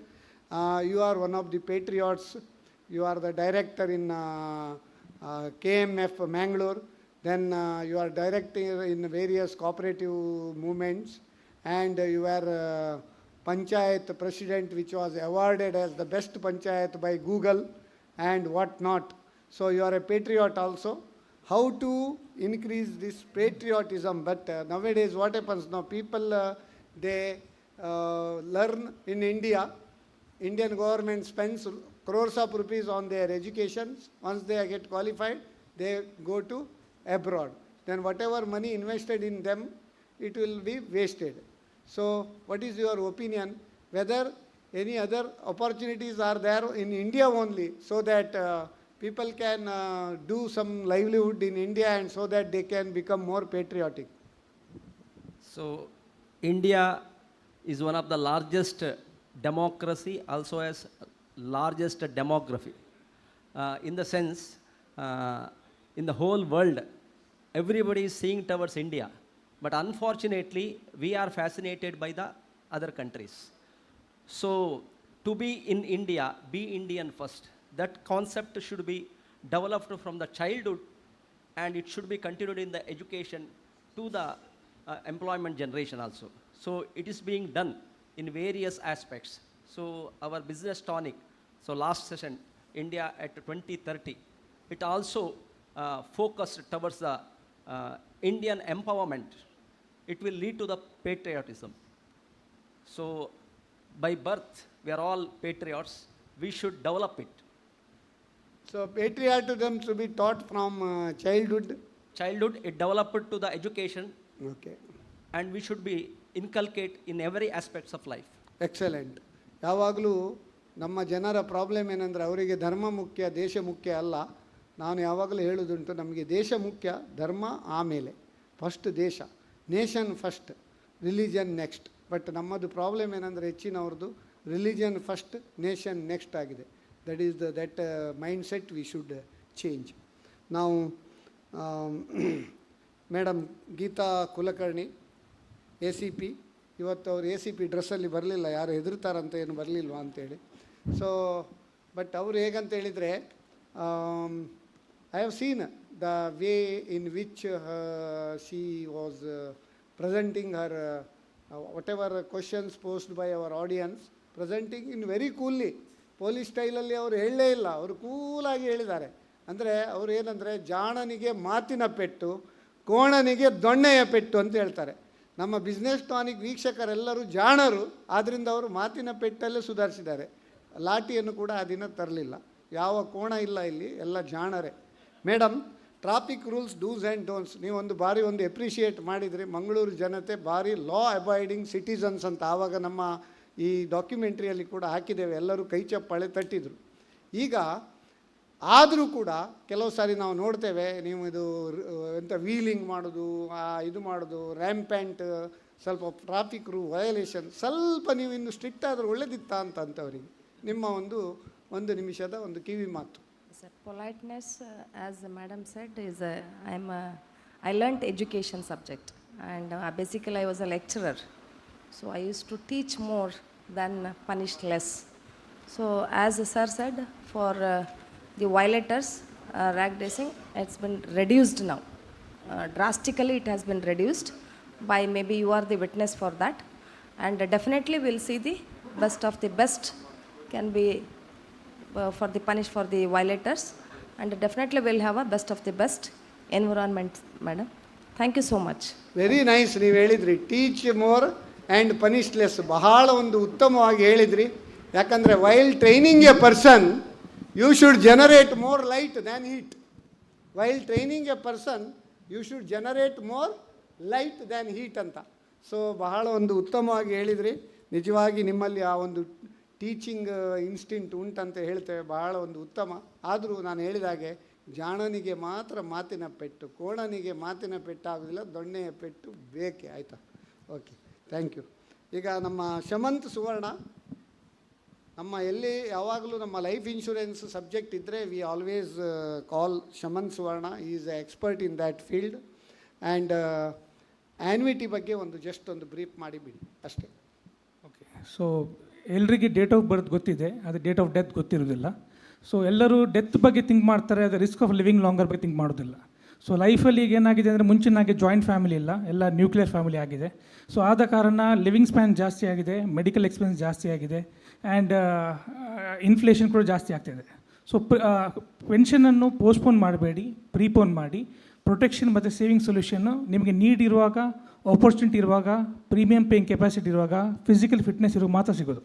So this is one thing, please don't postpone, prepone is my suggestion. Thank you. Please don't postpone, prepone, ಬಹಳ ಒಂದು ಉತ್ತಮ. ಅದೇ take ಅವೇಸ್ ತುಂಬ ಸಿಕ್ಕಿದೆ ನಮಗೆ. ವಸಂತ್ ಶೆಟ್ಟಿ ಅವರು, ಇವರು banking expert, credit expert, MSME expert.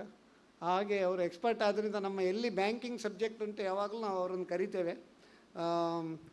Vasant Shetty ಅವರೇ, you are the resource persons on the topic enhancing competitiveness of MSMEs strategies and solutions. ನಮ್ಮ ಡ್ಯಾನಿಶ್ ಅವರು ಕೂಡ ನಿಮ್ಮ ಜೊತೆ Karnataka bank youngest region head of Mangalore region ಅಂತ ಹೇಳಲಿಕ್ಕೆ ಕೂಡ ಭಾಳ ಹೆಮ್ಮೆ ಆಗ್ತದೆ. ಅವರು ಕೂಡ ಈ ಒಂದು ಕಾರ್ಯಕ್ರಮದಲ್ಲಿ ಭಾಗವಹಿಸಿದರು. Enhancing competitiveness of MSE strategies and solutions. ಈಗ ಕಾಂಪಿಟಿಟಿವ್ನೆಸ್ ಆಫ್ MSMEs ಯಾವ ರೀತಿಯಲ್ಲಿ ಅವರನ್ನು ಅಪ್ಗ್ರೇಡ್ ಮಾಡ್ಕೊಳ್ಬೋದು ಅದರ ಬಗ್ಗೆ ಒಂದು 1 minute ಬ್ರೀಫ್ ಮಾಡಿ. See, government has formulated various schemes for MSMEs.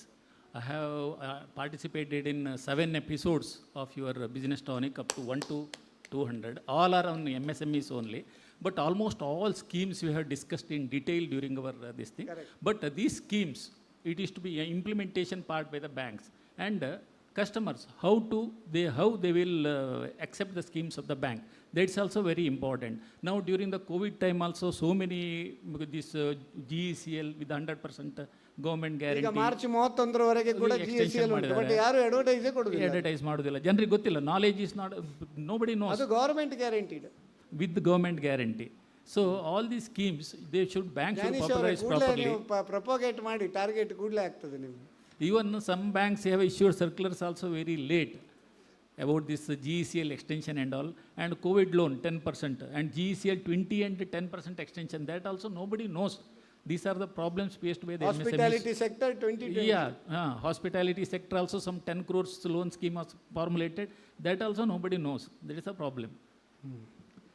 Danish ಅವರೇ, all these government schemes, PME, GP, all these things are also there in your bank also, no? Karnataka Bank. Yes, it is there. Okay, how is the response in your region? Response is good. Wherever we are received, we see that people are experienced at least. To that extent, we are checking it, and their infrastructure facilities, we are checking it. How is And their repayment track? Repayment track is good. Oh, very nice. But not everybody is not good, but at least majority of them repayment track is good. Even Swanidhi is also getting a proper response from the people, and we are also sanctioning it and supporting the government initiatives. Very nice. Thank you very much for enhancing the competitiveness of MSMEs. Karnataka Bank is also joining hands with all other banks. CA Pratiksha Pai, today you have released the e-book that is Fintelligent Investor. 1 minute video. All of you can subscribe for that. If you don't know anything, within 1 minute you will get. So we will, in our session 1.5 hours, that is only 1 minute. Okay, lot of information is given. Congratulations for that. Now unemployment issues, challenges and solutions. So how to resolve these unemployment issues? We have already discussed in length, including our Gokuldas Pai, our Dr. D.V. Joshi, and all. We had a lot of discussion on that, Ullas Kamath also. So what is your takeaway for people in gist? The promise of an easy life converts a tiger into a cat. So when a tiger is in the forest, it will hunt every day. Keep it for 4 to 5 years in a cage and then leave it in the forest. First day itself it will become the prey. So, and similarly, when there are trees in the forest, it will not complain. Those trees will not complain that nobody is watering it. But that same, if there is a plant in your garden, 2 days you don't water it, it will die. So it is how easy a life is promised and then given or not. Now, if you see on social media, when you are scrolling, on one side we are talking about 5 trillion GDP, on the other side we are talking about unemployment. So we are contradicting ourselves. How can we achieve 5 trillion if the full potential itself is not utilized? The topic from unemployment should now go to self-employment. We can start a business with 0 rupees, with 1 smartphone and internet. Every citizen of India has minimum of 2 phones today. Okay, one for WhatsApp, one for Facebook. Okay, so there is no there's no less of phones or something like that. We can start a business with 0. Only thing required is consistency. People should know their potential. Everyone is promised that there will be a red carpet for you at the end of college. It is not the reality. It is just a promise. But if that 4 years we can tell the students that There is a red carpet if you are willing to put in your own hard work, if you are willing to put in the consistency, if you are willing to be creative, if you are willing to be unique, if you are willing to be different. Then with self-employment, they themselves can create employment for others. And that itself will solve the situation of unemployment. Oh, very nicely said. There is no unemployment. Unemployment should be converted into self-employment. Hip hip. Hip hip. Hooray. Thank you all the resource persons for your bites today to take away. I request our LIC of India branch manager of our Mangalore, Sri R.K. Hegde, to come and do the honors.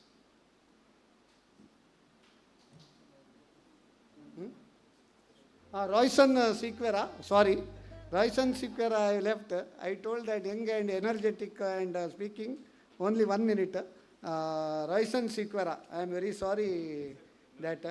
What was your topic? Presumptive tax. You tell me.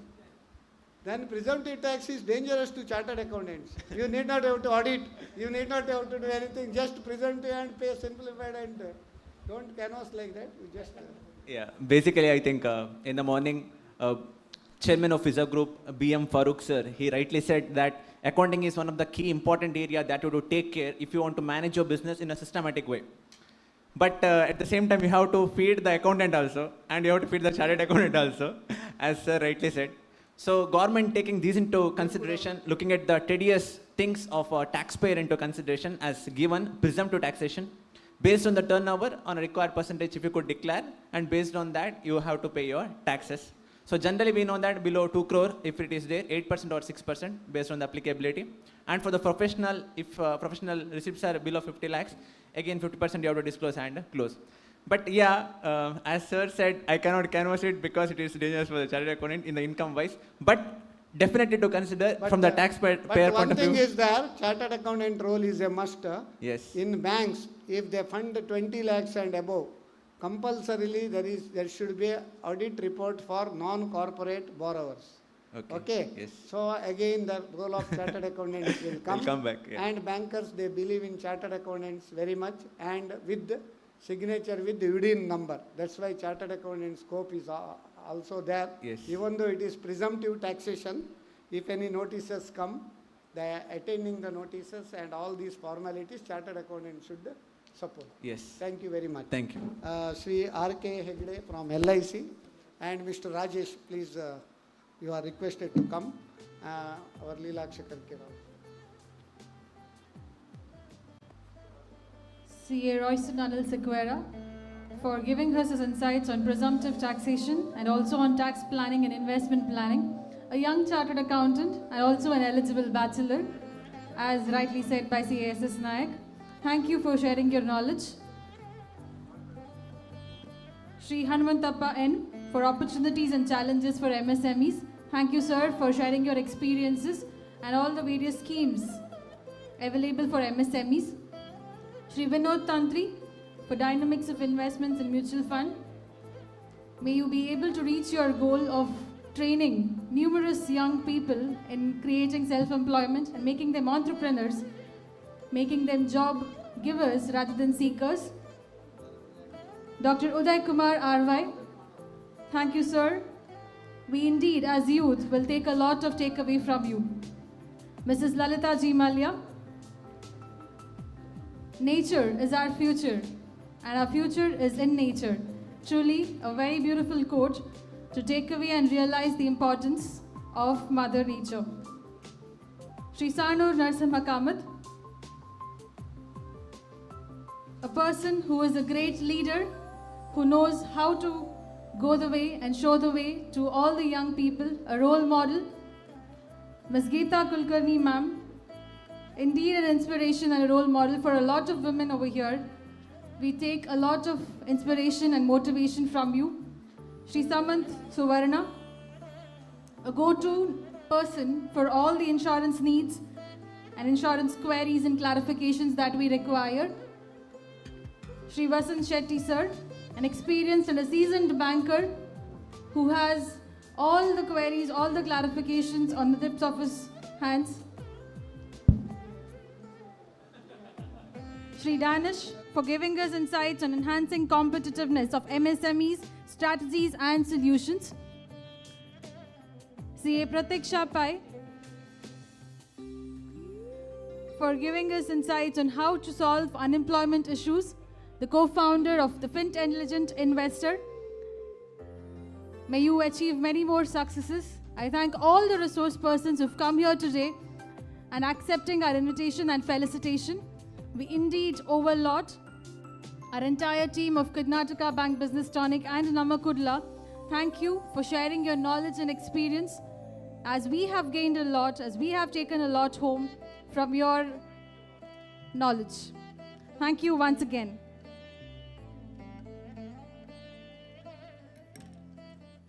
Next topic, plastic ban unta avagide kodibedi. Yes, we'll be moving ahead with our last session for the third round. That is episode 188, Humor for Health and Happiness. Yeah, wholeheartedly I have to thank our Nayak sir, who has given a very good tonic to everybody in the name of business. Thank you, sir. And I request you make one session on ಈಗ tax ಕಳ್ಳತನ ಮಾಡೋರನ್ನು ಹೇಗೆ ಹಿಡಿಬೇಕಂತ ಹೇಳಿ, because the tax collected as for as the statistics is I think less than 5% as per the Indian sector. So ಎಲ್ಲ tax ಈ tax ಕೊಡೋರ ಮೇಲೆ ತಲೆಗೆ ಬರ್ತದೆ. So how to it has to be done by the government people and finance people only. Tax ಕೊಡದಿದ್ರೆ ಏನಾಗ್ತದೆ ಅಂತ, ಮತ್ತು ಕೊಡದವ್ರಿಗೆ ಏನು ಪನಿಷ್ಮೆಂಟ್ ಅಂತ ಸ್ವಲ್ಪ ಜಾಸ್ತಿ ಸ್ಟ್ರಾಂಗ್ ಮಾಡಿದರೆ, so it will help the. We have also done the program on pay tax and be fine, otherwise pay fine. Then we have done the program on be careful, you are watched anta. Eradu program ಮಾಡಿದ್ದೇವೆ ಅಲ್ವಾ? One more strong is important. Yes, we will definitely do. We will take your Thank you, Uday Kumar sir, for those advices. We indeed will be taking it into account. Moving ahead, the next episode for Humor for Health and Happiness, Professor S.M. Shivaprakash, Shri Tonse Pushkal Kumar, Srimati Sandhya Shenai. Be careful, you're being watched. CA Daniel Marsh Pereira, CA Royson Alan Sequeira. Tips for Personality Development, Shri Gunkar Ramdas, Professor S.M. Shivaprakash. Digital Media to Leverage Business, Dr. Anant Prabhuji, Shri Praveen Udupa. Evolving Startup Ecosystem of India, Dr. M.G. Anand Prasad, Dr. A.P. Achar. Planning for Better Future of Children, Mrs. Lalita Malya, Shri Venkatesh Rao. Recent changes in GST notices, C.A. Keshav and Ballakuraya, C.A. Shraddha Sangvi. Yoga and Ayurveda, India's gift to the world, Yoga Ratna, Shri Gopal Krishna Delampadi, Dr. Mohammed Iqbal. Dainandina Jeevanadalli Kaggada Sara, C.A. Anil Bharadwaj, Shri B. Suresh Rao Attur.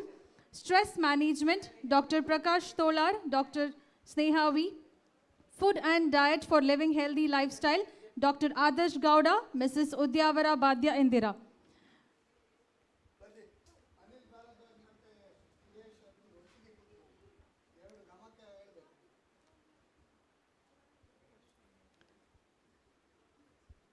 It is time to honor and felicitate our resource persons for all the 200 episodes. We are indeed happy that you have all shared information with us. Over to CASS Naik. I think nobody is left, no? All the resource persons are the Gurchi taking.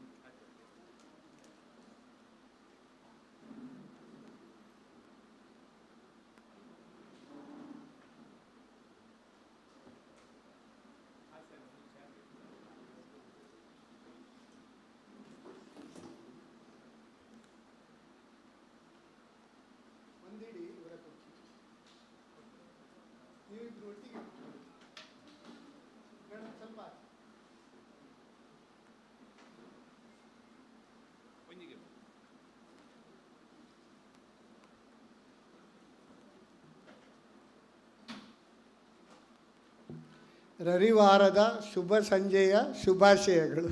4 ಗಂಟೆ ಆಗ್ತಾ ಬಂದು ಆಯಿತು, ತಡವಾದ್ದಕ್ಕೆ ಕ್ಷಮೆ ಇರಲಿ. ಯಾಕಂದರೆ ನಮ್ಮ intention ಏನಂದರೆ all the resource persons who have contributed for spreading knowledge to our viewers, they should be properly recognised and honoured in this particular 200th episode celebration. So that is our intention. So we should thank you for making your precious time and coming here in spite of this Sunday. ತಡವಾದ್ದಕ್ಕೆ ಕ್ಷಮೆ ಇರಲಿ. ನಮ್ಮ professor S M Shivaprakash, ಇವರು doctor S M Shivaprakash, ಇವರು ನಮ್ಮ fisheries ಸೆಕ್ಟರ್ನಲ್ಲಿ tycoon ಅಂತ ಹೇಳ್ಬೋದು.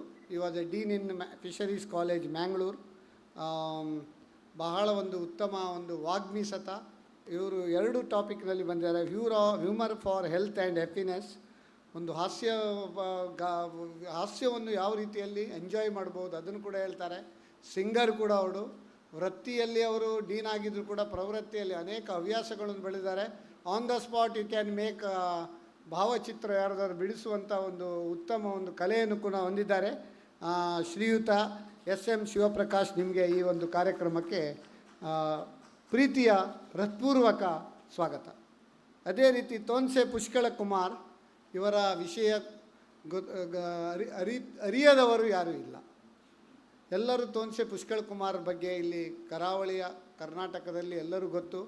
ಇವರು ಯಕ್ಷಗಾನದಲ್ಲಿರ್ಬೋದು, ಸಂಗೀತದಲ್ಲಿರ್ಬೋದು, ಅದೇ ರೀತಿ ಭಜನೆಯಲ್ಲಿ ಕೂಡ ಇರ್ಬೋದು, ಹರಿದಾಸರಾಗಿ ಕೂಡ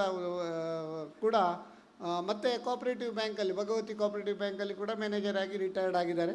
ತೋನ್ಸೆ ಪುಷ್ಕಳ ಕುಮಾರ್, ನೀವು ಕೂಡ ಈ ಹಾಸ್ಯದಲ್ಲಿ ಕೂಡ ನೀವು ಕೂಡ ಈ ಕಾರ್ಯಕ್ರಮ humour for health and happiness ಈ ಕಾರ್ಯಕ್ರಮದಲ್ಲಿ ಭಾಗವಹಿಸಿದ್ದೀರಿ. ನಿಮಗೆ ಕೂಡ ಸಮಸ್ತ ವೀಕ್ಷಕರ ಪರವಾಗಿ ಪ್ರೀತಿಯ ಸ್ವಾಗತ. ಸೊ ಅದೇ ರೀತಿ ನಮ್ಮೊಂದಿಗೆ ಇದ್ದಾರೆ ಪ್ರೊಫೆಸರ್ ಶಿವಪ್ರಕಾಶ್ ಆಗಿದೆ.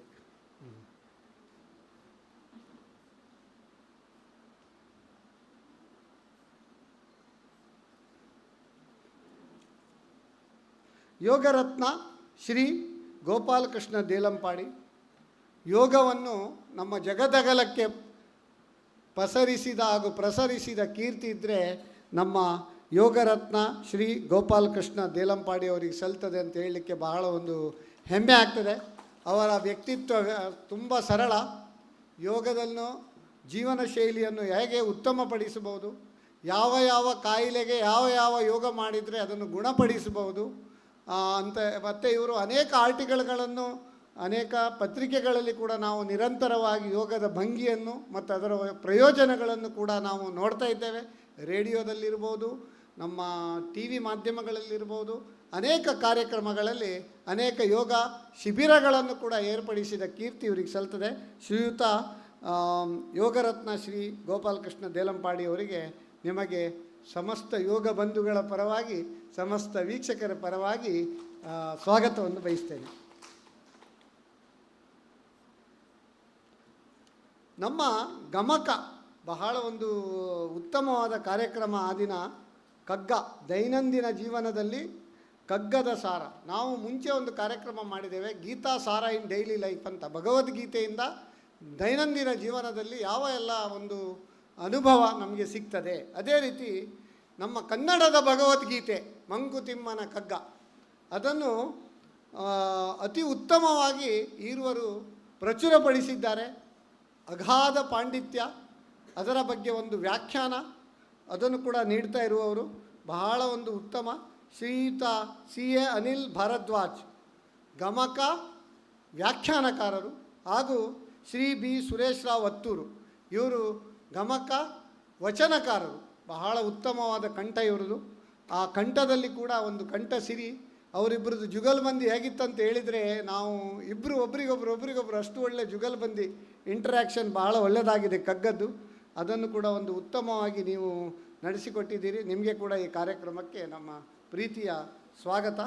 ಅದೇ ರೀತಿ ಈಗಿನ ಒಂದು ಜ್ವಲಂತ ಸಮಸ್ಯೆ ಫುಡ್ ಅಡಲ್ಟ್ರೇಷನ್.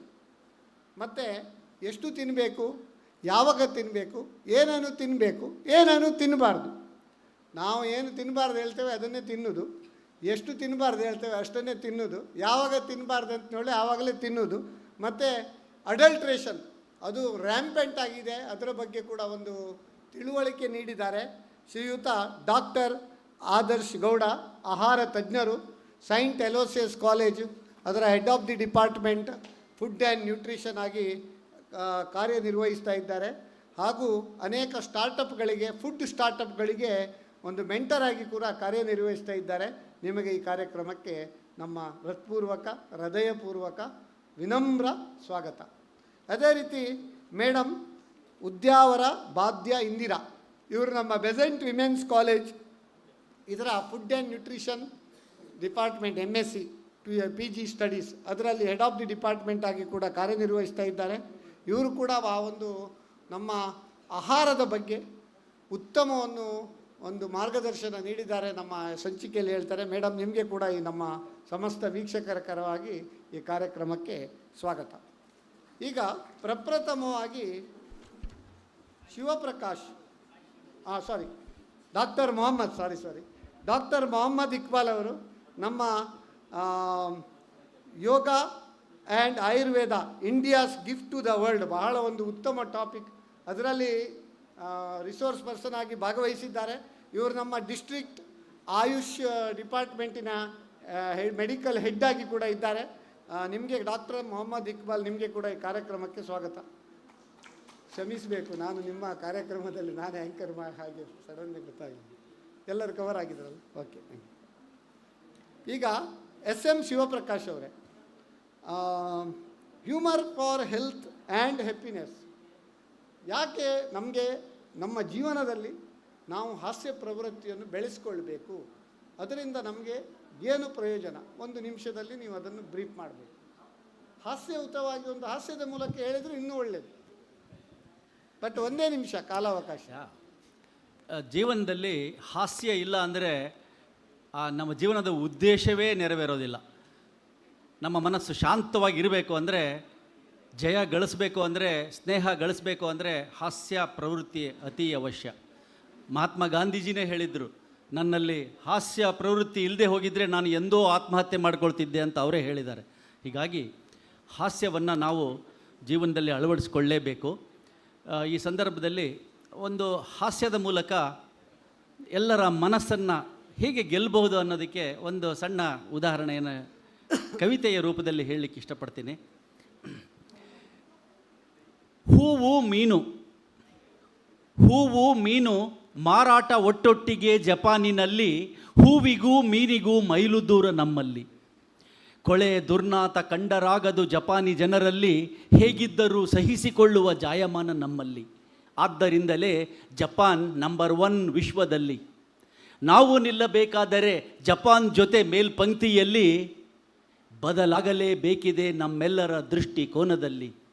ಒಂದೊಮ್ಮೆ ನಮ್ಮಲ್ಲೂ ಪರಿಸರದ ಬಗ್ಗೆ ಜಾಗೃತಿ ಮೂಡಿದಲ್ಲಿ, ಸ್ವಚ್ಛತೆ ನೈರ್ಮಲ್ಯತೆಗಡೆ ಗಮನ ಹರಿದಲ್ಲಿ, ಎಲ್ಲರೂ ಕೈಜೋಡಿಸಿ ಪ್ರಯತ್ನ ಮಾಡಿದಲ್ಲಿ, ಮಾವು ಮಾರಾಟವಾದೀತು ನಮ್ಮಲ್ಲಿ, ಹೂವು ಮೀನಿನ ಜೊತೆಯಲ್ಲಿ. ಹೀಗೆ ನನ್ನ ಒಂದು ಮೀನುಗಾರಿಕೆ ಕವನವನ್ನು ಹೇಳ್ತಾ ಇನ್ನು 30 ಸೆಕೆಂಡ್ನಲ್ಲಿ ಇದನ್ನು ಮುಂದುವರಿಸೋದಾದರೆ, ನಮ್ಮ ದೇಶದ ಅದ್ಭುತವಾದ ಸಂಪನ್ಮೂಲಗಳನ್ನು ನೋಡುವಾಗ ಎಷ್ಟು ಸುಂದರವಾಗಿದೆ ನಮ್ಮ ದೇಶ, ಎಷ್ಟೊಂದು ಸಂಪನ್ಮೂಲಗಳಿವೆ ಅನ್ನೋದನ್ನು ಒಂದು ಕವಿತೆ ರೂಪದಲ್ಲಿ ನಾನು ಹಿಡಿದಿಟ್ಟಿರ್ತಕ್ಕಂಥದ್ದು.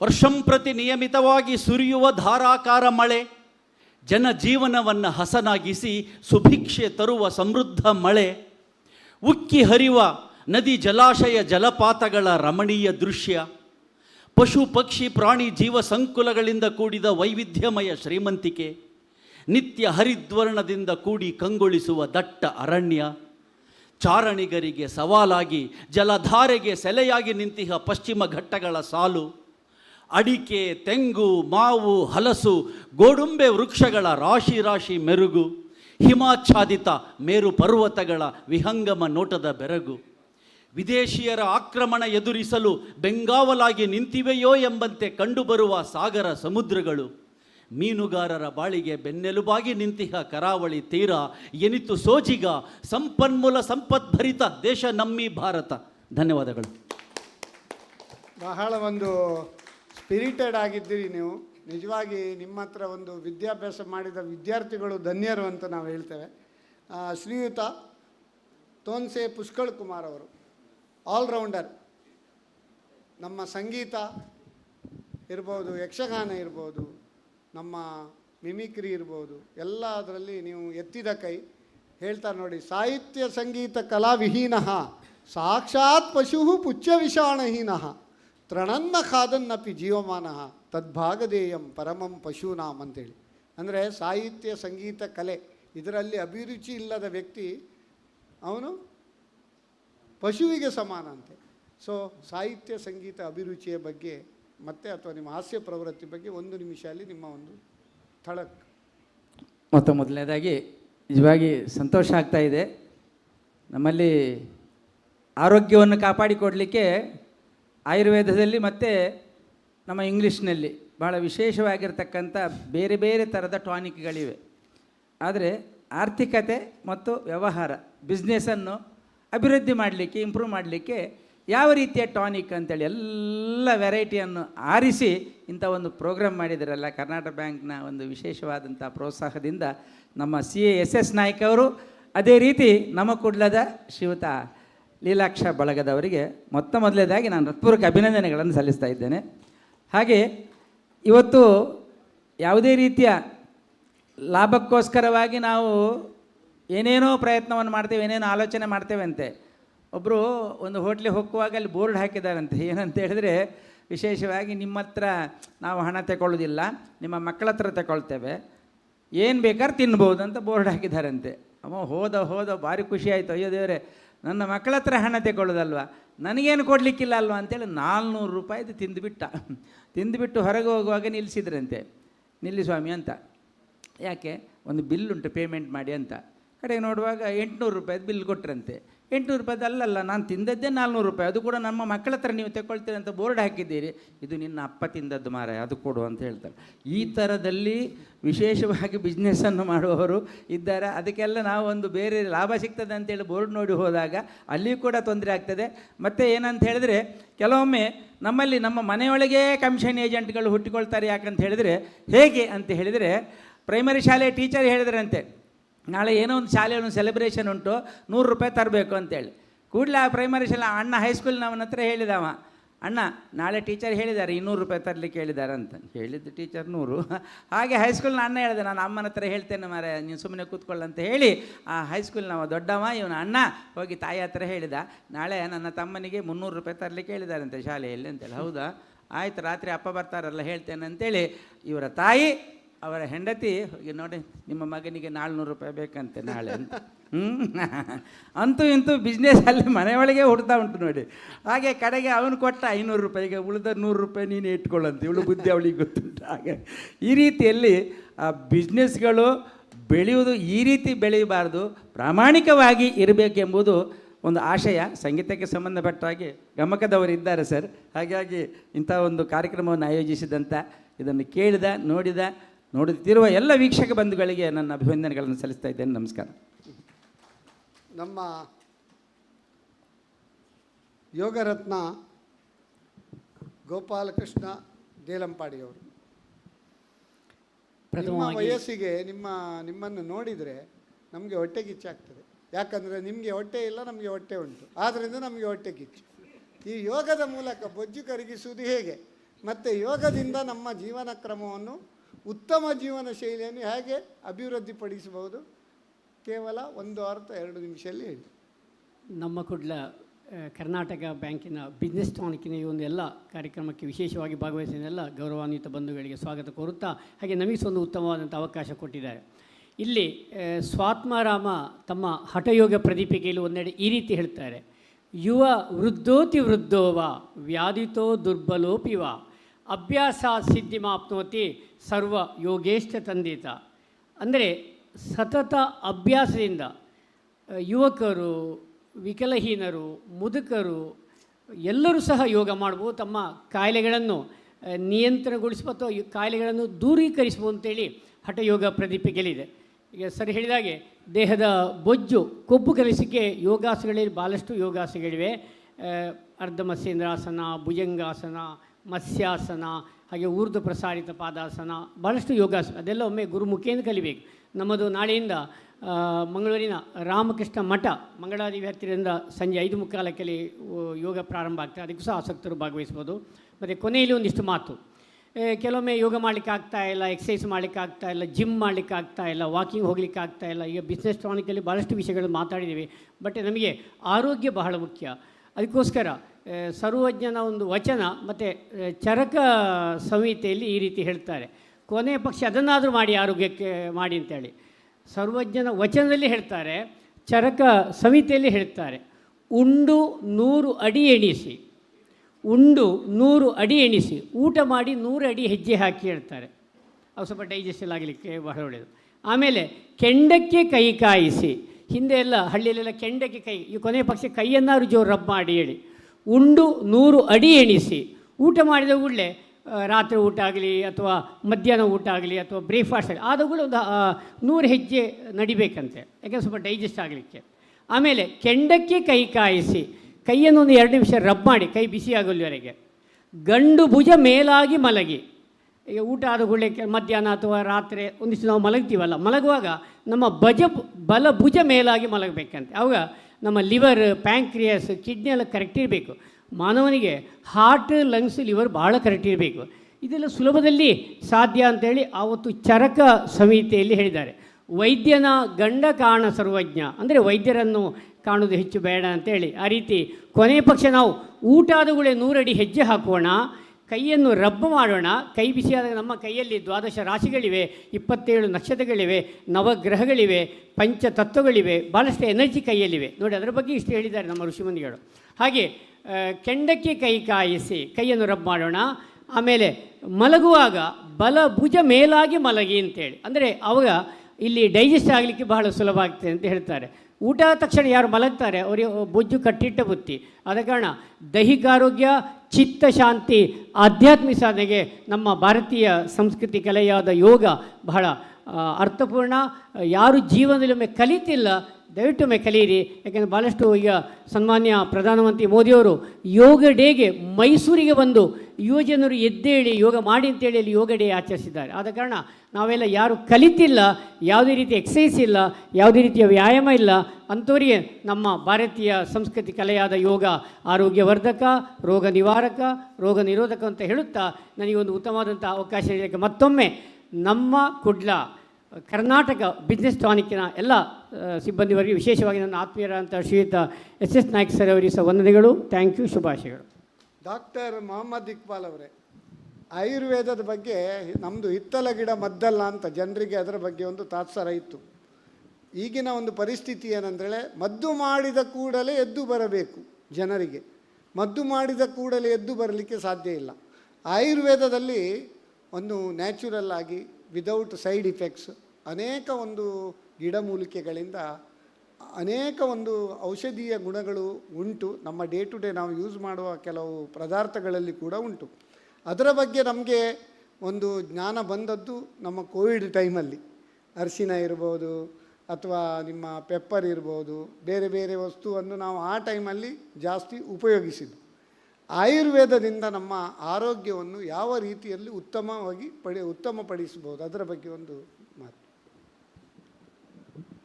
ಈಗ ಆಯುರ್ವೇದದ ಬಗ್ಗೆ ಹೇಳುವುದಾದರೆ, ಕಳೆದ ಸಾವಿರಾರು ವರ್ಷಗಳಿಂದ ನಮ್ಮ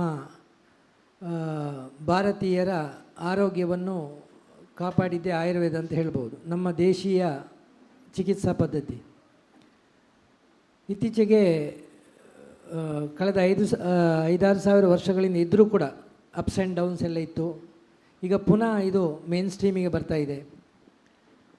ಇದು ಕೇವಲ ಚಿಕಿತ್ಸಾ ಪದ್ಧತಿ ಮಾತ್ರ ಅಲ್ಲದೆ ಇದು ನಮ್ಮ ಭಾರತೀಯರ ಜೀವನ ಪದ್ಧತಿ ಕೂಡ ಆಗಿತ್ತು.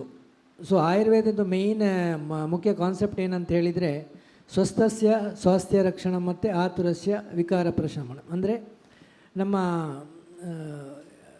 ಪ್ರಿವೆನ್ಷನ್, ಹೆಲ್ತ್ ಪ್ರಮೋಷನ್ ಮತ್ತು ಡಿಸೀಸ್ ಮ್ಯಾನೇಜ್ಮೆಂಟ್, ಈ 3 ತತ್ವದ ಅಡಿಯಲ್ಲಿ ಇದು ಕಾರ್ಯನಿರ್ವಹಿಸ್ತಾ ಇದೆ. ಇದರಲ್ಲಿ ಹೇಗೆ ನಾವು ಆರೋಗ್ಯವಂತರಾಗಿರಲಿಕ್ಕೆ ನಮ್ಮ ಜೀವನ ಶೈಲಿ ಇರಬೇಕು, ನಮ್ಮ ದಿನಚರ್ಯೆ, ಆಹಾರ ವಿಹಾರ, ನಮ್ಮ ಲೈಫ್ ಸ್ಟೈಲು, ಇದೆಲ್ಲವನ್ನು ಹೇಳಿದೆ. ಈ ಸಂದರ್ಭದಲ್ಲಿ ಬೆಳಗಿಂದ ಎಲ್ಲರೂ ಕೂಡ ಚರ್ಚಿಸ್ತಾ ಇದ್ದರು. ಬಿಸ್ನೆಸ್ ಮ್ಯಾನೇಜ್ಮೆಂಟ್ ಹೇಗೆ ಮಾಡಬೇಕು, ಫೈನಾನ್ಷಿಯಲ್ ಮ್ಯಾನೇಜ್ಮೆಂಟ್ ಹೇಗೆ, ನಮ್ಮ GDP ಗ್ರೋತ್ ಹೇಗಿರಬೇಕು, ಟೋಟಲ್ ನಮ್ಮ ಲೈಫ್ ಪ್ಲ್ಯಾನಿಂಗ್ ಹೇಗಿರಬೇಕು, ನಮ್ಮ ಇನ್ಶೂರೆನ್ಸ್ ಹೇಗಿರಬೇಕು. ಸೊ ಇದೆಲ್ಲ ಕೂಡ ನಾವು ಮ್ಯಾನೇಜ್ ಮಾಡಬೇಕಿದ್ರೆ, ಪ್ಲ್ಯಾನ್ ಮಾಡಬೇಕಿದ್ರೆ ನಮ್ಮಲ್ಲಿ ಉತ್ತಮವಾದಂತಹ ಆರೋಗ್ಯ ಇರಬೇಕು. ಆರೋಗ್ಯ ಇದ್ದರೆ ಮಾತ್ರ ನಮಗೆ ಜೀವನ ಇದೆ, ಇಲ್ಲದಿದ್ದರೆ ನಮಗೆ ಜೀವನವೇ ಒಂದು ಸಂಕಷ್ಟ ಅಂತ ಹೇಳ್ಬೋದು. ಹಾಗಾಗಿ ಈ ಸಂದರ್ಭದಲ್ಲಿ ನಿಮ್ಮಲ್ಲಿ ನಾನೆಲ್ಲರ ಹತ್ರ ಕೇಳ್ಕೊಳ್ತಾ ಇರೋದು ಏನಂತ ಹೇಳಿದರೆ, ಉತ್ತಮ ಆರೋಗ್ಯಕ್ಕಾಗಿ ಆಯುರ್ವೇದವನ್ನು ಬಳಸಿ ಆಯುರ್ವೇದದ ದಿನಚರ್ಯೆ, ಋತುಚರ್ಯೆ, ಆಹಾರ ವಿಹಾರ ಪದ್ಧತಿಗಳನ್ನು ಬಳಸಿ ಎಲ್ಲರೂ ಕೂಡ ಆರೋಗ್ಯವಂತರಾಗಿ ಬಾಳಬೇಕು ಅಂತ ಆಯುಷ್ ಇಲಾಖೆಯ ಪರವಾಗಿ ತಮ್ಮೆಲ್ಲರಿಗೂ ಕೂಡ ಹಾರೈಸ್ತೇನೆ. ಅದರ ಜೊತೆಗೆ ಕೆಲವೊಂದು ವಿಚಾರಗಳನ್ನು ನಿಮ್ಮ ಹತ್ರ ನಾನು ಹಂಚಿಕೊಳ್ಬೇಕು ಅಂತ ಹೇಳಿದರೆ, ಸಾಧಾರಣವಾಗಿ ಈ ಎಲ್ಲರ ಅಭಿಪ್ರಾಯ ಏನಂತ ಹೇಳಿದರೆ, ಆಯುರ್ವೇದ ಅಂತ ಹೇಳಿದರೆ ಕೇವಲ ಗಿಡಮೂಲಿಕೆಗಳ ಇದರಿಂದ ಆಗೋದು ಅಂತ ಹೇಳಿದರೆ. ಈಗ ನಮ್ಮ ಜಿಲ್ಲೆಯ ಮಟ್ಟಿಗೆ ನಾನು ಹೇಳಬೇಕಿದ್ರೆ, ನಮ್ಮ ಜಿಲ್ಲೆಯಲ್ಲಿ 14 ಆಯುಷ್ ಕಾಲೇಜುಗಳಿದೆ. 5,000 ಜನರು ಇಲ್ಲಿ ಸ್ಟೂಡೆಂಟ್ಸ್ಗಳು ವಿಶ್ವದ ಬೇರೆ ಬೇರೆ ಕಡೆಗಳಿಂದ ಇಲ್ಲಿ ವಿದ್ಯಾರ್ಜನೆ ಮಾಡ್ತಾ ಇದ್ದಾರೆ.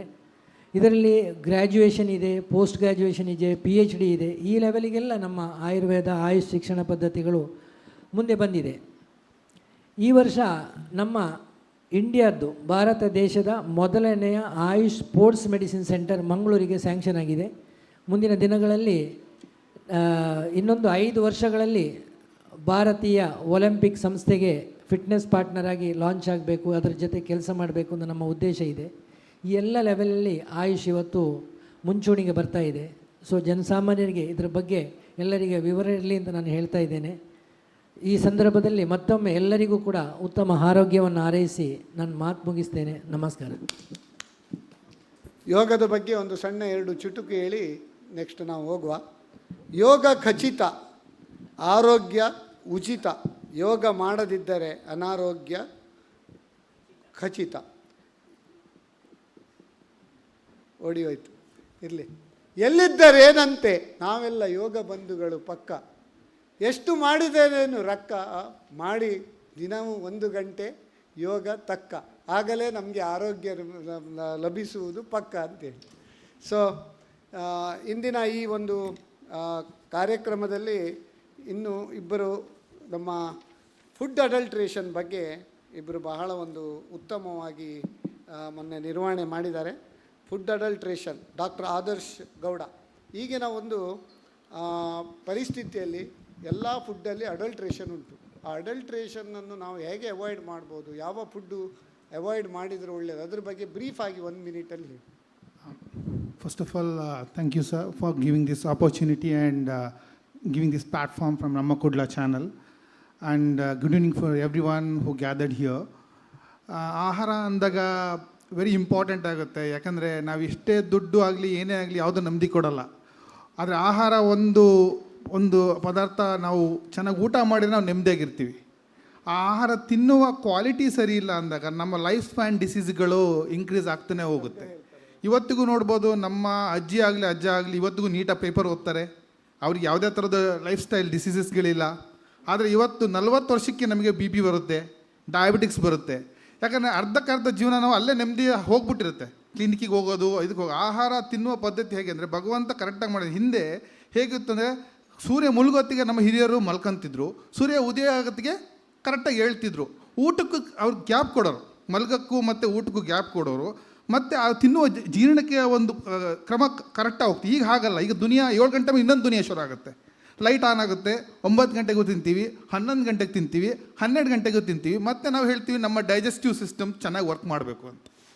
ಸೊ ಭಗವಂತ ಏನೇ ಒಂದು ಸಣ್ಣ ಡ್ಯಾಮೇಜ್ ಆಗಿದ್ರು ಅದಕ್ಕೊಂದು ಕೆಮಿಕಲ್ ಕ್ರಿಯೇಷನ್ ಅಂತ ಒಂದು ಕ್ರಿಯೇಟ್ ಮಾಡಿದ್ದಾನೆ. ನಾವು ರಾತ್ರಿ ಮಲಗಿದಾಗ ಅದು ತನ್ನ ದೇಹದಲ್ಲಿ ಉತ್ಪತ್ತಿಯಾಗಿ ತನ್ನ ಕ್ರಿಯೆಯನ್ನು ಕರೆಕ್ಟಾಗಿ ಮಾಡಿ ಎಲ್ಲ ಡ್ಯಾಮೇಜಸ್ಗಳನ್ನು ಸರಿ ಮಾಡುವ ಒಂದು ಕ್ರಮ.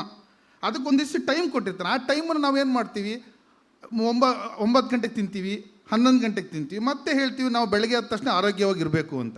ಅದಕ್ಕೆ ಭಗವಂತಕ್ಕಂದೇನೂ ಏನೂ ಮಾಡೋಕ್ಕಾಗೋದಿಲ್ಲ. So food is very important. ನಾನು ಈಗ ಒಂದು ಸ್ಮಾಲ್ ಎಕ್ಸಾಂಪಲಿಂದ ಒಂದು ಎಂಡ್ ಮಾಡ್ತೀನಿ ನನ್ನ ಮಾತನ್ನು. ನನ್ನ ಒಬ್ಬರು ಆತ್ಮೀಯರೇ ಒಬ್ಬರು, ಅವರ ತಂದೆಗೆ ಪ್ರೋಸ್ಟೇಟ್ ಕ್ಯಾನ್ಸರ್. ಸೊ ಅವ್ರಿಗೆ ಏನಾಯಿತು, ಡಾಕ್ಟರ್ ಹೇಳಿದ್ರು 1 ವೀಕಲ್ಲಿ ಅವರು ಸತ್ತೋಗ್ತಾರೆ ಅಂತ. So he won't be no more ಅಂತ. ಆದರೆ ಎರಡನೇದು ಏನಂದರೆ ಅವ್ರಿಗೆ ಏನು ಬೇಕು ಅದನ್ನೆಲ್ಲ ಕೊಡಿ ಅಂತದ್ದು. ಆದರೆ ಅವ್ರು ಆ ಥರ ಎಲ್ಲ ಫುಡ್ ಕೊಡಲಿಲ್ಲ. ಯಾವುದು ಇಮ್ಯೂನ್ ಸಿಸ್ಟಮನ್ನು ಡೆವಲಪ್ ಮಾಡುತ್ತೆ ಅಂಥ ನ್ಯಾಚುರಲ್ ಫ್ರೂಟ್ಸ್ ಮತ್ತು ಇದನ್ನೆಲ್ಲ. ಸೊ 1 ವಾರ ಬದುಕಲ್ಲ ಅಂದವರು 1 ತಿಂಗಳು ಬದುಕಿದ್ರು, 1 ತಿಂಗಳು ಬದುಕಿದವರು 1 ವರ್ಷ ಬದುಕಿದ್ರು. ಇವತ್ತು 1.5 ವರ್ಷ ಆದರೂ ಇನ್ನೂ ಚೆನ್ನಾಗಿ ಆ್ಯಕ್ಟಿವ್ ಆಗಿದ್ದಾರೆ. ಸೊ ಫುಡ್ ಇದೆಲ್ಲ ಒಂದು ಇಂಪಾರ್ಟೆಂಟ್ ಥಿಂಗ್. ಅದನ್ನು ತಿನ್ನುವ ಒಂದು ಬ್ಯಾಲೆನ್ಸಿಂಗ್ ಶೀಟ್ ನಮ್ಮ ಕೈಲಿರಬೇಕು. ಸೊ ಜಂಕ್ ಫುಡ್ ಆಗಲಿ, ಈಗ ನಾವೇನೋ ಒಂದು ಕರೆಕ್ಟಾಗಿ ಬರೆದ್ರೆ ಅದಕ್ಕೊಂದು 4 ಜನ ನಮಗೆ ಟಾಂಟ್ ಮಾಡ್ತಾರೆ. ಎಕ್ಸಾಂಪಲ್, ನಾನು ಇತ್ತೀಚೆಗೆ ಒಂದು ಮೈದಾ ಬಗ್ಗೆ ಬರೆದಿದ್ದೆ. ಮೈದಾ ಬಗ್ಗೆ ಬರೆದಾಗ ನನಗೆ ಕೆಲವೊಂದು company, I don't mention that companies, ಅವ್ರು ಹೇಳಿದ್ರು, ಏನು ಸರ್ ನೀವು ನಮ್ಮ ಕಂಪ್ನಿಗೆ ಇಷ್ಟೆಲ್ಲ ಪ್ರಾಡಕ್ಟ್ ಡೆವಲಪ್ ಮಾಡ್ತೀರಾ, ಆದರೆ ಮೈದಾ ಬಗ್ಗೆ ಯಾಕೆ ನೆಗೆಟಿವ್ ಆಗಿ ಬರ್ತಾರೆ? ಬಟ್ ಸತ್ಯನೇ ಅಲ್ವಾ, ಎಂಡ್ ಆಫ್ ದ ಡೇ ನಾನು ಅದನ್ನು ಹೇಳಲೇಬೇಕಾಗುತ್ತೆ. ಮೈದಾ ಯಾವುದೇ ಒಂದು ಆಹಾರ 24 ಗಂಟೆಗಿಂತ ಜಾಸ್ತಿ ನಮ್ಮ ದೇಹದಲ್ಲಿ ಉಳಿಯಿತು ಅಂದರೆ ನಮಗೆ ಖಂಡಿತವಾಗಲೂ ಡಿಸೀಸ್ ಬರೋದ್ರಲ್ಲಿ ಪಕ್ಕ.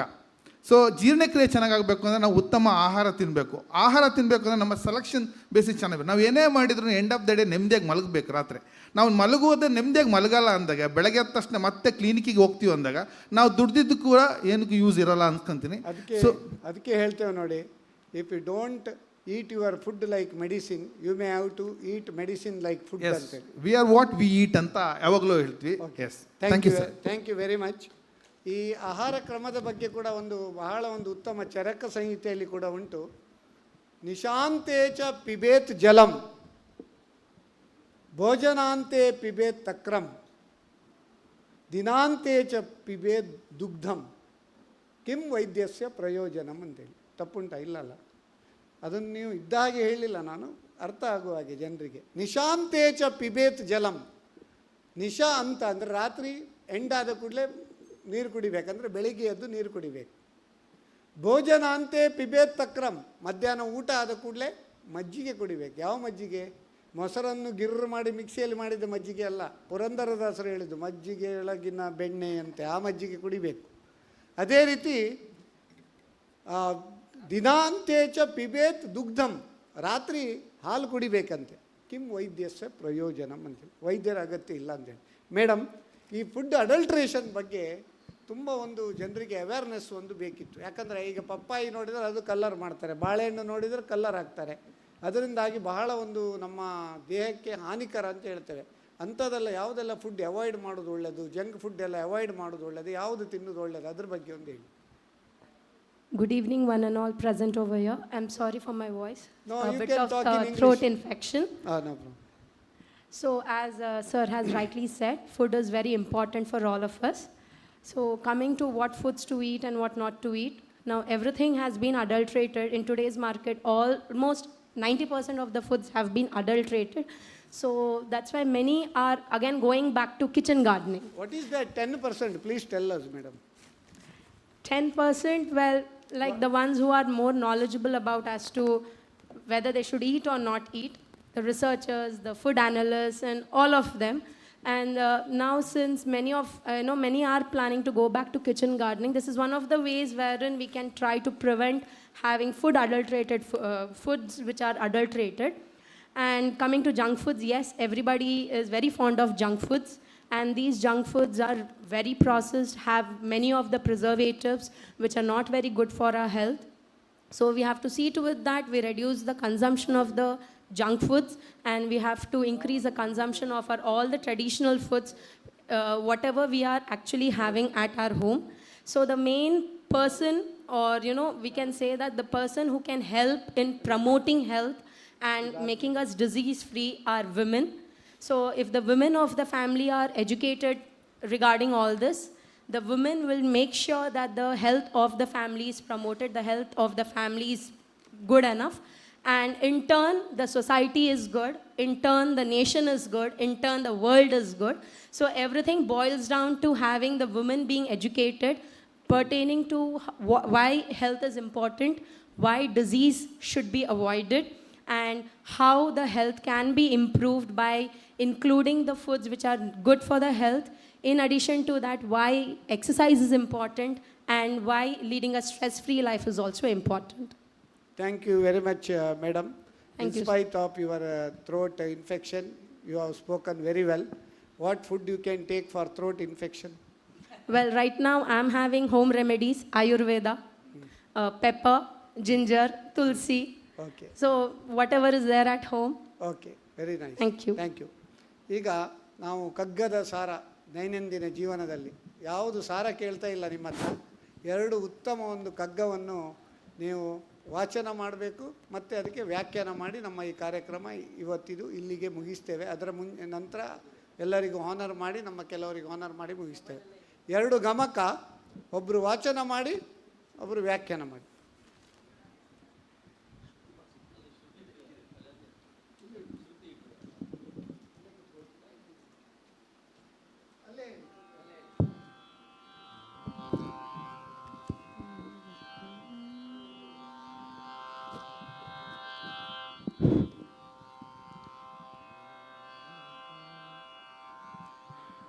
ತನಗೆ ಬಾರದ ಲಾಭ ತನಯಂಗೆ ಬಂದಾಗ, ತನಗೆ ಬಾರದ ಲಾಭ ತನಯಂಗೆ ಬಂದಾಗ, ಜನಕನ್ ಅದು ತನದೆಂದು ಸಂತಸಿಪ ತೆರದಿ. ತನಗೆ ಬಾರದ ಲಾಭ ತನಯಂಗೆ ಬಂದಾಗ, ಜನಕನ್ ಅದು ತನದೆಂದು ಸಂತಸಿಪ ತೆರದಿ. ಜನದೊಳಾದವ ಜನದೊಳಾರ್ಗಾವ ಸೊಗವಾದೊಡಂ, ತನದೆನ್ನು ತನುಭವಿಪನೋ ಜ್ಞಾನಿ. ಜನದೊಳ್ ಆರ್ಗೆ ಆವ ಸೊಗವಾದೊಡಂ, ತನದೆನುತ ಅನುಭವಿಪನೇ ಜ್ಞಾನಿ ಮಂಕುತಿಮ್ಮ. ಈ ಪದ್ಯದಲ್ಲಿ ಡಿ ವಿ ಜಿ ಒಬ್ಬ ಜ್ಞಾನಿ ಅಂತಂದರೆ ಯಾರು ಅನ್ನುವಂಥದ್ದನ್ನು ತುಂಬ ಉತ್ಕೃಷ್ಟ ಮಟ್ಟದಲ್ಲಿ ಹೇಳಿದ್ದಾರೆ. ನಾವು ನಮ್ಮ ದೈನಂದಿನ ಜೀವನದಲ್ಲಿ ಸಾಮಾನ್ಯವಾಗಿ ಕೇಳಿರ್ಬೋದು, ಸರ್ ನನಗೆ ಇದು ಆಗಲಿಲ್ಲ, ನನಗೆ ಸುಮಾರಷ್ಟು ಕಷ್ಟಗಳಿತ್ತು, ಆದರೆ ನನ್ನ ಮಕ್ಕಳು ಈ ಕಷ್ಟವನ್ನು ಪಡಬಾರ್ದು, ಅವರು ಈ ಸಾಧನೆಯನ್ನು ಮಾಡಬೇಕು ಅನ್ನುವಂಥ ವಿಚಾರವನ್ನು ನಾವು ತಂದೆ ತಾಯಂದ್ರ ಹತ್ರ ಕೇಳ್ತಾನೆ ಇರ್ತೀವಿ. ಬೇರೆ ಬೇರೆ ತಂದೆ ತಾಯಂದ್ರ ಹತ್ರನೂ ಕೇಳ್ತಾ ಇರ್ತೇವೆ. ಅದೇ ರೀತಿ ಡಿ ವಿ ಜಿಯಲ್ಲಿ ಏನು ಹೇಳ್ತಾರೆ, ತನಗೆ ಬಾರದ ಲಾಭ ತನಯಂಗೆ ಬಂದಾಗ, ತನ್ನ ಮಗುಗೆ ತಾನು ಏನು ಸಾಧನೆ ಮಾಡೋದಕ್ಕಾಗಲಿಲ್ವೋ ಅದು ತನ್ನ ಮಗ ಅಥವಾ ಮಗಳು ಅದನ್ನು ಸಾಧನೆ ಮಾಡಿದಾಗ ಜನಕನಿಗೆ ತಂದೆ ತಾಯಿಗೆ ಅದು ಅತ್ಯಂತ ಹಿರಿದು. ಅದೇ ರೀತಿ ಜ್ಞಾನಿ ಆದಂಥವನು ಯಾರು, ತನ್ನ ಮಕ್ಕಳು ಸಾಧನೆ ಮಾಡಿದ್ರೆ ಸಂತೋಷ ಪಡೋದು ಸಾಮಾನ್ಯ, ಆದರೆ ಜನಗಳಾರ್ಗಾವ ಯಾರಾದರೂ ಒಂದು ಸಾಧನೆಯನ್ನು ಮಾಡಿದ್ರೂ ಅದು ತಾನೇ ಸಾಧನೆ ಮಾಡಿದಷ್ಟು ಖುಷಿ ಪಡುವಂಥ ವ್ಯಕ್ತಿನೇ ನಿಜವಾದ ಜ್ಞಾನಿ ಅಂತ ಡಿ ವಿ ಜಿಯಲ್ಲಿ ಹೇಳಿದ್ದಾರೆ.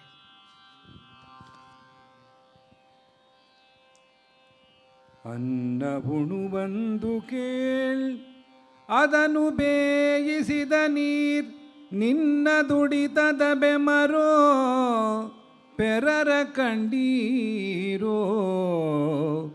ಅನ್ನ ಉಣುವಂದು ಕೇಳ್ ಅದನ್ನು ಬೇಯಿಸಿದ ನೀರ್, ನಿನ್ನ ದುಡಿತದ ಬೆಮರೋ ಪೆರರ ಕಂಡೀರೋ.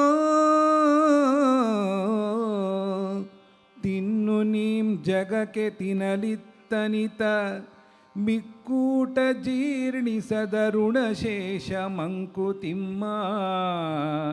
ತಿನ್ನು ನೀಂ ಜಗಕ್ಕೆ ತಿನ್ನಲಿತ್ತನಿತ, ಮಿಕ್ಕೂಟ ಜೀರ್ಣಿಸದ ಋಣಶೇಷ ಮಂಕುತಿಮ್ಮ. ಮಿಕ್ಕೂಟ ಜೀರ್ಣಿಸದ ಋಣಶೇಷ ಮಂಕುತಿಮ್ಮ. ಈ ಕಗ್ಗವನ್ನು ನಾವು ಸಾಮಾನ್ಯವಾಗಿ ಪ್ರತಿಯೊಂದು ಶಾಲಾ ಕಾಲೇಜಿನಲ್ಲೂ ಪ್ರಾರ್ಥನೆಯಾಗಿಡಬೇಕು ಅನ್ನುವಂಥದ್ದು ನನ್ನ ಆಶಯ. ಏನು ಅಂತಂದರೆ, ಒಬ್ಬ ಮನುಷ್ಯನಿಗೆ ಎಥಿಕ್ಸ್ ಅನ್ನುವಂಥದ್ದು ಈ ಕಗ್ಗದಿಂದ ನಾವು ಕಲ್ತ್ಕೋಬೋದು. ಅನ್ನ ಉಣುವಂದು ಕೇಳು, ನಾವು ಪ್ರತಿ ಹೊತ್ತು ಊಟ ಮಾಡಬೇಕಾದ್ರೆ ನಮ್ಮನ್ನು ನಾವು ಕೇಳ್ಕೋಬೇಕಂತೆ, ಅದನ್ನು ಬೇಯಿಸಿದ ನೀರು, ಅನ್ನವನ್ನು ಬೇಯಿಸೋಕ್ಕೆ ಅಕ್ಕಿಯನ್ನು ಬೇಯಿಸೋದಕ್ಕೆ ಇಟ್ಟಂಥ ನೀರು ನಮ್ಮ ದುಡಿತದ ಬೆಮರೋ ಅಥವಾ ಪರರ ಕಣ್ಣೀರು. ಬೇರೆಯವನಿಗೆ ನಾವು ಕಣ್ಣೀರನ್ನು ಬರೆಸಿ ಆ ಕಣ್ಣೀರಿಂದ ನಾವು ಅಕ್ಕಿಯನ್ನು ಬೇಯಿಸಿ ಅನ್ನ ಮಾಡಿಕೊಂಡು ತಿಂತಾ ಇದ್ದೀವೋ, ಅಥವಾ ನಾವು ಶ್ರದ್ಧೆಯಿಂದ ದುಡಿದು ನಮ್ಮ ದುಡಿತದ ಬೆವರಿನಿಂದ, ಆ ಬೆವರ ನೀರಿನಿಂದ ಅಕ್ಕಿಯನ್ನು ಬೇಯಿಸಿ ಅನ್ನವನ್ನು ತಿಂತಾ ಇದ್ದೀವೋ, ಎಷ್ಟು ಬೇಕೋ ಅಷ್ಟು ತಿನ್ನಪ್ಪ, ಪ್ರಪಂಚದಲ್ಲಿ ಇರೋದೆಲ್ಲ ನಂದೇ ಅಂತ ಹೇಳಕ್ಕೆ ಹೋಗ್ಬೇಡ. ತಿನ್ನು ನೀ ಜಗಕ್ಕಿತ್ತಿನಿತ, ಜಗಕ್ಕೆ ಇರುವಂಥದ್ರಲ್ಲಿ ಇನಿತು ಮಾತ್ರ ನಮ್ಮದು. ಮಿಕ್ಕೂಟ ಜೀರ್ಣಿಸದ ಋಣಶೇಷ, ಯಾವುದು ಬೇರೆ ಇನ್ನೇನಿದೆಯೋ ನಾವು ಬೇಕು ಬೇಕು ಅಂತ ಎಲ್ಲೆಲ್ಲಿ ಬೇರೆ ಬೇರೆಯಿಂದೆಲ್ಲ ಗ್ರ್ಯಾಬ್ ಮಾಡ್ಕೊಂಡು ತಗೋತೀವೋ, ಹಾಗೆ ನಾವು ಅದನ್ನು ವಶಪಡಿಸ್ಕೋತೀವಿ, ಅದೆಲ್ಲ ಜೀರ್ಣಿಸದ ಋಣಶೇಷ, ಹಾಗೆ ಅದು ನಿನ್ನನ್ನು ಬಿಟ್ಟು ಹೋಗುತ್ತೆ. ಹಾಗೆ ಒಬ್ಬ ಮನುಷ್ಯ ದುಡಿಮೆಯನ್ನು ಮಾಡಬೇಕು, ಎಥಿಕ್ಸನ್ನು ಇಟ್ಕೋಬೇಕು ಅನ್ನುವಂಥದ್ದು ಈ ಕಗ್ಗದ ಸಾರ. ಒಮ್ಮೆ ಹೂದೋಟದಲ್ಲಿ, ಒಮ್ಮೆ ಕೆಳಕೂಟದಲ್ಲಿ, ಒಮ್ಮೆ ಸಂಗೀತದಲ್ಲಿ, ಒಮ್ಮೆ ಶಾಸ್ತ್ರದಲ್ಲಿ. ಒಮ್ಮೆ ಹೂದೋಟದಲ್ಲಿ, ಒಮ್ಮೆ ಕೆಳಕೂಟದಲ್ಲಿ, ಒಮ್ಮೆ ಸಂಗೀತದಲ್ಲಿ, ಒಮ್ಮೆ ಶಾಸ್ತ್ರದಲ್ಲಿ, ಒಮ್ಮೆ ಸಂಸಾರದಲ್ಲಿ, ಮತ್ತೊಮ್ಮೆ ಮೌನದಲ್ಲಿ ಬ್ರಹ್ಮಾನುಭವಿಯಾಗೋ ಮಂಕುತಿಮ್ಮ. ಒಮ್ಮೆ ಸಂಸಾರದಲ್ಲಿ, ಮತ್ತೊಮ್ಮೆ ಮೌನದಲ್ಲಿ ಬ್ರಹ್ಮಾನುಭವಿಯಾಗೋ Mankutimma.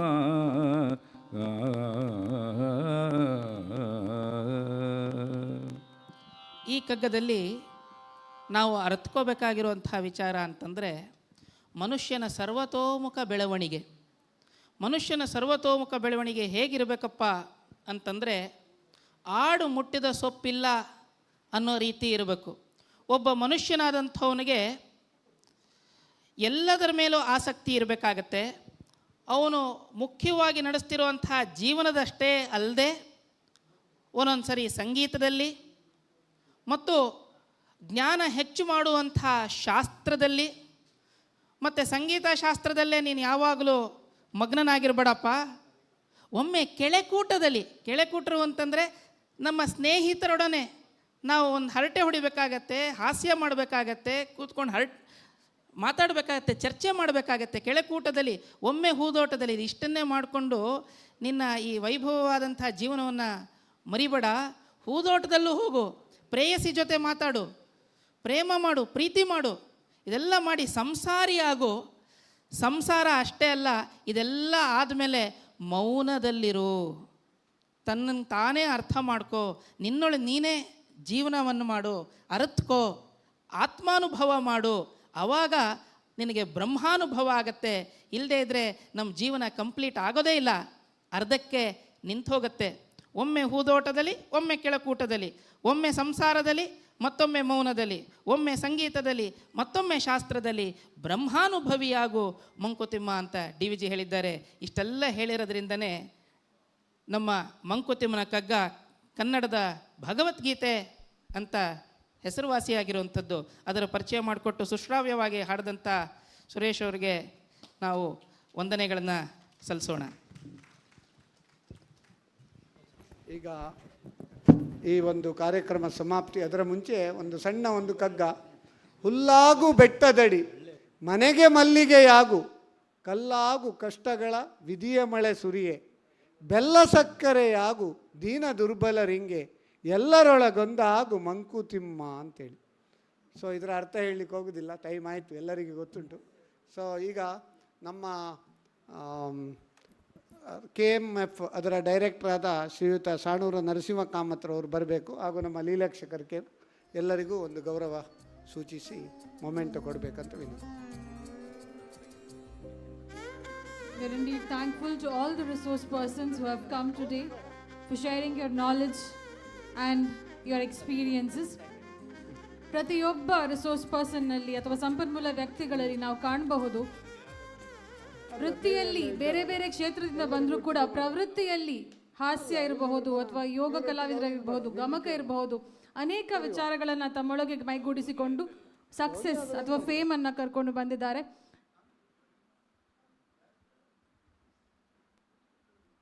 Doctor Adarsh Gowda, food and diet for living healthy life style, ಈ ವಿಚಾರದ ಕುರಿತಾಗಿ ಯಾವ ರೀತಿ ನಮ್ಮ ಆಹಾರ ಶೈಲಿ ನಮ್ಮ ಜೀವನ ಶೈಲಿಯನ್ನು ರೂಪಿಸುತ್ತೆ ಅನ್ನುವಂತಹದ್ದನ್ನು ಹೇಳಿದ್ದಾರೆ.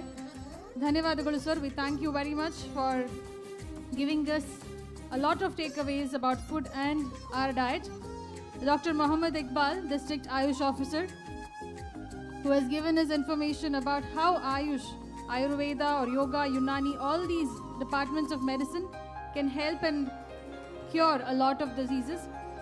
Yoga Ratna Shri Gopal Krishna Delampadi, a person who everyone knows, ಯೋಗದಿಂದ ಆರೋಗ್ಯ, ಯೋಗವೇ ಭಾಗ್ಯ ಅನ್ನುವಂಥದ್ದನ್ನು ನಮಗೆ ತಿಳಿಸಿಕೊಟ್ಟವರು.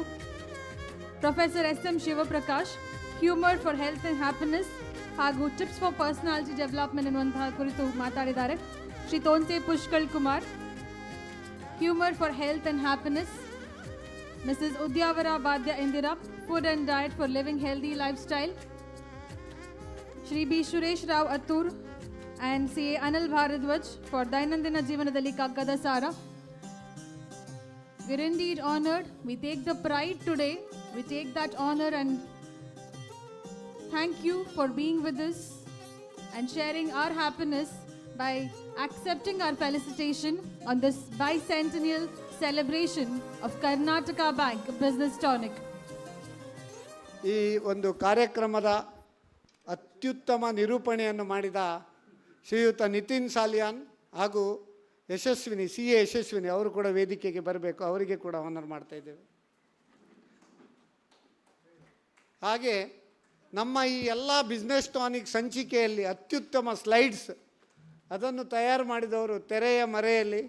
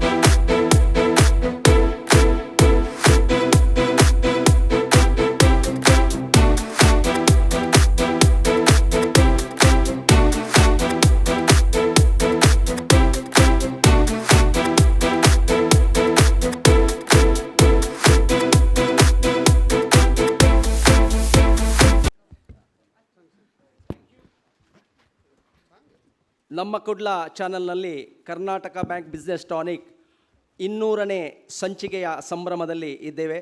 200 ಸಂಚಿಕೆ ಅಂತೇಳಿದರೆ ಪ್ರತಿ ವರ್ಷಕ್ಕೆ 52 ವಾರ, 200 ಅಂತೇಳಿದರೆ 4 ವರ್ಷ ಆಗ್ತದೆ.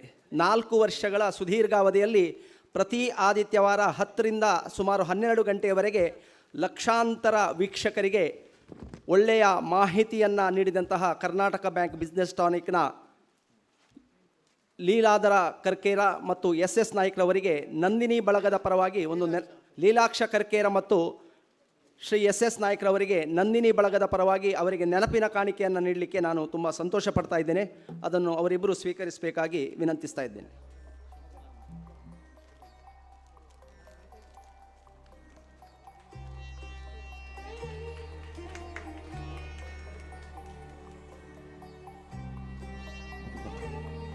S sir, thank you so much ಎಲ್ರಿಗೂ ಕೂಡ. Karnataka bank presents business tonic ಇವತ್ತು 200ನೇ ಎಪಿಸೋಡ್ನ ಸಂಭ್ರಮ ಸಡಗರದ ಆಚರಣೆ ನಡೆದಿದೆ. ಎಲ್ರಿಗೂ ಕೂಡ ಧನ್ಯವಾದಗಳನ್ನು ಸಲ್ಲಿಸ್ತಾ ಇದ್ದೇವೆ. ಜೊತೆಗೆ ನಮ್ಮ ಕುಡ್ಲ ವಾಹಿನಿಯ ಮಾರ್ಕೆಟಿಂಗ್ ಮ್ಯಾನೇಜರ್ ಸುದರ್ಶನ್ ಅವರು, ಜೊತೆಗೆ ಎಡಿಟಿಂಗ್ ಸೆಕ್ಷನಲ್ಲಿ ನಿತಿನ್ ಕಲಡ್ಕ ಅವರು, ಇವರಿಗೂ ಕೂಡ ಧನ್ಯವಾದಗಳು. ಜೊತೆಗೆ ಅತಿ ಪ್ರಮುಖವಾಗಿ ಬೆಳಿಗ್ಗೆಯಿಂದ ಇಲ್ಲಿ ತನಕ ಕೂಡ ಈ ಕಾರ್ಯಕ್ರಮ ಸುಸೂತ್ರವಾಗಿ ನಡೀಬೇಕು ಅಂತ ಬಂದಾಗ ನಮ್ಮ ಸಿಬ್ಬಂದಿ ವರ್ಗ, ಕ್ಯಾಮರಾಮ್ಯಾನ್ಗಳು, ನಮ್ಮ ಸೀನಿಯರ್ ಕ್ಯಾಮರಾಮ್ಯಾನ್ ಶ್ರೀಕಾಂತ್ ಸರ್, ಅದೇ ರೀತಿ ನಮ್ಮ ಹೆಮ್ಮೆಯ ಶ್ರಮಜೀವಿ ದಾಮೋದರ್ ಅವರು, ದಾಮು ಅವರು, ಅದೇ ರೀತಿ ನಮ್ಮ ಶ್ರೇಯಸ್ ಪಟ್ಲ ಅವರು ಕ್ಯಾಮರಾಮ್ಯಾನ್, ಇವರುಗಳಿಗೂ ಕೂಡ ಧನ್ಯವಾದಗಳನ್ನು ಸಲ್ಲಿಸ್ತಾ ಇದ್ದೇವೆ. ಜೊತೆಗೆ ಮಾರ್ಕೆಟಿಂಗ್ ಹೆಡ್ ಅಮಿತಾ ಅವರು, ಜೊತೆಗೆ ದೀಕ್ಷಾ ಅವರು, ಎಲ್ರಿಗೂ ಕೂಡ ಎಂಟೈರ್ ಟೀಮ್ ಆಫ್ ನಮ್ಮ ಕುಡ್ಲ ಎಲ್ರಿಗೂ ಕೂಡ ಧನ್ಯವಾದಗಳನ್ನು ನಾವು ಸಲ್ಲಿಸ್ತಾ ಇದ್ದೀವಿ. ಜೊತೆಗೆ ನಮ್ಮ ಪ್ರಮುಖವಾಗಿರುವಂತಹ ಪ್ರಾಯೋಜಕರು, ಪ್ರತಿ ಬಾರಿಯೂ ಕೂಡ ನಮ್ಮ ಜೊತೆ ಬೆನ್ನೆಲುಬಾಗಿ ನಿಂತಿರುವಂತಹ ಸಂಸ್ಥೆ ಕರ್ನಾಟಕ ಬ್ಯಾಂಕ್.